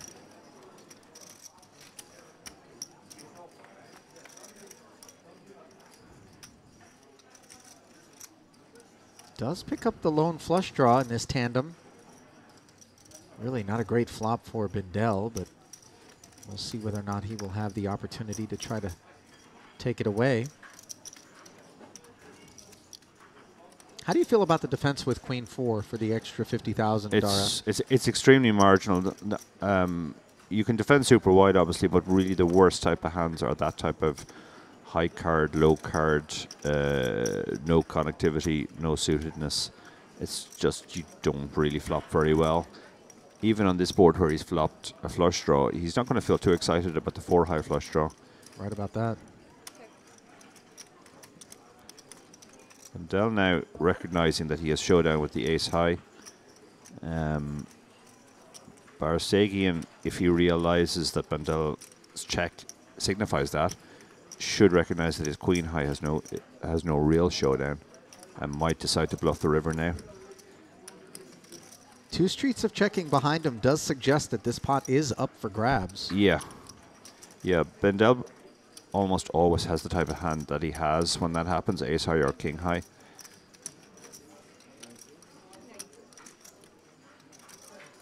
Now, Bindel has an interesting spot here because he can't fold all of his hands in this spot, so he has to find some calls.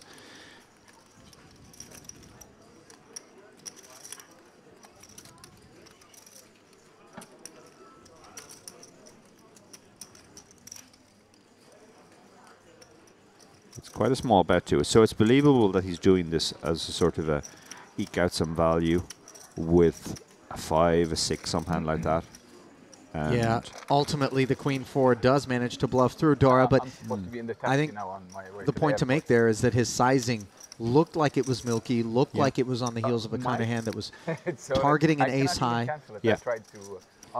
Yeah, Bindel's range was reasonably face up by the river ace high, king high, and the size was interesting there because a lot of players, when they go to the bluff in that spot, they go big, but you don't have to go big. The small bet was very believable.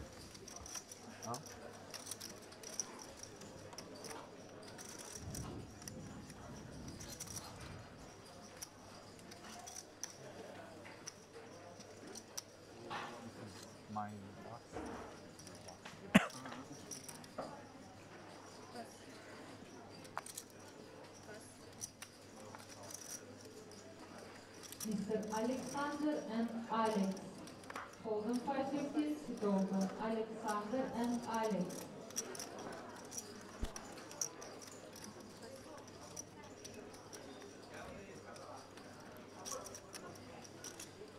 Queen 10 now for Bindel. This figures to be an open as well. Any Broadway type hand you can open from the cutoff.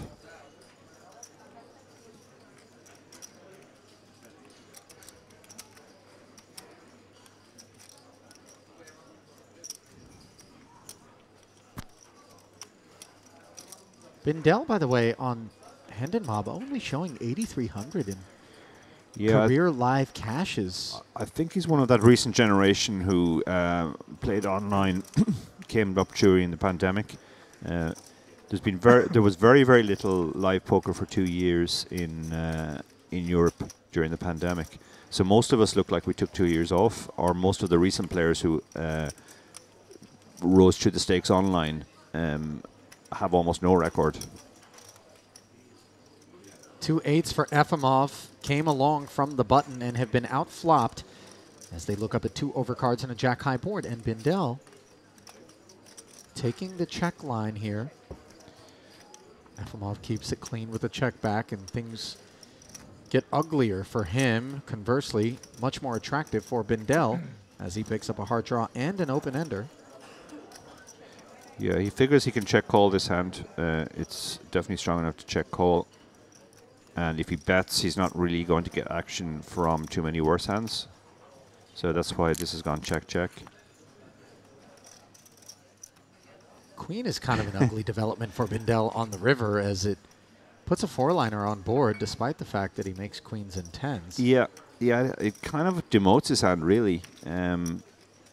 He's losing out to an ace, which is quite likely. A 9 is less likely, but the question is does FMO want to turn his hand into a bluff now? He's really not beating very much at all, even though he has a pair of eights, so, and that's why he's decided to bluff.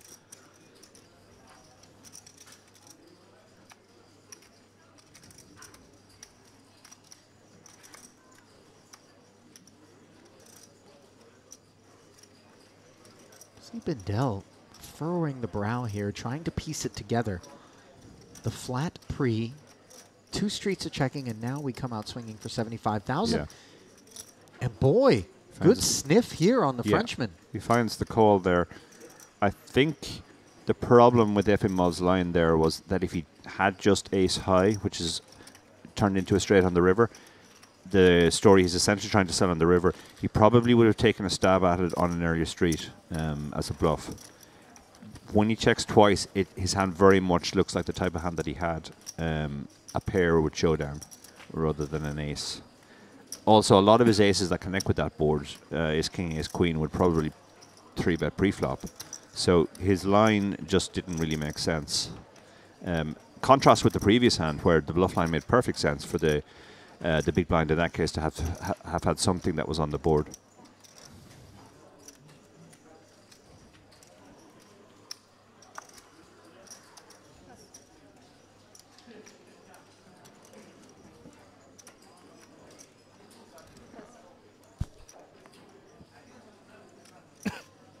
Doroshkov looks down at king, queen off, and off of 800,000.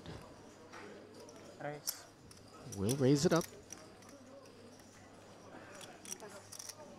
He adopted 80K minimum sizing.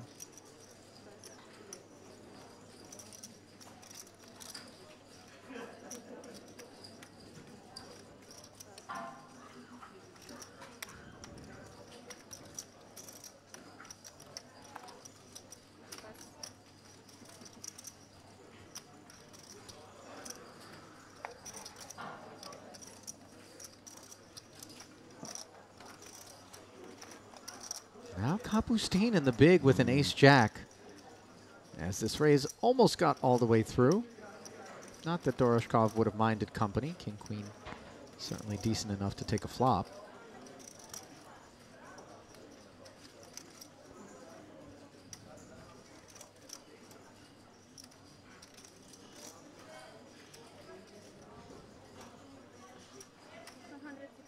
Ooh, and it looks like a 3-bet from Denis Kapustin as he poses a question. 255. Yeah, Doroshkov only has 18 big blinds behind. He's the effective stack. Kapustin doesn't have much more than that, but he figures that ace-jack is strong enough to 3-bet even against the relatively early position opener for this stack depth.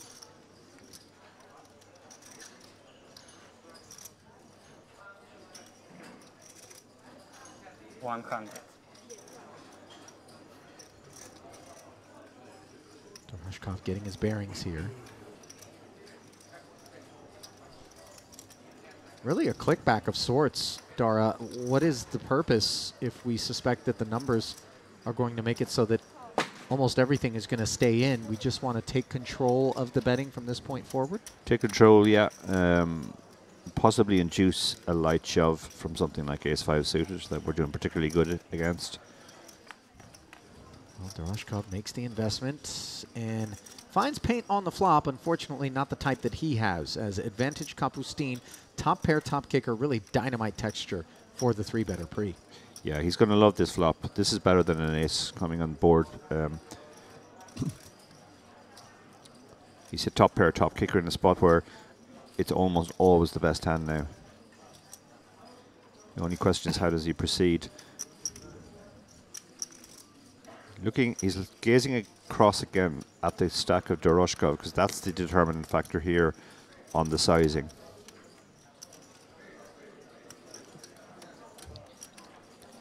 In these 3-bet pots you can go very small, particularly on a very static board like Jack 6 Deuce Rainbow.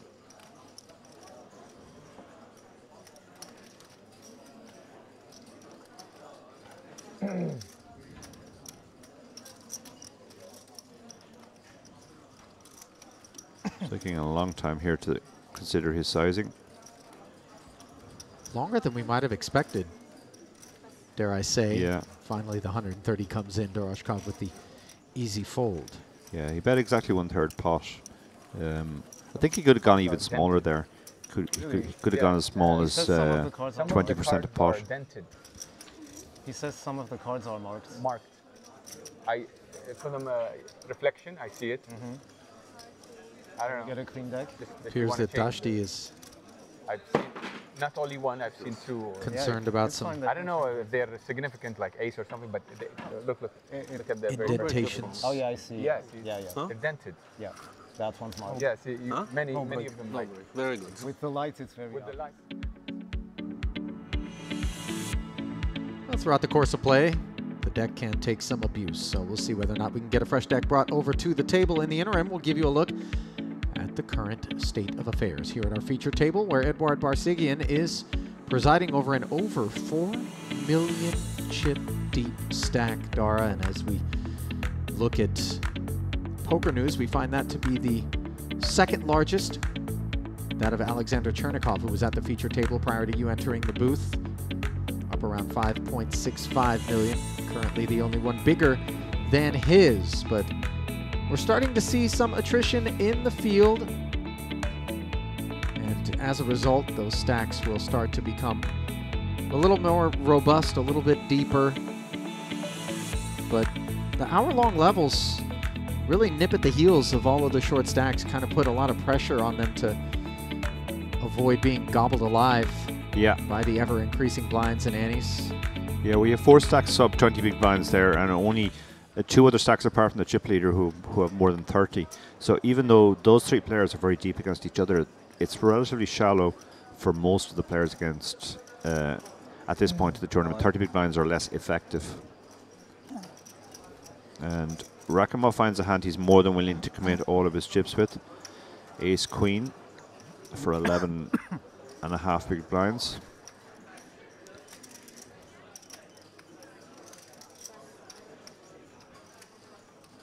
Fairly standard fanfare. Will there be any customers available?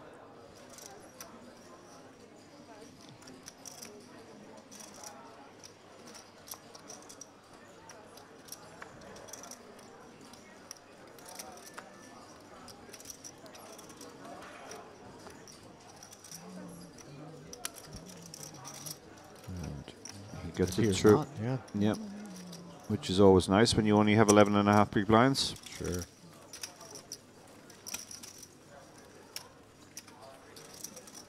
Rakimov had a really memorable pot that he played yesterday, where on a 4-liner board with the backdoor flush, he made that big call with just, I believe, top pair, right? It was a jack? Yeah. Or maybe Jack do 10, something with your luck. his memory serves me. And Yeah. was sort of the talk of the feature table from that point forward. Yeah. What camp you fell in, the advocating for having made the call or having considered it reckless? Nevertheless, he finds himself here, which is more than we can say for the opponent that he called against, who ended up being shown the locker room.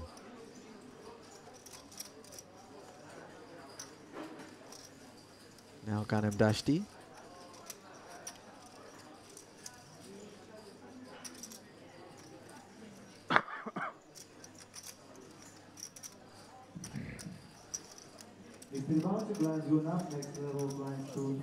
Going to work with an A7 offsuit up front. Yeah, this is very, very loose, particularly off this stack. When you have 14.5 big blinds, every blind is very precious, and he's coming into the field here. He does have the ace blocker, but so many pairs to get through. How much is your stack? I don't know. About 500. 500. Okay. Thank you very much.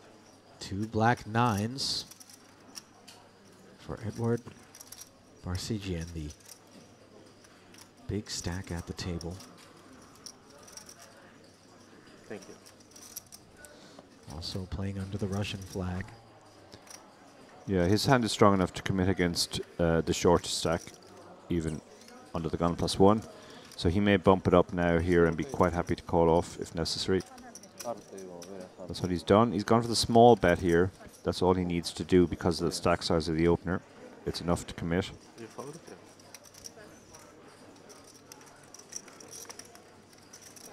Under 55? This is the problem of How much is there? opening this hand with the entire table to get through. 180? It's just too likely that somebody else has a hand they can do this with.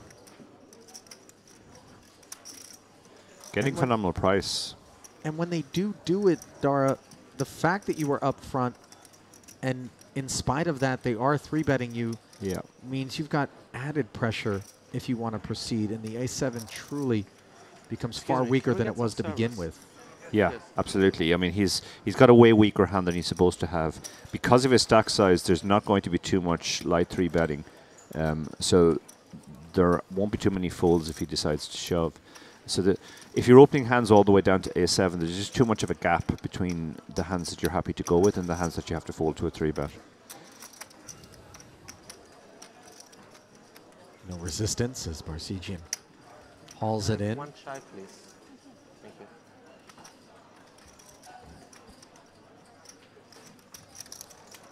Oh.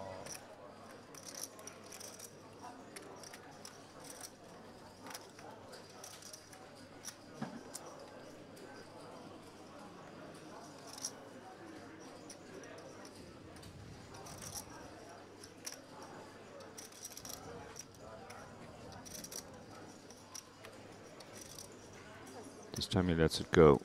Similar tempting type hand, but without even the ace blocker. King 9 has less merit as an open. 10-8 suited now for Efimov among the big stacks at the table.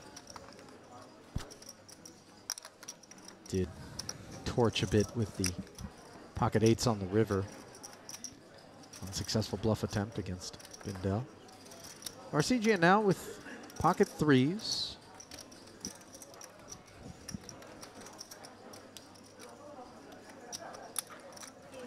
Brutal for the watchers. This table needs a personality. It's not going to be me, but like... Excuse me? This table needs a personality. It's brutal to watch. Yeah, But it is. I'm not doing it. What do you want to do? Someone be entertaining. We can do like side bets if you want. Gamble on the side. Well, Hamoud has decided to jam with pocket 6s performing very well against Barsegian's 3s. Yeah. Should he get a customer out of Edward, I somehow doubt that he will. Yeah, we can do that. I don't care. Yeah, this is a good spot. He knows that chip leader is likely to be opening super wide here. Private on the side. His 6s are more than enough to jam with fold But equity. that's entertaining for us. It's not entertaining for the watchers. Yeah. Nice of Luke Bindel to worry about They the can make people money. watching at home and what he is characterizing as the lack of personality at the table. I also like how he recused himself from any culpability for that by Absolutely. saying, I'm not going to be the one. I'm not not a gonna- candidate to Yeah. drive the personality Being a side. Robocop is out. Yeah.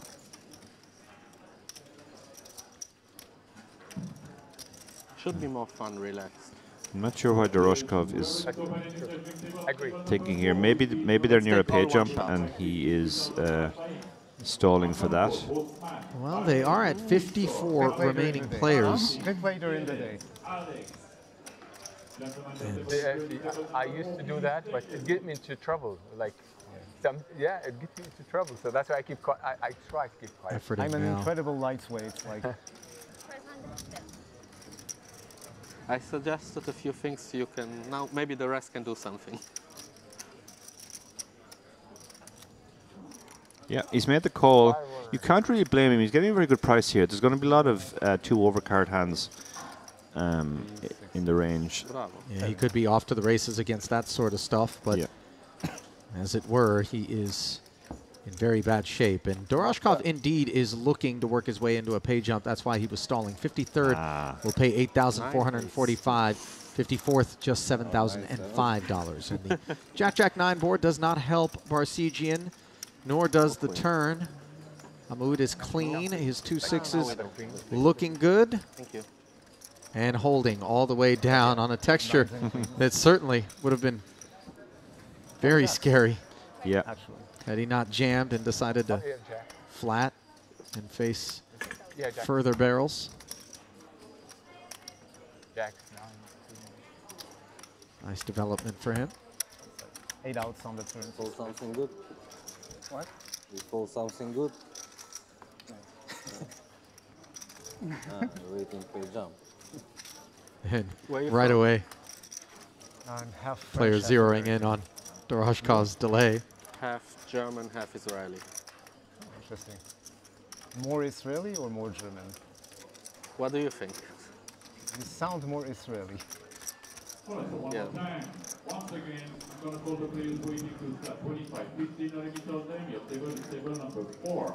One more call for Osman, Valerie, Victor, Andre, Valentin, Perez, and Alex. Gentlemen, we're ready to start on table 4. Please take your seat.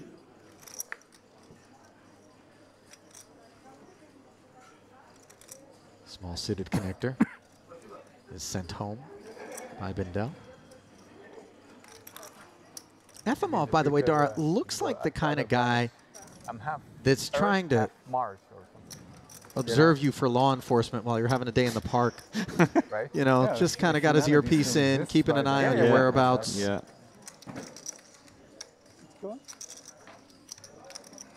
So Hamoud now with his recent gains has got the kind of stack he can do more than, he's got more weapons now, he can open this type of hand. Maybe next year. But he's decided to let it go. Oh, and wise to have done so as Abraham Passé with pocket aces in the cutoff. Oh, and Aziz-Jan Rakhimov on the button off of 450,000 Dara. This is going in, I think. And he's going to get the very bad news that he is in terrible shape. Sure feels that way, doesn't it?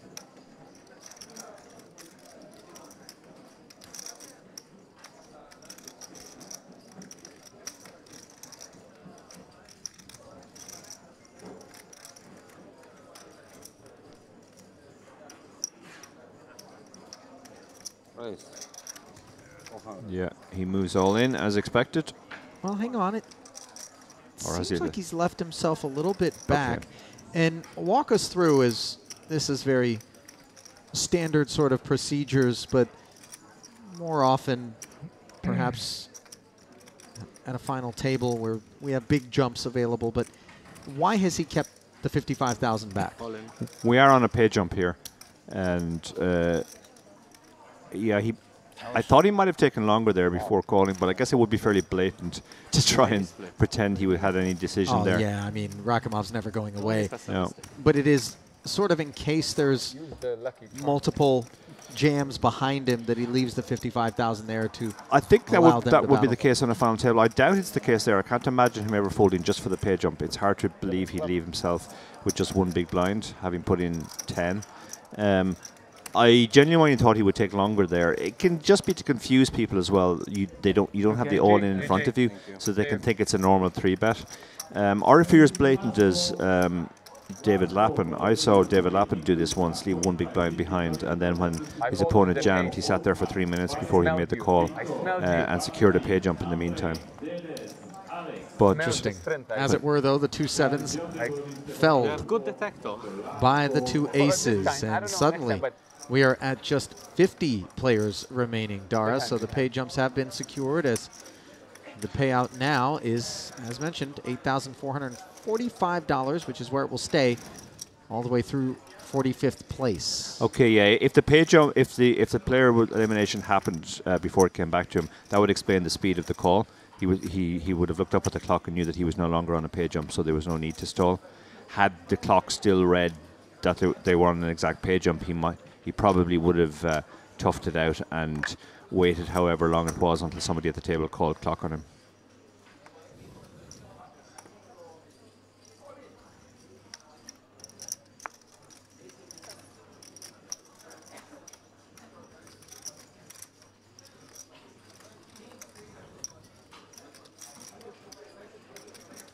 After Rakimov's departure, the table carries on.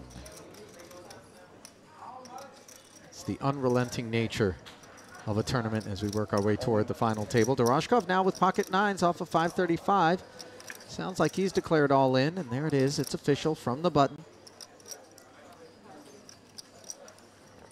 And nothing to Where are you from?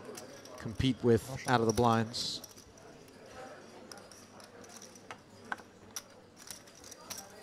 Young man cobbling. You still live there? Telegram? Hmm? Telegram? No, you live there. You live in Russia or do you? PP? No, I'm used to moving my chair a bit, but Yeah. So it's kind of sliding. yeah. It's hard to do subtle chair movements. Yeah, because bunch it's of Russian carpet. friends there also, like in Thailand now or Turkey.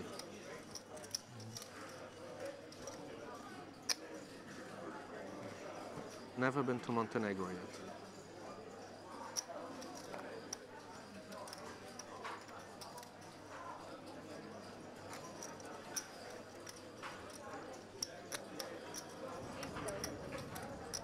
Ace-9 suited for the big stack up front. Min raise. What's the chatter out there in streaming land, Dara? So obviously we take a moment to acknowledge and appreciate those of you who are streaming this day 3 coverage, whatever platform it may be on, of this main event of the Merit Western Poker Series. Yeah, the talk from Luke Bindle of trying to get his table mates to be more entertaining, that's caused some amusement in the chat. Aidan Quinlan says, what a comment. It's interesting how he essentially accused all of his table mates of being boring, but then said that he wasn't going to do nothing to liven matters up. It's next level Needle, I think. He's got a lot of problems to identify, just not a lot of solutions to offer. Yeah.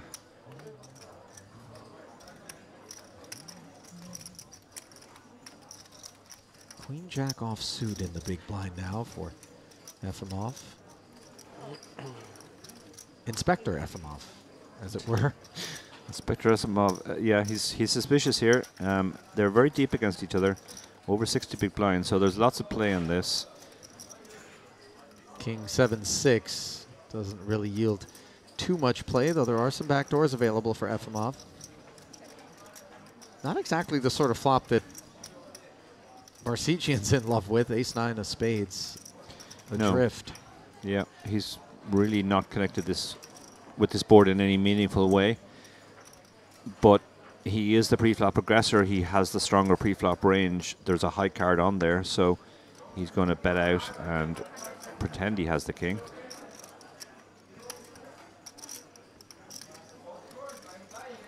Efimov has quite a few backdoors, backdoor diamonds working for him, and he can obviously hit a straight involving the queen, the jack, and the king, but he gives it up. Doesn't want to get involved against the aggressive chip leader. Yeah, 110,000 gets the job done. Such a good feeling, Dara, to have the big chip lead and have a table that is sort of staying in line, falling in rank, so to speak, not actually trying to tussle with you. Yeah, yeah, it is for sure. He gets to open a lot of pots. He'll win a lot of pots like that where he opens. There's just a big blind defend, and then there's a check fold.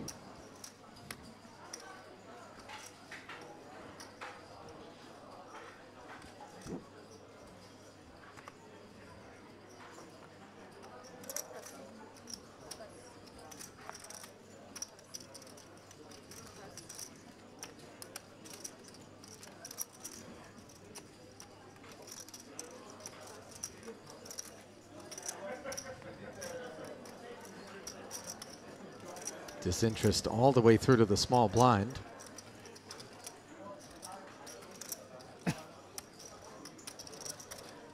Kind of inconvenient for Efimov to have to be on the direct right of the chip leader. He has a terrible seat, yeah. Absolutely terrible. He probably is limping most of his range here, given the stack You live depth. in the States? Or in Malta. Malta? 10-8 suited is a hand you can certainly limp call. See if Barsegian will charge any tariffs. There's our answer. Yeah. Does have a pretty strong hand blind on blind. King 9 figures to be the best hand. My brother used to work away TV. It's a large raise as well. He's gone for 3.5x. That should force FMOF to fold some of his range, but whether that includes 10-8 suited remains to be seen. It shouldn't really. 10-8 suited is a very pretty hand. Plays very well, even out of position, blind on blind. FMOF pays the added price of admission and flops himself the good side of the open ender and middle pair, but he's up against top pair. 180 degrees. Checks with the flow of play. Not a terrible flop for Barsegian, obviously, but the coordinated nature of the board, coupled with the limp call, might come together to create some concerns. Yeah, this very much connects with the typical limp call range. That will usually include more middle cards than high cards or low cards, so really this smashes that range. It makes sense to bet a small amount here and just fold out the complete whiffs, but you don't necessarily want to commit too much chips on this board. FMOF calls the 105,000, promptly binks a jack, good for the straight. Barsegian draws dead.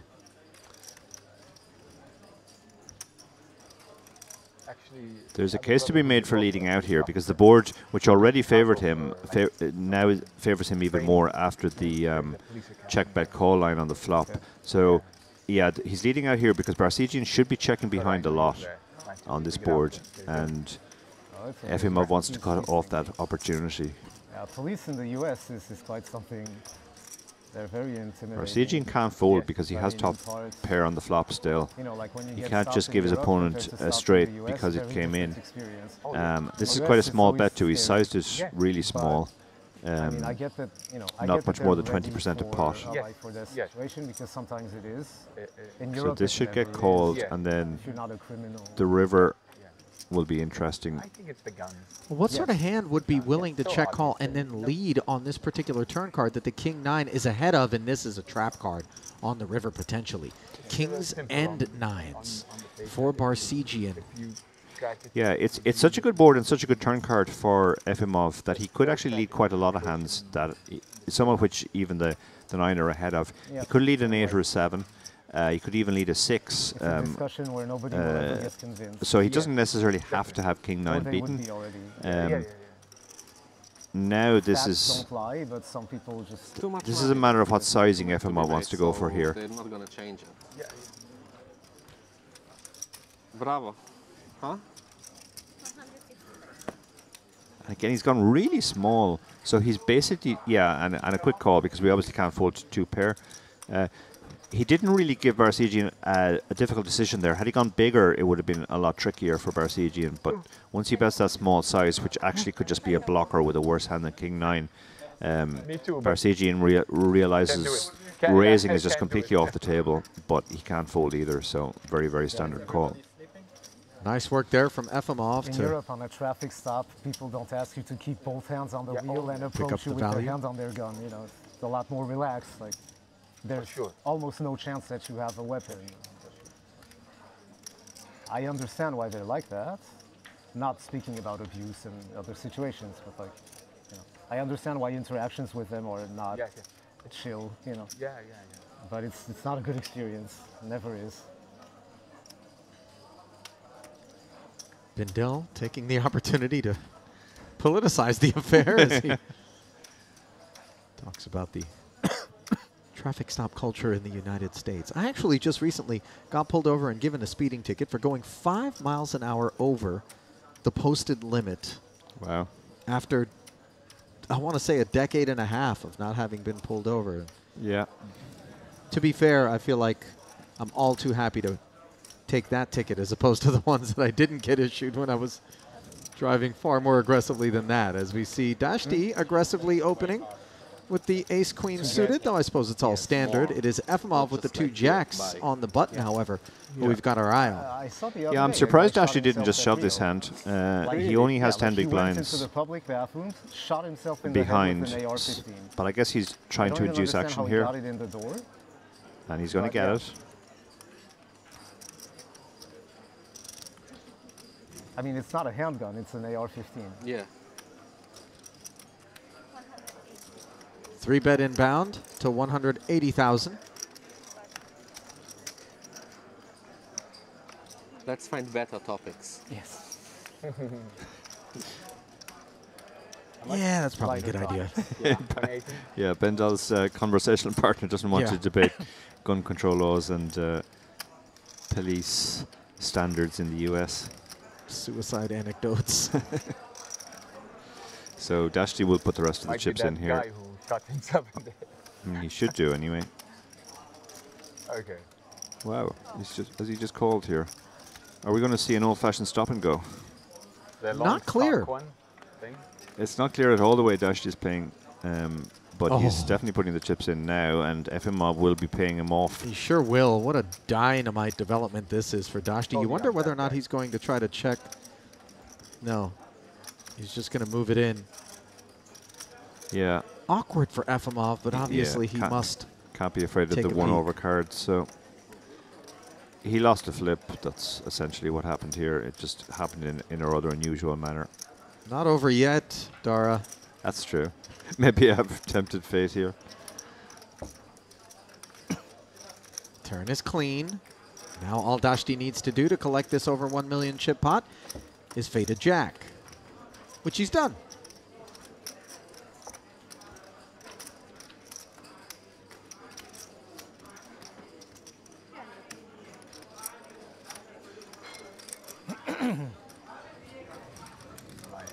Lucky hand is second time. He ranks pretty high up in there with, in the lucky hands. Suited. I mean, I wasn't greedy. I didn't go all in. I just said, have a look. Have a look. I don't think anyone would have considered it greedy. No. Have a look. to See have if we hit a race or a queen. Moved in with the ace-queen suited, yeah. Whatever makes you feel comfortable, Dinner sir. break after next level, right? Yes. I usually don't have dinner, even though I'm starving, just because I need all the blood for my brain rather than my stomach. Eat some sweets. This is my weakness, sweets. I'm telling you, like at night, I just like magically go to the fridge. All the sweets.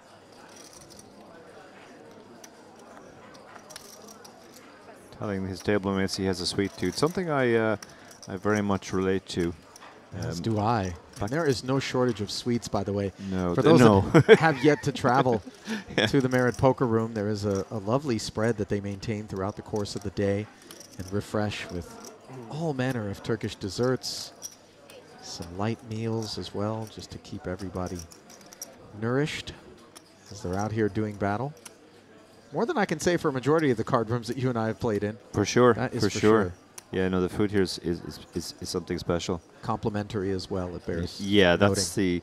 myself and David were bemoaning this. As poker players, we are conditioned to try and maximize EV, and when something is free, the more of it we consume, the more EV we feel we gain. So, The only thing you're going to end up gaining is stones. correct, yeah.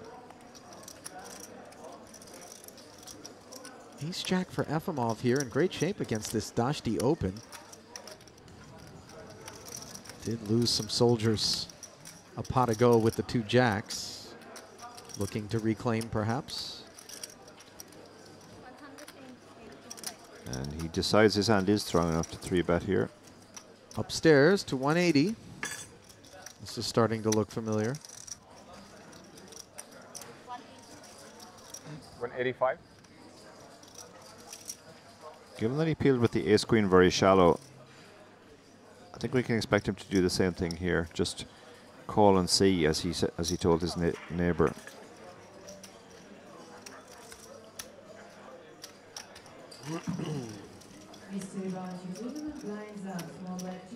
So Dashti makes the further investment and flops himself The second nuts with a redraw to a royal.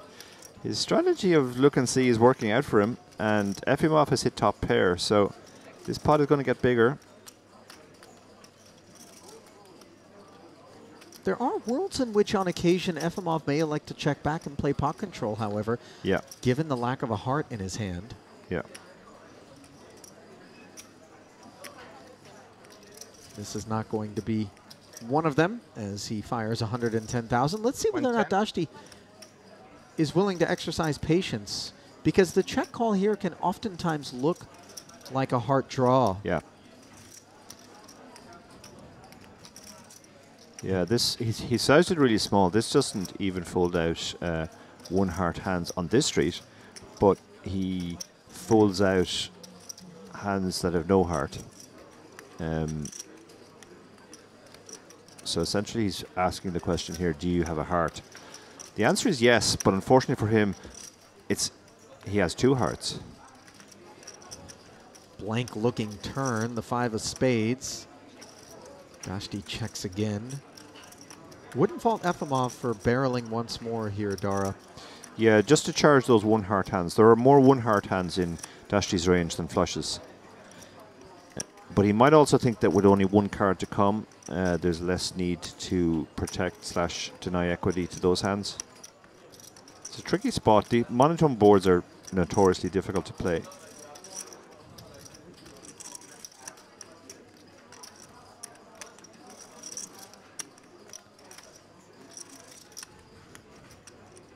And that's why he's checked behind there. He has showdown, and now it's hard for Dashti to get paid.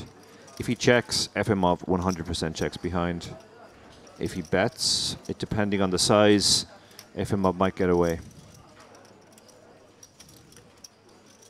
680 out there, 770 behind, and 125,000. He's gone for the really small bet, and this can be a blocker, potentially with a worse ace. Doesn't have to be a heart.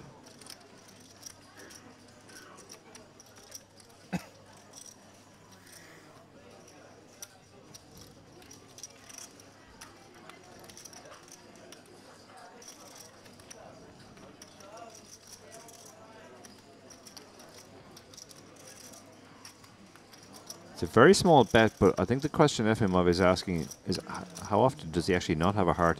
It may not be very often at all. Most of his hands that have no heart fold the flop. I like the discipline there. Yeah, that's super discipline there. He worked it out, even though he was getting an amazing price. He figured Dashti must have the heart. Kind of that consumer reflex of if it's too good to be true, it probably is. You know, Yeah. Yes, Akiki. The river saved him there because he was putting Dashti in a lot of one heart hands. I thought I saw him earlier at a table today, but maybe Had the it river was you. Was he bricked still- out, say a black 9, he was almost certainly paying. He's still playing? I think so. Okay, so maybe it was him. Wonder if Dashti comes with the same sizing in the event that a heart does not roll off. They need At to least bring, the they need last to bring try. him on That the would be a feature good question. table. He's fun. He is fun. Thank you.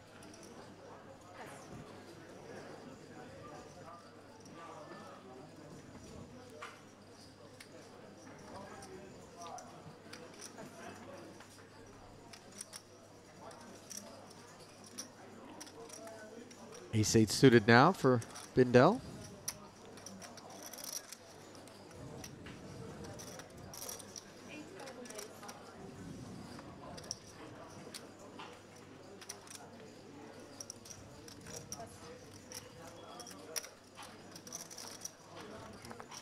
Min raise open.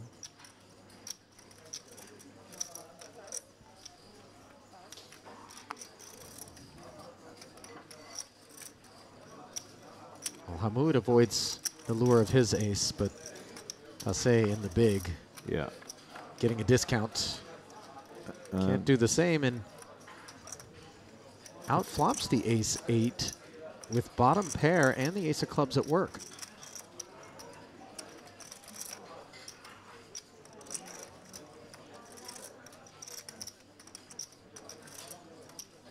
It's an interesting board. It's extremely dynamic board. Apart from the flush draw, there are two open-enders available. 8-7 and 5-4, both of which will be in the big blinds range. And the 9 high board is the type of board you might want to size up on, because if you have top pair, there are so many bad turn cards for you.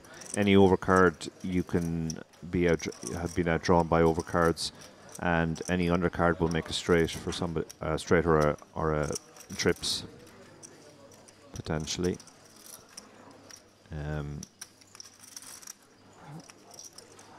Now this is a much better card for Bendel. He would bet some king highs on the flop. Passe would not have too many king highs. This is why we see him loading up chips. He's going to try and put pressure on the lower part of Passe's range, which will include a lot of draws, and the hand he has 3x. How meaty is this? Yeah, this is nice. 350 into 340. Yeah. Full pot plus. Yeah. This line makes perfect sense. He's basically telling the story that he has a king, which he bet on the flop because his king high might be good, but he wanted to get folds, and now that he's hit his king, he's going bigger.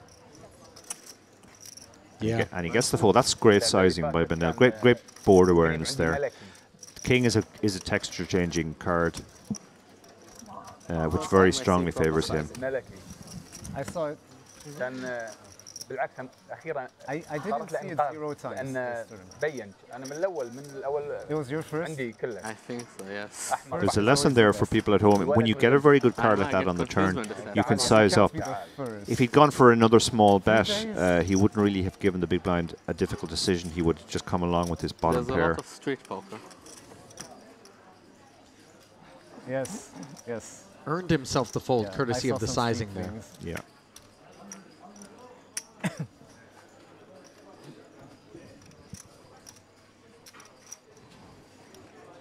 I think it might have been really only a 9. That He might have been willing to continue there, or better, obviously. Yeah. Yeah, because even the draws are no longer getting the price. So unless it's a very strong combo draw, clubs and gut shot or open ender. Our last 5 minutes of fame, I guess. Is it just 1 hour? I don't know. 45 players remaining. Until next 2. break.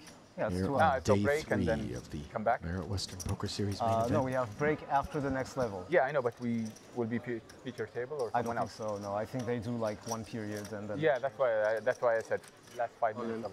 Next bust out is a pay ladder, by the way, of 5 minutes. We have over $1,400. Same, not someone else. No. Sure. Pit jumps are getting have 2 hours. Okay. spicy now. I imagine so. Sayers moved all in from the small bind. I think Doroshkov, I mean, his hand is a call, but as you just pointed out, they are on the pay jump. So we could see him stall. We could see him stall for as long as it takes for somebody to call clock on him. He has that look of a man who's already actually decided what he's doing, but he's waiting. Yeah, got his eye on the tournament clock. Yeah. The rest of the field appears to have their eyes on him. Yeah, I think some of them suspect what he's doing, but this is part of the game too.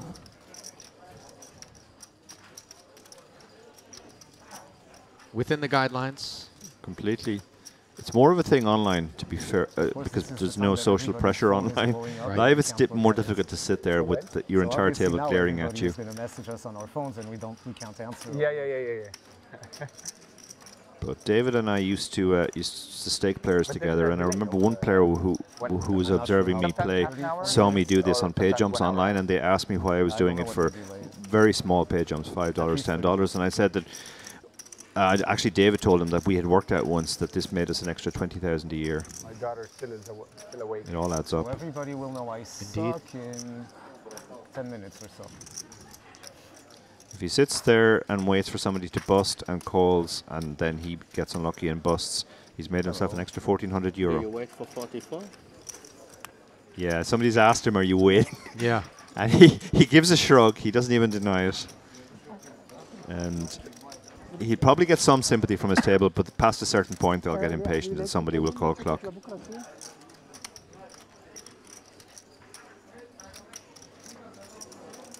Looks like he's prepared to take it to that. Yeah, he's waiting for clock to be length, called, yeah. or somebody, or the clock to change essentially down to 44.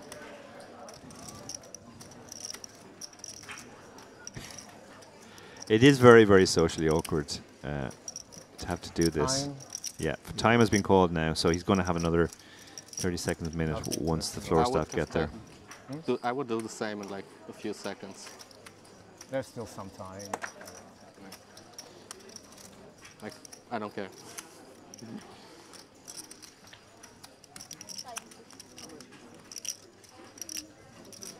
So the floor has arrived.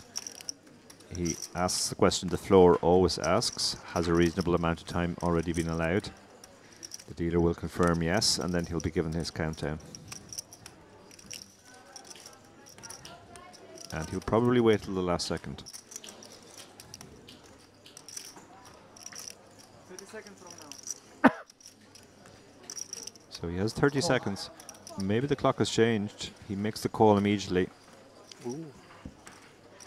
Still showing 45 in the field per our count right now, but Doroshkov doesn't bother to milk the extra 30 seconds and makes the call. Has Passé covered and has him notched as well. So in a wonderful spot here.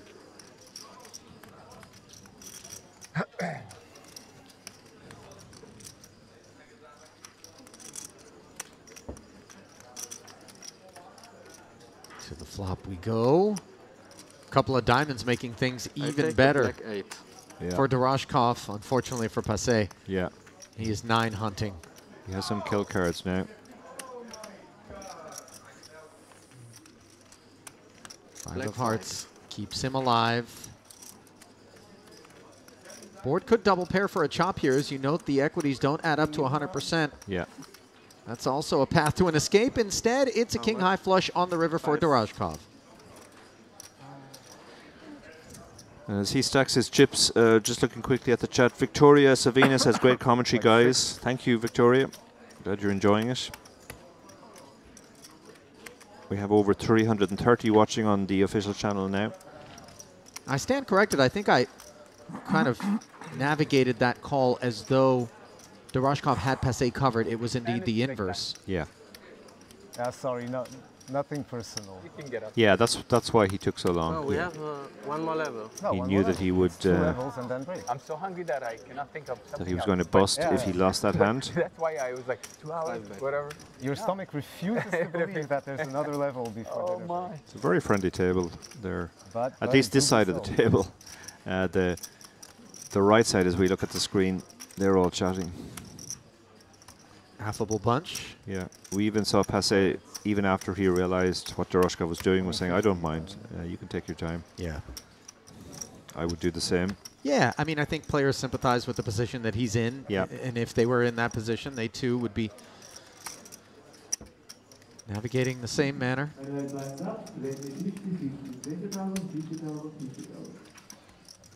5 or 6 years ago, I was coaching a player called Alan Widman, who was 5-time World of Warcraft champion, who was transitioning to poker.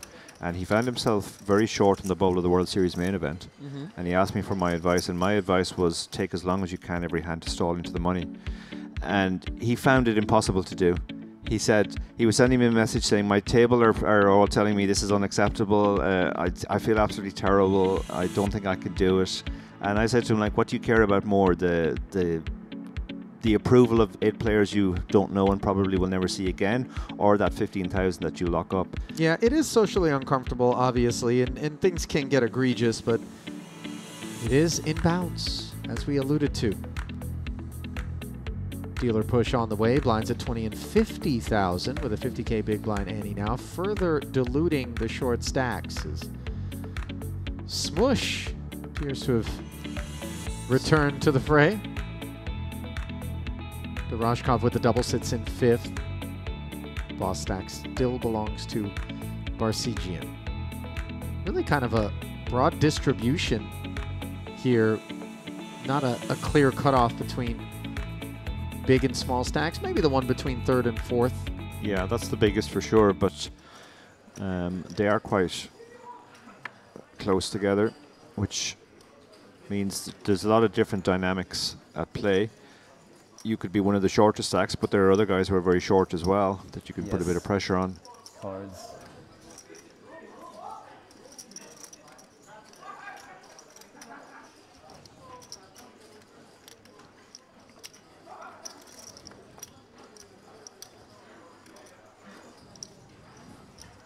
King Jack suited for Hamoud. Yeah, this is definitely good enough to open. Blinds have gone up. Big blind now 50k, so his stack has been been reduced from 25 big blinds to 20 big blinds, which makes this a trickier spot. 25 bigs, you're definitely just opening. At 20 bigs, you're starting to do some open shoving.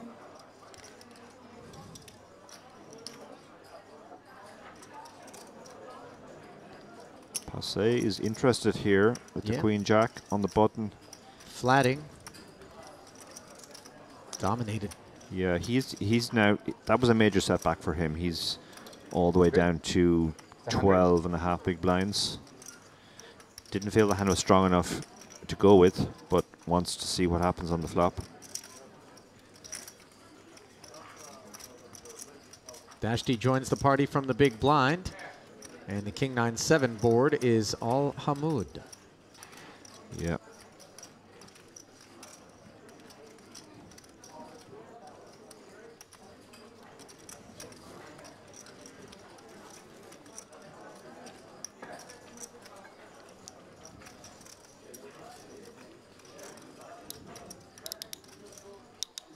Dashti's check over to the masked singer, who croons to the tune of 200k.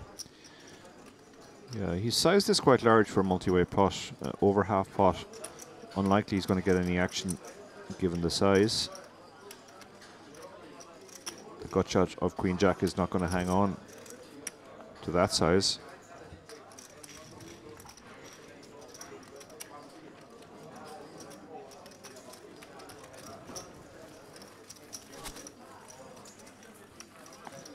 Follow through, gets it done, and there is the pay jump realized. As 44 remain. $9,885, the current payout. Another jump won't be seen until we get up to 35 players remaining. Yeah, we seem to get through those two pay jumps pretty quick. Didn't seem that long ago you were telling me that they were on the pay jump in the 50s before we got to the one in the 40s. But we do have to lose 20% of the field before the next pay jump, so this one might take a bit longer. Efimov under the gun with the two black sevens. Opens. Fours folded quickly there because he was just in no man's land. It doesn't play well against an under the gun open. If you flat and try and hit a set, you can get squeezed behind. So you're better off releasing those pairs.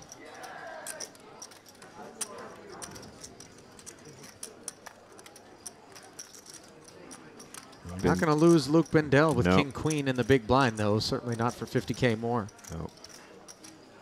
And he does cover his opponent, so he doesn't have to worry about getting pushed around post-flop.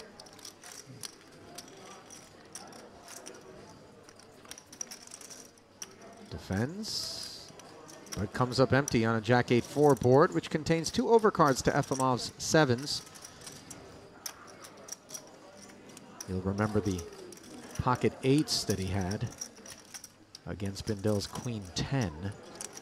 Tried to turn him into a bluff on the river unsuccessfully, and that was a bit of a blow to his stack, which at the time was hovering near 3 million. Now, off of 2.2, action is checked over to him. Yeah, I'm not surprised at the check. Some people at home might be surprised by the check there, but really you're only getting action from better hands if you bet there. So he decides to take a street out.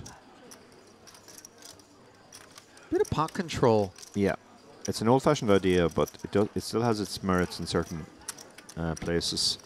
And he's trying to get his hand to showdown now. He will call a bet, I'm pretty sure. 10 is a pretty poor card for the sevens here, but you might imagine that the straight draws of the world might have gotten busy on the turn. Yeah.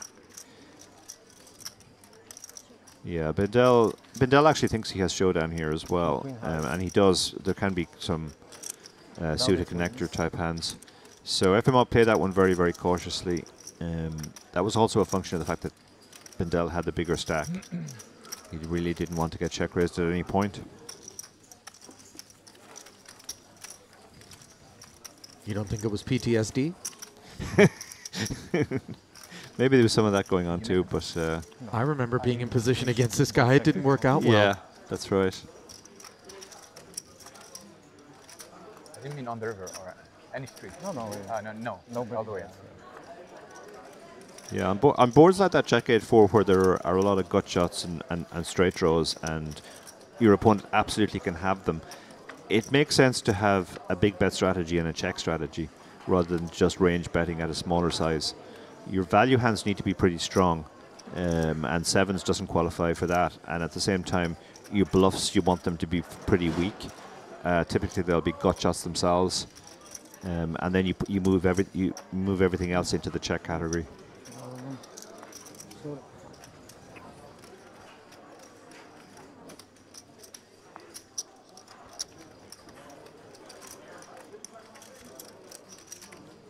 That's something which has definitely changed over the course of my career. Back in the day, we were far too worried about what we call protection, and as soon as you thought you had the best hand, you had to bet it. Yeah. Game is much more nuanced these days. I remember those days.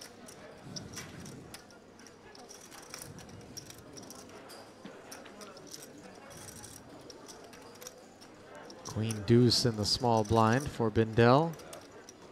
Hand class you touched upon as being oh so poor. But he will limp. Yeah, Efimov seems quite a cautious player, so when you have a cautious player in the big blind to your small blind, you can probably limp close to 100%. King, queen, 8, middle pair for Bindel. Yeah, interesting spot for Bindel. You can go two ways. You can bet for value here and get called by worse. But your hand is not particularly vulnerable if it is the best hand right now as well. You have an absolutely terrible kicker, so you're losing to any king and any queen realistically. So out of position, it's prudent to just take the check call line. Efimov, having bet the absolute nothing but backdoors on the flop, has actually turned a pretty good card for his specific hand. Not necessarily great for his range, because most of his ace-x he would have raised the limp, whereas Bindel would absolutely limp some aces to protect his range. So the question is now for Efimov, does he fire again? No, he doesn't. I like that decision, because a king or a queen is not folding on that turn card. Did pick up the Broadway draw, which obviously doesn't come home. Yeah.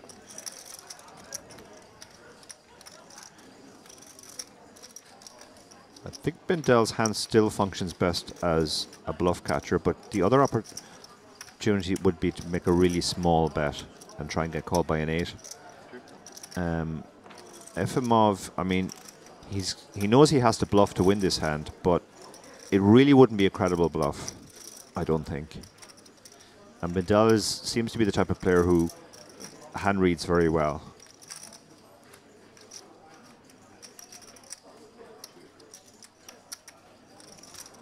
Yeah, and he does check behind because of that. He recognized that it just wouldn't be credible as a bluff on the 4. There were other cards he could have bluffed. But Took his one shot at it, Dara. Yeah. But obviously Bindel connecting as strongly as he did. Didn't get through. And Bindel really has been getting the better of Efimov in all of their exchanges. Yeah.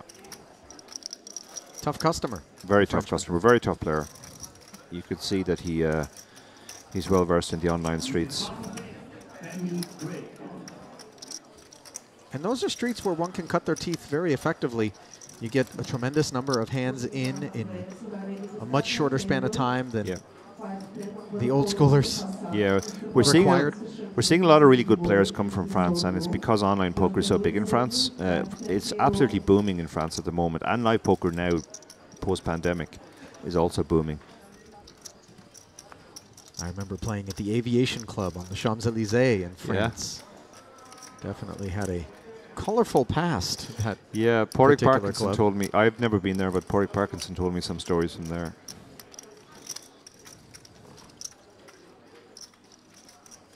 I managed to elude the particular evening where masked marauders on motorbikes infiltrated the place and really conducted a Hollywood spec heist. Yeah. By all accounts, I heard stories about players hiding under the table and really just hoping that they wouldn't be targeted with all the chips that they had. It was really the casino cashier was the only place they sought to. They knew where the money was. Yeah. Yeah, I was in Berlin at the EPT when there was the famous robbery. Yeah, I remember those videos. That was remarkable. I wasn't actually in the room. I was sleeping. I bussed the main event the previous night, but my wife had gone downstairs to use the internet, and she was there when it happened. Was she the videographer? No, she was. Record? She was off to the side using the computer, and then she heard running and screaming outside. She came out to investigate, and one of the cleaning ladies told her it would be prudent to go back into the computer room. Yeah, probably. To put it lightly. Would not be prudent to fold here if we were Barsegian with the ace-9 and the stack that he has. Opened to 110,000 on the button from Bindel. And not only is he not going to fold, but he is going to ask a question as he shoots it up to 370,000. Yeah. Recognizing here that Bindel has been very active recently. Now, we know he's had legitimate hands most of the times he's raised, but Barsegian doesn't necessarily know that. Ace-3 suited is an interesting hand. You can go a couple of ways with this. You could turn it into a light 4-bet, or you could just call. They're both very deep against each other. Bindel, they're over 60 big blinds deep, so you can absolutely peel here. I think that's probably the option he's going to take.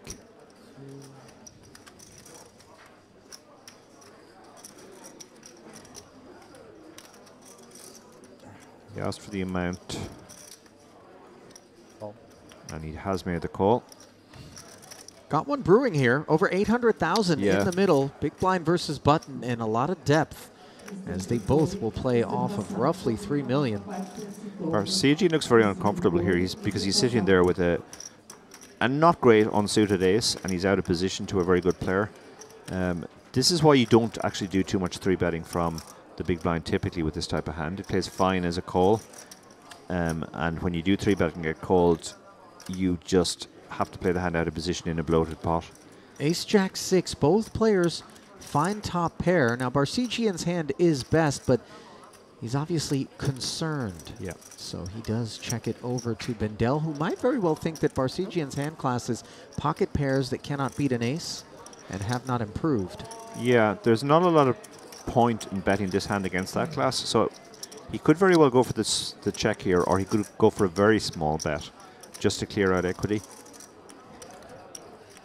But he has gone for the check, and I definitely like this because Barsegian is the pre-flop aggressor. He still retains all the stronger aces in his range, and it's actually a little bit suspicious when he checks because he's going to bet most of his whiffs and represent the ace.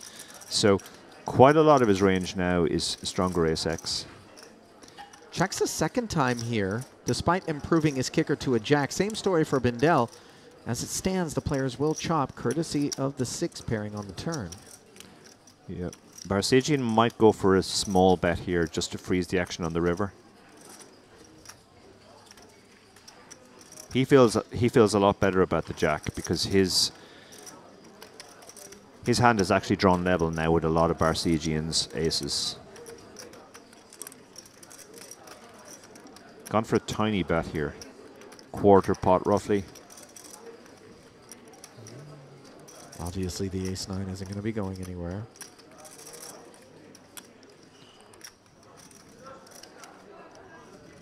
Not too much will fold to this bet, but this bet is really not designed to get folds. It's designed to buy a check on the river.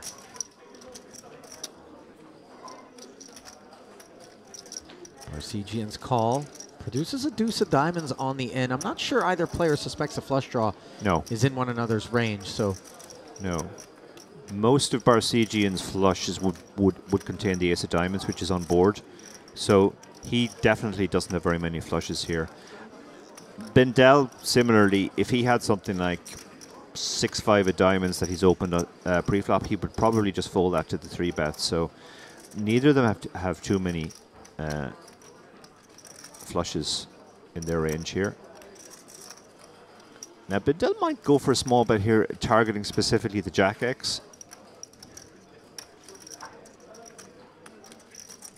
It's a close spot here between just check, because there are not too many hands that will call a value bet or try and eke out a little bit of extra value against a pocket pair like queens, kings that just didn't like the ace on the board, or a jack, king jack. $1.25 million already out there. And this is the mark of a professional, in my mind, Dara, is his willingness, in spite of the size of the pot right now and the relative kind of vulnerability of his hand, he is still looking to carve out prospective value. Yeah, absolutely. Once Barsegian checks the river, Bindel almost certainly rules out ace, king, ace, queen. So he figures he's chopping it worse now, and this is essentially a free roll to try and get an extra 260k of value from a call from Barsegian, obviously. From a hand like kings or queens. Didn't mean to cut you off, sorry. Not at all, no. They both play their hand really well there. It might seem that it's weird that they're betting such small sizes, but there was a lot of logic there. Yeah. And the sort of logic that is displayed by players who really have some keen awareness in terms of post-flop play. Yeah.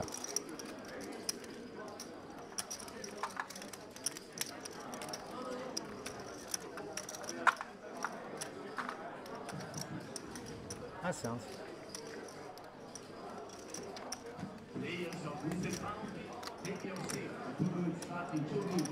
Shanta. Just done. Flop was check. Yeah, Qasim. Yeah, some of the other players are analysing the hand back in their head now.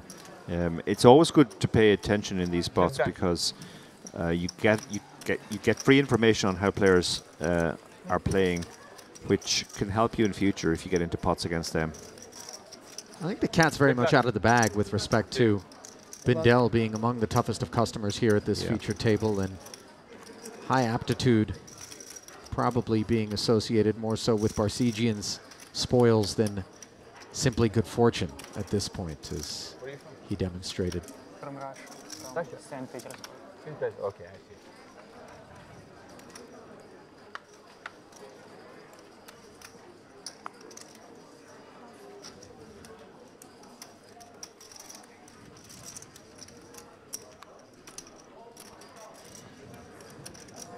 Table rebalancing is pulled Hamoud away from the feature. And Dashti looks at king, queen.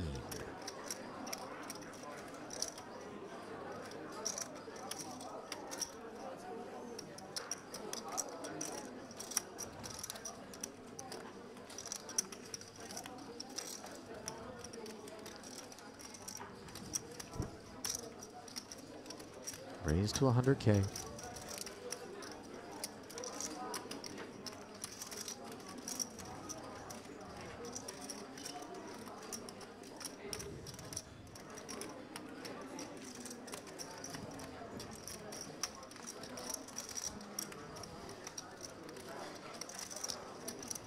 No takers.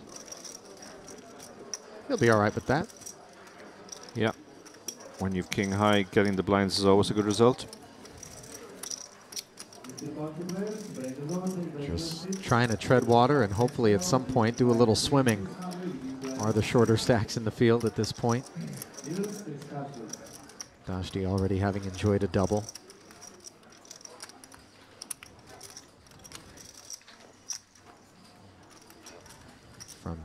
Kuwait. Really, all parts of the Middle East represented here. Yeah. A lot of Eastern Bloc representation.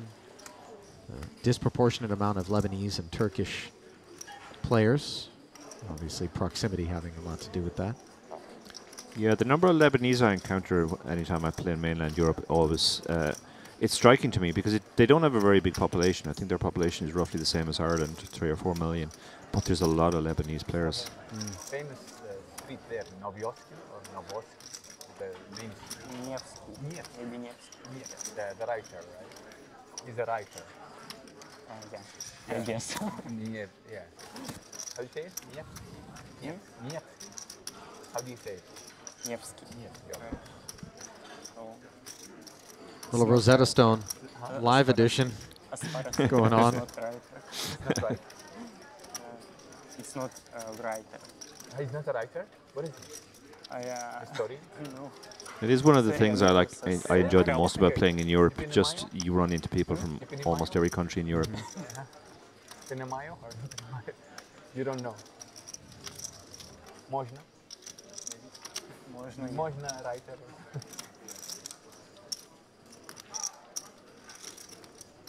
He's famous. That's it. Yeah, that's for sure. Look at this from the small blind. Kapustin flexing and going to 3x, mind you, which is absolutely appropriate. Yeah, that's because of Passe's stack size there. Passe had just over 10 big blinds.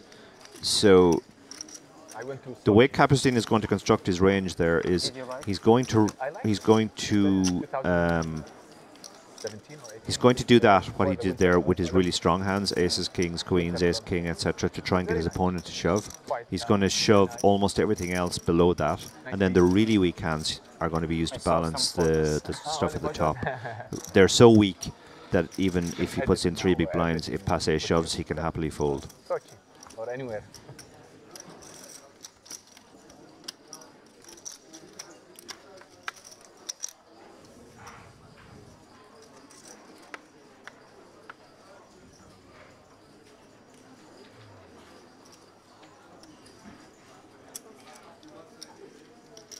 Pocket 8s for Dashti.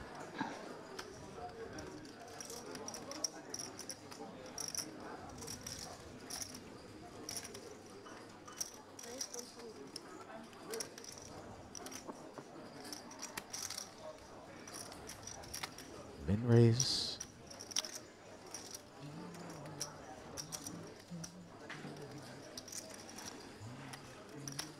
Parsegian in the cutoff with the baby pair.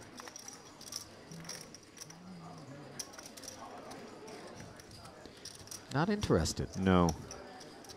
Dashti didn't have enough chips to make set mining massively profitable there, and he had a few players behind who have reshove stacks who would just see the additional 2 big blinds that he put in as more juice, more reason to shove. Yeah, the implied odds are capped when your effective stack is 26 big blinds in this case. Yeah, not near where you want it to be. No. Ace 10 for Smush in the big. Yeah, I think. He's really been grindy, nursing a small stack all day. And he's going to jam. Yeah, the all-in is the standard here. Should be a call from Dashti. Yeah, we're not coming. Yeah, you can't really raise a hand as strong as fold a hand as strong as ace 8, pocket 8s to a 10.8 big blind shove. But he's thinking about it. He's a very unorthodox player, Dashti. We've seen him do some strange things already. So he has the affect of being thoughtful. Our concern is that we're not sure what sort of thoughts are going on. Yeah, he's doing a very good impression of somebody who is thinking deeply. But this is not a spot that requires any thought. You should know what your call-off range is to an 11 big blind shove. Well, our intention is certainly not to be gratuitously critical, as there. No, he does make the correct decision in the end. It doesn't matter how long you take. Oh, and kind of aggressive delivery of that was said call, wasn't it? Why does he seem disgusted? He's in the lead here. Yeah. Granted, by just 6% heading to the flop, but the lead nevertheless. Guess he was hoping for an under pair or at least an undercard. He doesn't. Well, Jack 9-5 and the 8s are still in the lead. Smush's fate hanging in the balance. Yeah, the Lithuanian is going to have to find an ace of 10 or some running cards. And there's the ace from space on the turn. Absolutely impassive. No reaction. It just is what it is. No, this is a grizzled veteran who knows he needs to fade the 8 on the river before he reacts. Before there it he is. Celebrates. Yeah. I always find it awkward when the fist bump is solicited by the man who's doubled through you. Yeah. As though you're in the mood. Like, listen, I'm great, good for you. Yeah, I'm in really case happy you didn't for notice, you. 540 of my biscuits are on your plate Yeah, now. I'm the guy who lost out. Fist bump with the other people if you feel like Yeah, it. exactly. You got 2 guys, one on your left, one on your Yeah. right. But good double up there for the Lithuanian. Lithuania is another country, small population, a lot of really top-class poker players. It's a country with a very good educational system. They produce good logical thinkers, and that shows in poker. They punch way above their weight in poker. If I'm not mistaken, they also do so when it comes to basketball. Basketball. A number of really They are the one European country where basketball is way bigger than football. Basketball is the sport that they're terrible at football. Okay. But they're really good at basketball. They've come like 3rd and 4th. I don't remember ever seeing a match with the Lithuanian national team on the pitch. Yeah. No, they love their basketball. And their poker. And their poker, yeah.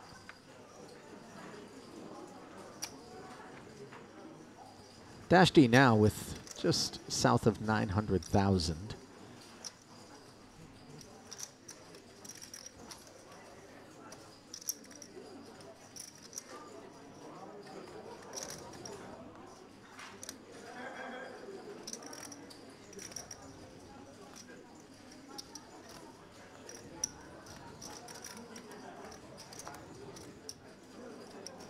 Jack 10 suited, oh so pretty. And when you have that stack, you certainly get to play it. Open to 100.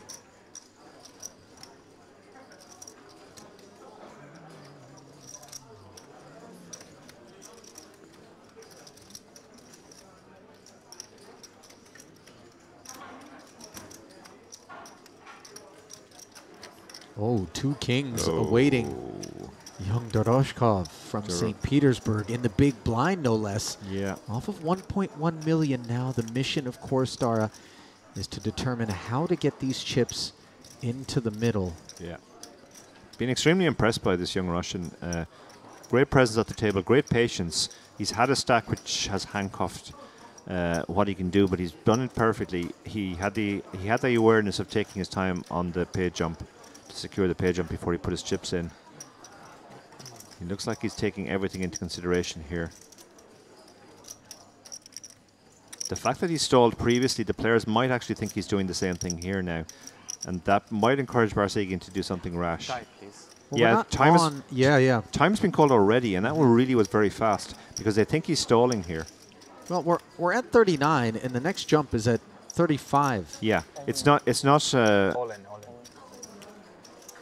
Well, wow, this is a big shove. Yeah. You see the snap fold. 22 big blinds. He couldn't really construct a credible normal 3-bet range, so his only other option was to flat and take the risk of being outdrawn. You know, it's funny because in terms of balance, we do need to have some flats with some frequency. However, every time we do so and then we end up losing that pot to a hand that we presume might not have continued to our 3-bet, we instantly regret it, and we tell ourselves we're never going to do that again. Yeah, absolutely. No, it's a very memorable event when you get your king cracked, and that's much more memorable than all of the other smaller events, like when what just happens, when we shove and they fold, or when we flat and we win 1 bet post flop. I think in that spot, aces absolutely you would want to flat to protect your your calling range. But kings, you don't really mind too much if he folds. You've picked up 4.5 big blinds, which is 20% of your stack.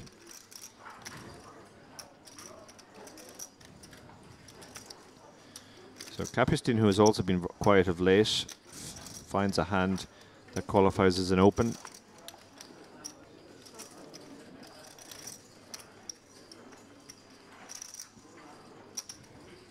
I'm always happy to just pick up the blinds in the ante money with Queen Jack. Yeah.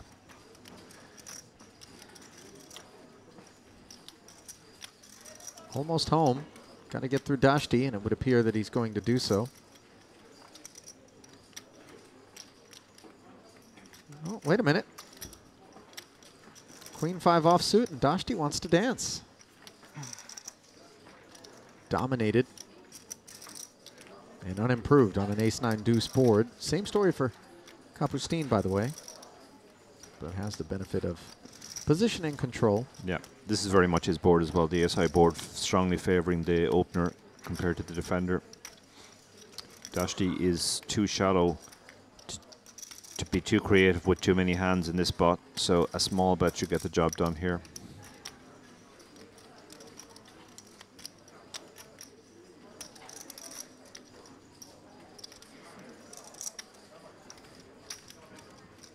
$60,000, and Dashti rifles his hand into the muck.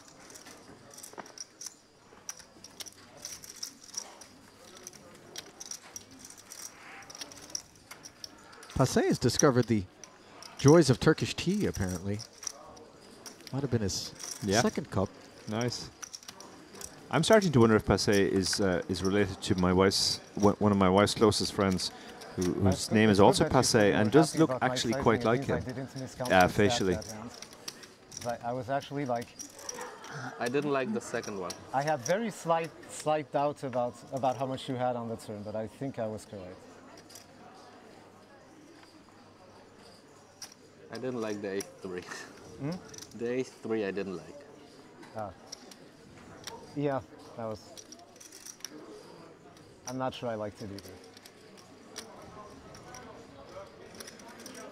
Barsegian, sixes, raises again. And, you know, a lot of times when you are the big stack and you start to open these pots, even if it's with legitimate hands, when you've been 3-bet and you've folded, you kind of have that compromised table image. And people, they have an eye on that, and they wonder whether or not they can take their shot at picking up a little gift-wrapped 100K in the event that they wanted to 3-bet. And Doroshkov with a couple of deuces on the button. Yeah, I think that's one of the crucial differences between online poker and live poker. Live people make fairly big judgments based on tiny sample sizes. As you said, you open one hand, get 3-bet and fold. People immediately notice that and think, oh, that's a guy I can 3-bet now because he'll fold. But the reality is the sample size is never big enough, and you should have hands that you're opening to fold. And you know, if you do open and get 3-bet and fold, it should just be the case that you just happen to be in that part of your range where that's what you're supposed to do. But then again, live players are often more unbalanced as well. So sometimes there are guys who genuinely are folding too much. In fact, we identified Dashti as a player who that's almost certainly true of, because he opened ace-7 off under the gun. Now, second pair on a 10-high board as Bindel came along, closing the action from the big blind and outflopping both of these pocket pairs. See how Barsegian elects to proceed. Looking up at the 2 overs.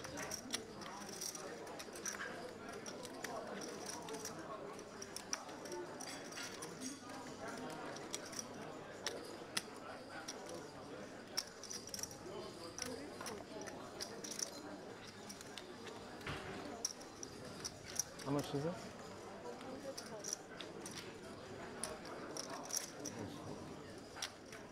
Bindel appears a bit befuddled by the sizing. 140,000. The deuce is easily laying it down. Certainly seems fine to me. 370K in there. Yeah. I guess multi-way. Yeah, it's fine. But Oh, sorry. No, that's correct. Just before this hand started, as Bendel's table talk was largely about the fact that he was struggling with some of the live stuff, like keeping track of chip stacks. So I think he's being very deliberate about all of his decisions, making sure that he has the stack. Online players get used to just, you look at the screen and you know exactly how much your opponents have. Live, when you're inexperienced, and as you pointed out, he doesn't have much of a hand and mob at this point, that's a new skill you have to learn. Yeah, there really is a lot that those of us who have been playing live for a long time take for granted in terms of potential pain points or, discomforts, or perhaps the other way to look at it is things that you take for granted when you play online, like all of the chip counts being right there in front of you at all times. Yeah, absolutely. And, I took 2 years off from live because of online too, and my first festival back, I suddenly realized I'd forgotten a lot of the stuff. Yeah. I'd forgotten that I had to carefully count chip stacks of everybody and keep track of all that stuff. Well, nothing careful about this. Barsegian blasting ahead on the turn after the 4 pairs with a bet of 600,000. This is a very interesting bet. This almost full pot. I'm not sure what he's representing here. The 4 is not really his card. And it's not a dangerous card if you have a value hand. It's not like if you're sitting there with kings, you're thinking, oh my god, a 4 come, I have to bet really big. Yeah, Bendel looks suspicious there, but there wasn't too much he could do against that size. Yeah, the issue is obviously the potential big barrel on the river that you could be facing from Barsegian, and so he does acquiesce. Yeah, I'd love to know what Barsegian was thinking there. Did he just think, I have the best hand here and I don't want to get outdrawn? That's actually possible. Yeah, maybe a queen-jack. Yeah, he's worried about queen-jack. He's worried about all the overcards. Jack-7. I mean, closing the action for just one big blind from the big, there's a pretty broad range of hands that Bendel could have. But, it's mergy. Maybe you think you're protecting the 2 6s, and maybe you're targeting better hands as well. If you can get the 8 to fold, it's a great result. Ace-8, no less. Yeah. But then, when you face these difficult spots, and Bendel was put in a very difficult spot there, where you really don't know what your opponent's strategy is, that's pretty much when you lean back into game theory, and you just call at the top of your range, and you fold the bottom of your range. And that's why Bendel's folded fairly quickly. An 8 figured to be one of the worst hands that he would have check called on the flop. So I think had he had a 10, he would have buckled up and called, but he was willing to release the 8.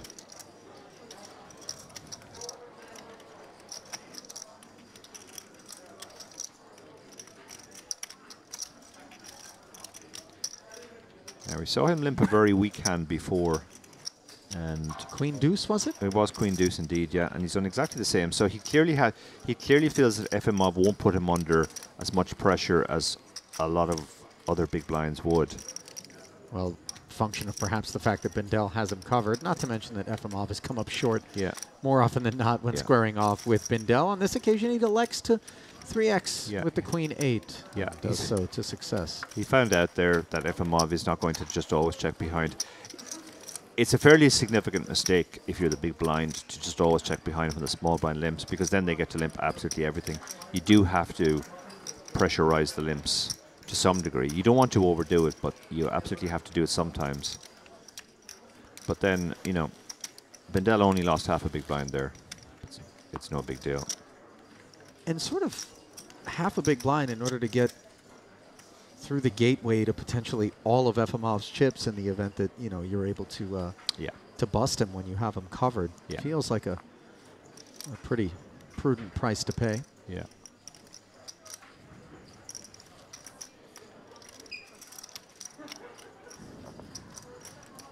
Kapustin has been largely quiet. Yeah. Kind of bobbing and weaving, picking a spot here and there. Yeah. Yeah, we did see him open the Queen Jack. It's mostly been a case of he's just been pretty much card dead. But the other players at the table may not necessarily realize that, and they might think that he's playing tighter than he actually is. Now, Dashti is a man who likes to put chips into the pot if he sees an ace. Well, when it's coupled with a suited 4, yeah, certainly perfectly legitimate here. The only thing I would say is that he's very short here. He only has 12 big blinds behind. You prefer a shove? I think a shove, yeah. I think I do prefer a shove. You'll get some better aces to fold. Ace 6 probably won't call you off. Ace 7 won't call you off. You'll get lots of hands. Pocket 2s won't call you off.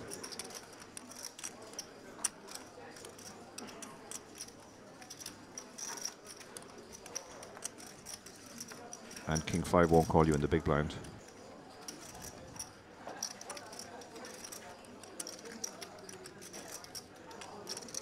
Parsegian knows the upside is limited here. Yeah, that might have something to do with the fold. Yeah, absolutely, yeah. Particularly ugly hand as well, King 5. You're not even going to feel good about hitting your king. Right.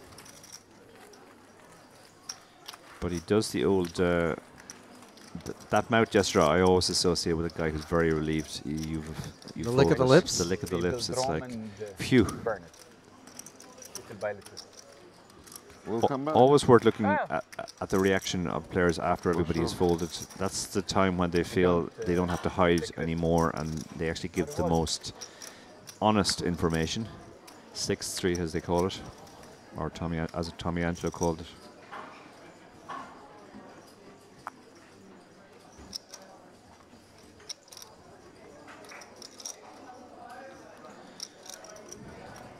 Smush.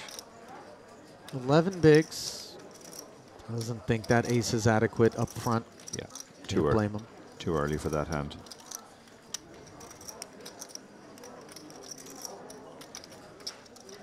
Lindell not tempted by the really bad king. Efimov shouldn't really be playing the 9-4 off. If he is, it suggests he's got close to 100% range on the button, which used to be all the rage back in the day, but it's not as advisable these days. But it'll work unless somebody... Kapustin has a hand he can certainly defend here.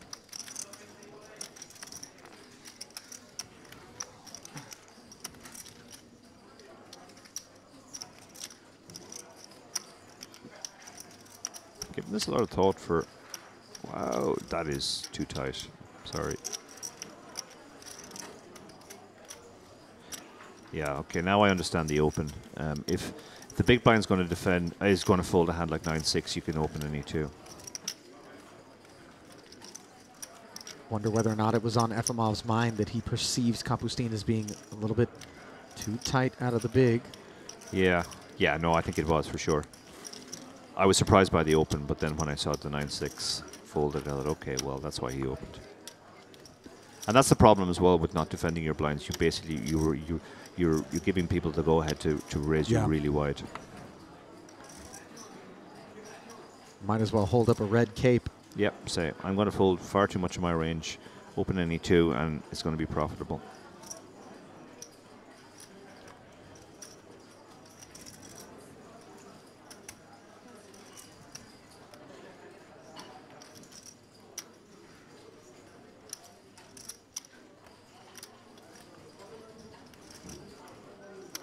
That's probably what's making the dent. No, not me. No, by mistake, of course. Yes. Unintentional. Usually But when you, yeah. Or not always by accident, but yeah, usually it's that. Yeah.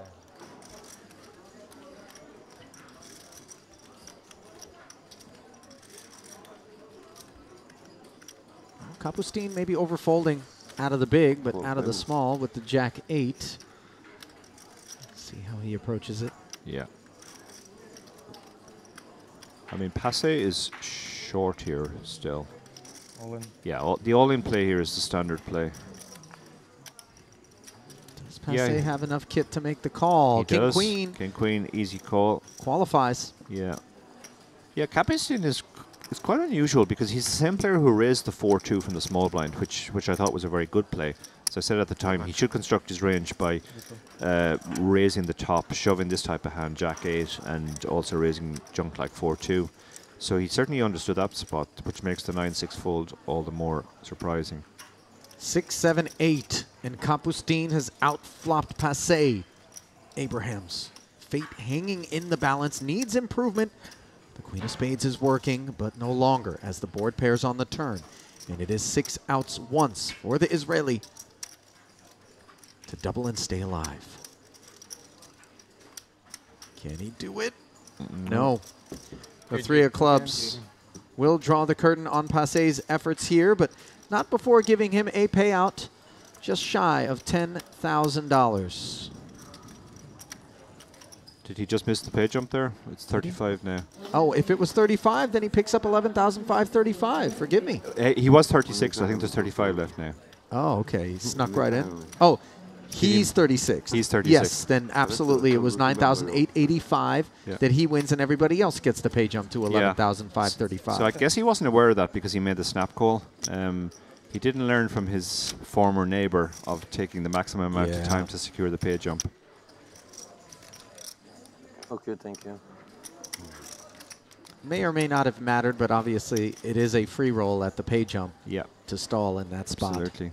And his tournament basically swung on those 2 blind-on-blind confrontations where the first case he shoved the king 9 into the king 10 and didn't get there, and that left him short.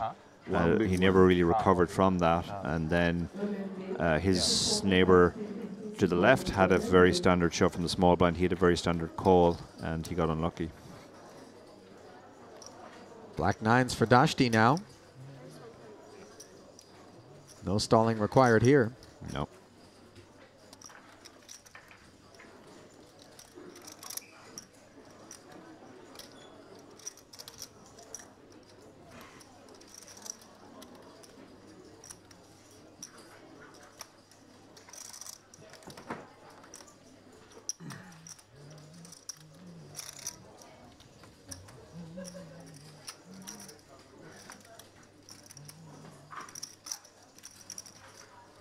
Well, Kapustin on the button with a couple of 4s.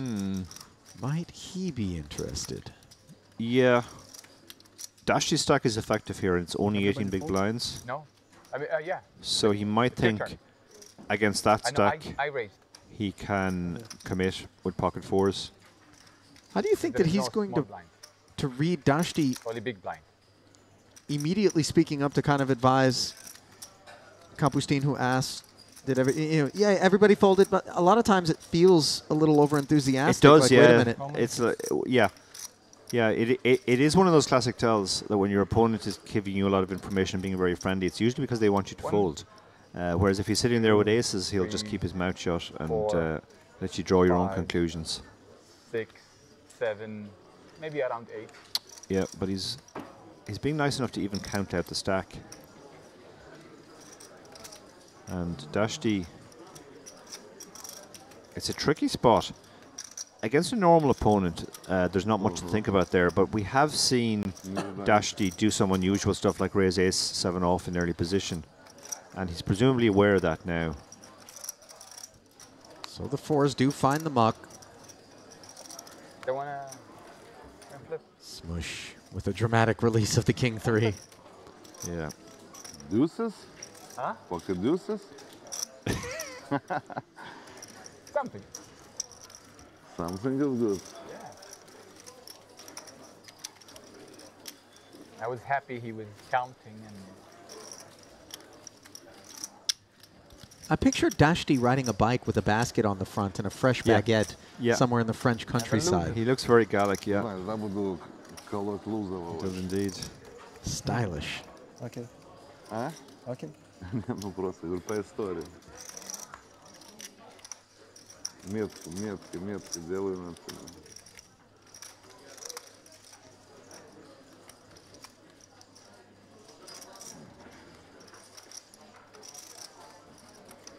Looks like a guy who knows where the nearest museum is. He's on the guest list to the gallery openings. Yeah. Cultured. Well-rounded, cultured individual. Yeah. Knows his food and wine as well. Yeah. Pick out a good bottle. Deuces into the muck, by the way, there for Bindel. Yeah, absolutely the right decision. This is one of the differences you see between the online players and the live players. The online players are very clear on their ranges in every spot. The live players do have to think, oh, I've got a pair. Am I supposed to open from here? So Barsagian's picked up the very pretty Jack-10 suited. Smush in the small blind actually has the dominating hand here, but it's a little bit too unconnected for him to be interested. But Doroshkov will be calling the big blind, I think. Ace-2 suited, certainly a candidate. Off of 1.1 million, he will head to the flop.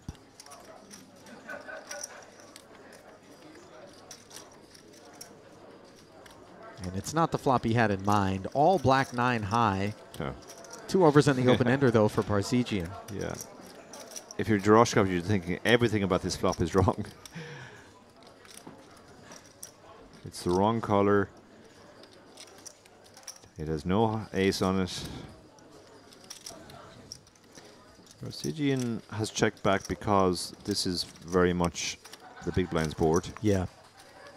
That board does pair on the turn. Third club as well. Wonder if Doroshkov's going to sense the opportunity. Yeah, I think he will. This is very much his board and has become now. He thinks he's bluffing here. But it is a good spot to draw out a bluff. You can get better aces to fold.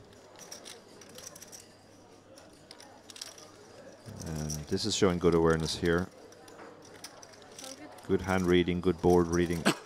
Now Barsegian is open-ended, so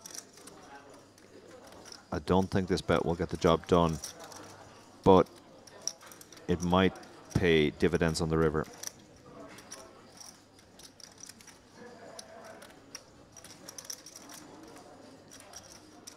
Lack of a club is a bit of an issue for Barsegian because obviously the 7 or queen of clubs would be less welcome in terms of outs.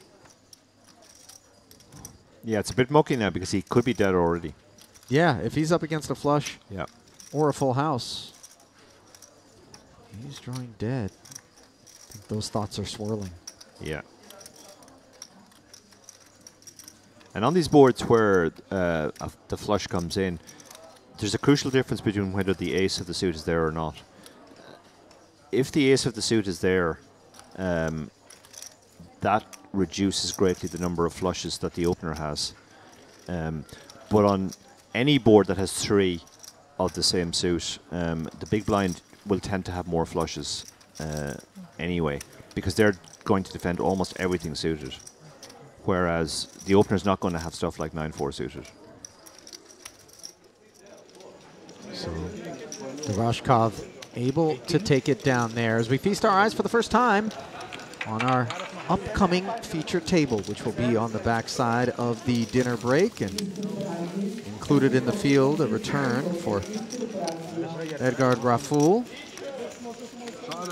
Maxim Shilov also there, as is Alexander Chernikov, the big boss stack in the whole field for some time. Matan Krakow. Basil Kabaze. Going to be a lot of repeat offenders at this point with only 35 left in the field. Yeah. Of most interest there is Dominik Panka, the Polish phenomenon. The only rule is it's not disrespectful, I think, to the other players in the field to say that he is almost certainly by far the best player remaining in the field. Not by rule, but by convenience. Yeah. Well, we'll have a chance to see him at work. And we're also going to see Maxim Shio, who is the close friend of Luke Bindel. I was chatting to both of them after play last night, and as I said at the time, they both had bagged up big stacks and were feeling good today. They're both still there. Maxine was the chip leader or second in chips coming back to the last day of the warm-up with 19 left. It didn't work out for him on the day. He didn't set a foot wrong, but it just didn't work for him on the day, and he ended up final table bubbling. But another deep run for him. I like the Russian language. Very nice. A lot of times I feel like players who bubble on the final table, in particular if they do so on something that wasn't the shortest stack in the field but actually had some depth to it, it's the hallmark of some real fight and kind of more so the product of being a pro and kind of recognizing the opportunity before you if you have a really tightened up field. Yeah. to get after it, and you Yeah. know, the risk reward is there. Yeah, absolutely. Very good friend of ours, Andy Wilson, who recently won WPT Florida. He was very much like that. People used to joke that he always came 11th, even if he had the chip lead with 18 players left. But it was because he had that sort of attacking approach. But he wasn't trying to just scrape onto the final table. He was trying to get there with a stack, and he was always going. It was always going to pay dividends at some point. It was the least surprising thing to the UK poker community when Andy took down that big WPT in Florida. Well, I know that there is a school of thought that suggests that the tournament is won not at the final table, but in the stages leading up to it. Yeah.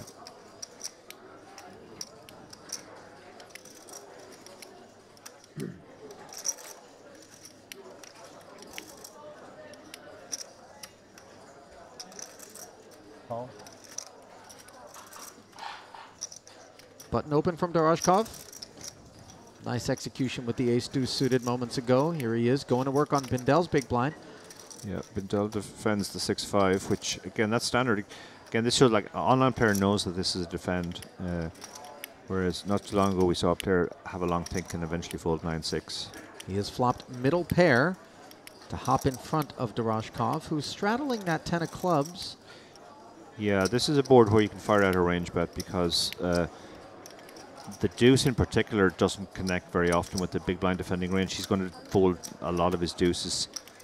Similarly, the 5, a lot of 5x will fold. 6-5 or maybe 5-4 are definitely the worst 5s that Bindel defends.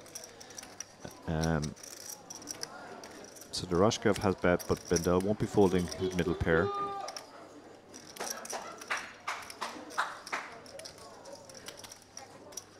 And he makes the call.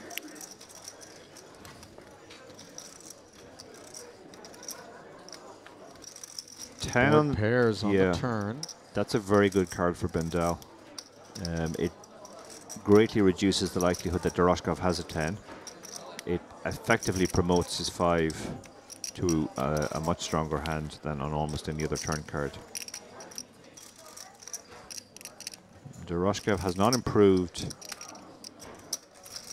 Yeah, this is a good check back by Doroshkov. He recognizes that he's not getting much to fold, and because he checked back, he got to see the river. Yeah, and that river puts him in front, courtesy of the Jack of Hearts, Stara. Yeah. That was 620,000 in the middle. Might there be a bit of a block bet coming from? There could very well be a block bet now, yeah.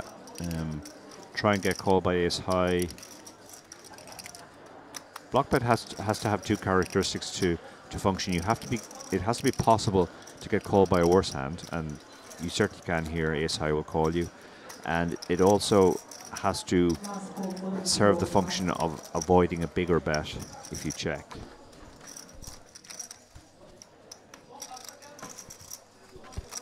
Bindel retains all 10x in his range, whereas Doroshkov doesn't. Therefore, that would have been another reason for the block bet, but Bindel has decided his hand plays best as a bluff catcher. Doroshkov will get paid here if he sizes this correct. This looks good enough to small enough to get called. Really impressed by Doroshkov, I have to say.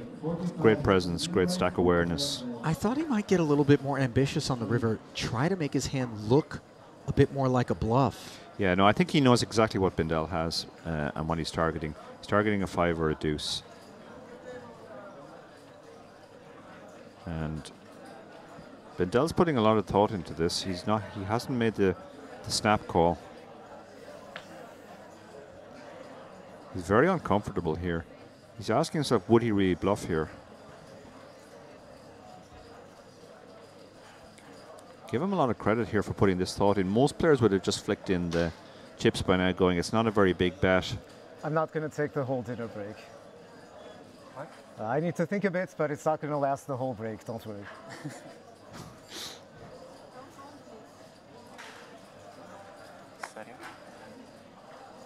Я думал, уже все.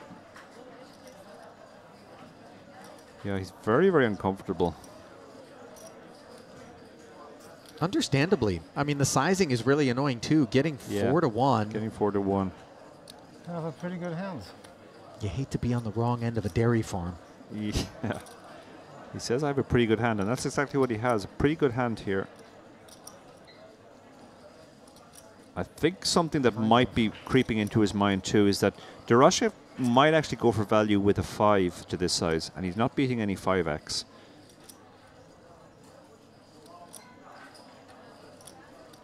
Doroshchev could have a hand like Ace-5 or King-5 and recognize that he can go for value at this size.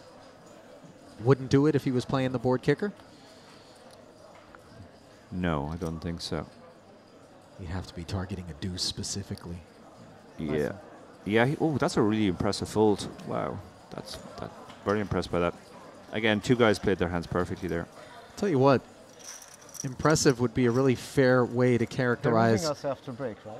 the body of work that we saw out of Luke Bindell during his tenure here at the feature table, which comes to a close as a new feature table will be coming in on the back end of the dinner break, where the blinds will be 30 and 60,000. So Eduard Barsegian, the boss stack, worked his way up to 3.5 million, and Bindell second in chips, neck and neck with Efimov there.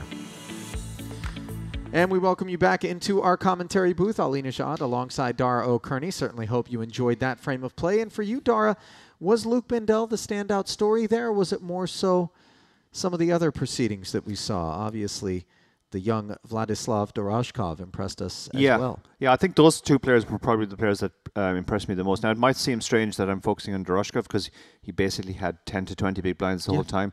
But he played every spot perfectly. He remained very patient, and he was very aware of all the important considerations. Bindell played absolutely superbly. Didn't really put a foot wrong at all.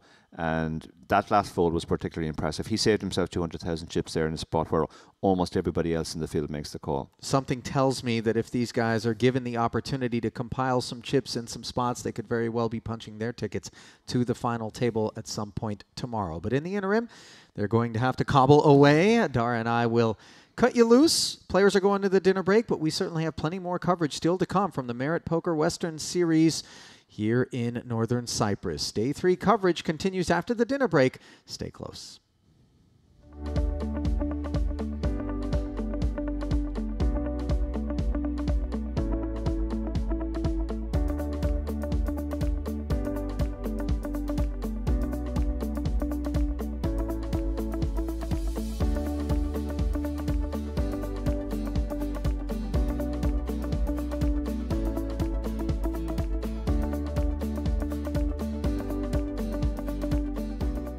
He does have to fade a queen or a 10, though. And he does. Michael. So he's very, very happy with that start. Got it in bad, but yeah, you're allowed to get there. Yeah, lot of outs for his opponent there at the end. Queen 10, King Jack would have done it as well. Any favourites in any category this year? Just somebody who really stood out to you this year as a sure thing. Angela Jordison is mine for breakout. Angela Jordison seems fairly obvious breakout. Caitlin Comiskey is up for a couple of awards as well. Great shout. I thought she absolutely, yeah, she was amazing this year. Just so funny, her content. They're the ones probably that stand out the most for me. Yeah, I would actually have picked the same too. Yeah. Oh, trouble on the horizon for Lord. Noha here. Oh, Noha's going home unless he finds a queen. Yeah, he's 4x'd here. Obviously, gone for the larger sizing. Kleiper looks down at the big ones. Yeah. And, I'd like to see a call here. There's enough of the stack in already, I think. And he might induce somebody in behind, but he has gone for the 3-bet. Yeah, I like the way you're thinking there, Dara. I mean, she's definitely not playing the 5-3. Let's see if there's any hand that might have been tempted if he had just flatted. I don't think it would have made any difference. No, the hands behind were all very mediocre. So, Noha is going to need Is he to gone see all in? one of the red ladies here. Has he gone all in? Yeah, no, sorry. He had, well, obviously went all in because he was 3-bet. And he's going to get the very bad news that he's up against the aces. Yeah, rough spot here for Noha. Rough spot. He would have been looking down at those queens thinking, oh, finally an opportunity to get back into this tournament. And, well, that's all but shut the door here, running King 10. King 10, that's it, or Queen. 10 King. Oh, yeah. Oh, Okay. so you're saying there's a chance? I'm saying there's a 9% chance. Never easy. Never easy. Until the river, never easy. I wonder if No. that kind of situation will arise at the poker table, and Thank you. nobody at the table says never easy. I feel like It's that just it has to be said. Must be Yeah. done. Yeah. Decision. When two big stacks play against each other, it's much less of a factor because really the stacks have to be threatened by the end. Right. If they can't get all in normally, then there's not that much difference. Medium stacks against big stacks, often the big stack can threaten by sizing up. When the big stacks play against smaller stacks, they will get more folds to small bets. So all the situations are really complicated to the point that myself and Barry will write a whole book on them at some point. But it's so complicated, and there's so many sims you have to run to try and identify the heuristics and the patterns that it's going to take us a while. So we've kind of kicked it down the road a bit. Well, interesting spot brewing here. Dara Aristotelos from early position has opened up the ace-queen offsuit, and Todorita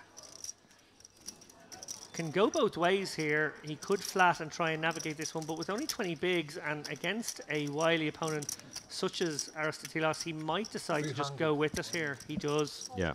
Yeah. So he's not quite shoving, but he is putting almost all his chips in. Yeah. Although it is 300, he has counted. Yeah, do it. I mean, this is 20 big blinds, and he's going to have all those problems post-flop that we just talked about. Yeah. He's going to be looking at one or two overcards a lot of the time.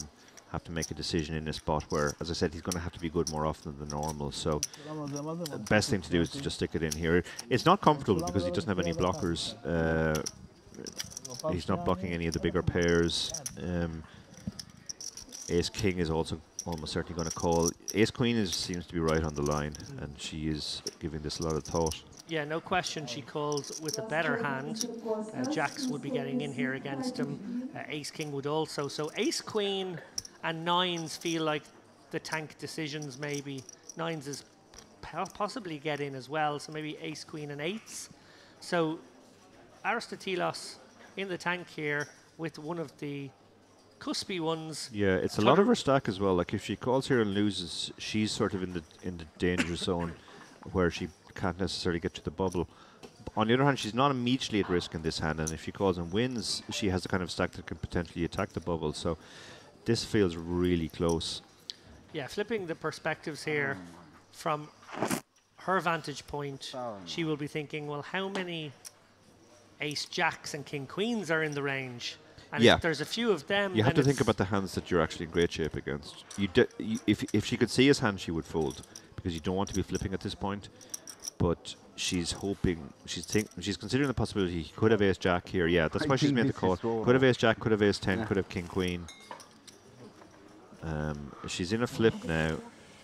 Well, he's flipping for his tournament life. Katie asked if we're in the money. We're not, Katie. We're 16 from the money at the moment. 89 paid, 105 remain. You can see she's not actually happy about the situation. Huge moment for her now, and I have to agree with you, Dara. On balance, I think I might have let this one go, feeling like it would drag me into the danger zone. But she has hit her queen, so he's already taking his microphone off. This is neck level stand up. Wow, well, I think if he hits his 10, they're going to have to mic him up again. He has to break our stuff, and then maybe he goes a step further at that point. Yeah. No, very unlucky there. For very unlucky. Yeah, I mean, he got it in well ahead, 57%, but can't really blame or not. And it seems to be the kind of culture where people don't hold back their opinions.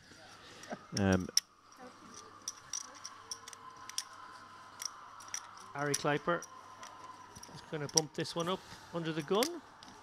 Perfectly reasonable with this holding, but wow, Barney right in behind here with big slick.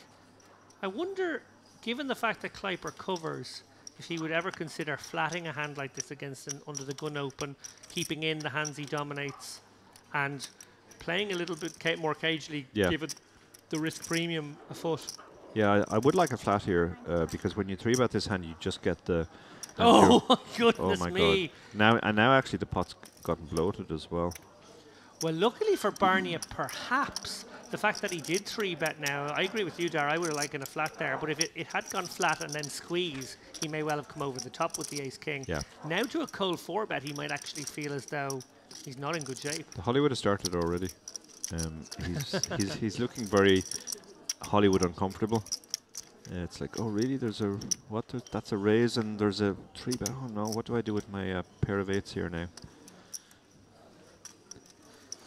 Well, Kleiper's hand will shrivel up considerably by the time it gets round to him. Now facing a 4-bet 250k. Korkmaz putting in a full third of a stack here, clearly meaning business. Barnia will have a decision too. I think when it gets back to him, he might feel as though he is flipping at best versus the range. Not sure ace-queen does this too often. Oh, But the ace-king is just he's just snap goes all in. Snap moved all in, and No other race. Yeah. Would have liked him to give that a bit more consideration, I got to say, Darren. yeah, that seemed very, very. I'm not folding this hand. I'm all in. He will be left with 100k if he. No, he won't. He's covered. So Chilling, huh?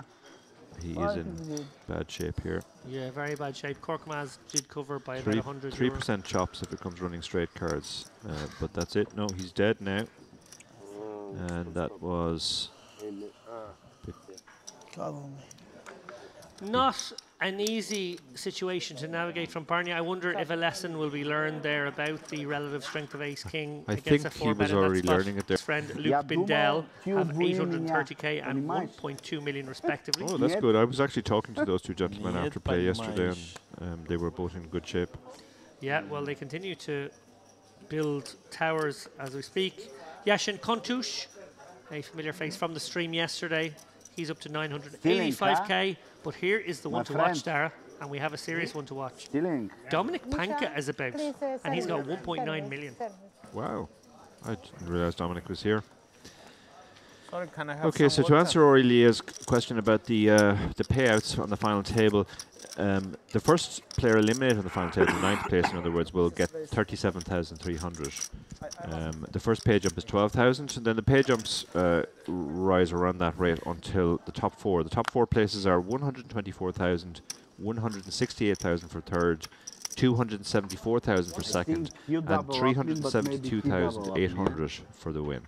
They've done it again, Dara. You're not looking the gap. The gap between third and second is bigger than second You're and first. super excited.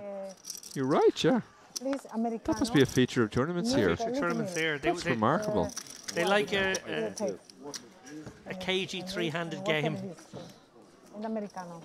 That is. I take 1/7 more. Yeah, I've never seen that before. No, I haven't either. But it's clearly part of the formula, and now we can confirm it wasn't a... Not this time. Yeah.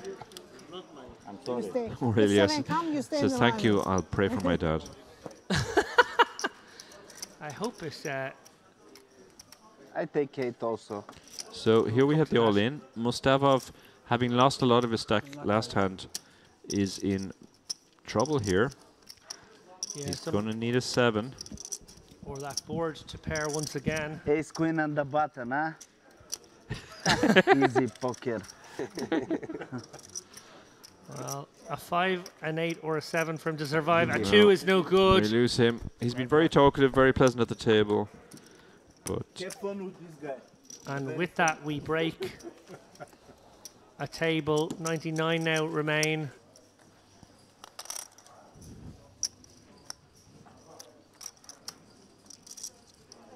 so we probably have 1 or 2 more hands left before the break.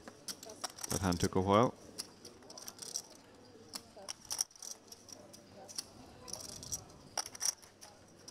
After we move from here, Aristoteles on the break we move. asking the floor staff if they'll be moving from the feature table, and as David said earlier, they will be, because a new feature table will arrive.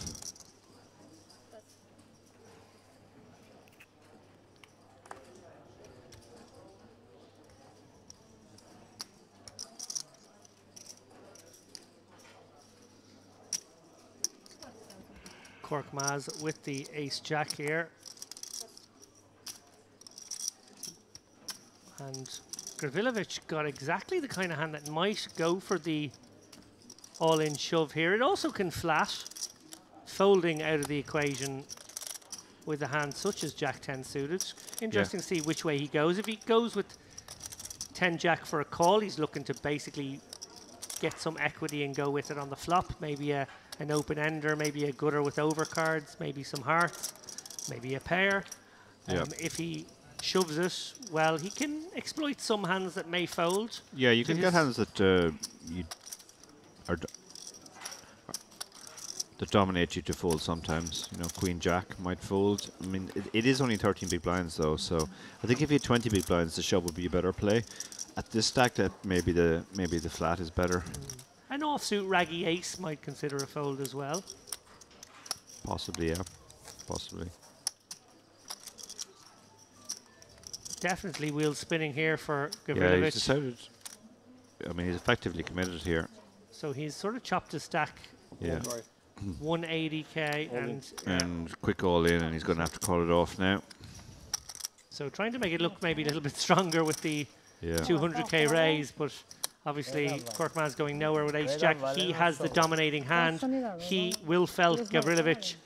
If Gavrilovic doesn't find some hearts, a 10 or something straighty. Ooh, that's interesting. Not the worst of starts for Gavrilovic. Gutter, backdoor flush draw.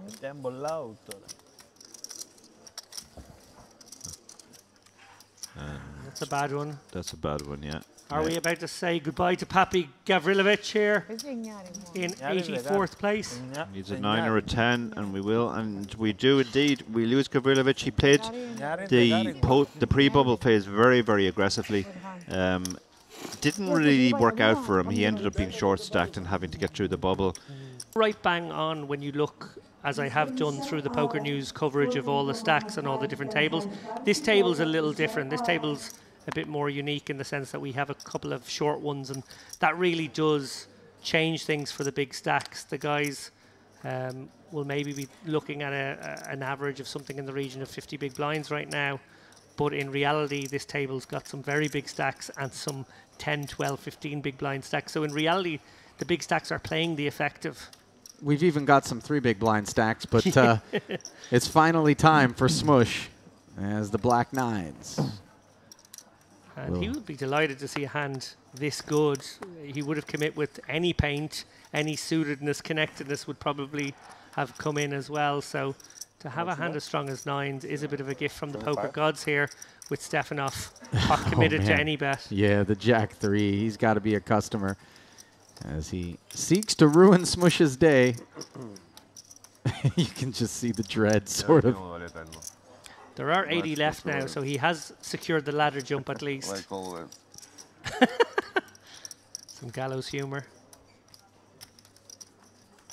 And to the flop we go, and a 3 there, but no aid behind it. Backdoor hearts loom. Obviously anti-sweating a jack or a 3 for the time being is Smush. Turn is clean. And he's just praying now is not one of those 11% that Stefanov wins the pot. I folded those. So a double with cheese in the form of the small blind and the ante. Stefanov with just 285k, a crucial pot for him as well. Creeping blinds, just nipping at your heels, it would seem. Cabeza now with aces. He's already had kings. Did have to chop that one. I like that moment where we know before he does. Oh, yeah. He's not letting on, is he? No. Pretty good poker face on that one.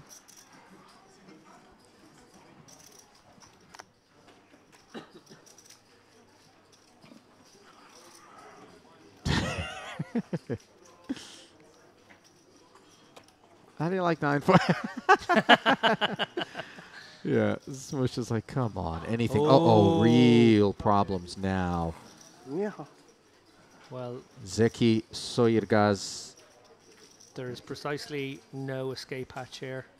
I mean, look at How much you play? the depth, 530k, he's checking.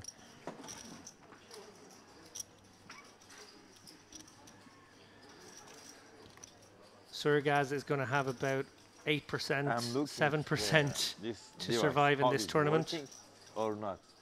I will interesting our. Is that Smush in the background?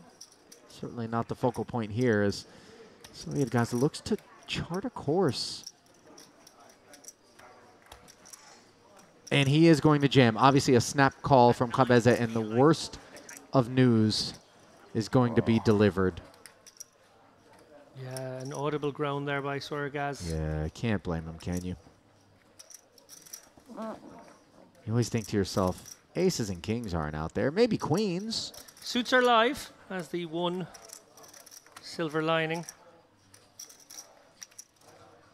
Yeah, that's going to be irrelevant on a queen high rainbow board, unfortunately. And just 2% from this point forward is Zeki Soyedgaz. The 3 of clubs on the turn, ices it.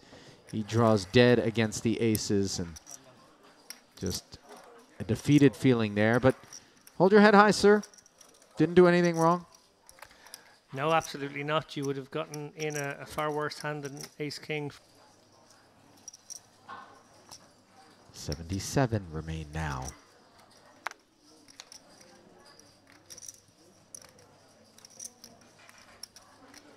King 8 suited. Hadioglu's been pretty disciplined. Not stepping out. Continues to be the case here. Back to the doldrums for Smush. 9-5 offsuit into the muck, and an ace on the button for Kabeze.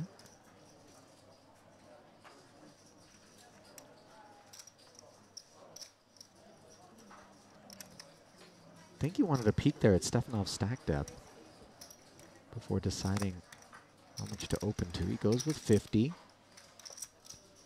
Suited connector here for Ivanov. Price seems right to me off of 305,000. Oh. Did he say all in? Wow. Yeah, deciding to use the fact that the suited connector in this sort of middle portion of the board will almost never be dominated. So if it does come up against the ace-king offsuit, ace-queen offsuit, that call, he will have 40%. If he does happen to run into the really big hands, he has the kind of hand that cracks them once in a while. So decides to go that way. I agree, Ali. Slightly surprised. I thought he might just flat and try and make a piece, but deciding to go the other way here. Yeah, taking the aggressive line. Unfortunately for him, Kabeze is just too deep to start folding the ace-9s, and even further misfortune on a 9-high flop. Only one heart out there. And Ivanov is just 10% from this point forward. Does he get help on the turn? Yes. Gut shot, straight draw available. So 4 5s in the deck. One of them are going to need to show up on the river here to keep the Russian alive.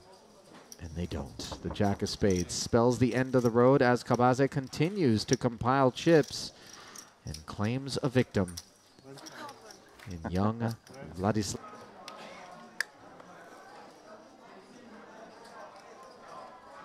As these short stacks give way and we start to see some absorption, the poker will kind of return to a more standard and customary variety. Right now it's a very specific phase, I would say, that requires some technical prowess, but to be fair, it's any phase of a tournament requires that, but the flow is a bit disrupted, dare I say, by awaiting the fates of these shorties. No, you're absolutely right. I think fundamentals get tested out when you're shallow in a much more significant way. Essentially, the game is a bit more technical at lower depths, and yeah, even though some of these players have quite big stacks, the presence of the short stacks around is sort of forcing them into a more technical breed of poker. I think that's a very good observation. Ace-6 suited for Smush here in the big blind with already 50,000 invested and 135 behind. He is going to make the call, and always wary of Stop go, what he's I up feel. against. Stop go on the cards, I think. Oh, He isn't going with. You're right. He did just flat, and now hits the 6 on a 7-high board. One that doesn't rate to have connected with Krakow's open. Thank you. Will he be willing to jam? It's funny now, having connected with the 6, he may be tempted to check it over to his opponent, feeling he's committed no matter what, and even if more cards come, that's okay. They're going to come anyway. Wondering now if actually by stop going he could convince an opponent with Queen Jack suited to fold, and that mightn't be a good outcome. Yeah, the ace queen is going to call as Smush goes with it, and he's going to get a look at just how fortunate he was to end up in front here. Just 3 queens to be dodged by Smush. No back doors to worry about.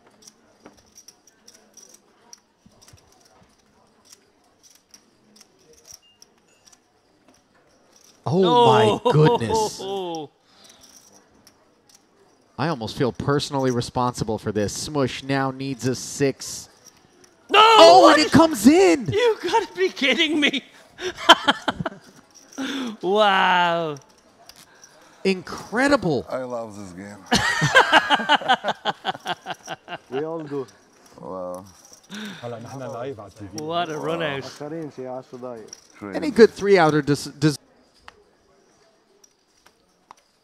Giving you an update on the largest stacks remaining in this field, which is 71 strong, David. Alexander Chernikov has 3.7 million. Wow. And he's not alone. Sergei Efimov, who we actually had a chance to observe at one of our featured tables, also with 3.7 million. Newcomer to our featured table with ace 10 is Aksu, who makes it 60,000 to go. A little north of the generally adopted 50 or 55. And Raful with the king-queen suited.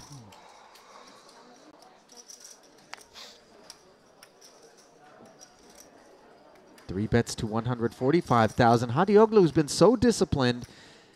Now he's got these 2 9s off of sub 200, David. One would imagine he'd like to go with it, but in the face of an open and a 3-bet, in particular Aksu, who he doesn't have a lot of data points on, you know you're in kind of treacherous waters. Nevertheless, moves all in. He knows Raful's always going to be a customer, given that he's priced. I like this, I gotta say. I think you can't wait around too long. 9s are just too good. Yes, it's unlikely you're not getting into a flip at best scenario, but you're getting into a lot of flips. And really importantly, there is a lot of dead money out there. You actually just need to be 36, 38% given how much you're committing to this pot. Yeah, I think this is a great recognition of all of those factors. There's also the dream scenario here where Aksu shoves a hand like ace king and gets Raful out, and then there's even more dead money in the middle. And then it's a pure triple up on the card. So no, I think this is great from Hadioglu. We see here Krakow has a decision here. He's got the ace queen in the small blind, and obviously the full shove, the 195k shove from Hadioglu is only 8 bigs. So Krakow wondering if he could overcall and navigate from here. I don't think he can. Really would be ambitious. An open, a 3-bet, and a jam in front of an ace-queen offsuit in the small, with an active side pot that would potentially be involved between he and Aksu or Raful, should they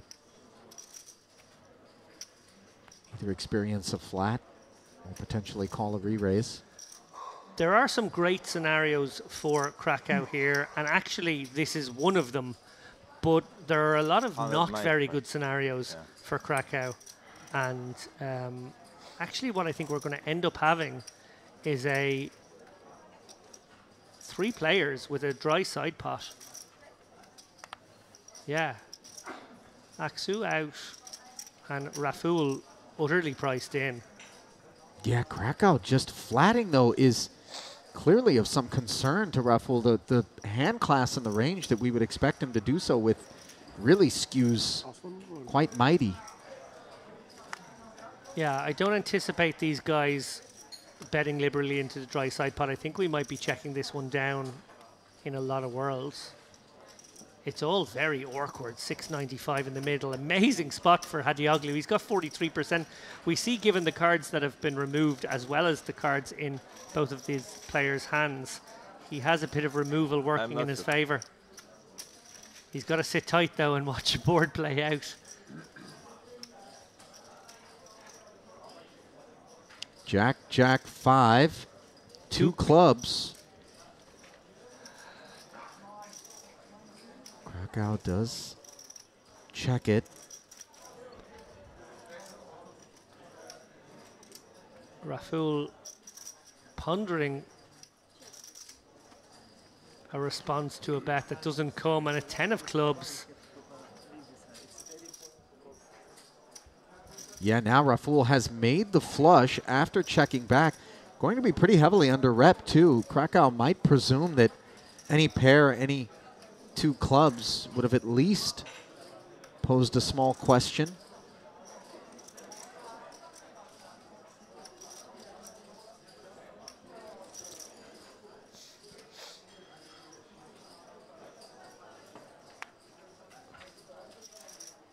Interesting spot for Rafael, whether he chooses to juice up a side pot here to bet on at the river, or if he decides to play a little trappily, just check it back.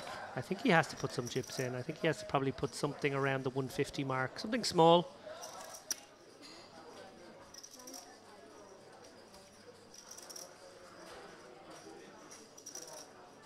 Makes life very tough for the ace queens and ace kings that are potentially in Krakow's hands.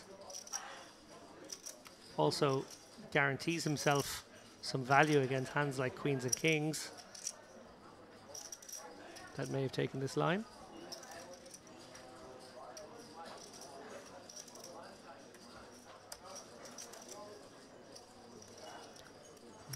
Sort of overlooked here is the fact that Hadioglu's 2 9s is really in dire straits. Needs a jack or a 9 on the end. So well executed here from Rafael. Wants to put a side pot in play that he can bet into on the river here. He has a very strong hand on this board. Pick the right size to keep Krakow invested with the 2 overs and the gut shot, clubless.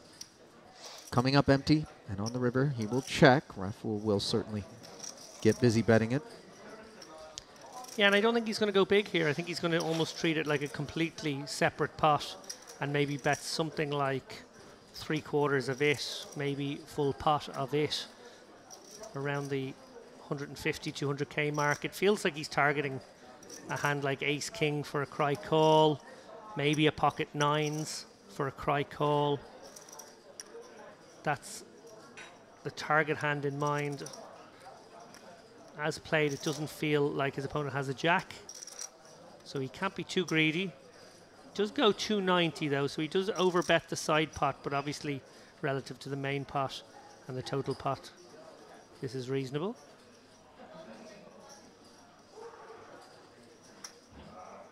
Krakow created a very wonky spot for himself here. Hadioglu, when the hands are shown down, will be very sad had the ace queen isolate shoved in that spot. He'd have got out the king queen, yeah, and he would have held. So good luck, everybody. Collateral damage of that play is the absence now. I mean, the fact. I stand. Big pass. Thank you. The lad's still mulling that 3-way encounter.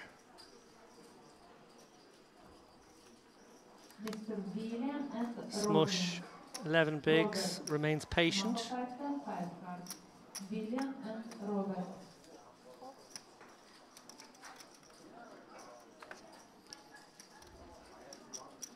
Queen Jack now for Habib.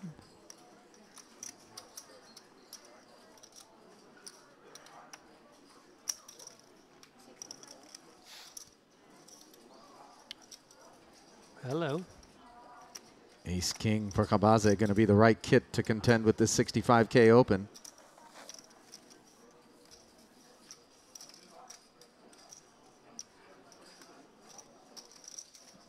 How does he want to approach it? Obviously, there's kind of a fear the Reaper element to picking a fight with 2.1 million.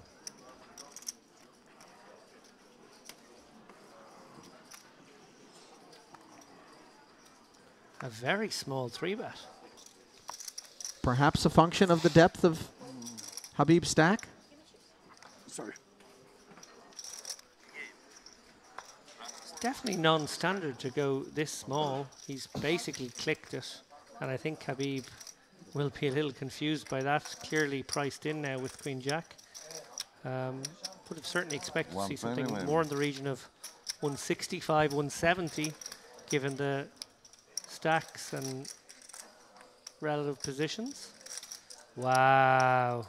Ace, King, 10. Where on earth did we find this flop? It's the nuts for Habib and top 2 for Khabaze. Is there an escape in his future? Perhaps a club on the turn, a jack or a queen on the turn could save Khabaze, but if these guys choose to get a lot of chips in here on the flop, and Habib every reason to raise in this spot. Obviously, it's a board that favors the 3-better. He's considering whether he wants to lay a trap or whether he wants to spring that trap now and try and bloat this pot versus a deep stacked opponent who could, remember, have a hand like aces or kings with his line, even 10s. So not necessarily out of the woods with Queen Jack, but very much in pole position. What do you like here, Ali? You know, the 2 clubs and the lack of a club in Habib's hand is obviously slightly pesky, but I don't think we can fear monsters under the bed, David. I think here you really recognize that much of Khabaze's range, given your stack depth, suggests that he has hit this flop rather hard, and I like allowing him to maybe barrel further, but obviously this raise to 425,000 is not going to draw a fold out of Khabaze, so not sure there's anything that you can do wrong with the Queen Jack here, and I like the sizing. So tough for Khabaze here. Straight away, he will be considering whether his opponent would raise a hand like ace 10 or king 10. Right. And probably discounting that somewhat. He will be wondering whether there are any flush draws. Oh, well, there we go. He just makes it very quick and painless. He rips the plaster. Yeah. And who can blame him? And this is just such a cold deck here, David. Really dire straights. 2.7 million plus in the middle. Pot of this level without question. Pot of the last few levels. It's my guess. Ace or king needed for Khabaze. Instead, it's an 8 of clubs, and he is clubless. So that is of no consequence whatsoever. Will he be able to fill up on the river, or will Habib emerge as an even further chip leader? The king. Oh, my goodness gracious. I'll tell you what. I don't speak whatever language it was that Habib was muttering there, but I suspect it was on the less savory side of the spectrum. 27 buy-ins worth of chips. That was whipsaw effect. But if it is at all possible to just sort of look down at the next hand and the stack you have in front of you and the position you sit in and just treat every hand as a separate event, that is certainly what the best thing to do is. Так, смотри, подожди, нет,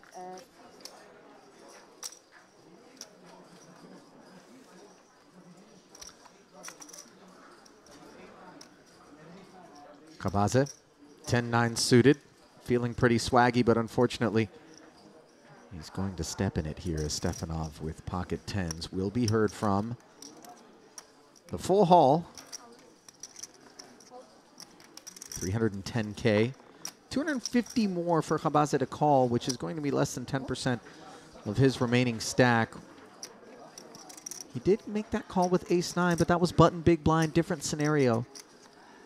Yeah, I don't think he'll be considering Stefanov likely to be light here. I think he'll be considering the number of ace-jacks, ace-queens, and ace-kings that actually 10-9 is in pretty good shape against.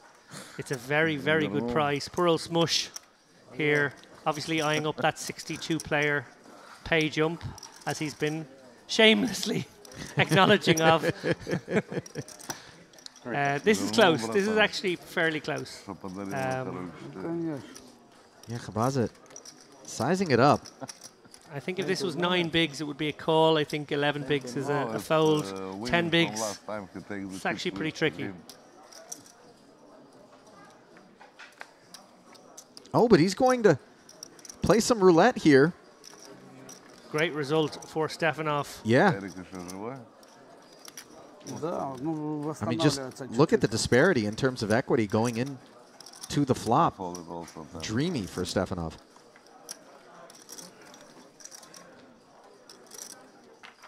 King, queen, 7.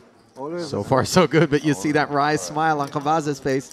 Tethered to the gut shot and backdoor hearts. Oh. Now the heart draw added, and look at the expanse of outs along Khabaz's hand. Oh my God. When you're hot, Lappin. Catching the 310 to Yuma, Stefanov. Oh, wow. Peek under the hood of what their opponents have been playing with. Might do that on mute going forward. Just in deference to us having to listen to our own voices. Yeah.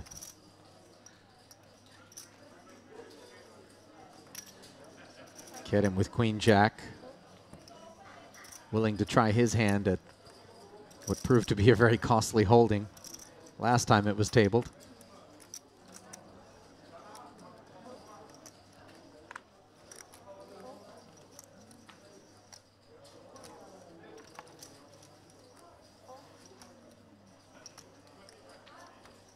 Little baby suited connector out of the small blind here.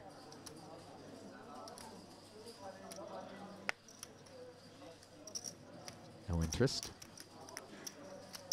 Aksu will defend with King 9. So to a flop we go. 9-9-8. Beautiful stuff for Aksu, and 2 overs with the gut shot along with backdoor diamonds could very well find Kerem continuing to stay interested. Does not follow through though, David, and promptly hits the 10. Yeah, I like the idea, Karim, with the check back flop, obviously plotting a delayed turn bet. But now, well, bonanza. Very much so, David, as you continue to check off Westerns from your list. Who can fault Aksu for leading for 85,000 here? Yeah. Once the raise comes in, though, you do begin to grow concerned about a hand that was so big on the flop that it wanted to check back. Stuff like 8-8, maybe even some 9-8 that was suited and getting out of line, and Karim moves all in for 860. Was a snap call there? Sure was. Yeah, nothing they could do there. That turn was pretty cold for Aksu. And I think, barring a board pair or a king, we're going to say goodbye to Aksu. Does have plenty of outs. There's one of them. Indeed. 9's full of 8s on the end, and these bad beats are coming fast and furious. I don't know why I even brought up birds, because that's definitely not. My dad is a bird watcher, and he tried to get me to go bird watching with him as a child, and I'm sorry, Dad.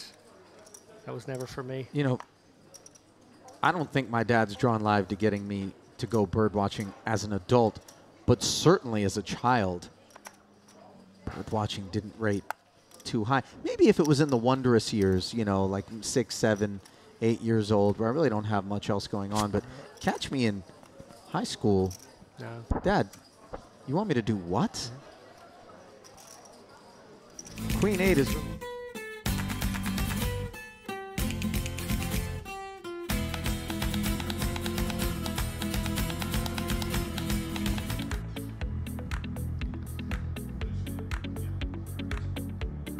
A very warm welcome back to the Merritt Crystal Cove Hotel. My name is David Laban. I will be taking it home tonight. I am joined by Darrow Kearney, my chip race co-host. Yeah, very much looking forward to the next passage of play. We have a new feature table. We know some of the players on here. Notable that Dominic Panka and I believe Alexander Chernikov is the chip leader in the entire tournament at the moment. And we also have Maxim Shio, another deep run. He's the man who you may remember bubbled the final table of the warm-up, having come in to the last day as second in chips overall chip leader at the table. Yeah, this is a really spicy table of 9, Dara. I'm very much looking forward to this one. As you mentioned there, Dominic Panka, probably the most well-known of these guys, but Chio obviously making a reputation for himself in this very casino. And yeah, Chernikov's got all the chips. Yeah. So this one could be fun. Bit of a concertina here. We've got a couple of shorties. We've got a few in the 20 to 30 zone, and then those 3 big stacks. Chernikov, Panka and Gabrielle. Very much looking forward to this. In case you're joining us late, it is that time of the evening where maybe there are some grinders out there settling in for a night of sit and goes, MTTs, spin and goes, or whatever takes your fancy. This is the Merritt Poker Western Series 3K main event. It attracted well in excess of the 500 players required to hit the 1.5 million guarantee. Actually attracted over 700 to produce a prize pool of 2 million. And 89 of those players were paid, and 35 of them remain. Immediately we have an interesting hand, Dara. Yeah, 14 big blind stack under the gun, ace 10 suited. You could shove this hand, but you can also do what he's done, which is to bring in for normal raise. Obviously he's not going to get through Cabazet. He presumably will just 3-bet and commit against that stack. Yeah, and he was obviously on the feature table in the second block today. Got a little bit lucky in that ace-king, jack-queen, huge confrontation, as those of you who've been tuning in will recall. The ace-king 3-bet the queen-jack, and the board came ace-king 10. They got it all in on the flop, and another king on the river meant a huge pot for Kavatse. We see here now he is working with big slicks suited. Now Raful only has 9 big blinds, so he'll probably see this as a good spot to put all of his chips in. Well, lucky Mata not to have shoved his hand in this spot here. Yeah, he has a very easy fold now when it comes back to him. Very well played by Mata to go for the more nuanced open off that stack in early position. He will be relieved when he... Pocket 8s actually was the best hand at the table, but facing that action, open 3-bet, cold 4-bet shove. And Raful's going to get the news. Now, obviously he's only got, well actually he only has 22% here. But he can win 1.34 million, 45 million for just an investment of 535,000. So there's a lot of dead money there. Some chops possible now. Also had an ace. I will take it for you. I had pocket 8. Raful on his feet. If I know what they have, I call. Well, the ace-10 would have found a way. Yeah. Had he shoved it in pre. Yeah, that's one of the advantages of shoving in pre. You can't be bet off your equity. And we do have a chop 7 on the river. Both playing 7s and 3s with their ace kicker. Raful lives to fight another day. Darrow Kearney, you were just on a much shorter dinner break than I. That enabled me to have a much larger dinner than you. But My dinner is larger than yours. My dinner was a lot larger than yours, and went on for many more courses. Your dessert seemed larger than my entire meal. My dessert was, well, see, a friend had arrived and I thought I'd be a gracious host and pick up some extra desserts at the free all-you-can-eat buffet for him, and then he just left me with all of them. Yeah, that friend being infamous English grinder burgeroo, Phil Huxley, who you described as one event short of a package. There is context. There is some context, of which I won't go into right now, but big Phil Huxley fan. We'll have no bad words said. We see Panka there, left of centre in the screen. He is very much the danger man at this table. 3.3 million in live tournament winnings over a career spanning over a decade now. He was, of course, the winner of the 2014 PCA. That was his big result. Third in EPT Malta in 2015. Thank you. He also won a 2014 EPT Deauville. That was the period where actually Panka was regarded by many to be one of the best in the world. Yeah. It was a purple patch there of about a year where it did seem like he came top 3 in almost everything he played. Yeah, I played with Panka around that time, and there was definitely an air of menace, let's say. There sure was, and no stranger to this casino as well. Plenty of Cypriot flags on his Hendon mob, and he was a high roller winner here in 2017.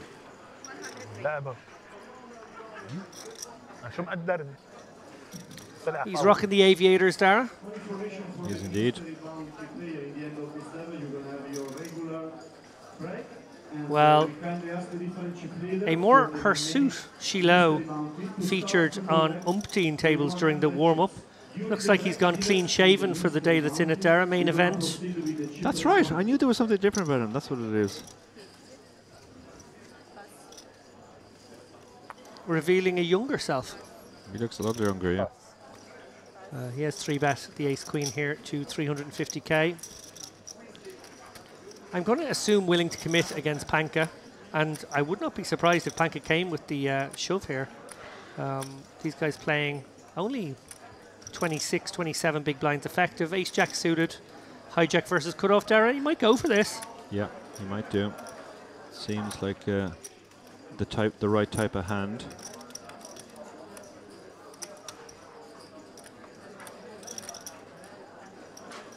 That's one of the reasons you 3-bet the ace-queen, to get the weaker aces in. You can also just flat, well, even though they're very shallow. Looks like that is what he's going to do. I guess the suitedness of the ace-jack. Suitedness of the ace-jack, if you are up against an ace which dominates you, there's only 2 aces left, so it's that much less likely you'll actually hit, and you can get away on a board with no ace on it.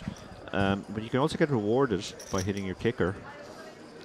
Well, Shio obviously staring at the jack 8-8. Won't be loving having been flatted and now facing this board. Dara's a little awkward for him here. He obviously has to continue his story. I think a tiny bet here makes sense, just focusing on folding out equity. And it's fair to say Panka won't be convinced he's good yet, but maybe the low stack-to-pot ratio. The low stack-to-pot ratio, if he happens to have one of his overpairs, then it's just a cooler. We can't really call with this hand and fold the jack-high board. He also has some backdoor clubs. Yeah, one would assume that Panka will just flat here, obviously wanting the ace-kings and ace-queens to barrel again maybe on the turn, maybe even some lighter holdings in that as well. Yeah.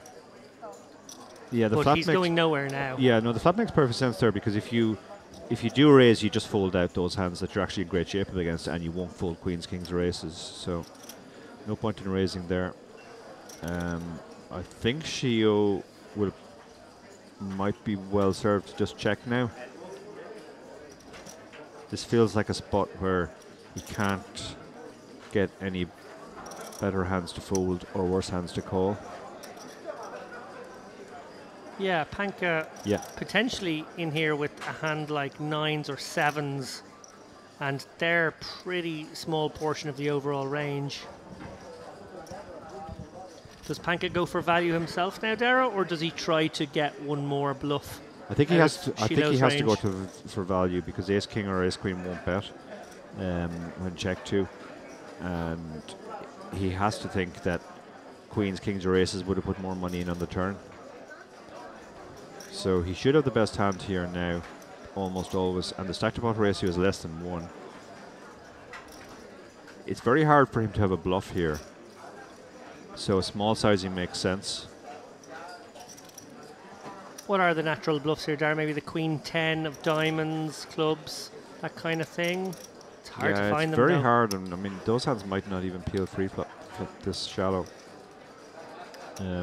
Yeah, very, very few natural bluffs here. And tough spot here for Shiloh. Obviously beating those bluffs. He will be aware that he only charged Panka 200k on the flop, so he would have continued with the wide enough range. Maybe worried that he's being taken advantage of here.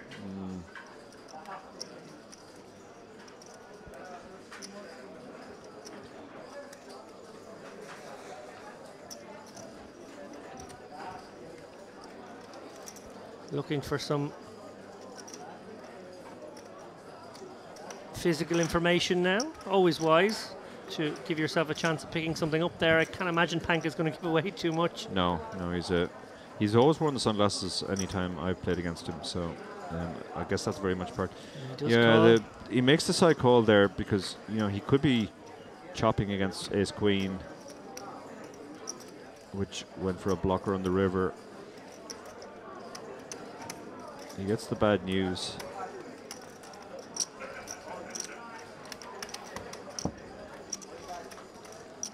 And Panka has the reputation of being a very, very aggressive player as well. That often gets in people's heads.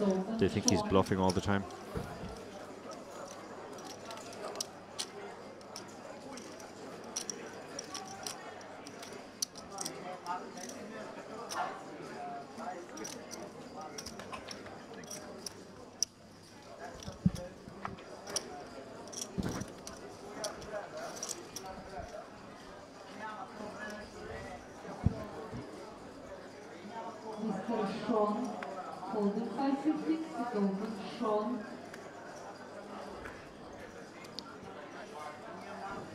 Just 5% of the field remain in this Merit Poker Western Series, 3.3k main event.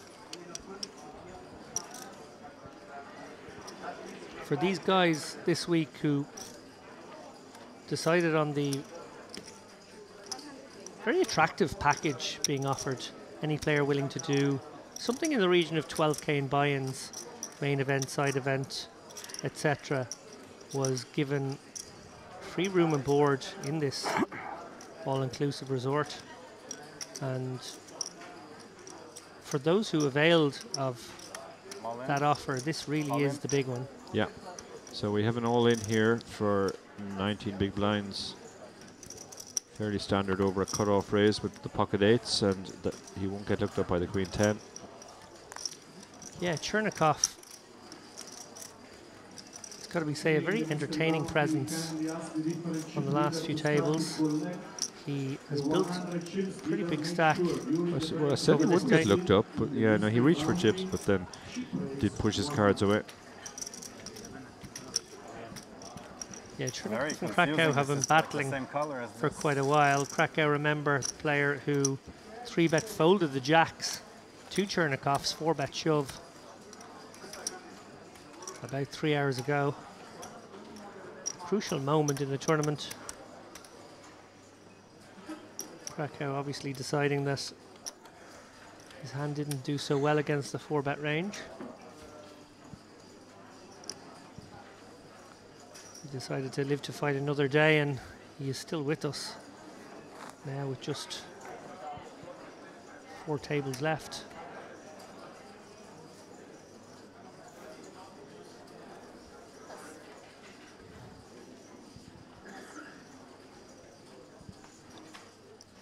Panka happy to get in the mix here with the Jack 10-0 from early. Yeah, he's definitely on the loose side. He's backing himself to make very good decisions post-flop. Do you think he's also perhaps tapping into a general dynamic of tightness at the table? Does feel as though these guys are being a little bit more legit. Yeah, hard to say.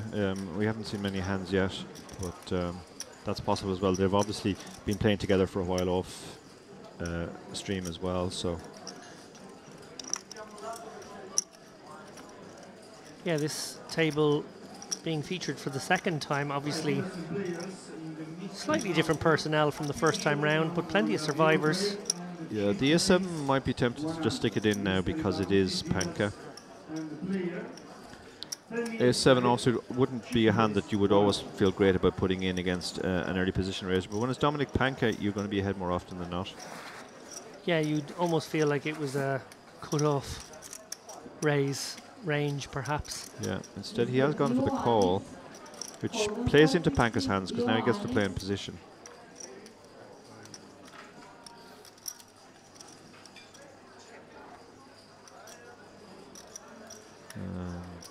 They both miss, so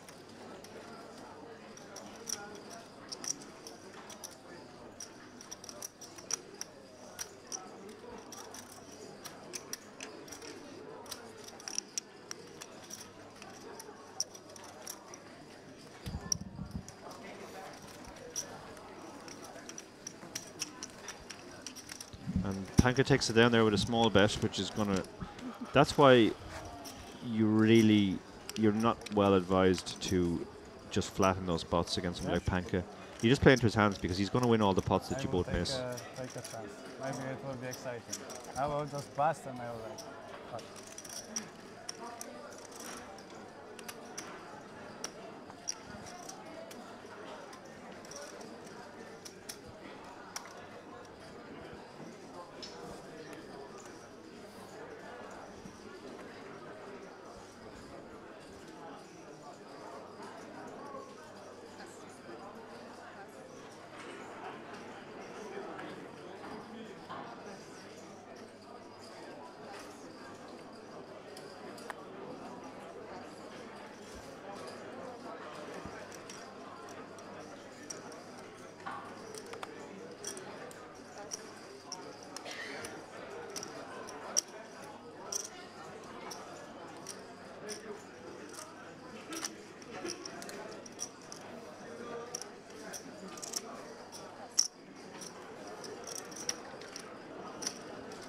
Okay, so we have an all-in here, which I'll be commenting on my own because David is attempting to kill a mosquito, the biggest mosquito I've ever seen. And he's using GTO Poker Simplified as a mosquito swatter.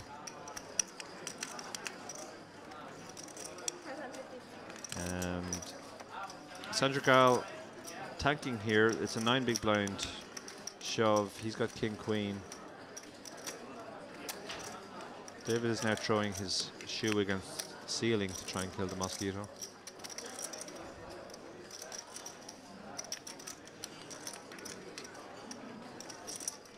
And he's swatting at it. He's reminiscent of a young Daniel Day-Lewis in Room with a View.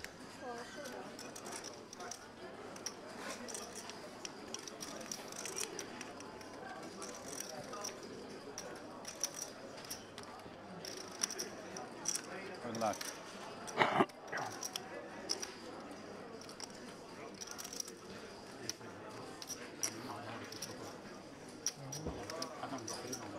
So he has made the call. He's got the king-queen, which is very competitive, obviously, but still behind. He's going to need to hit, or Mata will double up, and Sanjargal will take a big hit.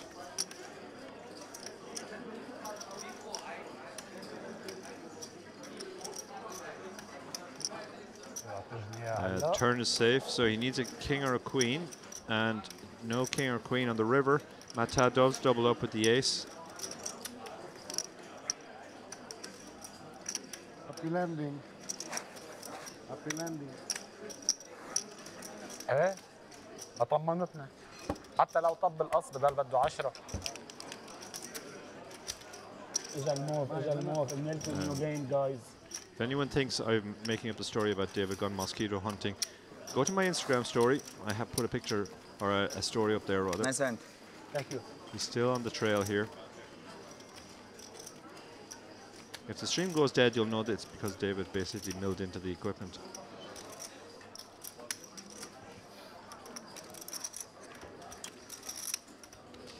Victoria Savine in the chat says, how can anyone have a read on Panka's statue? Yeah, he's an absolute statue at the table. I can confirm that having played with him.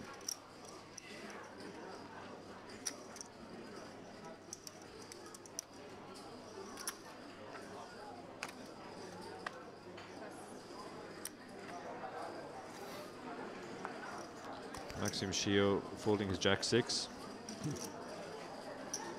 David has now accepted defeat.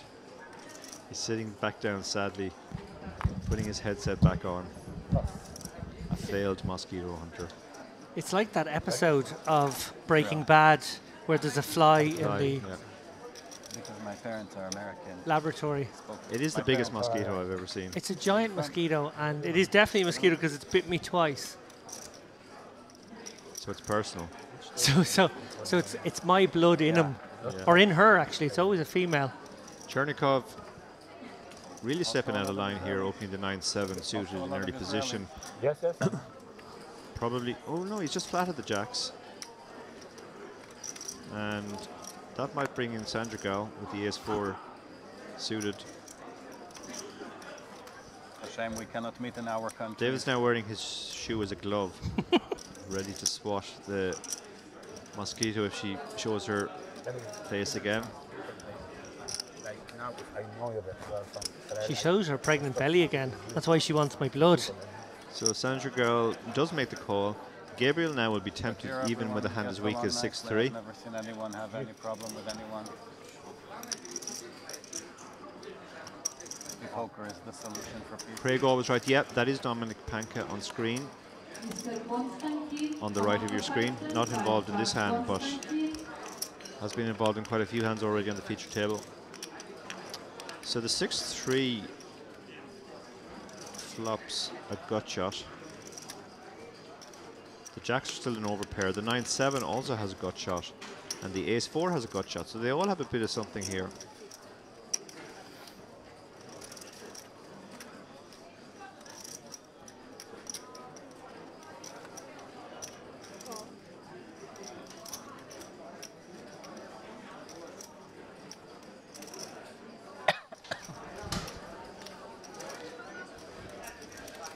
David made his play there. I'm not sure whether he got the mosquito or not. Almost took out our Wi-Fi. I think I did it. You think? Well, any evidence on your shoe? No.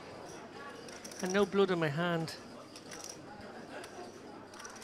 But I felt like my line was good.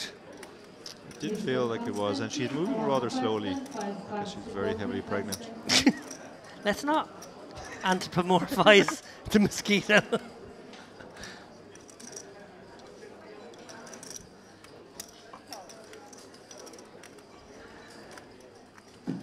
So looks like the gutters are going to stick around. Two of them anyway. The S4 are folded.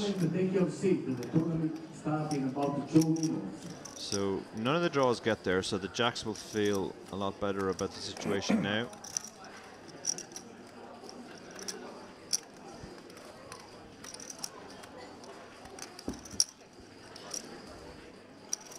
Gut shots, of course, lose their value. Actually, the 9-7 has become open-ended now. Ironically, he does need a jack, and two of them in Cavez's hands make that less likely. But Chernikov has come out betting. He's betting his open-ender. Cavez still has the overpair to the board. It's becoming a little uncomfortable, isn't it, Dara? Yeah. Pushes out a stack of chips that represents a call, and Jack on the river would be carnage, obviously. Will Chernikov find the bluff if he misses? Well, the ace is a decent enough card for him, although it's hard to think of what aces he would bet on the turn. Yeah, it feels like he's sort of repping ace-10, maybe ace-8. Yeah, it probably has to be ace-10 or ace-8 suited, maybe. Ace-5 suited, ace-2 suited. I guess there's a decent number. Can't be ace-5. well, no. There's only 3 combos of ace-5 suited.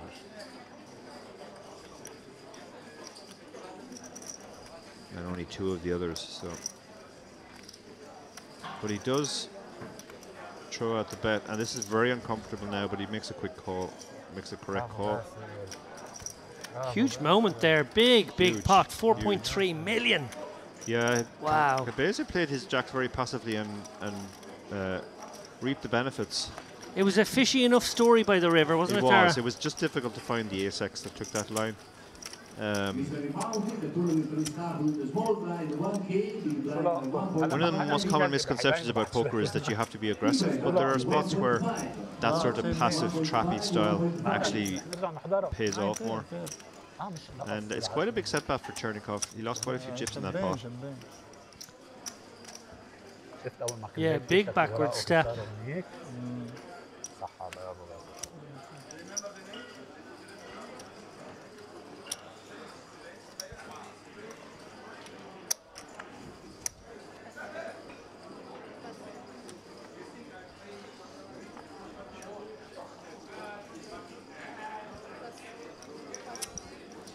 Pocket 6 is in the hijack for the man who just won the last big pot. Imagine he's going to open this.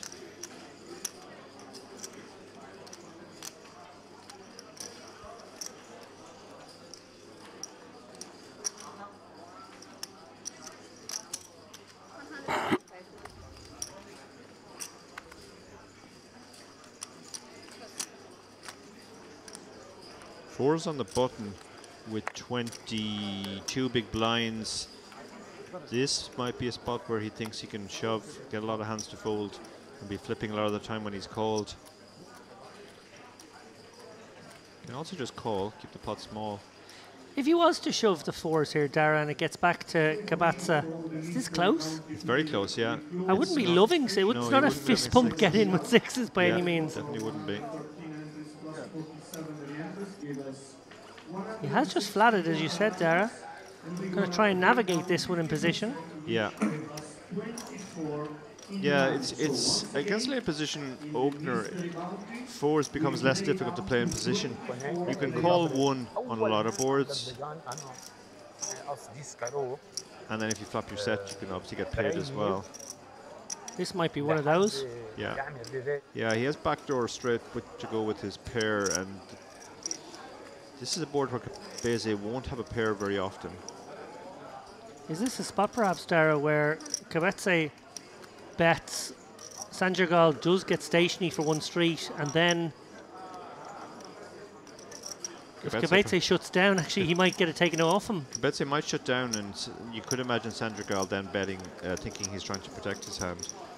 Yeah.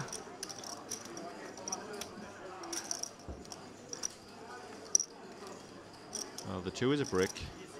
And it is exactly the kind of card that might induce that type of play. Cabeza may feel as though he has a check. There's no draws, really. There's no draws. So if Sanjurgal does go for a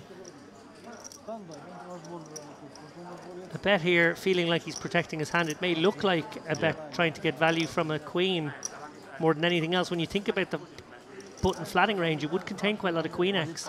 Yeah, it would do, yeah. Yeah. Yeah, I think well predicted. He is going to bet here. He doesn't think he's bluffing here. He thinks he's denying equity to hands like ace-x, king-x. A fascinating hand so far that we somewhat predicted, even from the pre-flop and that flop. Yeah, and you have to fold there. I mean, we can see that Sanjurgal has 4s, but you're really only beating 4s and 5s at that point. He can have the queen, he can have the 7, he can have a higher pair than 6s. Power of position there. That's why you can flat pre-flop. You can make that position work for you post-flop.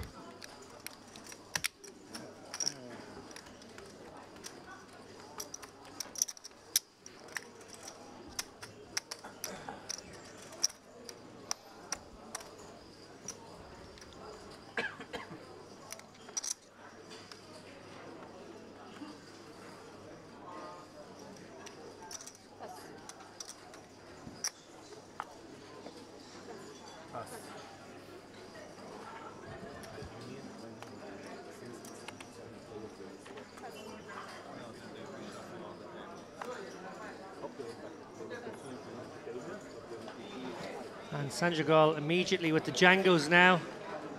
Cold water and one espresso.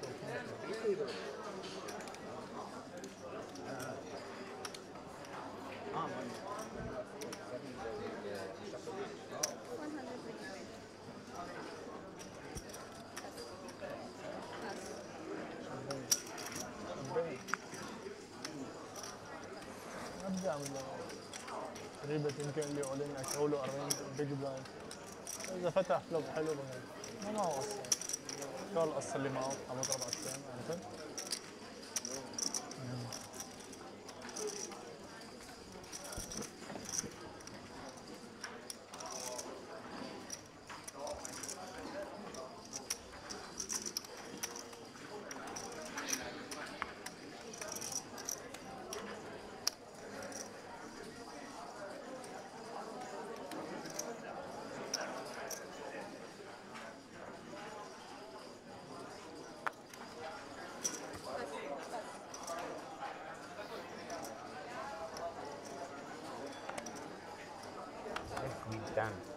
I don't know how to play them from here.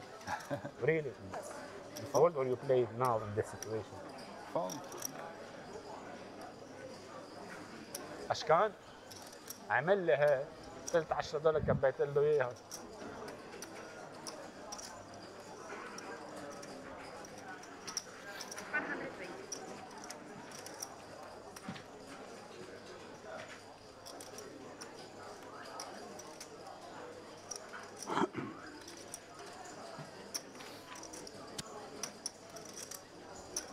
تعمل بلبنان بس عايش دبي اشتغل بالفوركس فوركس كريبتو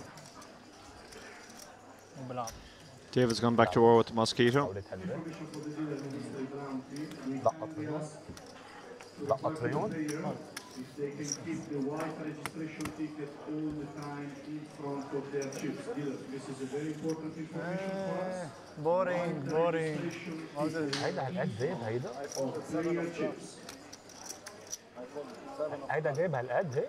ايه عرض So Shio's all in here with the A6, but we're up against another A6. Oh my goodness.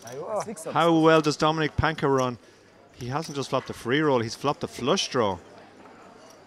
And Shio is holding his breath here. He wants a black card. Very much wants a black card. It's not a black card, but it's a heart. And you could see it there, he thought for a minute that might be a diamond, but it wasn't. So he gets the chop.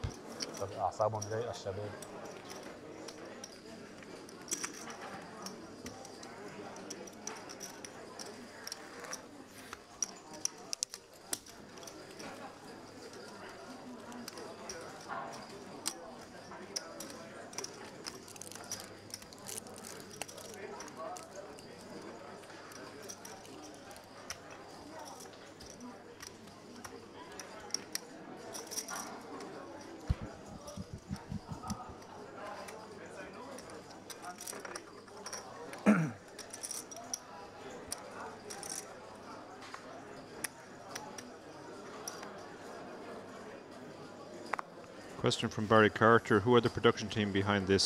Feels very Triton, really good quality stuff. Yeah, it's our friends at Sharehands, and they really are the best of the best when it comes to this. Oh, they certainly are. Have Chivas biscuit, full ice please. Thank you.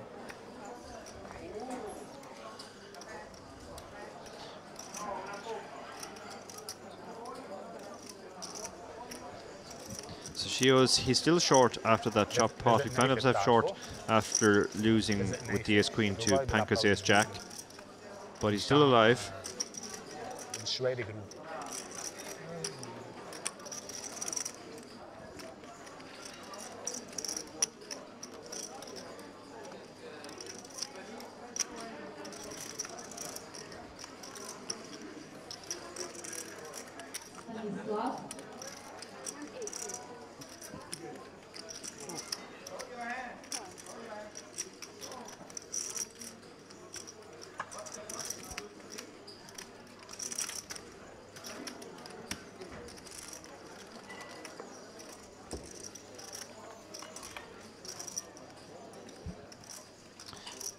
So small blind against big blind. These are always interesting spots because of the wide ranges. Chernikov has reasons to bet here, but he decides to check, not wanting to bet his gut shot. Krakow has ace high. He has showdown, less reasons to bet.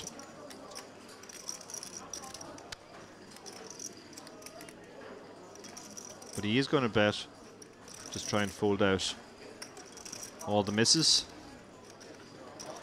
Deny equity here to hands like 9-7 with no club. But Chernikov is not easily deterred. He's hanging on with just a gut shot and not even a club. Thank you. You can take this too. The ace gives Krakow top pair now. Chernikov has absolutely nothing. Krakow probably wants to bet again. A lot of one club hands in Chernikov's range. This bet does make more sense. We can get called by a lot of worse hands now. We can obviously get called by all the cards that are on the board that make one pair. We can also get potentially called by one club hands.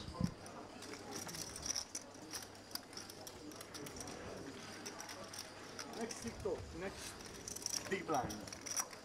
Looks like they're moving somebody. Yeah, we need to balance these guys up now. Looks like we're down to 8-handed play. 4 tables. Question in the chat from Johnny Xan. Where is Krakow from? He's actually from Israel. Quite a lot of Israelis have made this trip. Again, this is a very multinational table. We've Lebanon, Mongolia, Poland, France, Russia, Israel, Saudi Arabia and Syria all represented.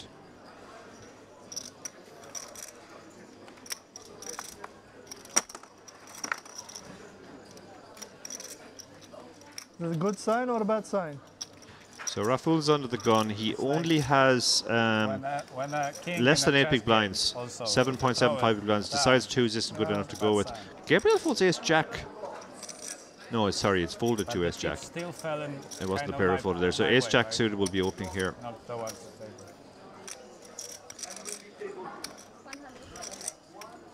Panka folds his king 5. Shio folds his 7-6.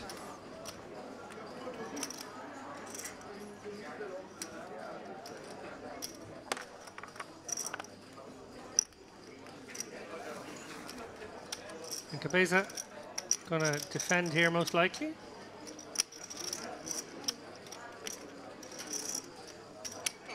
Suited king 7, certainly a qualifier.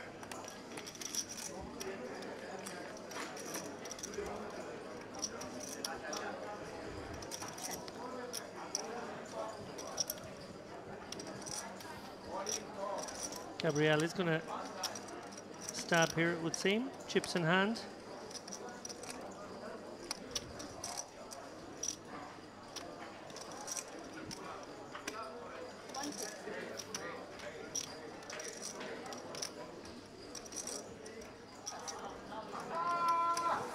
And a quick release.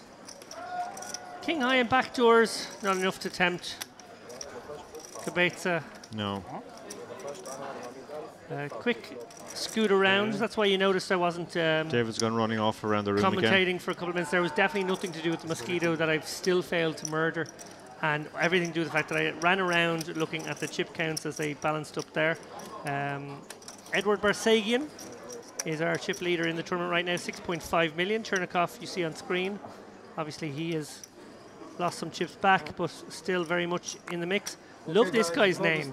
What a poker name this is, Dara, from Germany. Justice Held. That's amazing.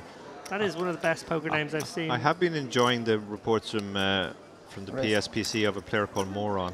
It's made for some great headlines like Moron makes 2 pair on river against Haxton.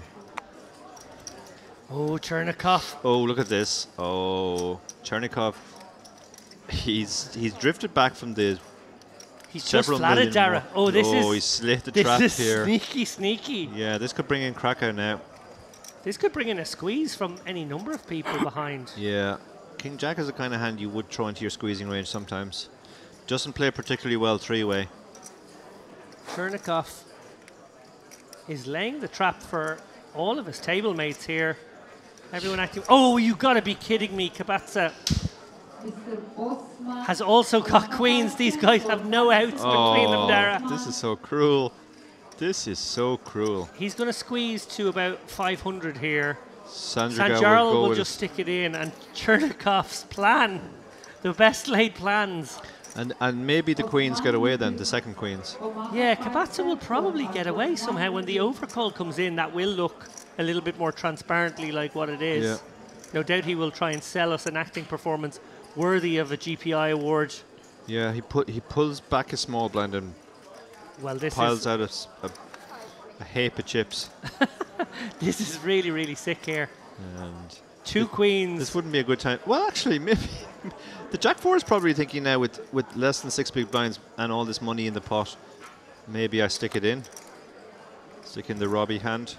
He is considering it. We also may be on a ladder jump, are we, Dara? No, I don't think we are. Although we could be, I guess. They're probably coming. The last one was at 35. David's really going for the mosquito now. If you hear clapping in the background, it's not actually clapping.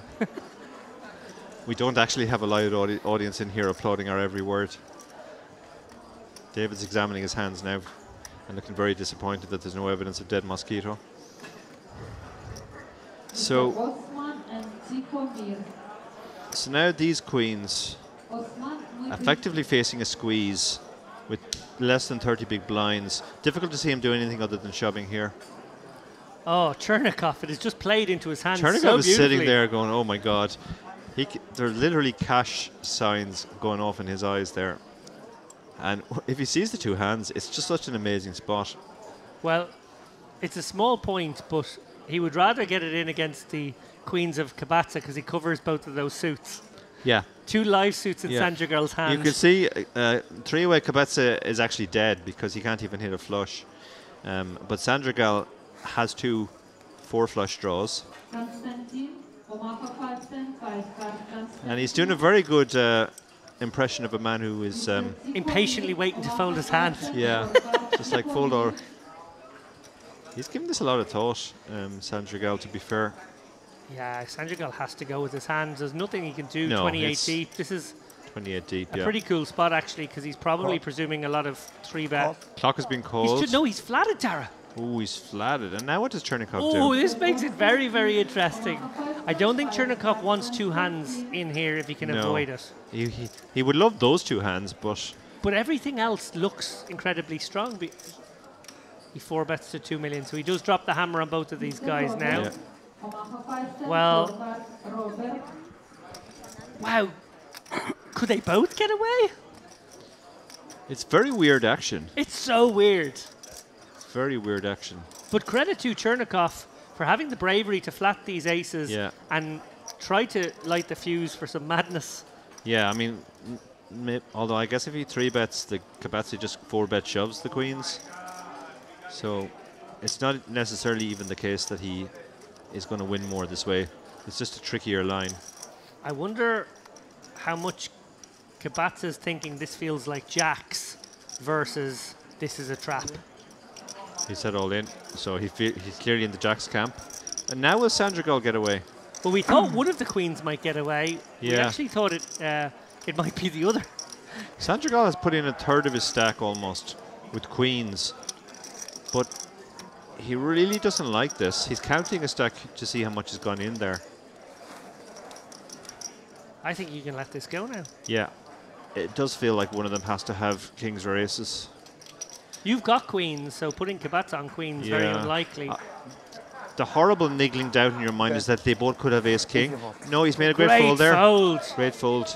And when the other queens are turned over... He's going to feel so good.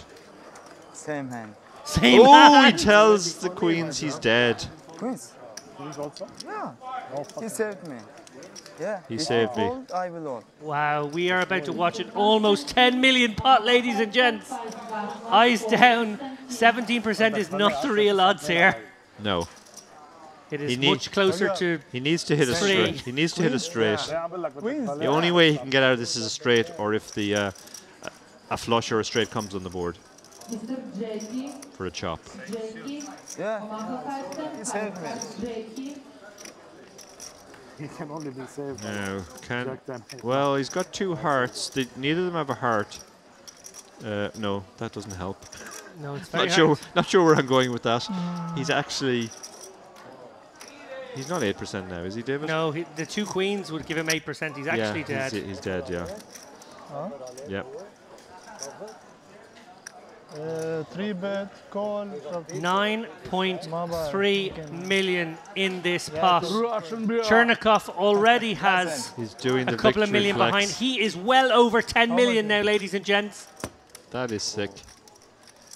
Pure sickness. Aces against 2 pairs of queens. One of the queens actually managed to get away. You are looking at our new chip leader here in the Merit Poker Western Series 3.3K main event. He's a wrecking ball right now, Darren. It's a wrecking ball, and one of the happiest men at that table is Sandragal. He lost a third of his stack almost that hand, but he managed to make a great escape.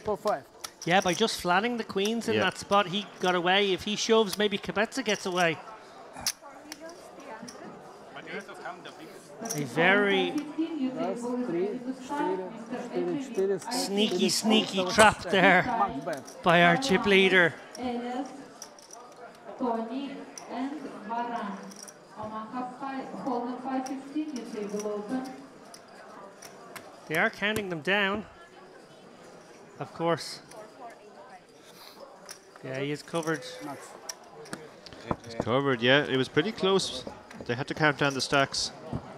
What an incredible pickup that is for You saved me. You Chernikov. saved me. You saved He's me. delighted about that. Yeah. As he walks out the door, That's great consolation. having done his half, Yeah. 5 million chip stack. Yeah. Thanks, I'm delighted. Enjoy your million. I hope you spin it up. What a hand. Chernikov has so many chips, he's having difficulty This is gonna- pulling them all in. It's going to take a colour up. Russian bear. The Russian bear. Shout out to Alex O'Brien here in the chat. Just got a message from her. She said she managed to snag herself a seat in an online tournament while watching us. We get 5% each, don't we, Darren? That's the case? I think it's at least 5%. At least 5.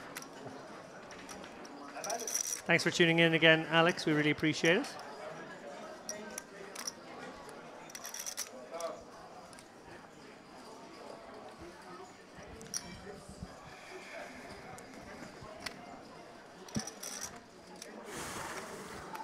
Well, I have to catch my breath, Dara. It's sometimes the case that when you play aces trappily, you fall into the trap yourself. Not so that time. No, it worked out for him that time. To be honest, I think he was always probably getting the queens in there. If he 3-bets, I don't think the queens are going to fold. But high drama. When you started, it's always the case. I thought you were going to say something like it's always the case when you go hunting mosquitoes. You almost miss a cooler on the feature table. Well, I haven't got her yet, so that moment will come though, Dara. There is a lot of debate in the chat about whether that was poor play by Kabetza, whether he could get away with the queens. What do you think, David? It was a very funky situation altogether. I do think he could have got away, if I'm honest, yeah. Yeah. I think it is possible. I think when the caller back raises, it does feel like a springing trap. Yeah.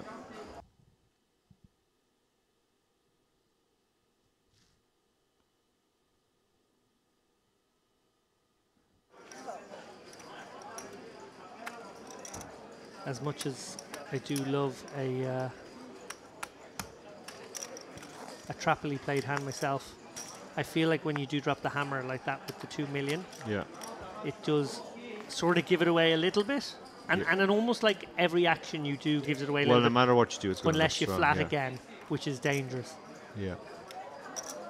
As we see this next hand play out, Sanjargal in the big blind with a flush draw, Krakow, top, Panka, bottom pair, top kicker. It could be Panka who bets this. funky amount of equity on this board. Not sure here up against a button flat and a big blind defend. If you want to bet this 3, Dara, do you think he ever does? Seems a bit. I mean, I guess it's a multi-purpose bet. If they all fold, even if they have nothing, you fold out equity. You kind of take the betting lead, maybe get to see the turn. I feel when you're as good as Panka, you don't mind beginning a story now, fearless in the context of how you might then follow with more chips later. Yeah. When you have that sort of game, I think you can proceed here as he has done with a small bet, looking to maybe, as you say, Dara, a multi-purpose, deny equity from some, but also begin a story.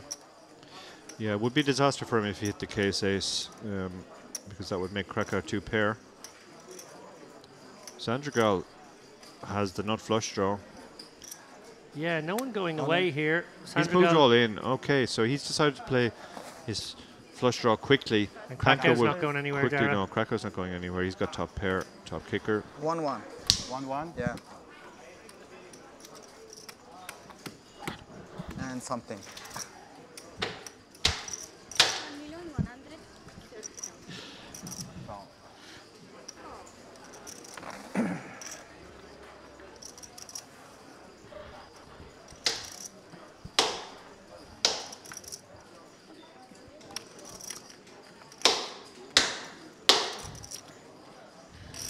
Sorry.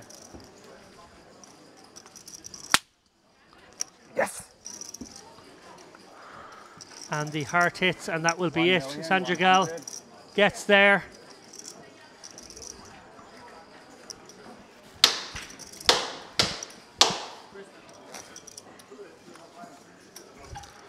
And the sound you may have heard there is the mosquito being vanquished. I'm actually going to claim the kill because You stunned him, Dara. I believe I stunned him. He fell onto my. You stunned him. He fell trousers. onto your lap, and then once he fell on the ground, he tried to move, and we got Oh, him. he was still moving. Okay. Oh fair no, yeah, enough. we got him with the shoe then. Okay, so mosquito down. Oh, guys, that feels so good. I feel like normal service has finally resumed. It was preoccupying me terribly there. Yeah, it really was like that episode of Breaking Bad with the fly. It became the whole purpose, the whole focus of your existence. No, I have to give top marks to Dara. He did the hand clap that knocked him to his trouser leg, and then once stunned, well, I was sort of like the goal poacher then, Dara. Yeah. I was sort of 1 yard The out. Ronaldo. I was 1 yard out. Ronaldo flicking your hair at the ball, claiming the goal. Was a bit like that, I won't lie. Okay, so to catch you all guys up, the flush draw got there. The player who folded the queens has now found a double up. Yeah.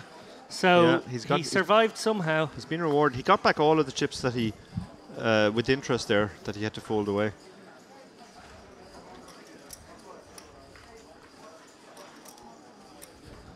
Oh, I feel so good. I can take my jacket off again. Yeah. We did it. We did. What a team. Team effort. Team chip race. Available to kill for all your mosquito killing needs. Raful, all you can eat here, which is not too much, just 5 bigs here on the button. He gets it through though. Handy pickup. يعني بعد ما قصلي تشانسز لا والله ما يقصر بقول لك انا معي 7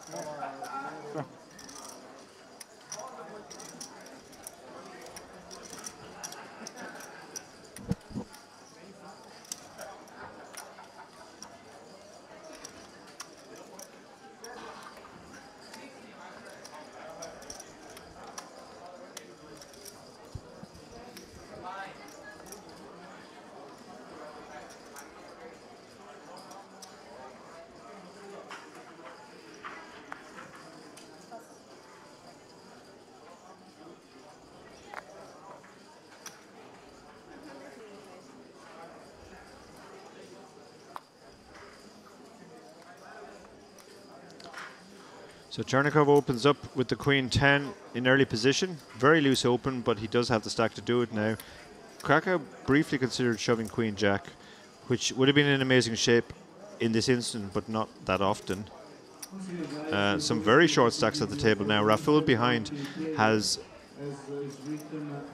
7.75 big blinds. Can't imagine I think there must be some stalling going on for money jumps now. He's looking at the clock. He has 10-7. He's never sticking this in, so a bit of stalling going on for the pay jump.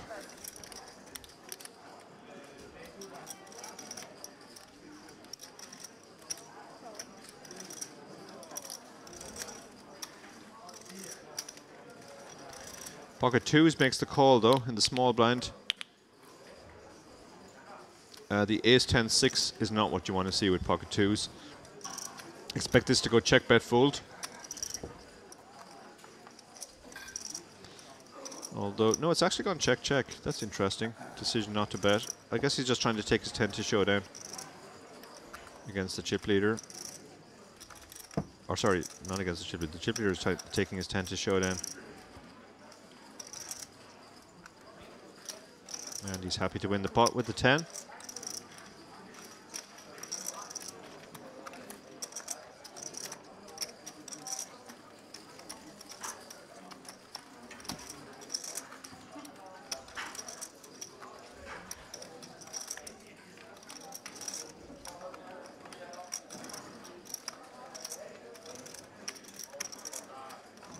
The information for all the players and spectators is that our last tournament for tonight in the schedule will be at 9:30, which will be in 15 minutes time, and is a satellite into the high roller.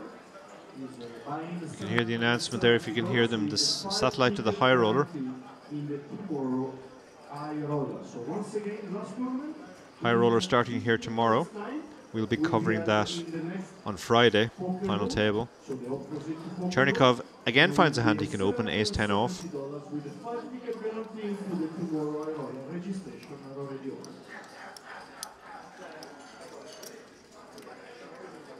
Raful has a tempter this time. Jack 8 suited against the chip leader seems to be opening every hand. But I think he'll probably, yeah, he'll wait for a little while and then fold. הכנסתי עכשיו הרמה של 2.3.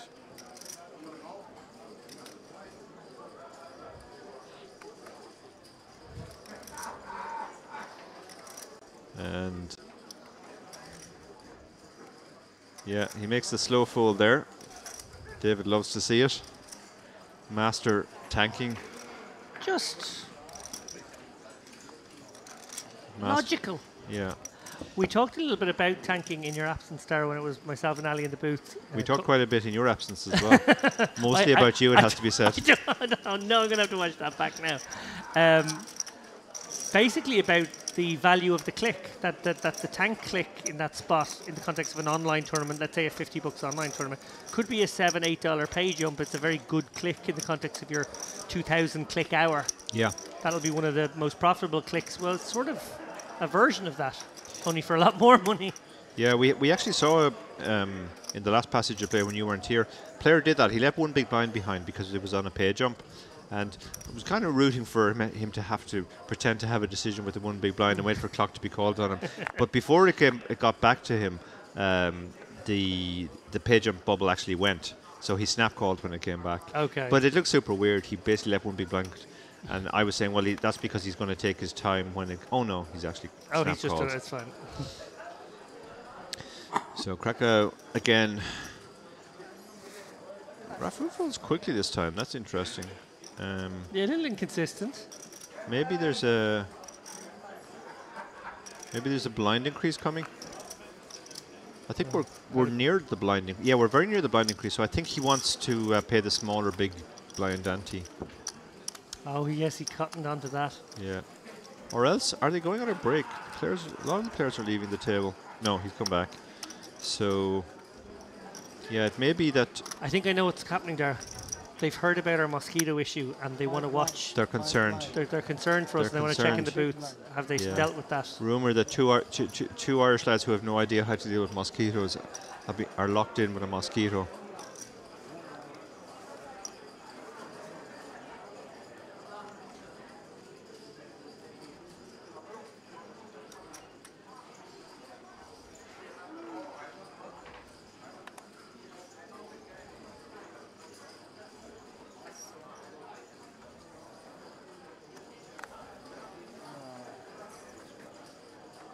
Sucks.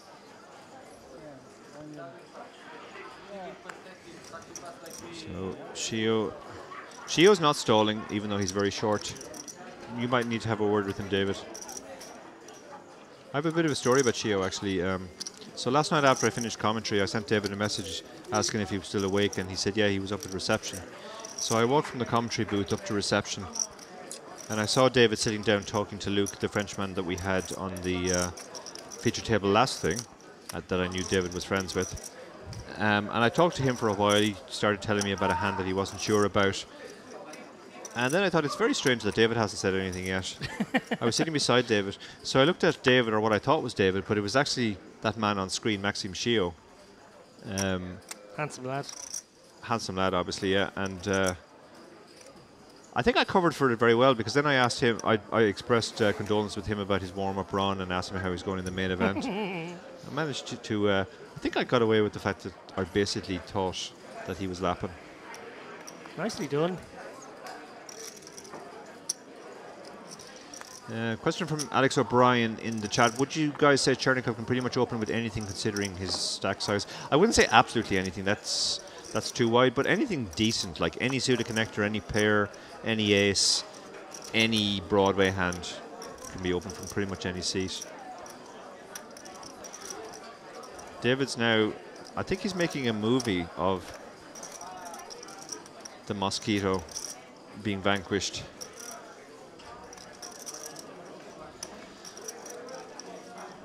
Always making content, Dar. Indeed. Ever the content creator. Yeah, look for that opus on his Twitter. So Sandragal with the pocket threes under the gun, facing off against a very short stack Raful. What's Raful doing here? Flatting. I guess he's just looking to flop equity. He has a little bit of everything. He's got backdoor straight draw, backdoor flush draw, king high. Stack to pot ratio is less than 1.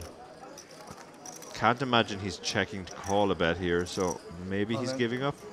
Yeah, Sandragal, recognizing his size, moves all in, but really the all in is for less than pot because of Raful's stack, and I guess Raful is going to fold his king now. Yeah. He had 29% equity, almost the price to call if you could see Sandragal's hand, but that's only because his king and his 9 are both good as well, and the 3s could even get counterfeited if it came queen 7. Now he's super short.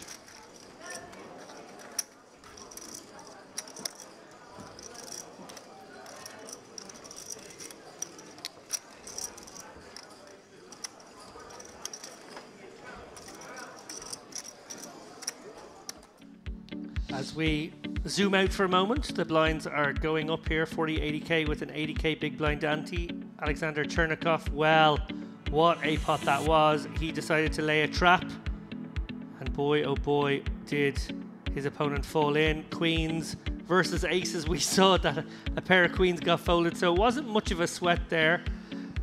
Dominic Panka in second place at this feature table. He's right up there among the highest chip counts as well, 66 bigs, 5.2. At the other end of the spectrum, Shio, Krakow and Raful, Dara, 7 bigs, 6 bigs and 4 bigs. Something's got to give. Yeah. Yeah, 3 really short stacks there. And it's a little bit tricky for these guys. We mentioned it on a prior segment. Big stacks obviously want to play deep against one another. These short stacks are a little bit pesky, getting in the way here, sort of maybe keeping some of the big stacks a little more honest, since they will be pot committed. So how much is 125, sorry. Blinds are 160. Okay, sorry. Yeah, Gabriel hasn't realized that the blinds have gone up, so he tried to raise to 125. It's now going to be a min raise, I guess. Yeah, that will just about be ruled a min raise to 160. Yeah, but 125. Are you sure it's just a call or a raise? Can you call the floor? Panka's going to be right here. Yeah, Panka will be right. Just a call? It's more than 50%. 125. Big. No. He didn't actually say the word raise, though. 50. But there was multiple chips went out, so yeah. 55% больше, что. No harm to get the floor involved for these small procedural things. You love a good floor call. Love a nice bit of procedure. 160. It has been ruled 160 now. Yeah. I think that's the right decision. Panka Yeah. right behind with the same hand. Lets it go. Shio desperate for a spot. Chernikov more than happy to get involved here now with a big stack. Flats the king jack. And again, short stack. Krakow looking for a spot, just 6 bigs, lets this one go. And we may see a pot here develop between two of the larger stacks.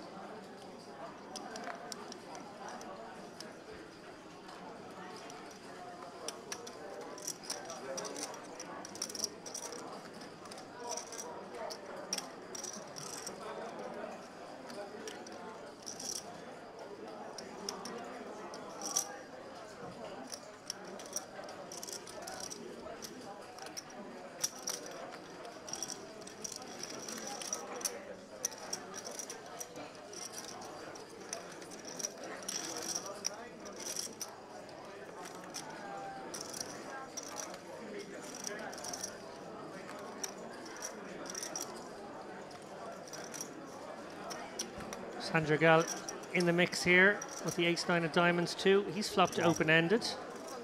Gabrielle is going to take a stab here on a very wet middly board. Not sure I love this bet. Chernikov is going to float, pure float really, and Sandragal with 2.8 million, some newfound wealth. Certainly not going away to this 200k. The question is, does he turn his hand into a semi-bluff? I think calling is probably the best way to proceed. We're down to 29 now. We're not that far off the 3-table redraw as well.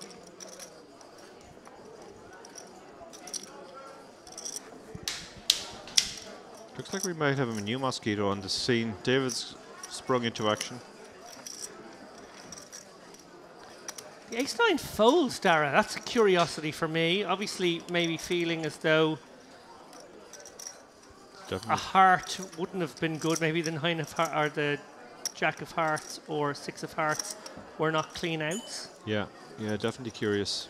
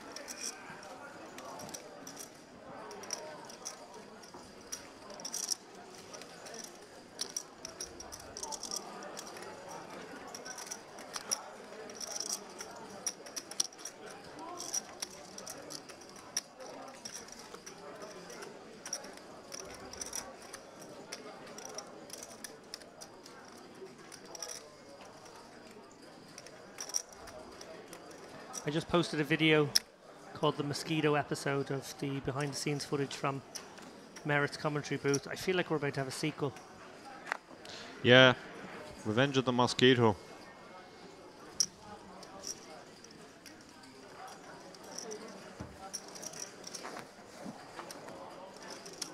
Chernikov loving life right now, wielding this 120 big blind stack. Remember, there are 29 players left. Average on the final table will be something in the region of 8 million. He's already got 9. So 4 times average, or thereabouts. Raful does commit with the King 10 now. Obviously 3 bigs. Dire straights here. Feels like Chernikov's open could be on the lighter side. Decides I'll go up against that hand, and there's some dead money in the mix potentially too. That is going to bring in Gabriel though, getting a great price here. He can call the 240. It's a closed raise now, so Chernikov only one option, and that's to complete this 40. 840 in the middle. Dry side pot.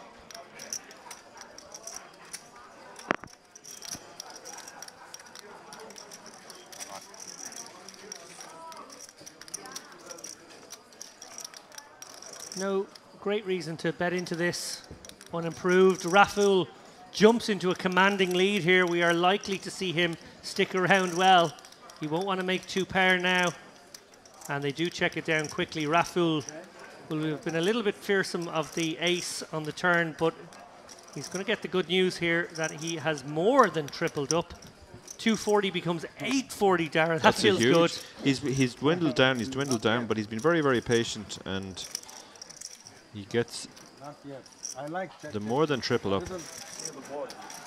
So we have more than 560 people watching us on the official channel on YouTube now. If you are watching on one of the other channels and you're wondering why we're not reading your chat comments, we are just following the live chat on the official Merit channel. But we do still throw you the appropriate amount of love. Absolutely. Which is slightly less than the people who went to the official channels. Yeah. Just slightly less. But yeah, if you are on the official channel and you want to ask us any questions or comment on David's mosquito catching prowess, we will try and respond to any chat. So confirmation there. We will have a 3-table redraw. We didn't do a 3-table one in the warm-up, but that was complicated by the fact that we went to a new day at 19. Yeah. I think when common sense wins the day in situations like that, it's for everyone's betterment. Shio, he's got 7 bigs. Queen 10 offsuit here. A lot of poker for Shio this week. 2 deep runs. But it does seem as though disappointment may be on the horizon as a dominating hand, Krakow. Smallest of silver linings, he isn't covered. But he will be down to just 1 big blind. If he doesn't manage to crack the ace-queen here. Disappointed to see the particular holding in Krakow's hand. Don't blame Shio, obviously looking for a spot. Anything Broadway would do in that situation. Blinds were coming around again. And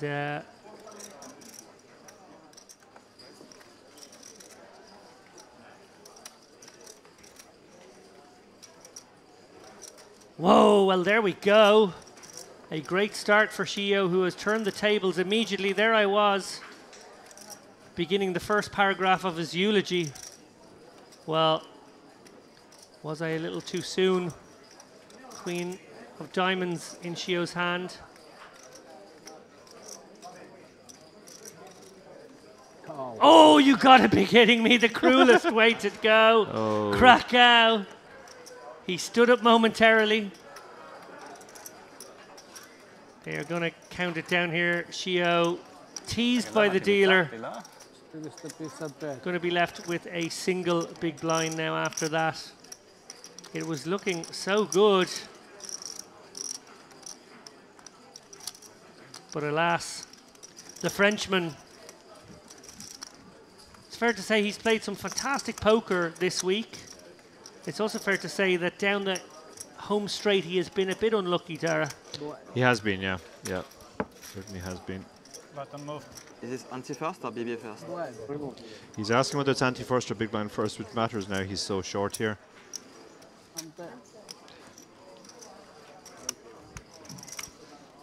Anti-first? Looks like it's anti-first, which is more bad news for him if that's the case. So all he can do is win his ante. Is that essentially how it goes, Dara? Yeah. So he's got to survive quite a few hands now. He's already all in with no big blind in front of him. All he can win is his ante back. And then it will be immediately committed in, well, most of it will be committed in the small the next Yeah, hand. the only thing is, even if he folds down to half a big blind, he can still win the ante anytime he sticks it in the next orbit. Well, Shio will go to showdown with this Jack-7 offsuit. Krakow likely to contest here. He might even go all in himself for 13, 14 bigs.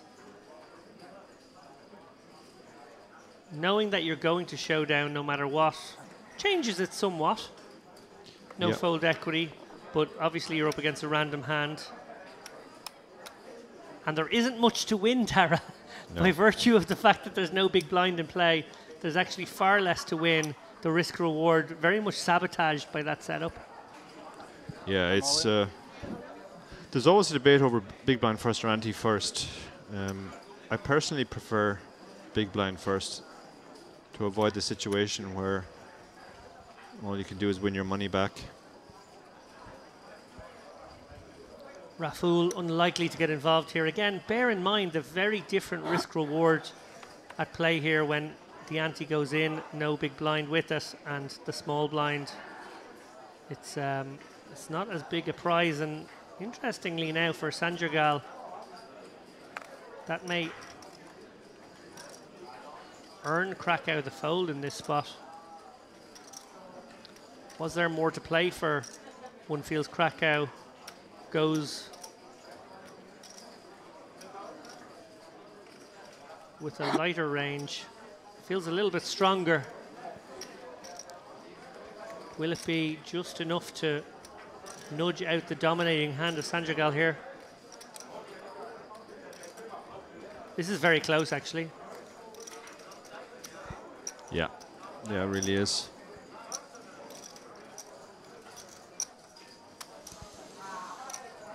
Super close. Almost half his stack. 40% of his stack.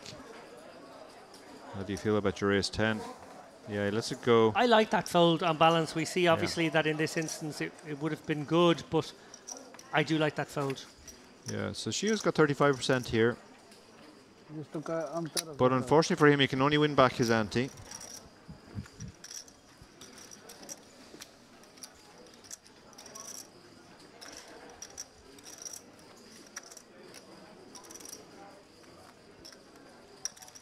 And no help thus far for Shio, down to just a jack or a 7. Got some running straight cards, but that's it. And there's a There's 7. a 7. He's So pulled ahead. He may be sticking around a little while longer. And he will. So, Dara, an interesting spot about to transpire for Shio. He's going to be in the small blind with quite a lot committed, but then there is some value to folding your small blind, leaving yourself very short still, getting a whole orbit in to maybe find a better spot, plus the possibility of a ladder jump, which is a huge result when you are literally sitting there with half a big. Yeah. I mean, back in the old day with the traditional ante, it was a no-brainer, get in any 2 from the small blind, but with not posting an ante every hand, if he folds himself down to half a big blind, what will actually happen is if when he shoves that half a big blind, he can win the entire big blind ante, and he can win the small blind, and he can win a half a blind from the big blind. So he can actually win the same amount. So he should actually fold any below average hand in this spot. Yeah, and if there's some protection from a shover, Dara, because there are a couple of shorter stacks about. That's actually quite a good spot to get in behind them. Yeah, he could get a better spot if somebody else. It's actually better for him if somebody else raises ahead, because then he can win the big blind, the ante, plus the money of the other player. So this might be that very spot, Dara. Obviously, as mentioned, there could be I think he's already put the chips in. He has thrown it in here, so he likes the Jack 10. I think that's correct, to be honest. He's getting the protection from Raful. If Chernikov folds the big blind. I'm not sure he can put. He can have looked at his cards. If he looked at his cards and put the money in, then he's acting out of turn. I think he put the money in before the cards were dealt.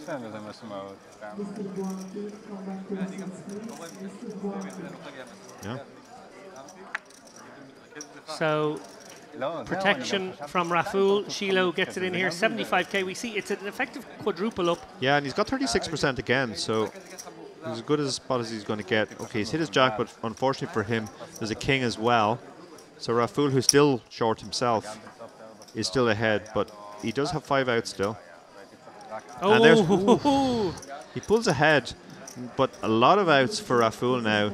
An ace, a king, a queen, or a 5 for the cruelest of counterfeits. But the 7 is safe, and Shio is suddenly... He's not too far behind where he was a few moments ago. No.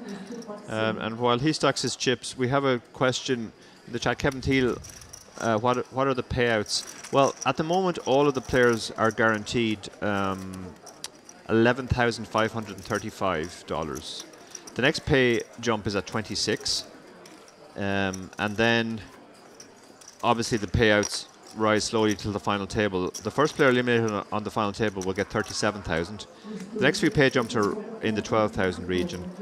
And then the top three has that unusual feature, which we'll talk about in a minute, that David pointed out earlier.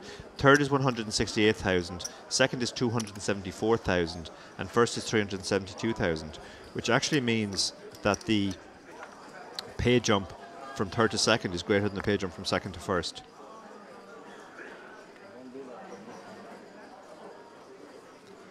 The pay jump from third to second is 106,000.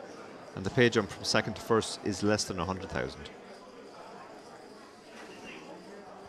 Yeah, it is a curious feature of the payouts here. We saw it in the warm-up. We wondered if it was a glitch in the matrix. You can see on screen there are 28 players left, so I think there's a redraw when they get down to 27.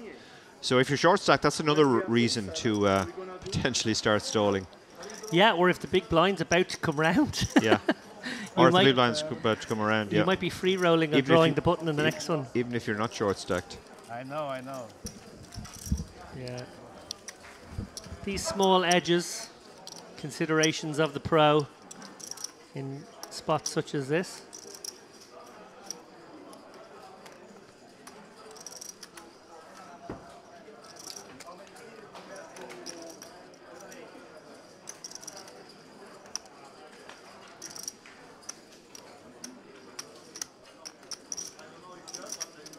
And please don't go away while they do the redraw. I don't think we'll be taking a break. We'll probably just be watching it all happen. Yeah. Not to make a liar of you, David, but I just had word from the producer that there will be a I think we should take a break, Tara. 17-minute break. I think we should take a short break. 17 minutes I think sounds about everybody right. has probably...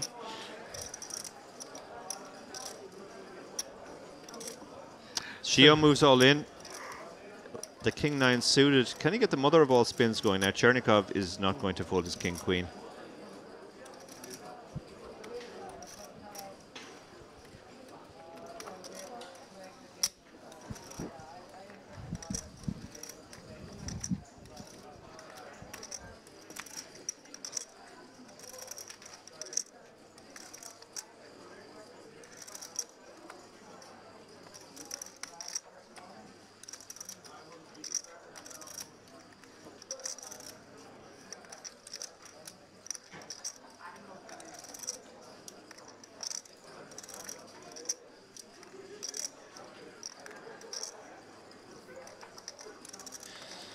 So Raful, he might be just stalling here, or he might genuinely be thinking of getting in the ace-4 suited. It's a tricky enough spot. We can see he's actually ahead and he's in great shape.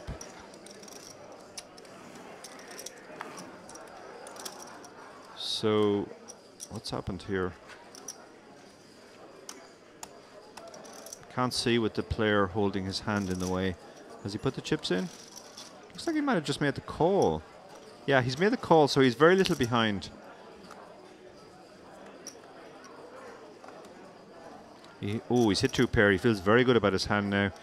If he checks now, Chernikov might stick him in, thinking his king-queen is the best, but no, it looks like it's going check. I think he probably wants to start betting now. Maybe a small bet here. One big blind I kind of like.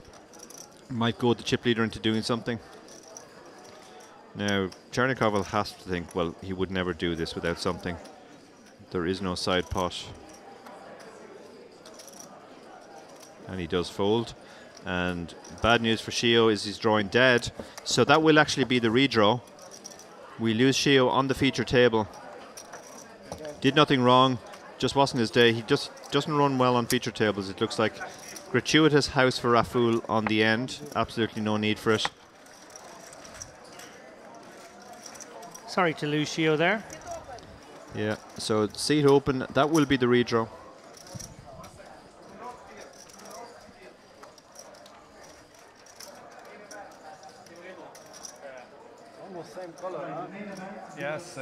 These guys will take now a 15-minute break or so while we do the redraw.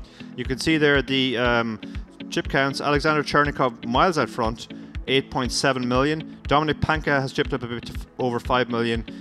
Gabriel almost 4 million. Sandra Gal 2.7 million. He's really recovered from the queens that he had to fold. Edgar Raful and Martin Krakow are both sub 20 big blinds, but still very competitive. They certainly are, Dara. And I think we're in for a very exciting passage of play. 24 left, 27 left in fact, and playing down to probably about 2 tables to go, I would say, tonight. It's going to take a couple more hours, but a bit like the warm-up, the attrition was much slower through this phase. We do have some short stacks about, but we do have a lot of deeper poker to be played. Yeah, we saw there that the only 2 stacks sub 20 big blinds on the table. We don't know what they're like in others, but it probably will slow down now. Maybe get down to 2 tables by the end of the night. We have a bit more of this level to go, and then 2 more levels potentially. Has anyone in particular impressed you?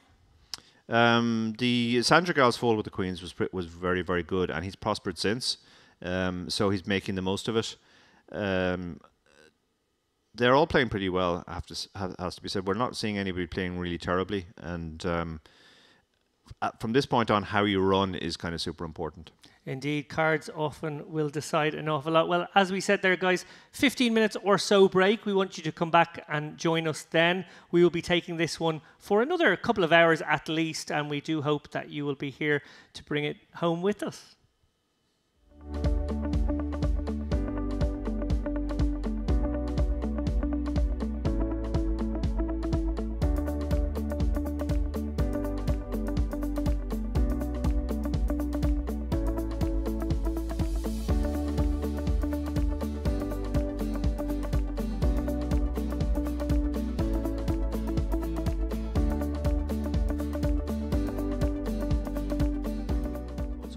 Certainly going to call. Ace Queen seems to be right on the line, and she is giving this a lot of thought. Yeah, no question she calls with a better hand. Jacks would be getting in here against him. Ace King would also. So Ace Queen and 9s feel like the tank decisions maybe. 9s is possibly get in as well, so maybe Ace Queen and 8s. So Aristotelos in the tank here with one of the cuspy ones. Yeah, it's a lot of her stack as well. Like if she calls here and loses, she's sort of in the danger zone where she can't necessarily get to the bubble.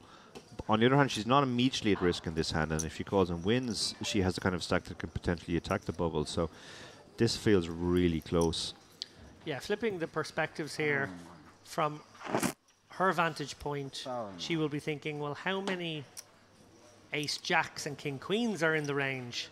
And yeah, if there's a few of them. You have to think about the hands that you're actually in great shape against. If she could see his hand, she would fold, because you don't want to be flipping at this point. But she's hoping, she's considering the possibility he could have Ace Jack here. Yeah, that's why she's made the call. Could have Ace Jack, could have Ace 10, could have King Queen. She's in a flip now. Well, he's flipping for his tournament life. Katie asked if we're in the money. We're not, Katie. We're 16 from the money at the moment. 89 paid, 105 remain. You can see she's not actually happy about the situation. It's a huge moment for her now, and I have to agree with you, Dara. On balance, I think I might have let this one go, feeling like it would drag me into the danger zone. But she has hit her queen, so he's already taking his microphone off. This is neck level stand up. Wow, well, I think if he hits his 10, they're going to have to mic him up again. He has to break our stuff, and then maybe he goes a step further at that point. Yeah. No, very unlucky there. Very unlucky, yeah. I mean, he got it in well ahead, 57%, but can't really blame her not. And it seems to be the kind of culture where people don't hold back their opinions.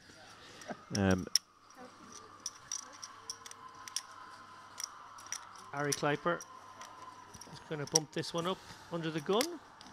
Perfectly reasonable with this holding, but wow, Barney right in behind here with Big Slick.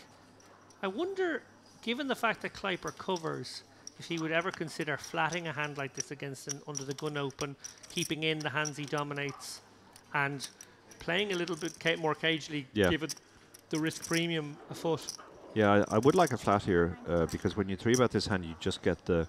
Oh, my goodness me. God. Now actually the pot's gotten bloated as well. Well, luckily for Barney, perhaps the fact that he did 3-bet now, I agree with you, Dar. I would have liked a flat there, but if it had gone flat and then squeeze, he may well have come over the top with the ace-king. Yeah. Now to a cold 4-bet, he might actually feel as though he's not in good shape. The Hollywood has started already. He's looking very Hollywood uncomfortable. It's like, oh really? There's a what? That's a raise, and there's a 3-bet. Oh no! What do I do with my pair of 8s here now? Well, Kleiper's hand will shrivel up considerably by the time it gets round to him. Now facing a 4-bet 250k. Korkmaz putting in a full third of a stack here, clearly meaning business. Barnia will have a decision too. I think when it gets back to him, he might feel as though he is flipping at best versus the range. Not sure ace-queen does this too often. Oh, but the ace-king he's just snap goes all in. Snap moved all in, and No other race. Would I like him to give that a bit more consideration, I gotta say, Darren. yeah, that seemed very, very. I'm not folding this hand. I'm all in. He will be left with 100k if he. No, he won't. He's covered. So Chilling, huh? he is in bad shape here. Yeah, very bad shape. Korkmaz did cover by about 100 3% chops if it comes running straight cards, but that's it. No, he's dead now, and that was. Not an easy situation to navigate from Barney. I wonder if a lesson will be learned there about the relative strength of ace-king against a 4-bet. He was already learning it there. His friend Luke Bindell have 830k and 1.2 million respectively. Oh, that's good. I was actually talking to those two gentlemen after play yesterday, and they were both in good shape. Yeah, well, they continue to build towers as we speak. Yashin Kontush, a familiar face from the stream yesterday. He's up to 985k, but here is the one to watch, Dara, and we have a serious one to watch. Dominic Panka is about, and he's got 1.9 million. Wow, I didn't realize Dominic was here. Sorry, can I have Okay, so some to water? answer Aurelia's question about the payouts on the final table, the first player eliminated on the final table, 9th place in other words, will get 37,300. The first pay jump is 12,000, and then the pay jumps rise around that rate until the top 4. The top 4 places are 124,000, 168,000 for third, 274,000 for second, and 372,800 for the win. They've done it again, Dara. You're not looking the gap. The gap between third and second is bigger than second You're and first. super excited. You're right, yeah. Please, Americano. That must be a feature of tournaments here. Tournaments here. That's remarkable. They like a cagey three-handed game. And Americano. Can you bring me That is. I take 1/7 more. Yeah, I've never seen that before. No, I haven't either. But it's clearly part of the formula. Now we can confirm it wasn't. Not this time. Yeah. I'm sorry. Aurelia says thank you. I'll pray for my dad. I hope it's. I take 8 also. So here we have the all-in. Mustavov, having lost a lot of his stack last hand, is in trouble here. Yeah, he's going to need a 7. Or that board to pair once again. Ace queen on the button, huh? Easy poker. Well, a 5, an 8, or a 7 for him to survive. A 2 is no good. We lose him. He's been very talkative, very pleasant at the table. But Have fun with this guy. And with that, we break a table. 99 now remain.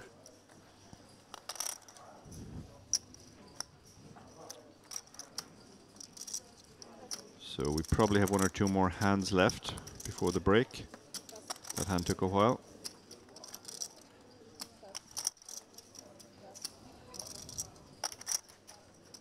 After we move from here, Aristoteles on the break we move. asking the floor staff if they'll be moving from the feature table, and as David said earlier, they will be, because a new feature table will arrive.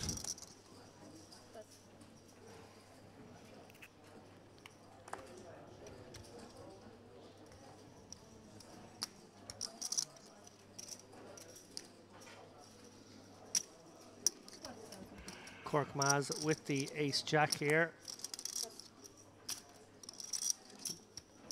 And Gravilovic got exactly the kind of hand that might go for the all-in shove here. It also can flat, folding out of the equation with a hand such as Jack 10 suited. Interesting to see which way he goes. If he goes with 10 Jack for a call, he's looking to basically get some equity and go with it on the flop. Maybe an open-ender, maybe a gutter with overcards, maybe some hearts, maybe a pair. If he shoves it, well, he can exploit some hands that may fold. Yeah, you can get hands that that dominate you to fold sometimes. You know, Queen Jack might fold. I mean, it is only 13 big blinds though, so I think if you had 20 big blinds, the shove would be a better play. At this stack, that maybe the flat is better. An offsuit raggy ace might consider a fold as well. Possibly, yeah, possibly. Definitely wheels spinning here for Gavrilovic. Yeah, he's decided. I mean, he's effectively committed here. So he's sort of chopped his stack. Yeah. 180k and quick all in, and he's going to have to call it off now. So trying to make it look maybe a little bit stronger with the 200k raise, but obviously Korkmaz's going nowhere with ace jack. He has the dominating hand. He will felt Gavrilovic. If Gavrilovic doesn't find some hearts, a 10 or something straighty. Ooh, that's interesting. Not the worst of starts for Gavrilovic. Gutter or backdoor flush draw.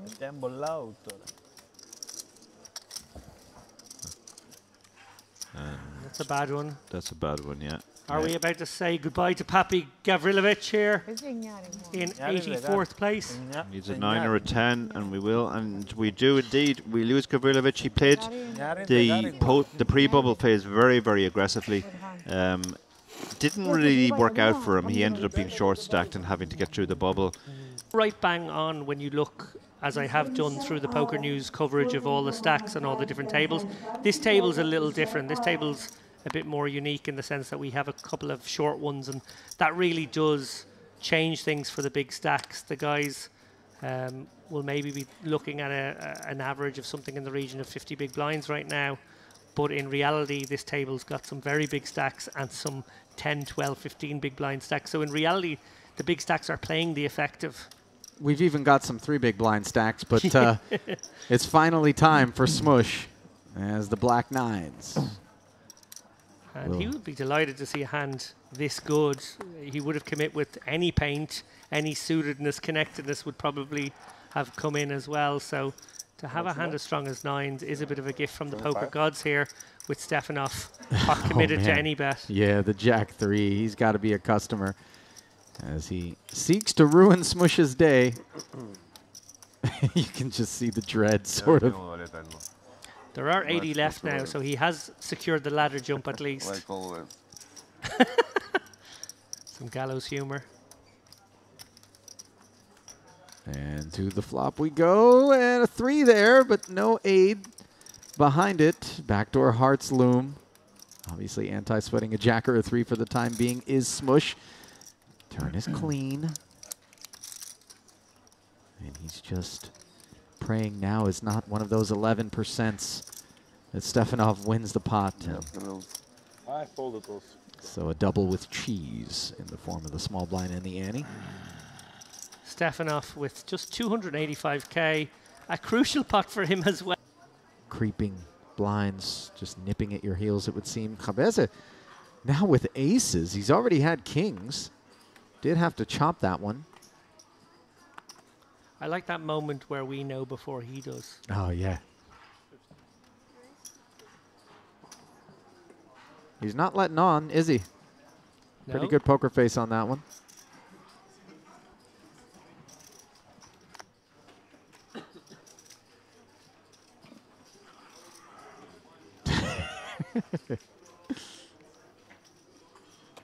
How do you like 9-4? Yeah, Smush is like, come on, anything. Uh-oh, real problems now. Yeah. Well, Zeki Soyirgaz.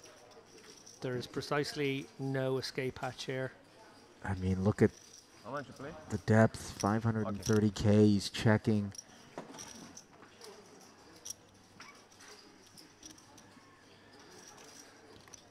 Surgaz is going to have about 8%, I'm looking 7% this to device, survive in how this it's tournament. working or not. I will interesting our. Is that Smush in the background? Certainly not the focal point here, as Soviet guys looks to chart a course. And he is going to jam. Obviously a snap call from Cabeza, and the worst of news is going to be delivered. Yeah, an audible groan there by Sweargaz. Yeah, can't blame him, can you? You always think to yourself, aces and kings aren't out there. Maybe queens. Suits are live as the one silver lining. Yeah, that's going to be irrelevant on a queen high rainbow board, unfortunately. And just 2% from this point forward is Zeki Soyergaz. The 3 of clubs on the turn, ices it. He draws dead against the aces, and just a defeated feeling there. But hold your head high, sir. Didn't do anything wrong. No, absolutely not. You would have gotten in a far worse hand than ace-king. 77 remain now.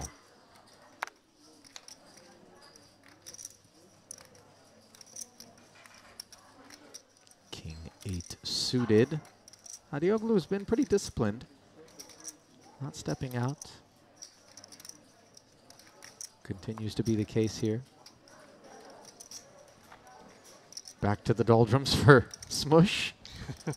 9-5 offsuit into the muck, and an ace on the button for Cabeza.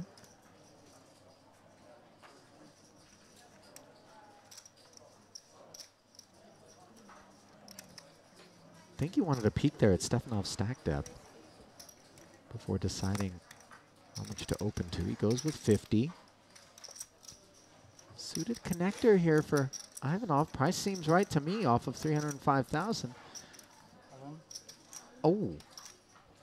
So did he say all in? Wow. Yeah, deciding to use the fact that the suited connector in this sort of middle.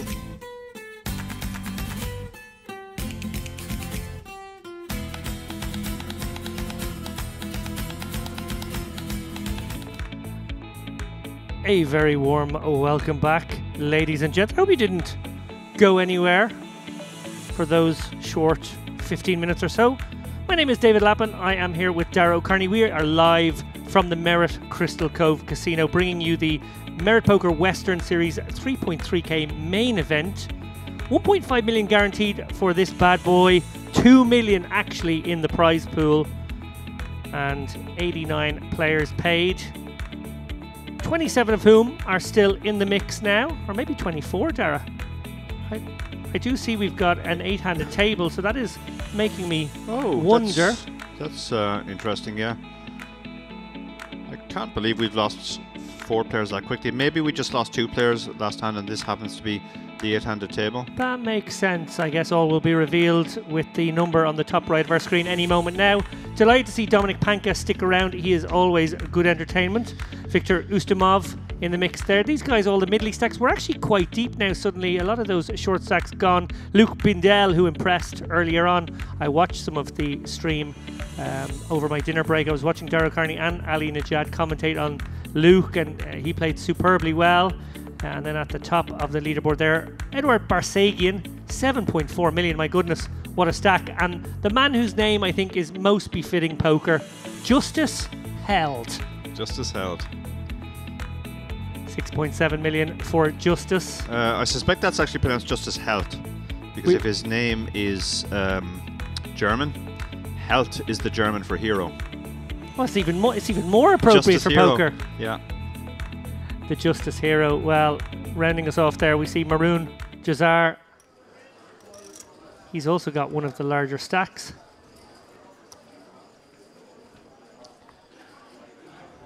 Yeah, there we see the empty 4 seat. Does appear that we are a little shorter than we thought.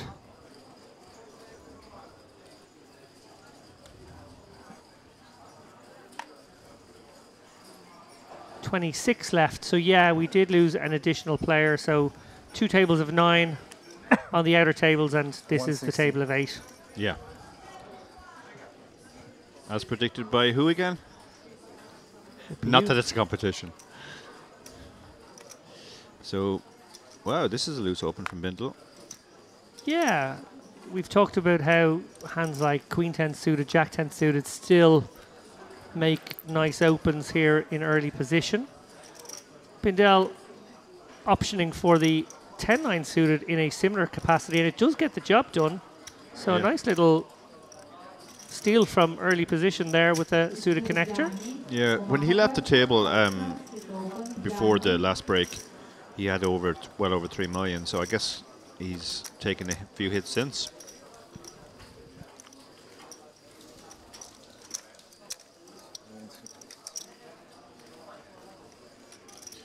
But he's stacking chips. He's under the gun this hand.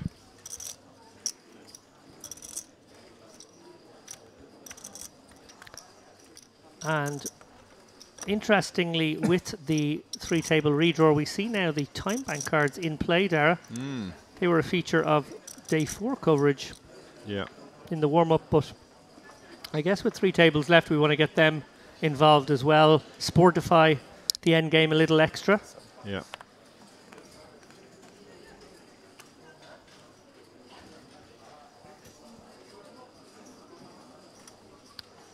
Helt with big slick here. Panka right behind with the 7s. Most of the table to get through, but Panka may well decide to flat a spot like this, Dara.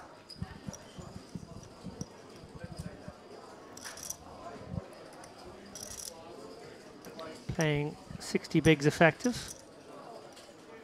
Does make the call. Ooh, Barsagian lurking behind. He covers both with the pocket queens. One imagines a squeeze incoming. It's going to be very interesting when it gets back to Helt.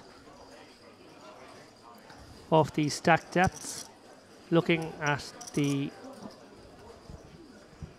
stacks between Barsagian and Helt, it would appear that they are about 85 deep, so can certainly find some routes where they can avoid a huge collision here, Dara.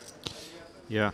I wonder if Helt would give any consideration to just flatting the squeeze. Yeah, this is fraught with danger for both players. They really don't want to get it in flipping at this point for that many chips. No, both players hovering around about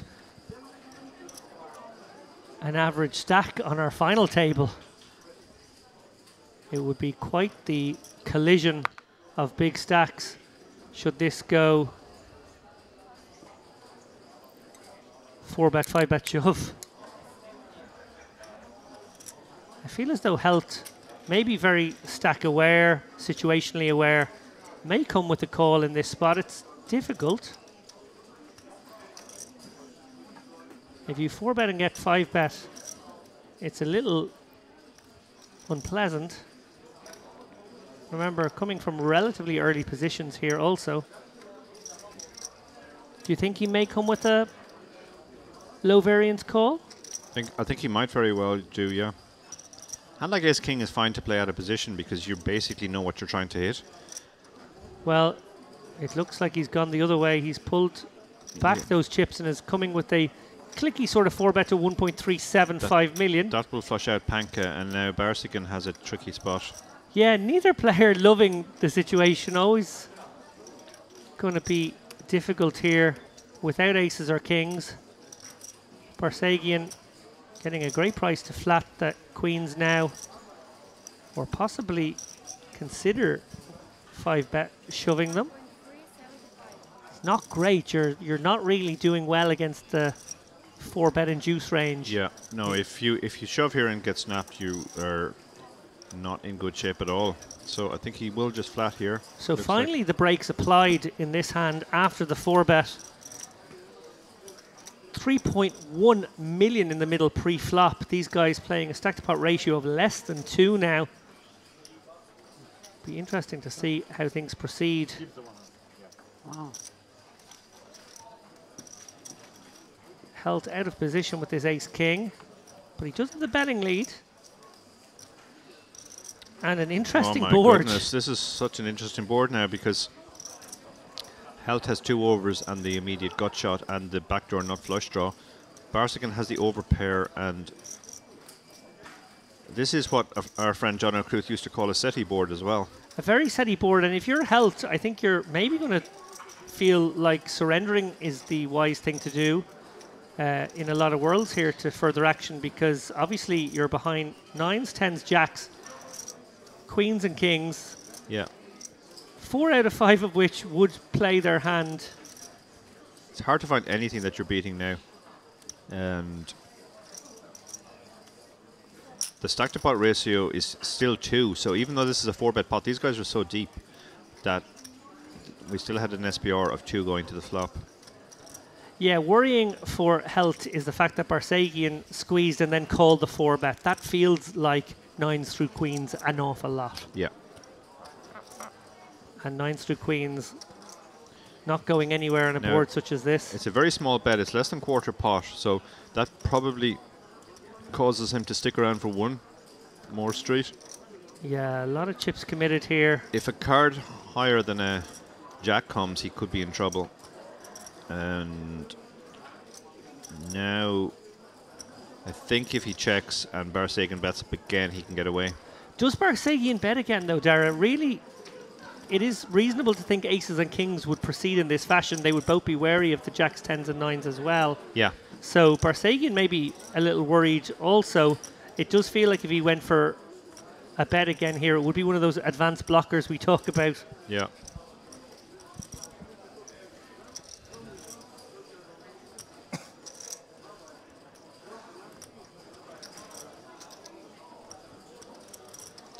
But he is reaching for chips. So looking to deprive the ace-king of throwing in a time card, getting to showdown and possibly extracting some value from the lighter 4-bet, which would be the ace-queen. Admittedly, combinatorically less likely, but still a viable holding. This will get the job done now. I can't see Health hanging on here. He's being told a story that... I think the only way he continues here is if he decides to turn his hand into a bluff. Well, that would be interesting. He's blocking aces and kings. The hands he's most worried about. Well, I guess he's worried about all the sets too, though. Yeah, there's just so much here.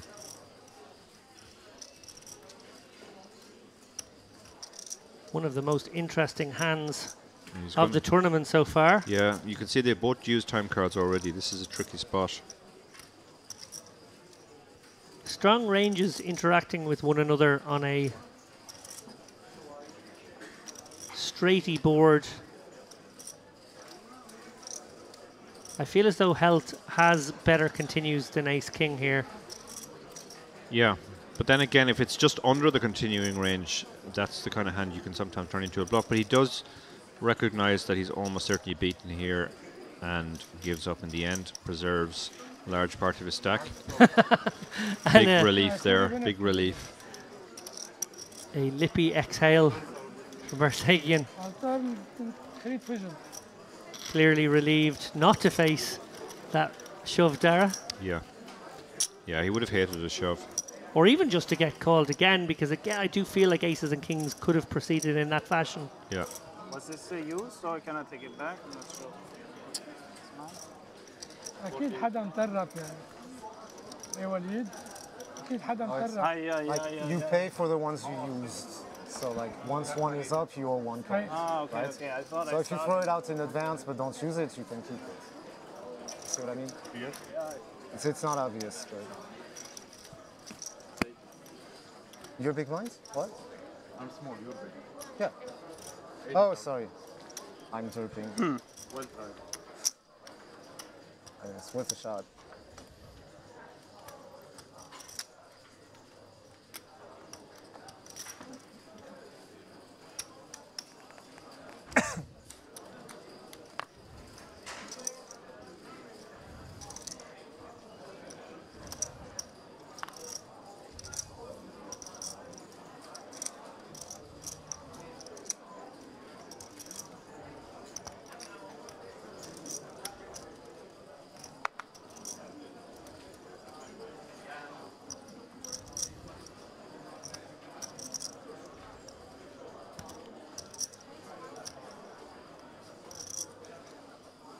Ustamov looking to get involved here.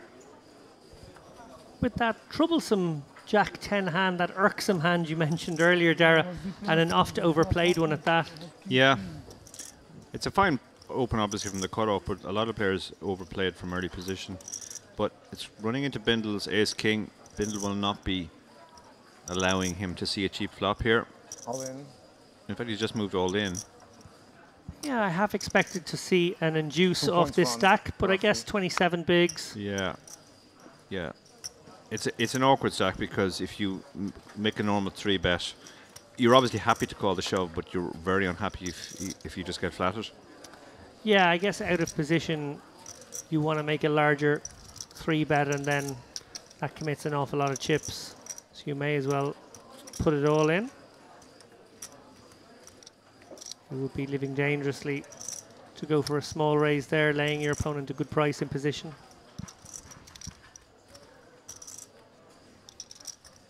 Bindle, he's been workmanlike as well. Yeah. Showing flashes of intuition too, I know, from the last segment.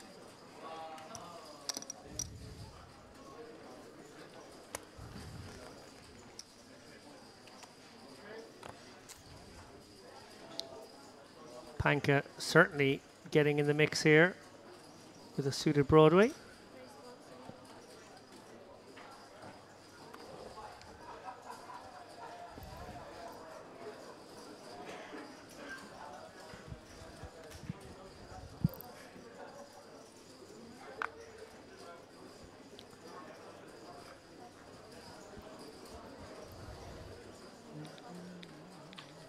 Habib quickly tosses the king-queen out. Another awkward enough stack there, 23 bigs. No, I'm sorry, Habib now on the button. It was a quick fold from the previous player. Habib considering the king-queen.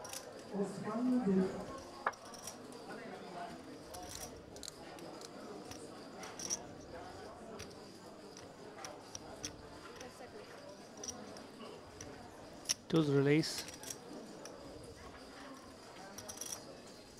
And Helt with a very defendable pocket fives here. Let's see, 3.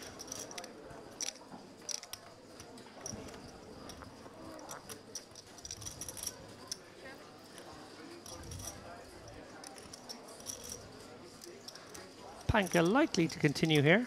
Yeah. Interesting hand here between two absolute beasts. Panka is well known. Halt is one of those beasts who flies under the radar. Massive online winner, plays under the name Taxi Driver. And he has quite a few live results as well. These two guys will know each other very well.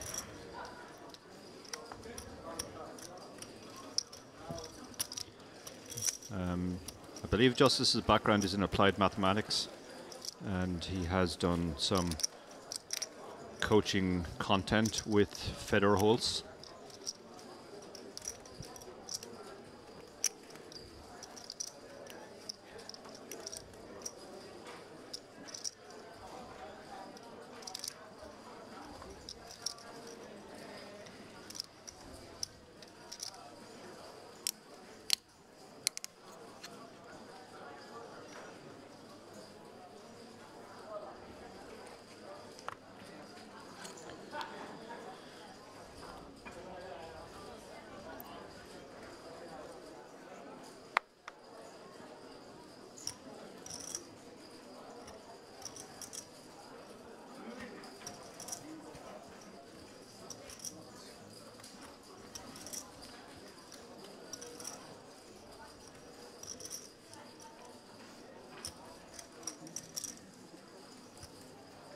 Jazar 2.5ing here in early.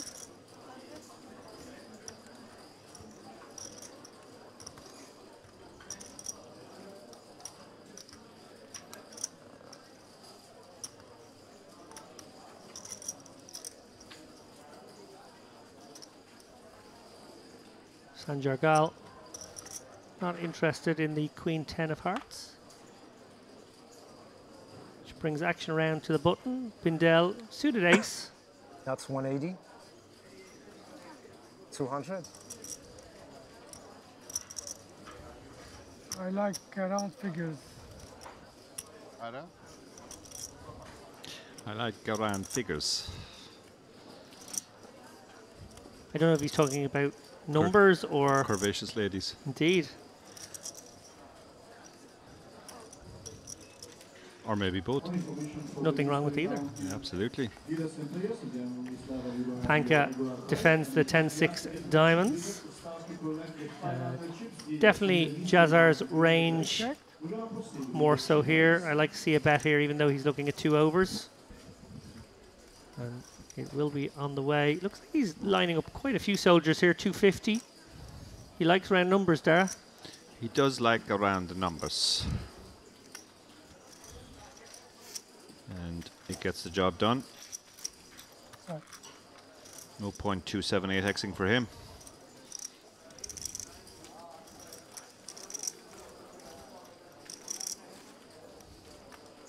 We're entering an interesting phase of the night now. We took that short break for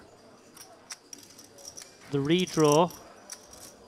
Completing this level now, it should only take another 15 or 20 minutes. The guys will then go on another 15-minute break, and then we will have 2 straight hours until the end of the day. That will bring us up something relatively close to 1:45 a.m. local time. That's coming up to midnight in the UK and Ireland, 1 a.m. in Europe. Burning the midnight oil.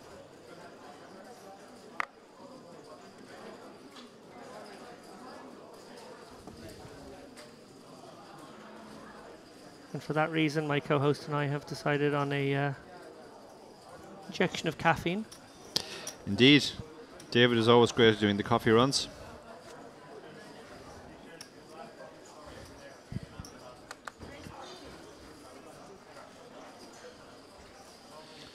Talk to me a little bit about caffeine, Dara, because as an ultra runner, I know there was a strange period of time in that world where it was actually a banned substance. Yeah, it was banned generally in athletics for quite a while because it is quite the performance enhancer. In fact, it's a bigger performance enhancer for distance runners than a lot of drugs which are on the list. But it's such a commonly used drug. There's always been this debate about, I mean, can you really ban it for runners when everybody else can use it? For most of my career, it wasn't on the banned list. And what we used to do is we would deliberately come off caffeine 6 months before a race so that the effect would be even greater on race day. But for most of my cousin Sonia's career, Sonia O'Sullivan, one of Ireland's great distance runners, it actually was on the banned list. And Sonia was a bit of a coffee fiend. She really suffered having to come off coffee just before competition. I'm now drifting back to an unfortunate Sonia moment where I'm wondering if the caffeine got the better of her. That joke might be only for our Irish audience. But we're not going to explain that one, but I know exactly the incident you're referring to. Yeah, caffeine is wonderful because it's great and it has largely positive effects on health. There's no real downside. Darren now shilling for Big Coffee. Yeah, I'm in the grip of Big Coffee. We're looking for a new sponsor for the chip race, and we're open to Nescafe or any of the coffee giants. No, not Nescafe. 1-6. So Bindle bringing it in here with the King Queen suited. Very nice hand to find. 10 minutes break. 10 minutes break after this hand. And chip race by 500 chips. Don't know if you can hear the announcement there, but the TD has just announced a 10-minute break after this hand. That obviously brings us up to the end of the level. There will be a chip race. We are also down to 24 already, so...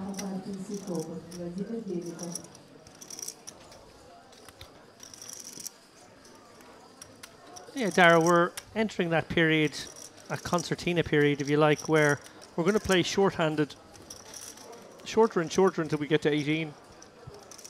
Then we'll go back to 2 full tables and then short again. Yeah. On the way. It does test the overall skills and short-handed abilities of the players through this phase. Absolutely, yeah. Often a phase of the game that whittles out some of the tighter players who've run well to get this far, pressurizes them in a way they haven't been pressurized yet in the tournament. Indeed. At the risk of reigniting the movie debacle from yesterday when David just started gibbering out the names of Colin Farrell movies, Ben Stafford says health has a touch of the Teddy KGB about him in that jacket.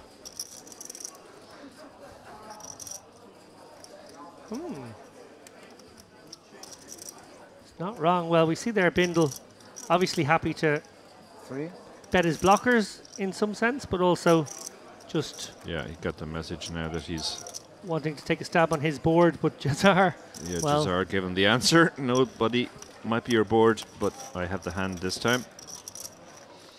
so Teddy KGB, huh? Yeah. Boner O'Connell says, spits coffee out. I had the exact same thought as Lappin. So, yeah, that story is widely known in Irish circles. Maybe we're not taking a 10-minute break, are we? I thought I heard the TD announce it, but looks like we might be continuing.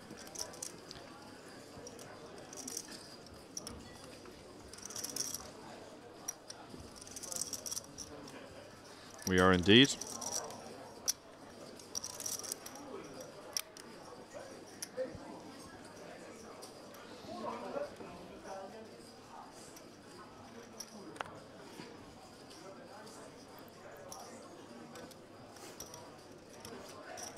More than just the jacket, Justice does resemble a He young does Malkovich. resemble him. Yeah, very much so. As he stretches out there. Maybe reaching for a, what was it? Oreo cookie. Oreo cookie, that's it, yeah. That's how he randomized.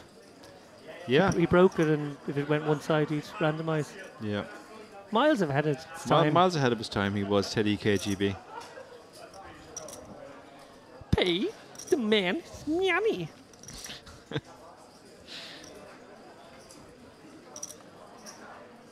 It's quite a boss look, I have to say. It is, yeah, yeah. It's a, you don't mess with me.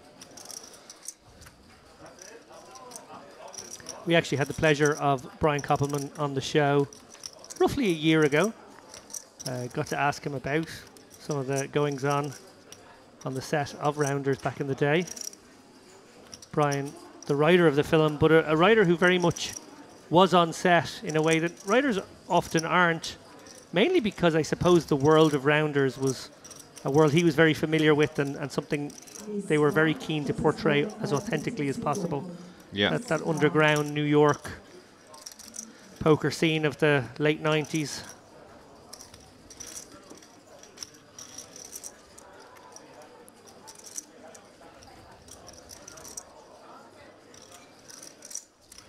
Do check that episode of the Chip Race out. It's a highlight from our back catalogue. Yeah.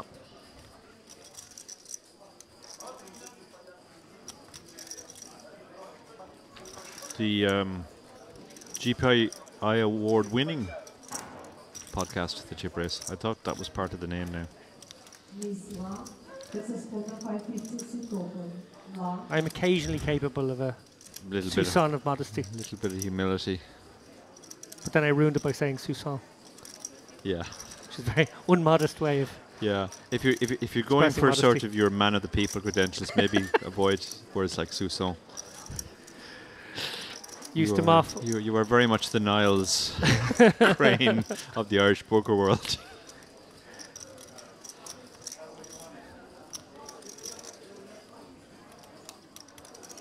Sitting here beside the eminent Darrow Carney, who I knew before he was eminent. I knew him when his eminence was merely imminent. How much was the bet? That is an actual Fraser reference there, just for any fans of the show. Excellent. Ooh, that's really. Niall said that to Fraser. Impressive. Niall said it too. Okay, interesting. Yeah, that is a very Niall's thing. I don't remember seeing that line. I had a period where I thought I was actually living with Fraser because my wife was watching the show literally non-stop and repeat, and I could just hear that voice all day long as I worked. Honestly, one of the great shows. Yeah.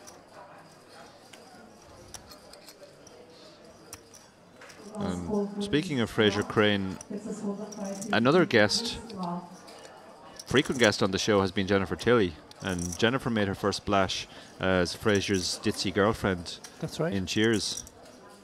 And turned up in the show Frasier as a different character later on. That happens quite a bit with the sitcoms sometimes. Yeah. If you go back and look at them, you go, wait a minute, that's that other bigger character from later with a slightly different name. Yeah. Habib with the Django's. The Black Kings under the gun. 23 big blinds. You're just going to raise here and hope somebody bumps it up behind. You can get it in.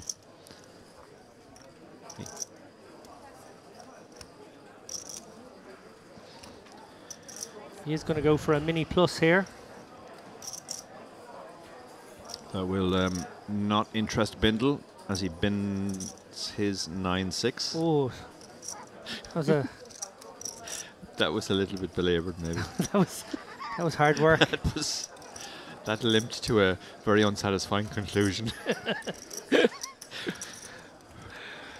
St. Jargal with the 7-8 suited will defend as he should. Yeah.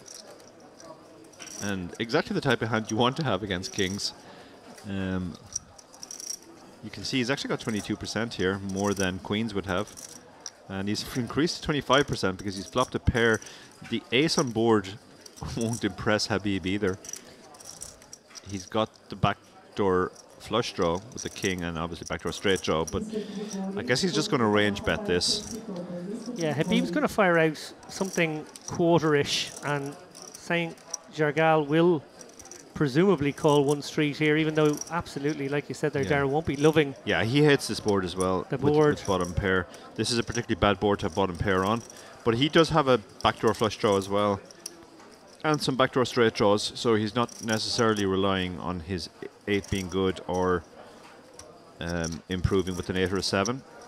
Ooh, this is bad news for Habib. Yeah, it will probably go check in a lot of worlds. He picks up the nut flush draw to go with his kings, but yeah, there's not a lot of reasons for betting. This is much more Sandragal's card. Yeah, just Jack enough 9 showdown and a draw to a pretty good flush is. Yeah, so many hands are improved by this. Obviously, there's the flush, but also Jack 9 and 8-7, the hand he actually has. And now I think Sandragal has to go for value after the check on the turn.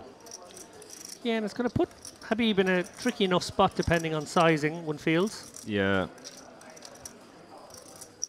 If Habib stands back and thinks about the hand, if Sandragal comes out betting, he'll find it very hard to see what he's ahead of. He's losing to an ace, he's losing to spades, he's losing to Jack 9. 8-7 is probably not one of the hands he's considering uppermost in his mind, but there are lots of other hands. It doesn't have to be 8-7. There's lots of other ways he's beaten here. Yeah. St. Jargal clearly targeting a hand like Ace-Jack for some calls. Yeah. That would be the target hand in mind. Yeah, he went on the bigger side here. This definitely doesn't look blockerish. Yeah, and it's hard to release those beautiful kings, but that you must do sometimes. It's very hard. You just have to sit back and think, like, what am I actually beating here now? Yeah. Spades got there, Jack 9 got there. I was always losing to an ace. So important not to get married to a hand. Clearly, its relative strength utterly diminished on the flop. Coordination increase on the turn makes it even less palatable. And yeah, I think when he realizes he's way far enough down his range to release, and it's a great fold. Good fold, very good fold. Because it can be hard to be disciplined in a spot very, such very as hard that. to be disciplined, yeah. The so-called hand funeral, you have to just kind of accept that your hand is dead, but not to profile, but it's often the case with older gentlemen like myself that we feel we're getting pushed around by the younger guys and we make stubborn calls in those spots. So, yeah, that was an impressive fold. He basically just looked at the situation and worked out that he was beating absolutely nothing.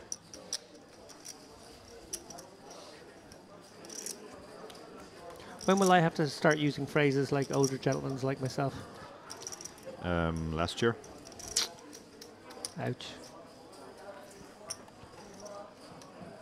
I made stubborn calls. You have certainly made stubborn calls. Since the beginning of my career. You have made more stubborn calls. In fact, we used to call you Choo Choo Lappin. You were such a calling station. You're not as bad these days, it has to be said. And you're capable of the hero fold, which was definitely not in young Lappin's arsenal.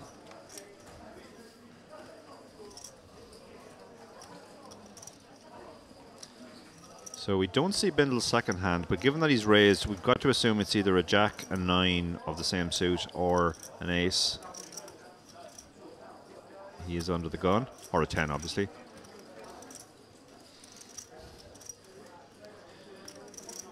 Or a cheeky 9. That was the first one I said. Yeah, I'm going back to it. I feel like... Yeah, I said a 9, a jack, a 10, or an ace. Yeah. The jack, 10, and 9 would all probably have to be the same suit, but any ace would suffice. It can be fun to play a hand such as this. Unfortunately, we don't get to...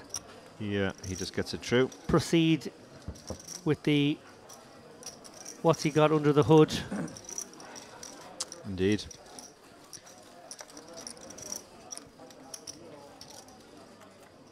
I think it probably wasn't Doyle Brunson, though.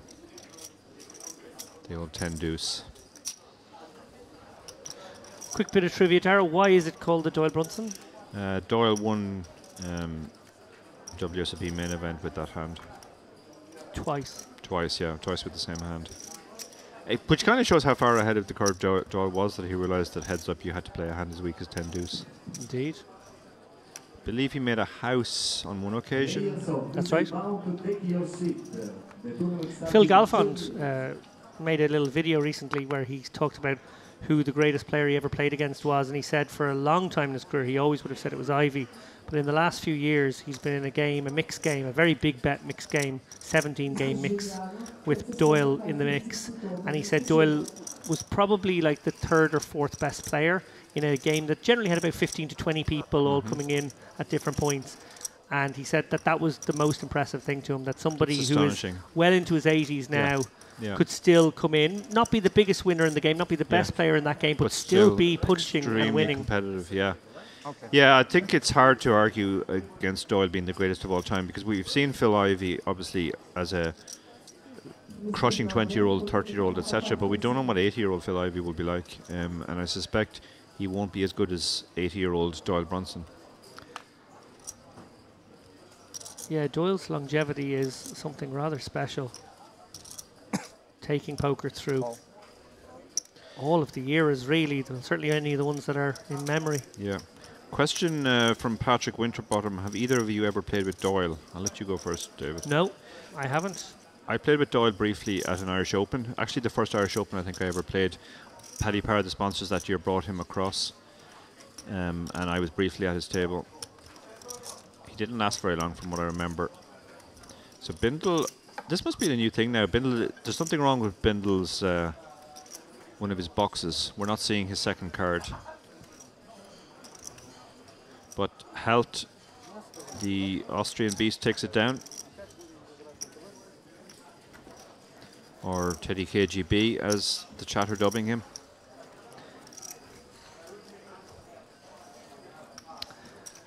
Looks like the clock is just ticking down. Dealer gets the riffle in just in time. Yeah.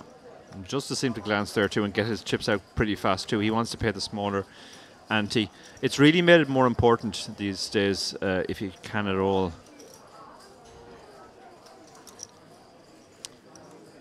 Well, it's not just the big blind you're paying, but it's the ante as well for the entire table.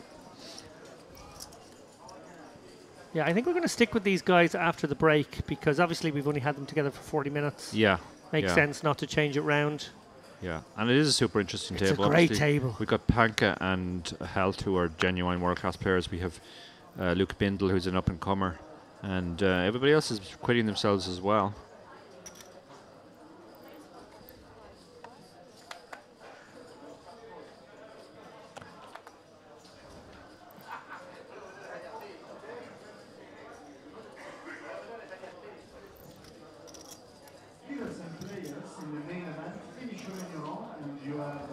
Your 15 minutes break, 15 minutes break, and we're going to count the chips on the 475.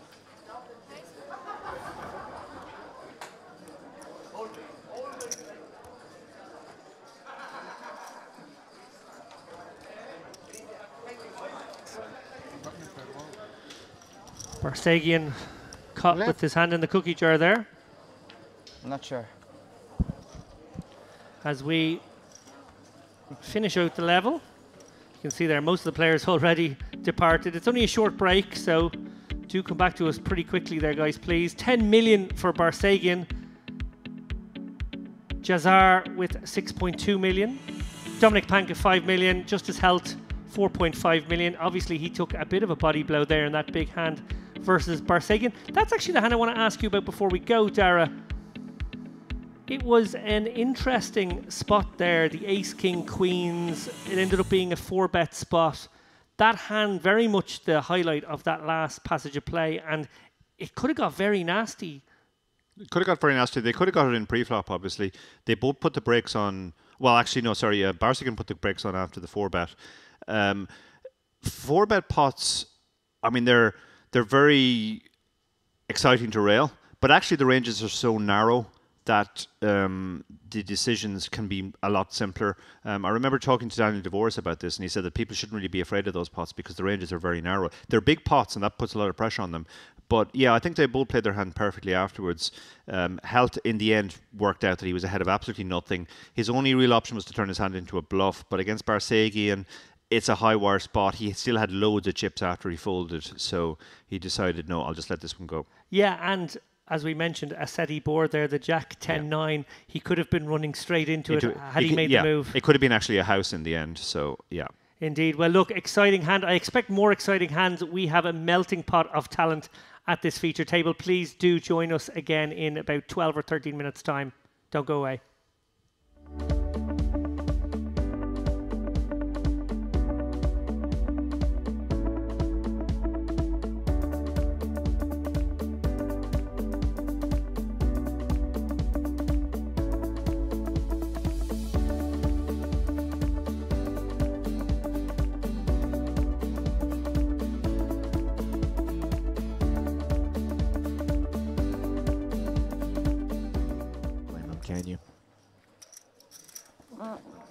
You always think to yourself, aces and kings aren't out there. Maybe queens. Suits are live as the one silver lining. Yeah, that's going to be irrelevant on a queen high rainbow board, unfortunately. And just 2% from this point forward is Zeki Soyergaz. The 3 of clubs on the turn, ices it. He draws dead against the aces, and just a defeated feeling there. But hold your head high, sir. Didn't do anything wrong. No, absolutely not. You would have gotten in a far worse hand than ace-king. 77 remain now.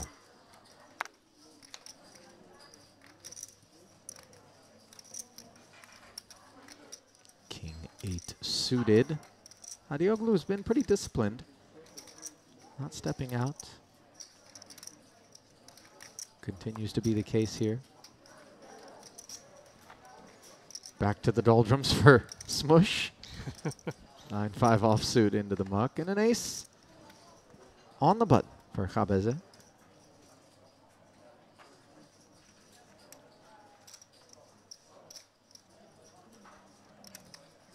I think he wanted to peek there at Stefanov's stack depth before deciding how much to open to. He goes with 50. Suited connector here for Ivanov. Price seems right to me off of 305,000. Oh. Did he say all in? Wow. Yeah, deciding to use the fact that the suited connector in this sort of middle portion of the board will almost never be dominated. So if it does come up against the ace-king offsuit, ace-queen offsuit, that call, he will have 40%. If he does happen to run into the really big hands, he has the kind of hand that cracks them once in a while.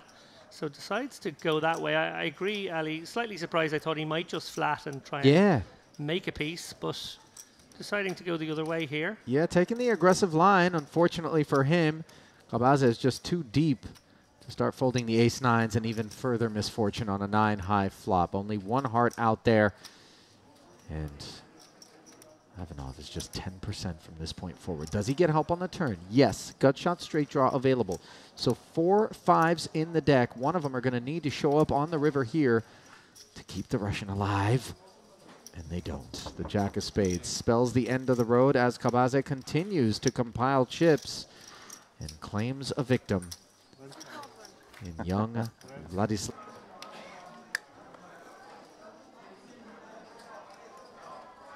As these short stacks give way and we start to see some absorption, the poker will kind of return to a more standard and customary variety. Right now it's a very specific phase, I would say, that requires some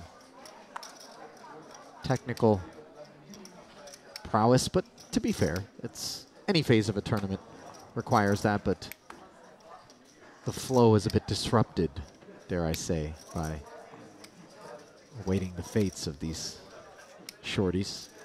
No, you're absolutely right. I think fundamentals get tested out when you're shallow in a much more significant way.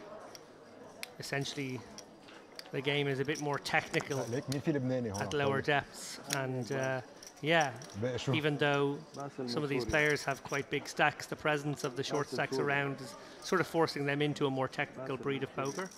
I think that's a very good observation. Ace-6 suited for Smush here in the big blind. With already 50,000 invested and 135 behind, he is going to make the call and always wary of what he's up against. Stop go on the cards, I think. Oh, he isn't going with. You're right. He did just flat and now hits the 6 on a 7-high board. One that doesn't rate to have connected with Krakow's open. Thank you. Will he be willing to jam? It's funny now, having connected with the 6, he may be tempted to check it over to his opponent, feeling he's committed no matter what, and even if more cards come, that's okay. They're going to come anyway. Wondering now if actually by stop going he could convince an opponent with Queen Jack suited to fold, and that mightn't be a good outcome. Yeah, the Ace Queen is going to call as Smush goes with it, and he's going to get a look at just how fortunate he was to end up in front here. Just 3 queens to be dodged by Smush. No back doors to worry about.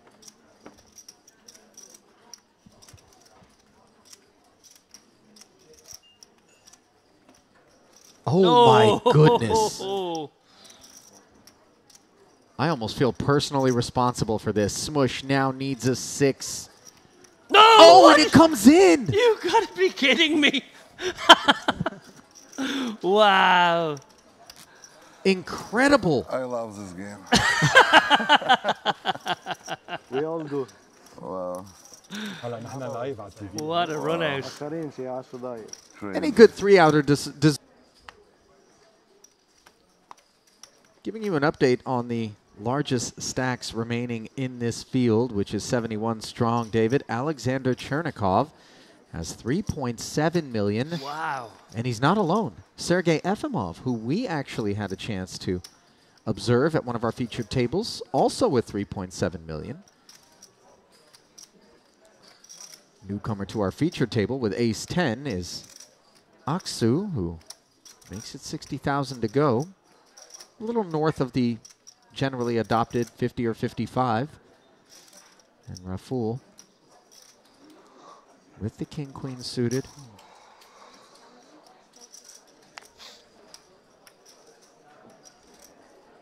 Three bets to 145,000. Hadioglu's been so disciplined. Now he's got these 2 9s off of sub 200, David. One would imagine he'd like to go with it, but in the face of an open and a 3-bet, in particular Aksu, who he doesn't have a lot of data points on, you know you're in kind of treacherous waters. Nevertheless, moves all in. He knows Raful's always going to be a customer, given that he's priced.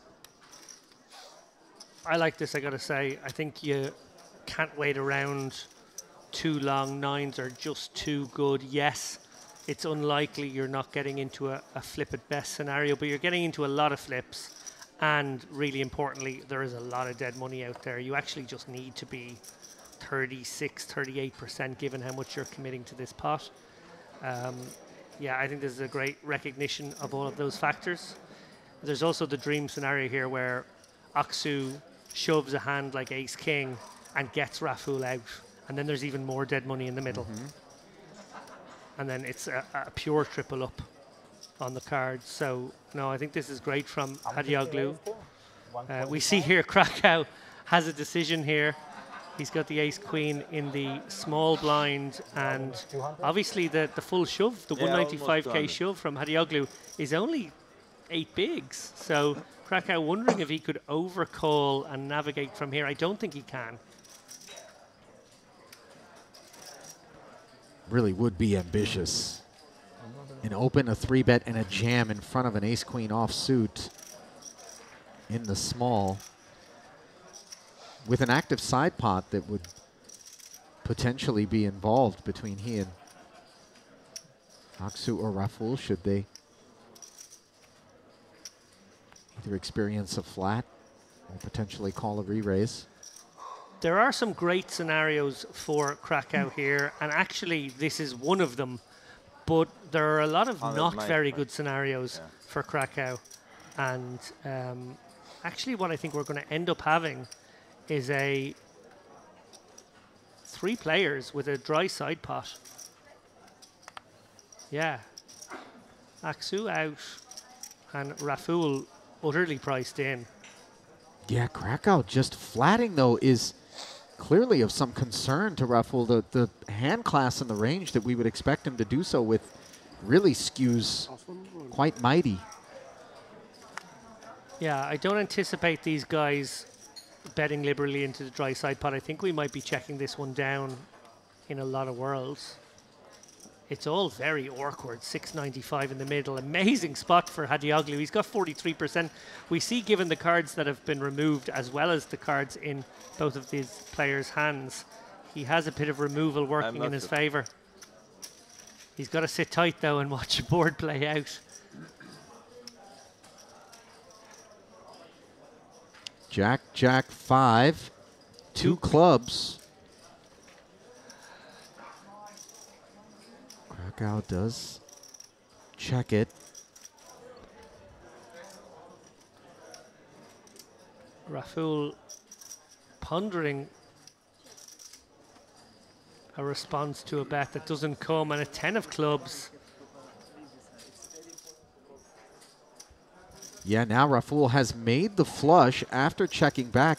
Going to be pretty heavily under rep, too. Krakow might presume that any pair, any 2 clubs would have at least posed a small question.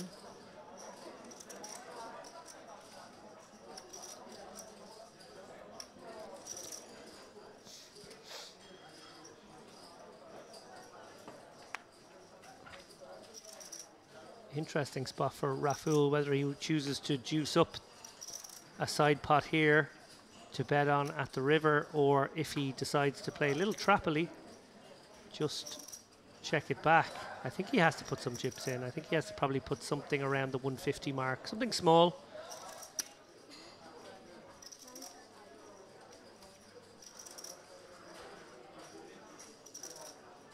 Makes life very tough for the ace queens and ace kings that are potentially in Krakow's hands. Also guarantees himself some value against hands like queens and kings that may have taken this line.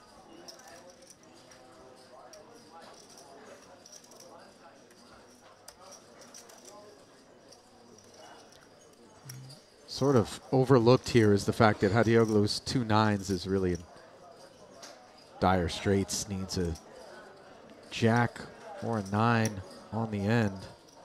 So well executed here from Raful. Wants to push.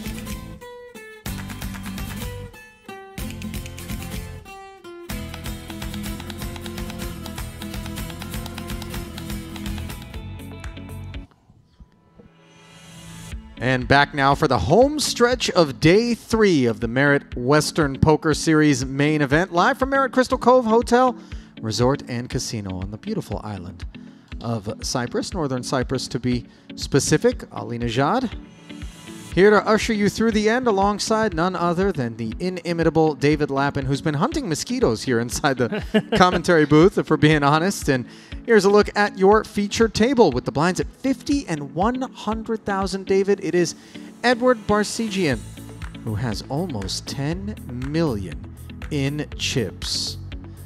Short stack will belong to Waleed Habib. And go on, talk to me. You were around for the last couple of hours. What'd you see? Yeah, I just want to say he's really impressed Barsegian. Got into a very, very difficult, complex 4-bet spot. We talked about it there just before the break against Justice Held.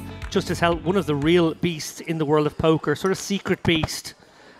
Huge online winner, huge live winner.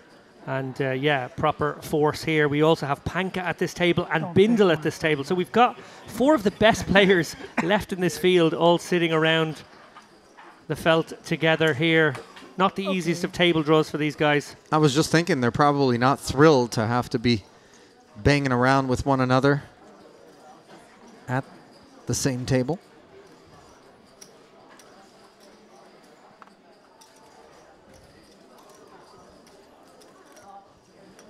Luke Bindell was particularly impressive during the few frames that I watched him operate. David, I think some of that was alongside you. As we see Justice Held, 7-4 suited, limping from the small blind. Panka with 9-5 will check back, and the manner in which he checked back already suggests this is a guy who's very comfortable in the live arena, sort of reminiscent of the pros that play on the high roller circuit, that folded arms right on the rail, tapping of the forearm. King, Queen 3, and Justice just going to probe here, ask the question. Yeah, great hand with which to do so. He obviously had backdoors there, connecting with the 3 slightly, a couple of hearts, and then obviously 7 high, having no showdown. Perfect for the limp stab strategy, which he deployed well there against Panka.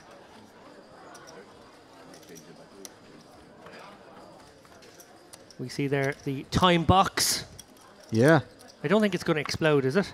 You know, it does have very much the incendiary look of a Hollywood prop. This, of course, is designed to keep the pace of play brisk.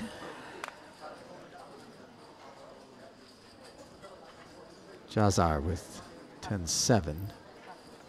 Understandably disinterested. Sanjargal.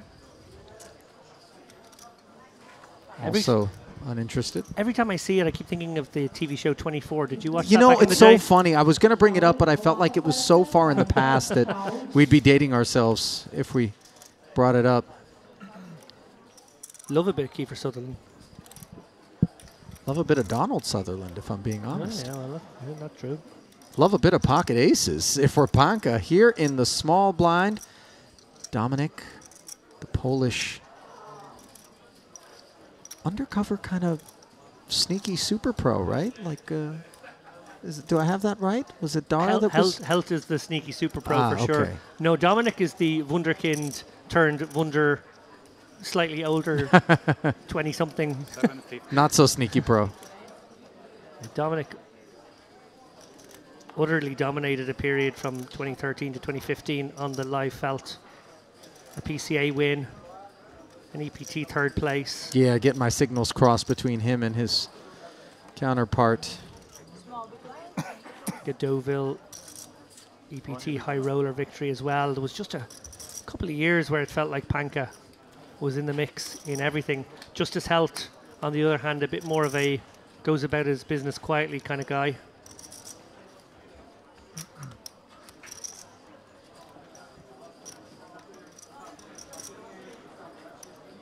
Dominic appears to be soaking in the moment.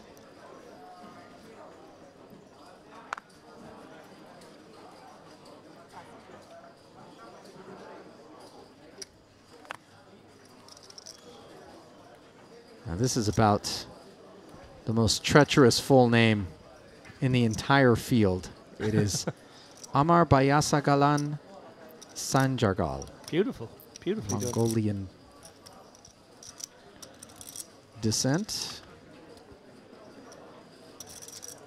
It was Botbold, I believe, who was the other Mongolian that we watched on the featured table for some time as well. And, you know, that's just one of those countries that you just never imagine poker would have permeated. But certainly online poker bringing together nations that don't have the luxury of having casinos and card rooms. With those that do,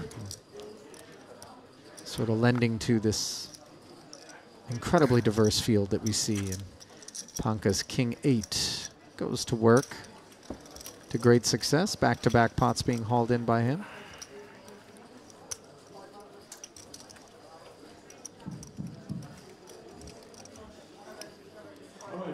Any themes emerging over the last couple of hours of play that you were watching with Dara?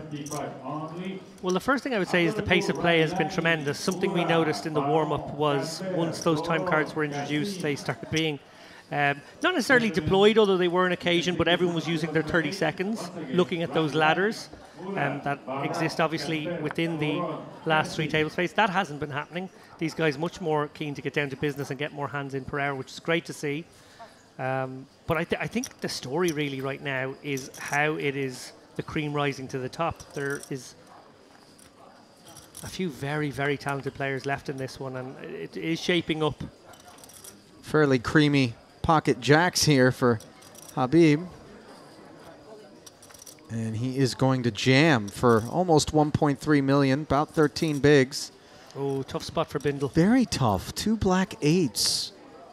Can I have accounts?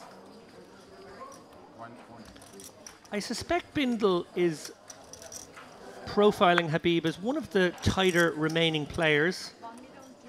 And maybe for that reason, and of course the very good reason that the entire field are stacked behind pretty much, these 8s are cuspy and let goable, to be honest. I suspect we're going to see him hit the muck. Luke has been really spot on with a lot of his situational awareness, and sure enough.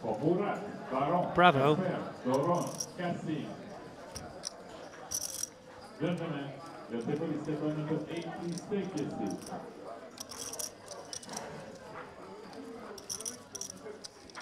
Ace 10. Perhaps a little more difficult off of 6 million to let go for Jazar. We'll see. Yeah, it feels like a hand that's very close in the big blind. Maybe foldable here again in the small. No, I don't like him. And, well, Ustamov has the same hand, so I said it was close in the big blind. Well, we're about to see how close. Ustamov, conscious probably of Habib, willing to go a snag lighter because of the big blind ante about to roll round. I think Ace-Jack is a mandatory call here. Ace-10 does feel very, very close. A huge factor in this one, I feel, a point raised on an earlier broadcast, was calling off the 1.2 million here and losing will drop you into the sort of 25 big blind zone. A very difficult stack to play, actually. But whenever we decide to make a call with a hand like this, we do need to ask ourselves how often my hand is going to not be dominated. How often am I going to have a couple of overcards maybe to a pair? And I think it's a little bit player dependent. He does call. But ultimately, Ustamov does make the call. Habib proudly brandishing 2 red jacks, and you see some consternation on the face of Ustamov, who has 1 overcard and now is being told that another ace-10 is already in the muck, so that is certainly disheartening news. Or the reverse juju. Ace-King 5, and now the disheartening feeling is passed along to Habib, whose tournament life hangs in the balance, but suddenly the queen on the turn adding outs. We know 2 10s are spoken for, so he's got 2 10s and 2 jacks, but the 2 jacks are no good because that would give Ustamov Broadway on the river. The 4 of spades will seal the deal. Yeah, the news of an ace-10 being folded became bad news for Ustamov. Suddenly became very bad news for Habib going to that river. He traded the jacks for 10s in an even swap there. Once the queen rolled off, and Ustamov all too happy to dispense players and work his way closer to perhaps a final table appearance. And Luke probably thinking, good thing I didn't play eights. Yes. Indeed. A nice escape there by Bindel. He has been never something losing of a sleep. Houdini. Yeah, a little bit. But I mean, you know,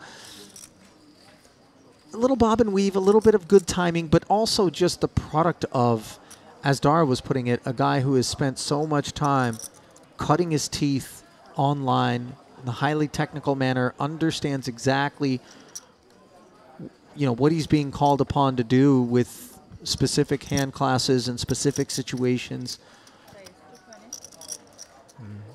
That sort of comfort is being exuded when he is operating out there. Yeah, a guy who's been in the lab, so to speak, as well, a product of the new wave of solver learning, someone who's adapted really well to that and has probably used those training methods to sharpen his already very good game even further in the last 4 or 5 years. Darren made a great point to me toward the latter half of 2022. He said, these lockdowns that we obviously all endured together as a world, these lockdowns have forced a lot of people into the online world, a lot of live pros not able to do their traveling, not able to cut their teeth, or not to cut their teeth, but to battle it out in the normal manner. And some of them cut their teeth with the solver stuff. Some of them decided this was an opportunity to sharpen up their games in a way that they hadn't, I suppose, being forced to stay at home. This was a way that they could invest in their futures. Yeah. And some of them didn't. And it was very clear when everything opened back up again and those first live stops, people were showing up, new men and women, and some people were the same old person who really didn't use the time well. And obviously the fact that so many people did use that time well left those who didn't really behind the curve. Absolutely. I remember very early on in my poker career, as we see Ustamov opening with the ace-10 suited, having a conversation with some peers and being kind of told, look, poker is one of those things where the vast majority of people are gravitating toward it as a product of just being lazy. They, you know, they don't really want to work hard, hence they're trying to just play poker. Now, granted, this is well before the advent of solvers and whatnot, but there was always effort to be put in, and there was always information available out there to seek out. And you could always tell the people in the room who were taking it seriously enough to do so, and you could see the consistency with which they were getting results versus the others who didn't want to be bothered. Yeah, there are a couple of, in some people's minds, contradictory qualities that become a good poker player. Aggression and patience is a combination that becomes a good poker player, often not found in the same person.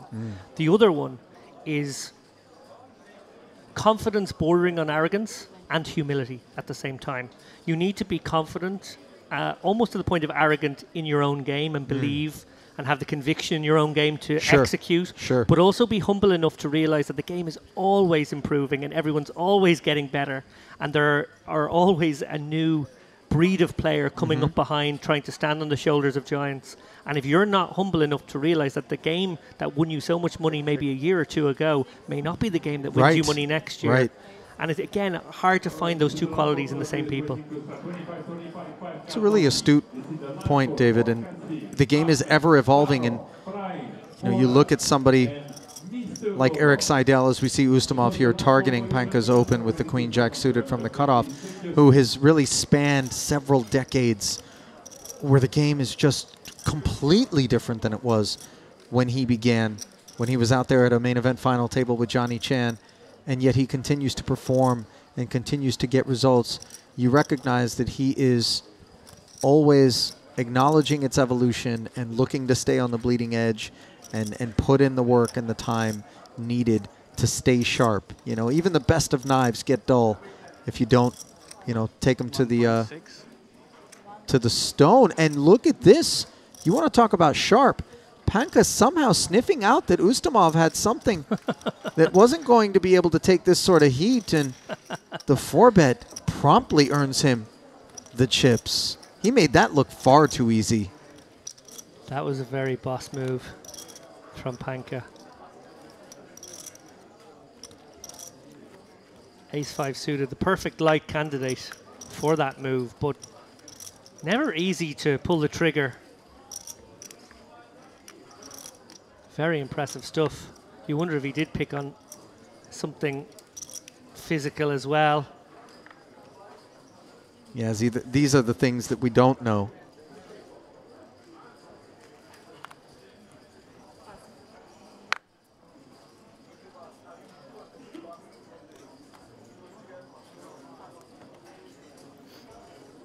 Now Ustamov with ace-king, raising again.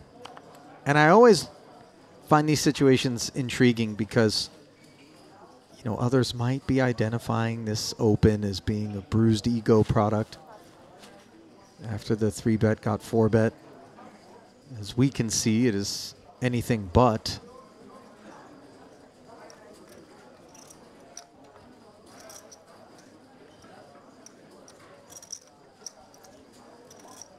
Interesting to see how Held proceeds here. King 6 suited in the small. By no means a compulsory holding. Wow. And this is very ill-timed, and the size is fairly significant in relation to the 4.3 and change that Justice Held started with, and now Panka is woken up with 2 jacks in the big. This is going to get very spicy. Yeah, and when Panka 4-bets here and it comes back to Ustamov, he will actually be thinking to himself, wow, if ever there were 2 guys who could be at it behind me here with the 3-bet and cold 4, it's these 2 boys. And I think Ustamov will rightly put it all in here and maybe, just maybe, race with Panka. Panka won't love calling it off against the 5-bet. No, he sure won't. So it will be interesting to see what happens then. But obviously 1.6 million of his 6.4 committed here, a quarter of a stack, and Ustamov is shorter. Ustamov will only be charging 3 million more. Oof, this is an interesting one. Yeah. Hops and barley, Lappet, as we got one brewing. How much? Held the snap fold. Yeah, Panka just needs 30%, I think, to justify a call here. Obviously, there is a risk premium with 19 left, so maybe he feels he needs 35, 34, something of that region. He'll be rating his own abilities to some extent as well, maybe wanting a slightly bigger edge to justify a call off too. Arguably the best or second best player left in this field. But what a price he's going to be laid here.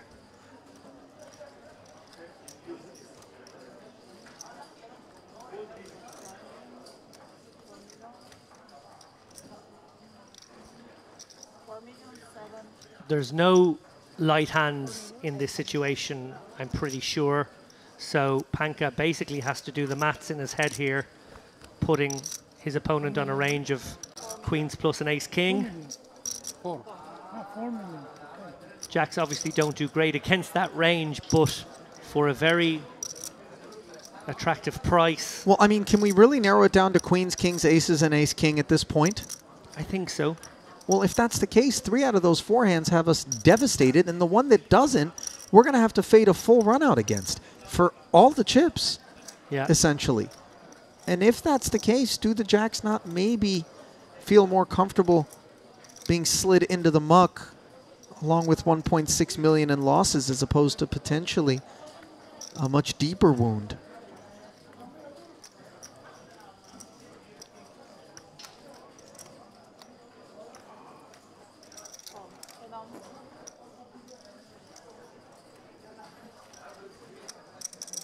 So Panka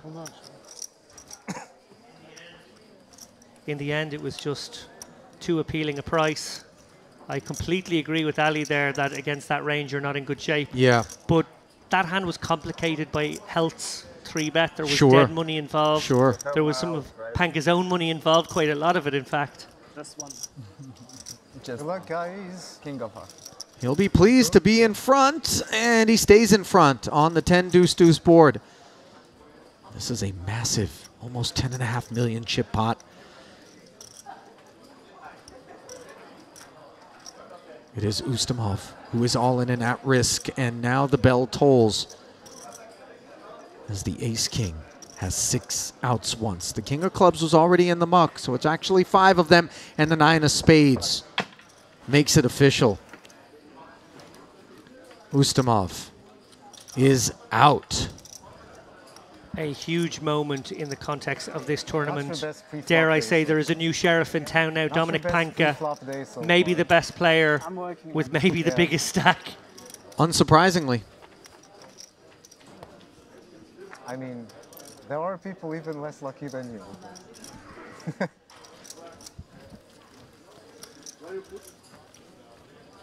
Well, it has been an incredibly fruitful few hands here for Dominic Panka. Just look at that, climbing right on up to almost 12 million in chips, a whopping 120 big blinds at 50 and 100,000.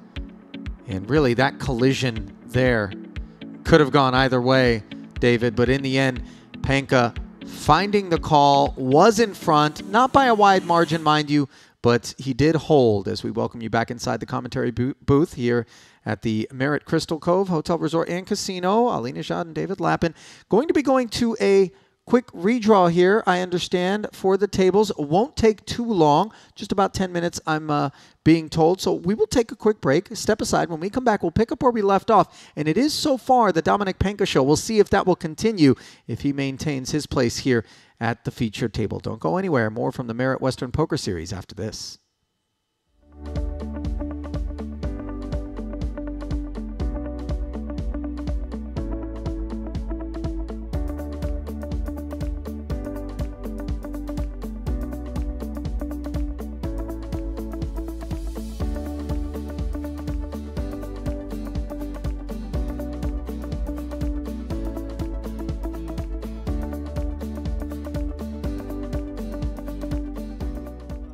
Even on a wet board, middly card such as this, never one to be a shrinking violet here. She is going to fire out a probing 15%er. Cork Maz with the backdoor flush draw, 1 over card. Doesn't have a lot going on, but for that price, For that sort of price, can't yeah. really, we're playing limit poker right now. Yeah, he is in position as well, so he gets to see what she does on the turn. Well, he has more 8x than she does, but neither player will really have that many. Yeah, he's now picked up a bad gut shot. It'd be interesting to see if he fires out now, recognizing that she tends to auto c-bet and then not bet the turn when she doesn't have it. Yeah, tough spot for Arstatinos now on this texture. Giving it some thought. Plausible that Cork Maz would have all the sets here. Certainly Yeah. have an 8. Could certainly have a draw of some sort, which has a lot of equity if she is good. So probably on balance, I think this is a release by Aristotelios, but she is ahead, and it would show maybe the correct amount of adhesiveness. I think her face really, let's see what she's thinking here. She does suspect larceny here. This is the kind of board where he can be betting just because it's his board. But at the same time, you're in an uncomfortable spot because he's probably going to fire again on the river. And do you really want to call down with Jack, Ace Jack? Looks like she is finding the call, Darren. This is very bold. Yeah, I mean, We've been fooled before by her bringing the chips into hand. Oh, what a great call at this point. Now, as you said, Dara, can she follow it up with some cagey river play? Well, they're both playing the board now. This is an interesting river Very for sure. interesting river, yeah. Is she going to come out betting? Kind of interesting to maybe go for a bet here. No. She does check, and she gives them that kind of like, please check behind look. Her hand actually probably makes the best possible bluff catcher, blocking as it does Jack 10 and Ace 10. Oh, he's going big, Dara. But he is going, yeah. Once you're checked to on these spots where either a 5-card flush or a 5-card straight gets there, you kind of have a free roll on the bet big to try and get somebody off a chop, because it's very unlikely that they would check themselves. Horrible to be calling knowing you're only ever chopping. Yeah. Carving out what is half her remaining chips here for a call. Basically went pot size. Yeah, this is because you're calling for a chop here, so. I guess she's trying to figure out what 10x would have bet the turn that called the very small flop bet and not raise it, and then fire the 1/3 bet turn, piecing that together. Pocket 10s, I think, might play like that. Yeah, pocket 10's a good read. 10-8, probably. It probably not has too to be many combos not of that. too many combos. Calling It probably has free. to be 10-8 suited. Yeah.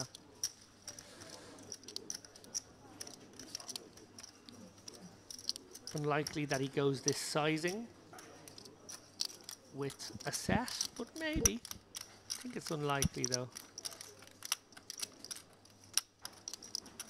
Yeah, she really does look suspicious here, but this is a horrible spot to be in. Yeah, and rightly so. The line is a little fishy, it must be said. There are hands that would take this line, but there aren't many. So I think she's sort of calculating that all in, and also realizing that, you know, she's only going to get 100 back. Yeah. Yeah, the risk to reward here is poor, because you're not trying to win the entire pot, you're only going to get half the pot. No open. Yeah. So you have to be good 66% of the time here.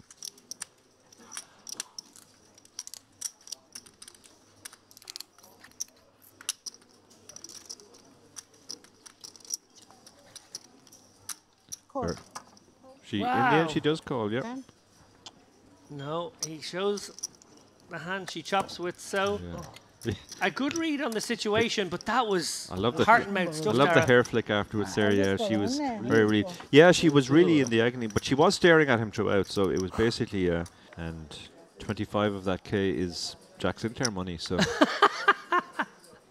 We ran into Jack at breakfast this morning. He told us he was going off to reg the 1K. He'd broken his personal record, fired 8 bullets at this one and not bagged. And then always fold. That's the rule. Look at him, always fold. Put first, then fold always. Doesn't matter. As long as you fold, doesn't matter. Jack made the journey here from Tbilisi. Is that where he's based these days? I'm not sure Jack's based anywhere. He's kind of like a nomad. But yeah, Tbilisi is one of the many places he does put his head down for a while. That hand again, ace-queen. Suited variety this time for Orthodoxu. He is maybe our biggest stack. Certainly one of the top two. Like it, yeah. But Kleiper has a big stack too. And I think also probably has a relative in the chat. Aurelia Kleiper says, go Ari Kleiper. Well, Kleiper has gone for the 3-bet here on the button over Orthodoxu's cut-off. Seems pretty reasonable. Aurelia says, I've watched now from a different channel and was wondering where is the chat. Yeah, we are just keeping an eye on the official channel on Merit Poker, even though this is another channel. So if you're on one of those other channels and you're wondering why we're ignoring your comments, we're not. It's just that it's only the official channel we're watching. Orthodoxu with a mandatory call here to the button 3-bet battle of the ace-x. There will be ways to win for Kleiper even when he misses. It's going to be difficult for him now though. Does have the gut shot though, so could check this one back maybe if it's checked to him. Would be reasonable. yeah. I don't think it will. Oh no, it was checked, you're right, yeah. But he's decided to go ahead and bet. So continuing his pre-flop story. Orthodoxu, second pair, top kicker with that backdoor flush draw.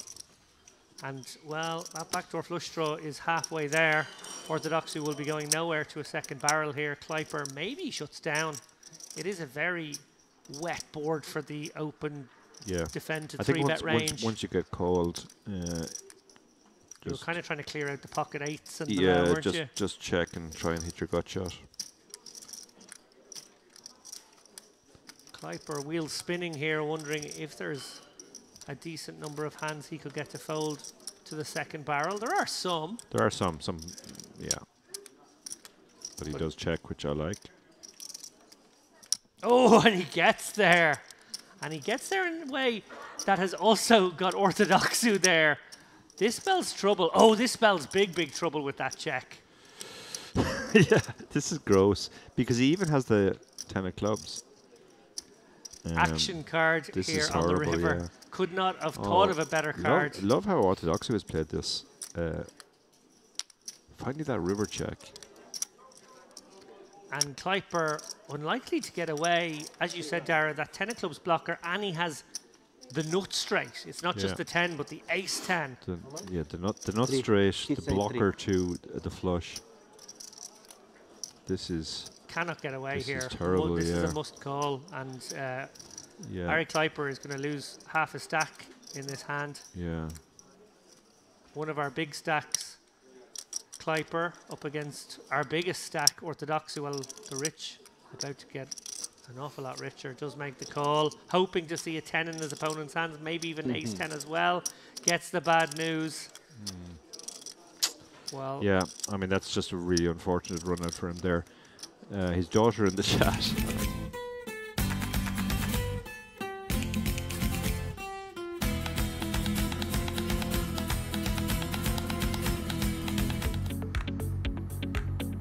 And back after a short break here with continuing coverage of Day 3 of the Merit Western Poker Series main event from Merit Crystal Cove Hotel, Ali Najad and David Lappin, and not a whole lot of others left in this particular tournament. We really just lost an astounding number of players in a very short span of time there, just before the break. And in the exchange, David, I said, you know, all the shorties spun out, and you said, and some of the big stacks too, as we saw Dominic Panka emerge as a force, courtesy of eliminating Ustamov, who tried his hand with the ace-king. So many people meet their maker with a hand like that. And to be fair, a lot of people meet it with 2 jacks. It really was a sort of a classic race situation. And you get another look here at the chip counts at our featured table. Sergei Efimov will be the short stack, sub 10 big blinds. Expect to see him looking for a spot to get it all in. And then, of course, we'll see just how abusive the big stacks seek to be, with the luxury of being able to get these middle stacks to really tighten up. Some pay ladders are obviously still available. Yeah, interestingly, you reflected there on the Jack's ace-king hand. I said that maybe the range was only queens plus an ace-king, and with all the money, all the dead money in the middle, did Panka have the right price? Well, it took me a couple of minutes with pen and paper. I did it the old-fashioned way. What probably Panka did in his head in less than a minute, but he needed 30%. He probably perceives his edge versus the field here, meaning he maybe needed about 32% to be comfortable. You add on the risk premium of the ICM of a situation such as this. If he was to bust, or if he was to lose, he would have been very short and likely to bust before the final table. Probably placing it around 33, 34% required. And if you combinatorically work out how many ace-kings there are and how you play against them and how you play against the queens, kings and aces, he had 35%. Just enough. So, of course, the right decision settled upon as we see Luke Bindel willing to jam from the small blind with a queen-jack. Catches Barsegian out of line with king-deuce on the button. So relieved to be able to haul in some chips to stave off those blinds. He will enjoy the button on this occasion.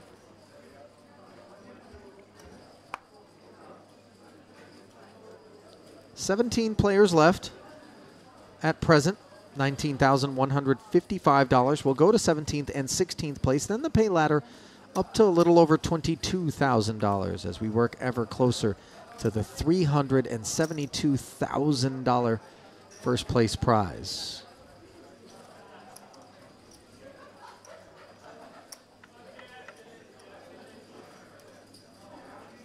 Jack deuce suited appears to be strangely creating some pause. Could be just looking to scrub some time. Yeah, I think with some of these shorter stacks, we are going to see the 30 seconds used on each decision. It doesn't make for great TV poker, I accept, but you got to understand these guys pay their own buy-ins. That's their money in the prize pool, and if they are allowed 30 seconds, they can take 30 seconds. If it does mean a small edge against perhaps the faster moving other table, you kind of understand it.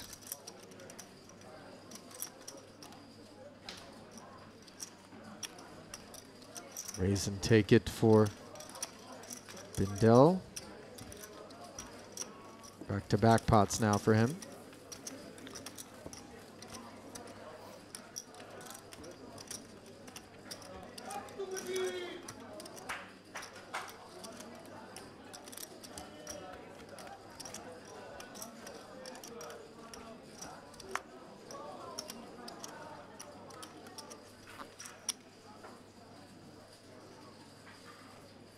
While we do have a lot of experience at this point, not just here at the feature table, but of the remaining field, David, there certainly are some candidates to really have some ICM blow-ups that always make for interesting outcomes because the pros are not accustomed to dealing with that. Nothing implosive about Efimov's shove with two jacks, of course, over the top of Panka's open. No, but reflect back on, what, just 2 hours ago? Efimov was our huge chip leader. Yeah. I think he had something in the region of 8-9 million when the next nearest had 6 or 7. So we don't know quite how that happened. Yeah, it wasn't at the feature table that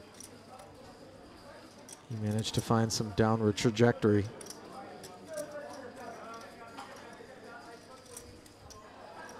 Yeah, a lot of familiar faces, as you would expect. Obviously, we're down to the last two tables. A lot of these guys have featured in our coverage already. Panka getting a very good price here.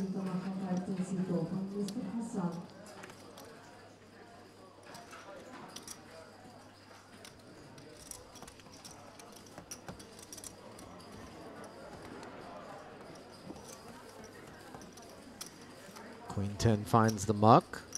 Efimov all too happy to collect the coveted Panka bucks. Those are tough ones to come by. They sure are. And a signal of intent there that he would open the Queen 10. Oh, here we go. Maybe some action out here. Yeah, we have an all-in, Ali. It would appear that way. Not immediately clear what the holdings are. It's not an all-in. Okay, we've just got a pot in progress. Looks like went check, check on the flop from what I could gather. It might be one player all in and two other players on the side checking down is the vibe that I'm getting. Show me where is it now is finished. One of them looked really bad. This is deuce. The other one is ace. That's the mark. What is the mark? Not quite sure what's going on there, but does seem to be intriguing for staff required.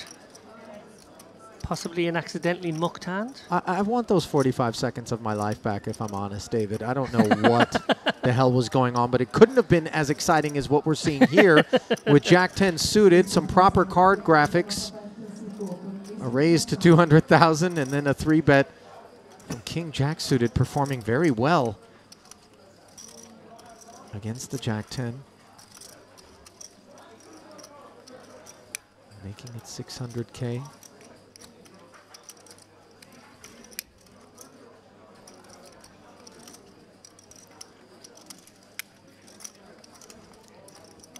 Barsegian can certainly consider a flat with this sort of hand. It's tricky though, often dominated. Well, it does seem as though he might have waited his 30 seconds there as well. So nice pickup there for Doroshkov. I've been really impressed with this young man, David. I'm sure you have as well. And I remember he kind of had to grind his way up to where he is now. Just some tough spots. Also remember him with an egregious tank looking to ladder. So clearly that was off of a fairly short stack that he was behaving in that way.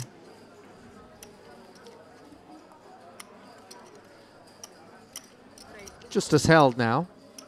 Teddy KGB. Yeah, the tracksuit. Min raise with the ace-jack suited.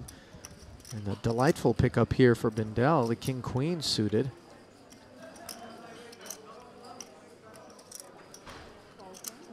Of course, we don't know how good a full ring player Teddy was. That's true. We only ever saw him play heads up. We do know that he was shit when it came to tells. Ring or heads up, if you're twisting Oreos at your ear, we know you're nutted.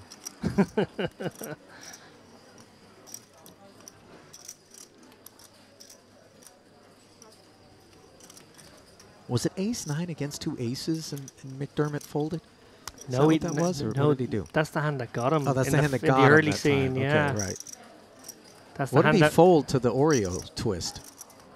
For those that are scratching their temple, by the way, wondering what in the hell David and I are on about, it's the movie Rounders. You might be the only person listening on the stream that hasn't seen it. Yeah, the early scene when he goes broke for 50k with the boat under boat and then has to drive Kanish's van for a year afterwards to build it back up. 9-8-5 here, as this is very much Held's board. Nevertheless, he isn't going to follow through against Bindel. Decides to check it, David, and why with two overcards and the nut flush draw would you not try to bet and take this pot right here and now? Do you really have concerns that Bindel's range advantage exists on a 9-high board? I think it's kind of close, actually. Obviously, you can represent the overpairs. You can probably have all the sets as well, but Bindel will have hands that connect with the 9-8, and your nut flush draw is a hand that can always continue. It's got showdown. It can improve to the nuts. Well, it's got no improvement upon the arrival of the deuce of clubs. And for Bindel, having been called with just naked king high on the flop, he is going to be a little bit concerned about Held simply respecting the board texture, but actually having a pretty good hand. I mean, even the overpairs can approach this pot in this manner. Yeah, I think Held has basically decided that he has an excellent hand with which to call two streets and actually a very bad hand to call river if tripled into.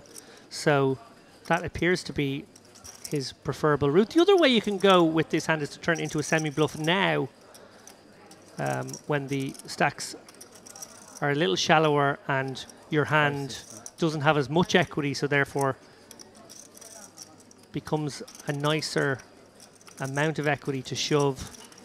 So yeah, I could see it go both ways here. If he is reading Bindel for strength, he can call and then fold unimproved on the river. He's been sticky enough at that point with ace. Wow. Oh, I'm really surprised by that. That is shocking, but credit to Luke Bindel for barreling again with the king, queen of hearts. 560 deemed too much, but that really, to me, and the look on your face suggests that we are in agreement on it, David, was just a poorly played street there by Held to check fold. I mean, the deuce was completely inconsequential. Yeah, I'm finding that one very hard to process. Now, what I will say is Justice Helt, one of the top players in the world. Mark my words. Right. Tough to take issue with what he's done. So there is always a tendency when you're in the commentary booth commentating on such a player that you give them credit for a thought process that maybe you're not having access to and maybe is above your head. And I am trying to figure out what that might be. But yeah, just the raw power of the ace-jack nut flush draw over cards in that situation makes me somewhat confused. I've got to be honest. I'm going to take the over on somewhat. I am downright baffled by what we just witnessed there.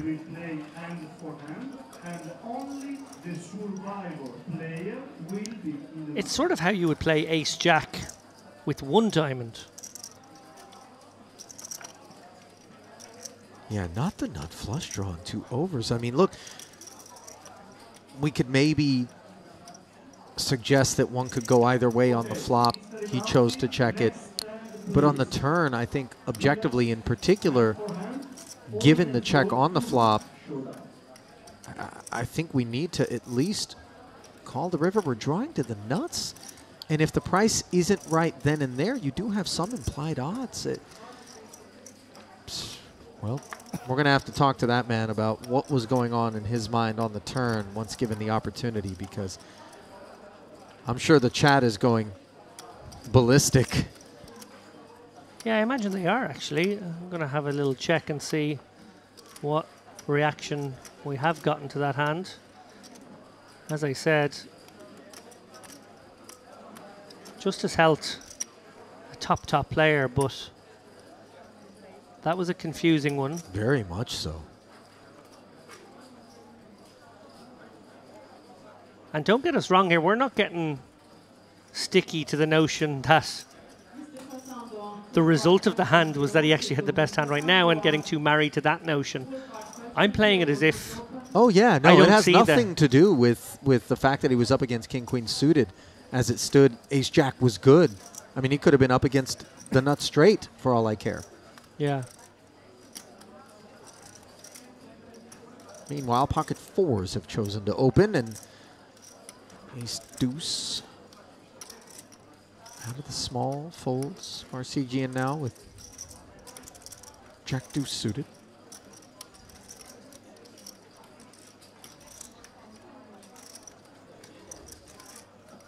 Not deemed adequate.